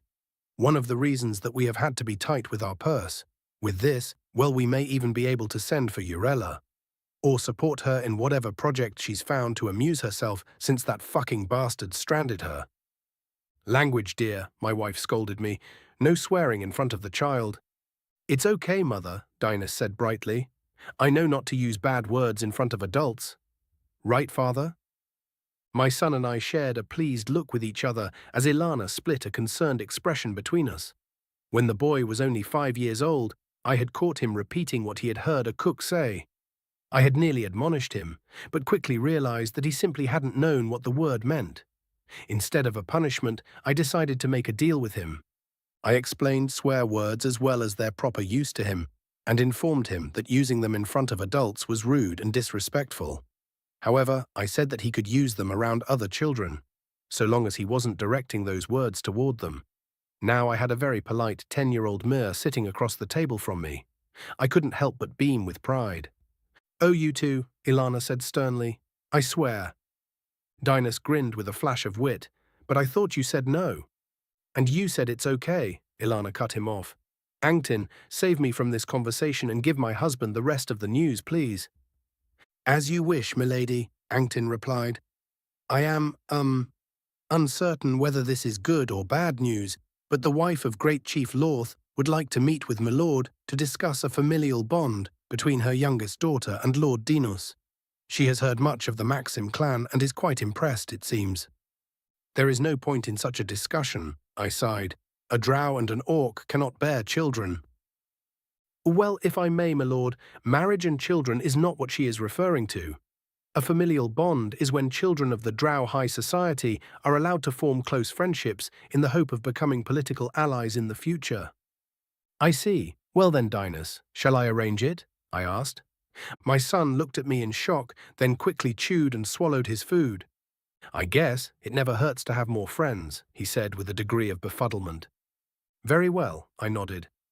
"Now I assume the reason that you're still stammering, Angtin, is that there is bad news." Yes, my lord," the drow bowed, "though Kivnis doesn't know if this will be impactful to the clan or not, and hesitated to include it in his report. There have been reports of strange happenings from the northern villages of the Night Kingdom." My curiosity piqued. High Chief Ulamac had asked that we keep our eyes out for anything inexplicable. If this relates to the disappearing vampires, it could see us receiving a much-needed favor from him. "Strange happenings?" "Yes, my lord. Most of it just seems to indicate a feeling of paranoia among the populace." There has been a significant increase in the amount of people being reported for suspicious activity, as well as several cases of disappearances that were resolved almost immediately after they were reported. Kivnis said that he believes this indicates that the people are jumpy about something. But there was another thing. A mass grave of small animals was discovered. Dozens of them, my lord. I stared at the drow, perplexed. A mass grave of small animals, I asked. What could possibly be the significance of that? I do not know, my lord. But Angtin paused, biting his lip nervously. The northern portion of the Night Kingdom tends to get quite harsh in the winter, and as such the populace is almost exclusively drow. Drow don't eat meat, my lord. I see, I mumbled, just as clueless as ever. I don't like it. When Kivnis returns for his assignment tomorrow, tell him that I want to know more about these strange happenings. He will report his discovery to the High Chief's office and request some additional resources, including at least 2 additional investigators. Let us hope all this is simply cold season paranoia and a prank. Yes, my lord. Chapter 99. Nick Smith, Adventurer Level 11, Human American. Since the weather is finally clearing up, I believe that today would be a fine day to have you demonstrate that my lectures haven't been a waste of air, Mr. Tayanora said with a smirk. Let us excuse ourselves to the training yard. We had seen the last class come inside, so we had been expecting this to happen. Mr. Tayanora's lectures had slowly been decreasing in quality, an obvious sign that he had intended much more practical application than we had been able to do. The biggest obstacle to our training thus far had been the weather, which had been unusually cold and snowy according to Yulk. He said that a Kirkanian winter was typically brisk with some light snowfall every once in a while. This year, though, the snow had not often been lower than knee-deep. He attributed this to winds blowing cold air and precipitation in from the northeast. On the bright side, I got to see how orc society handles snow. The pathways were ploughed with magic arts and harnesses, creating massive piles of snow here and there. Then mages would try to melt these piles with various spells. I had imagined that Fireball would be the best spell for the task, but quickly got an education. Most of the mages used spells that created water or acid, the latter of which made me concerned over the environmental impact. The piles that were assaulted by fireballs took much longer to melt. Regardless, the unusual weather caused our magical training to become a test of mental endurance. The deep snow made it so that we could seldom use the training yard, much less than the headmaster had implied. Instead, we had to sit through lecture after lecture, taking small tests now and then. These lectures had given me plenty of inspiration for spells, as had watching the snow melters, but I hadn't had the opportunity to actually test them out. Thankfully, spring wasn't that far off, and the snow had finally started to melt down to a reasonable amount. Even the birds had come back from wherever they had disappeared to. A few of them watched over us as Mr. Tayanora gleefully led us into the training yard. About an inch of snow crunched under our feet as we took our places in front of the training dummies, wondering what our teacher had in store for us. All right, if I recall correctly, our last practical lesson involved— "Oh gods, we spent that day learning Wind Spear, didn't we?" he asked with a sigh. We nodded. Near and I had been the only 2 who knew the spell, which Mr. Tainora considered to be fundamental. Our teacher had requested that we help our classmates learn it. Thankfully, Volus caught on pretty quick, but Irel struggled. In the end, though, he managed to learn the spell. Okay then, today we're going to practice control. Beginning with Volus, you will take turns firing a wind spear at your target with as little force as possible. The target should take no damage, but I want to see the wind ruffle it up a bit. Whenever you're ready, Volus. The elf stepped forward, took a deep breath to steady her nerves, then stiffly raised her arm. She stood like this for a moment, with an expression of intense concentration. "Rapst new Tsak," she whispered. The spell she conjured with her outstretched hand was weak enough that it was difficult to see. She launched it, and we watched excitedly as it shot forward toward the target. It slammed into the target and rocked it back on its post, causing a cracking noise but no visible damage. "Good, Volus, but it could be better," Mr. Tayanora said. "Your spell hit harder than I wanted. Probably cracked the post a little, but I don't see any damage. If I were to wager a guess, I'd say that you were impatient and cast it with too much speed. Likely due to anxiety, but you would know better than I. Something to work on. Nier, you're up next. Nier stepped forward as Volus stepped back. His jaw tightened and he raised his hand. He stood still for a moment, much more relaxed than Volus had been. Then a nearly inaudible whisper left his mouth. His wind spear formed and flew toward the target, ruffling it without damage, exactly as Mr. Tainora had asked. The teacher clapped his hands together in satisfaction. That was perfect, Nier. A laudable demonstration of control, he said gleefully. Shall we skip ahead to Nick? No, teacher, I think I can do this, Arl said, rubbing the back of his neck. Understood. Your turn then. The orcs traded places, and Isle raised both of his hands. You got this, I said. Just like we practiced, pal, Nier added. Yeah, don't worry, this will be easy. Earl grinned. Rapes die Newtsack. Arl's wind spear formed much faster than either Volus's or Nier's, but shot toward the target at almost the same exact speed as Nier's. The wind ruffled the target, but didn't cause any damage. We all stared at Isle in shock, and I had to stifle a chuckle when I realized what had just happened. Well done, Mr. Tainora said with another clap. I was wrong to doubt you. Well, Nick, it's your turn. Try your best not to disintegrate the target, please. I can help, Ten said as I traded places with Isle. No, thank you. I can do it, I replied. I had expressed my issue with control to Yulk over dinner shortly after my first class with Mr. Tainora. My brother had suggested meditation with a focus on controlling the flow of my magic, which I had been doing every night since. He had also said that controlling my magic should theoretically be easier because of the simplicity of my channels. Imagine that they're pipes, he had explained. No matter how much pressure is behind those pipes, they are stifled by a faucet. You just need to learn how to open the faucet a little instead of all at once. I raised my arm, pointing a single finger at my target. All right, I understand, Ten said. Also, there's something I've been meaning to talk to you about. Now, I asked. Number when we've got some time. My heart quickened at the thought of whatever Ten might want to discuss, but I turned my attention back to the task at hand. I steadied my pulse with slow breathing and imagined the spell. As it began to form, I also imagined throttling my magic output with a faucet. Rapes de Newtsack, I said. The wind spear formed at my fingertip and launched toward the target. It impacted harder than Nier's did, but not quite as hard as Volus. The entire target shuddered, but didn't break. Mr. Tainora looked at me with raised eyebrows. Excellent work, Nick, he said after a moment of stunned silence. I suppose lectures aren't all that useless after all. Okay, we're going to go again, but I want the targets destroyed this time. Volus, you're up.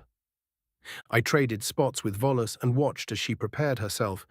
Then I realized that since I was going last, I might have enough time to talk to Ten. What did you want to discuss? I asked it. Do you recall one of our previous conversations in which I indicated that some of my knowledge was locked? It asked. Yes, when we were talking about spells, right? Correct. I have been working on trying to remove those locks. Were you able to learn anything? I asked excitedly. Unfortunately, no. I've been having difficulty with it because of the limitations of our situation. The limitations of our situation? Yes, I only have access to the device that I'm currently stored on, which happens to be in your brain. It seems as if it was designed specifically for my presence, and as such, I don't have much extra space to work with. Plus, I have to be careful with how much stress I put on this system, or the temperature could spike, which would be quite detrimental to your neural tissue. I would liken it to trying to perform brain surgery on yourself whilst trapped in a coffin that's lined with explosives. That sounds difficult and dangerous. It is. But I've found ways to mitigate the danger to you. If you find that I suddenly have no memories, though, my experiments are likely the reason. That's only tangentially related to what I wanted to discuss, though. Oh. A few weeks ago, just after one of my experiments, Lari Visimiro revealed to us that the Kuraguard is not the source of magic in this world. It is, put simply, just an ancient database that catalogues spells and registers users. Do you recall this? Volus's wind spear took her target's head clean off. Mr. Tainora congratulated her as she traded places with Nier. Right, yeah, I remember. I have been thinking about it ever since, and I've come to the conclusion that the Kuraguard may be of human origin. What? I asked, nearly aloud. I have been thinking about it ever since, and I've come to the con. That's not what I meant. What makes you think the Kuraguard was made by humans? I don't have enough data to think anything else. Truth be told, conclusion may have been a strong choice of words, but who else would have benefited from the Kuraguard? Whilst many of this world's historical records have been lost, I find it unlikely that whichever society created it would have no records of its creation.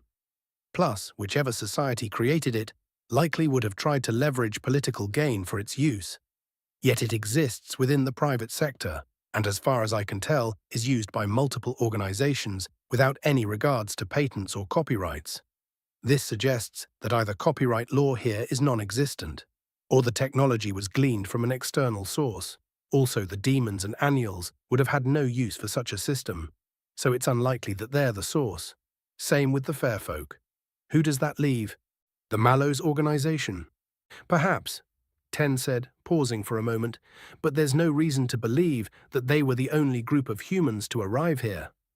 The Kuraguard could have been created by an as-yet undiscovered group of humans who were trying to live in a world with magic, having come from a world without. But the Kuraguard is like nothing I've ever seen. It doesn't look like human tech at all. Nier's wind spear split his target in half, with a significant chunk missing from the middle portion. We applauded as he traded places with Isle, who was looking much more nervous than before. It does, though, Ten argued. Databases, catalogues, and registration are all elements of my purpose as well. The only real difference is that the Kuraguard incorporates more magic than I do. I would venture to say that the Kuraguard is what human technology would look like if humans possessed magic. But I began to argue but couldn't find any counterpoints. Okay, let's say that I agree with what you're saying. What do we do with this information? Nothing yet. We need more information, and I don't know where to find any. It's just something to keep in mind. Fine, I replied. Irel strained to gather his magic, then launched his wind spear. It looked the same as before and had much the same impact, confirming my earlier suspicions. He had been using his full power the first time and had gotten lucky with the first assignment. That's all I've got, sir, Isle said, breathing heavily. Lord Alter says that it's because my magic core is smaller than most. Sorry. Mr. Alter is likely correct about that, Mr. Tyanora said with some annoyance. Then he saw our confused expressions. Lord Alter doesn't teach here. He's married to Lady Alter, the matriarch of the Alter clan. Anyway, there's no need for apologies, Irel. You tried your best, and that's all I can ask of you. Yes, sir, Irel said, hanging his head. There's no need for shame or disappointment. There's plenty of opportunities for those with a knowledge of magic that lack the means to use it. Teaching, for instance, Tynora grinned. The benefit of an academy is that you get to learn your limitations, whilst also finding opportunities for your strengths. Irel raised his head and slowly nodded. I suppose you're right, sir. Enchanting doesn't take much magic, Nier said, clapping his buddy on the back. Neither do glyphs. You've got plenty of options. Indeed, Mr. Tynora said, turning to me. Well, Nick, I suppose you get 2 targets. Let's see your newly found control in action. Irel's target was right next to mine. It occurred to me that this was a perfect opportunity to test something I had been thinking about. To use the plumbing metaphor, I have multiple pipes which each lead to a different faucet. Magic flows from these pipes and is stopped from leaking out by the faucets. Thing is, you can use multiple faucets to fill up multiple cups. At the same time, I raised both of my arms, extending my pointer fingers toward each target in the shape of finger guns. Then I took a deep breath, mixing the magic within my core and controlling its flow through my channels. Even without looking, I could feel the curious stares that everyone was giving me. This might not work, but if it does... Ripes the Newtazak, I shouted. 2 wind spears leapt from my fingers, pushing my hands upward as if they were impacted by the recoil of my finger guns. The spells shot across the field in a near instant, and the target dummies shattered into debris. A grin spread across my face, and I barely managed to resist the urge to blow on my fingers. I turned to look at my classmates, who were all shocked. Even Mr. Tainora had raised his eyebrows again. He seemed a lot less shocked than I had expected, though. "Well done, Nick," he said. "I had not expected to see a double cast from you this early on in our lessons." "Wait, double casting is a thing?" I asked, perplexed. "Ah, so that was the first time you've used it?" "Well, yes, it is indeed a thing." My teacher's surprised expression turned into a condescending sneer. "I was going to cover it next week, in fact. It's a rarity amongst magic users, so it's not entirely shocking that you haven't heard of it before. One of the reasons that it is so rare is that double casting comes with an increased risk of misfire, so you just took a pretty massive risk. Since you were successful, though, we will forego any repercussions.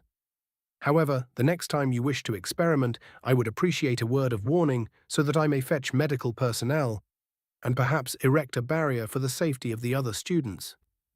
"So sorry, I didn't realize," I said, giving my classmates a shame-filled glance. "What can happen during a misfire?" Arl asked. "Oh, many different things," Mr. Tainora replied. "The spell could evaporate into nothingness, which is the best-case scenario. An entirely different spell than the intended one could be cast, which can be quite bad. Unfortunately, the most common scenario also happens to be the worst case. The gathered magics turn into an extremely violent maelstrom and run amok until they dissipate. The loss of one's hands or arms is not entirely uncommon, and with the amount of magic the human can summon." He trailed off and let the implications weigh on us. I looked down at my hands, feeling more than a little ashamed at my childish behavior.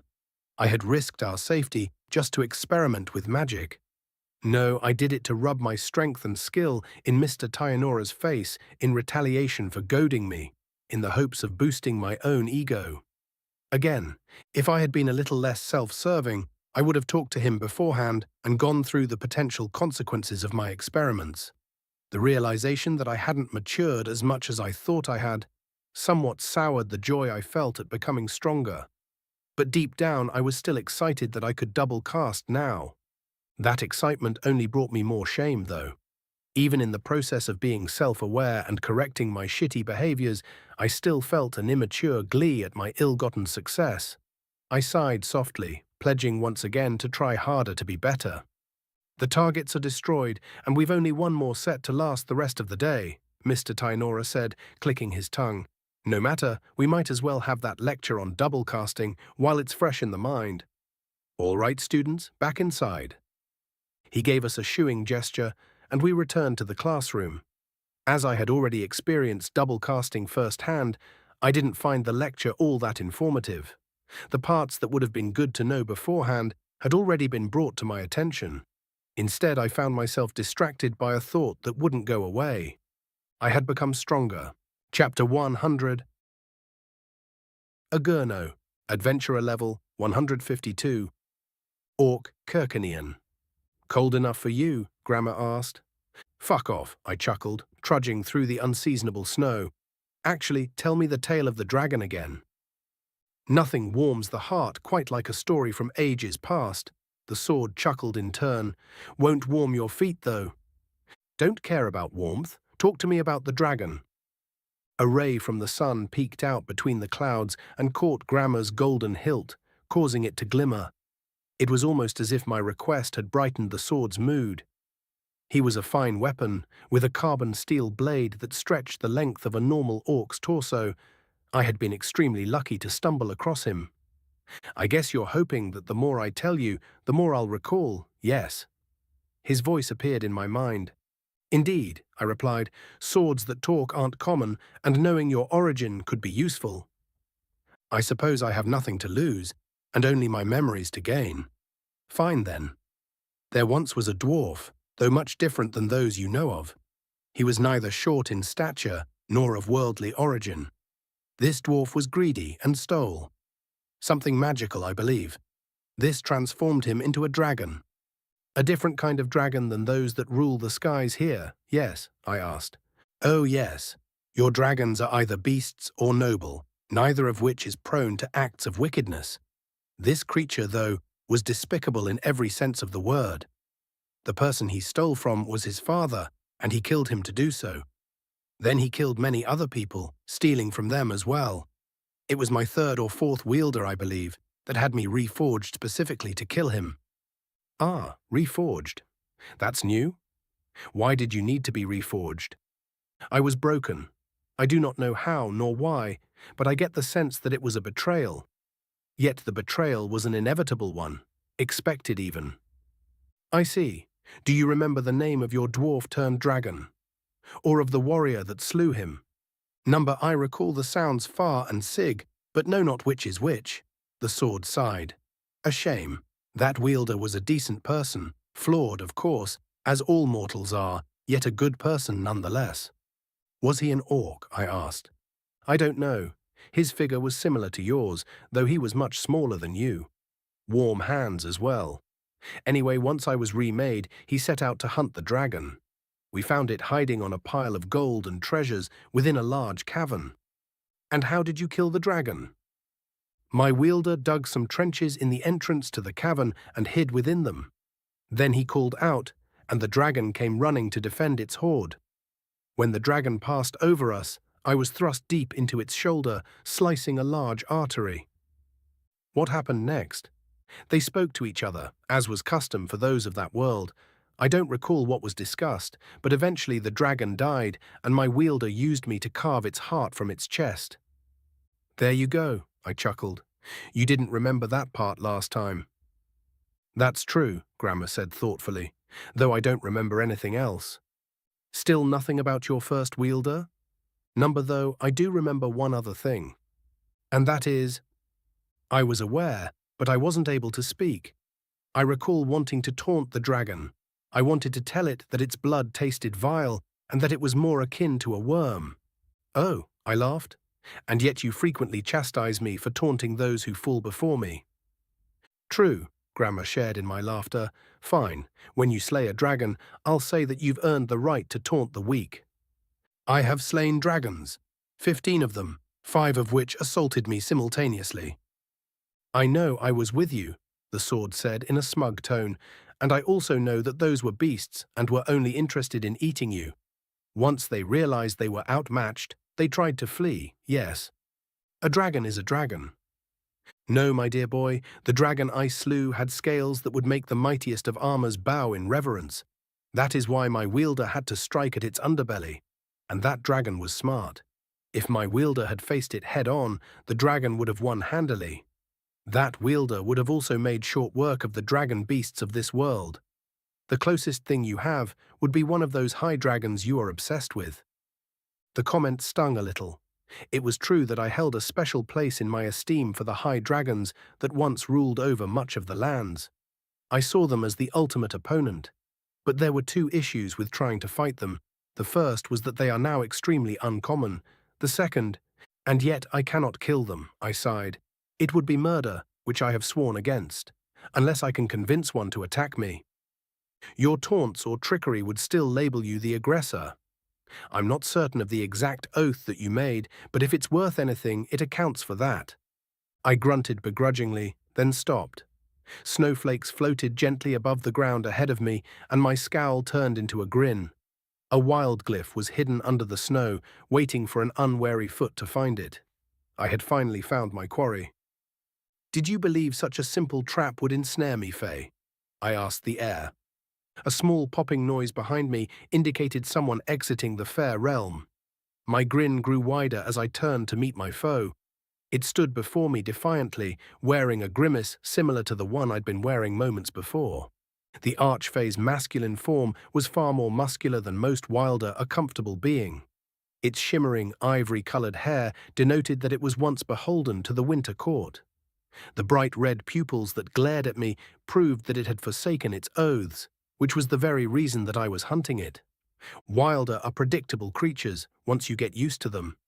Even those that embrace chaos by forsaking the rules they've sworn to live by can be controlled by things as foolish as pride. Or fear. Well, well, well. A mortal bounty hunter that doesn't even know the difference between a Fay and an Arch Fay, it sneered. You have followed me quite a distance, far enough to call it commendable even. I will do you the favor of allowing you to introduce yourself before I kill you. Like I'd fall for that, I laughed. Its eyes narrowed. The shimmering silvery color of its irises paired well with the gleaming red of the pupil. Beautiful as far as signs of evil go. Unfortunate that its fleshy form must be completely destroyed, so I could not keep one of its eyes as a trophy. Ah, so you do possess at least some knowledge of my kind, it sneered, yet you're still foolish enough to try to hunt me down like some common game. I'll give you another tidbit of wisdom as a reward for your brazenness. Your death will be slow and painful, and those that sent you will suffer a similar fate. Duolk noritsak, I interrupted. Particles of the metal that the fair folk fear most appeared to rise from the ground, enveloping the oath-breaking wilder. It sputtered and waved ineffectually, but the spell faded after only a moment. Thankfully, a moment was all that was needed. Trickery, it shouted, purple ichor leaping from its mouth and nose. Oh, you absolute fool, that will not be enough to allow your escape. My escape? I laughed. That spell was meant to prevent your escape. The Arch Fay's expression fell from anger to contemplation. It subtly waved a finger, and mystical energies appeared before being abruptly snuffed out. Then its face finally began to show the fear that I was due. You are more of an idiot than I thought, it growled. Die, you foo. The Arch Fay's fall to the ground interrupted its insult. I shook the blood from Grammar, then cast a fireball to incinerate its freshly severed legs. The once proud Arch Fay stared up at me with a look of pure horror, which I met with a malicious grin. It used its remaining limbs to crawl away from me as fast as it could. It was fast, but not so fast that I couldn't keep pace. Finally, it stopped at a tree, propping itself up on the trunk. Die, it shouted, raising an arm. A sharpened root shot from the ground, aimed directly at my heart. A flick of Grammar blunted the makeshift spear, and it thudded ineffectually against my chest. I stepped forward, shattering it. The Arch Fay lifted both of its arms to make ready for another assault. It opened its mouth to cast a powerful magic as its arms fell to the ground, freshly cleaved by Grammar. I stood above the Arch Fay as it rapidly tried to understand what was happening. I leaned down and grabbed its jaw, holding it closed. Our eyes met, and I noted with satisfaction that tears were present in the once proud wilder's orbs. It made one final attempt at blubbering before I removed its ability to cast spells. There are 3 ways in which a wilder can manipulate magics. The first is willpower, which I took care of with the Iron Cloud. Then there are gestures, which the severing its limbs prevented. Finally, there's speech, which the tearing of its jaw and tongue put an end to. It gurgled a scream as I rose back to my full height. That's that, I said, staring at the pathetic mess blubbering before me. Would you like me to introduce myself now that my name is of no use to you? The Arch Fay bled from its wounds, twisting in agony. I realized that it was trying to slink away from me like a worm, and I nearly laughed. Many immortals have believed themselves to be stronger than me, but this is always the result. You will hear my voice, Vailun. The Arch Fay stopped moving and stared at me in shock. Slowly, understanding dawned within its eyes. It knew who sent me and why. Still had to say the words, though. I am the chosen of the Winter Court, slayer of dragons, killer of giants, mightiest of mortals, the living legend Agurno. I accuse you, Vailun. You have betrayed your oath to the cycle of seasons and refused the burden of the cycle of fairness. You have forsworn your pacts with the people of Yilin village, committing unjust atrocities against them and damaging the reputable name of the Court of the Wild. Of these actions you are hereby accused, I said, then sneered. What say you in your defense? The Arch Fay, obviously unable to speak, sat silently. The tears that had welled up in its eyes finally flowed freely, and the red in its pupils dimmed, a good sign that it would try to repent. My sneer faded into a somber expression. You say nothing. Your actions are indefensible. By order of the Court of the Wild, you will be executed. As the chosen of the Winter Court, I will carry out your execution. Do you need a moment to offer a prayer to the higher ones for leniency? The Arch Fay paused, blood still gushing from its wounds. The blood ran a sickly purple instead of the blue that Winter Wilder normally bled. Once it finished its contemplations, it looked up at me. I knew its answer before it gave it. The Arch Fay's head turned to the left, and as it turned to the right, it rolled off of its shoulders. I pulled out a cloth and wiped Grammar clean as I waited for Vailun to finish dying. A few breaths later, the magic that was gripping the area lifted and a gust of heat washed over the snow. Vailun had been trying to avoid its rebirth and had opted to create its own kingdom of winter instead. It had chosen the people of Yilin as its subjects and had frozen their lands in an attempt to subjugate them. Dwarves are more sturdy than that, though, especially the dwarves of the north who are forced to live through brutally cold winters. Vailun's efforts weren't even as intense as the passing season had been. The Arch Fay's magics had caused them to delay their farming, though, which may result in famine in the nearby cities. "Well, the queens will be pleased," Grammar said. "They should have asked for my aid sooner," I grumbled. "The peoples of this land are good and kind to the fair folk, but now they'll suffer due to their damnable stubbornness." "They're not the only ones that are stubborn." "Careful, Grammar. I'm not in the mood for a lecture." "I have nothing to give for your moods, Orc. I will lecture you until you submit to my whims." I brought the blade up to my face and glared at it. This resulted in glaring at my own reflection, and the irony wasn't lost on me. "And what if I leave you here?" "Why would I fear that? Someone else will find me eventually, and I'll have a new wielder. Meanwhile, you'll have to find a blade that can withstand your might. Shall you cut off your nose to spite your face?" I gave the sword a disgusted look, again aware of the irony, and cast a fireball on Vailun's corpse. I made certain that the spell would burn the tree that supped the Arch Fay's corrupted blood as well. No telling what diseases that may cause the plants to suffer. "I say this because I wish to see growth within you, Agurno," Grammar said. "You must warm your heart toward your family, your children at the very least. I promise you that you will regret it if you do not."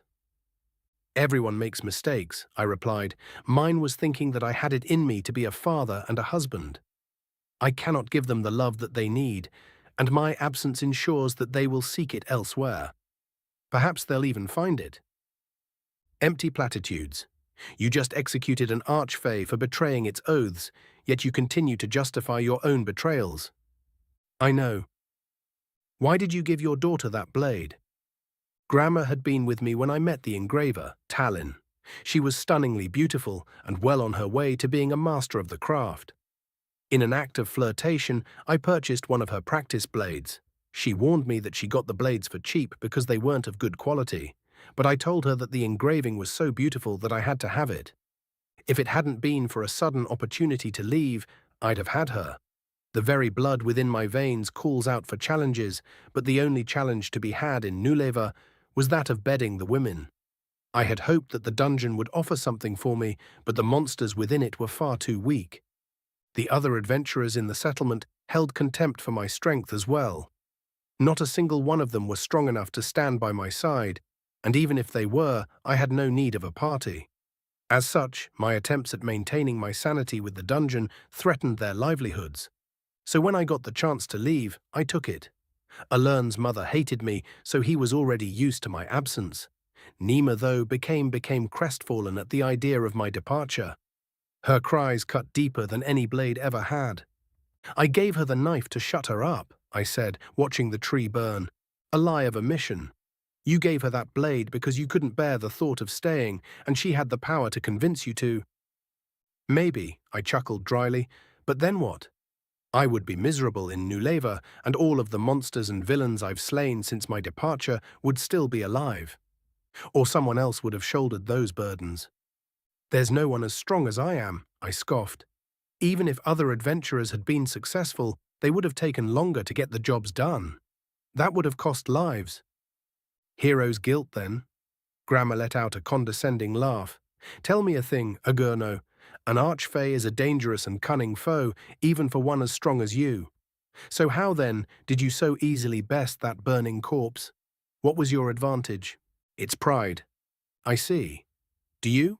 "No," I lied. "A sudden and suspicious case of blindness, then. Shall we seek a healer?" "Nay, your justifications reek of pride, Orc. I have forgotten much of my past, and there are many things that I do not know. However, there is one thing that I know for certain. Fate has the cruelest of humors. Do you believe yourself stronger than fate? Whatever, I grumbled as the tree collapsed in a pile of ash. Finish your lecture, Blade. Whether it be head-on or from behind, you will be confronted with your sins, Agurno. I hope you are prepared to face them with dignity. I sheathed the mouthy sword and began to trudge through the rapidly melting snow once again. The people of Yilin would not be able to hold a feast to celebrate my victory, but they'd have at least reserved a somewhat soft bed for me. I would have to stay the night and then go forth to seek my reward. It was the Winter Court that charged me with this task, but they have already begun their rebirth. The Summer Court will have to pay me instead.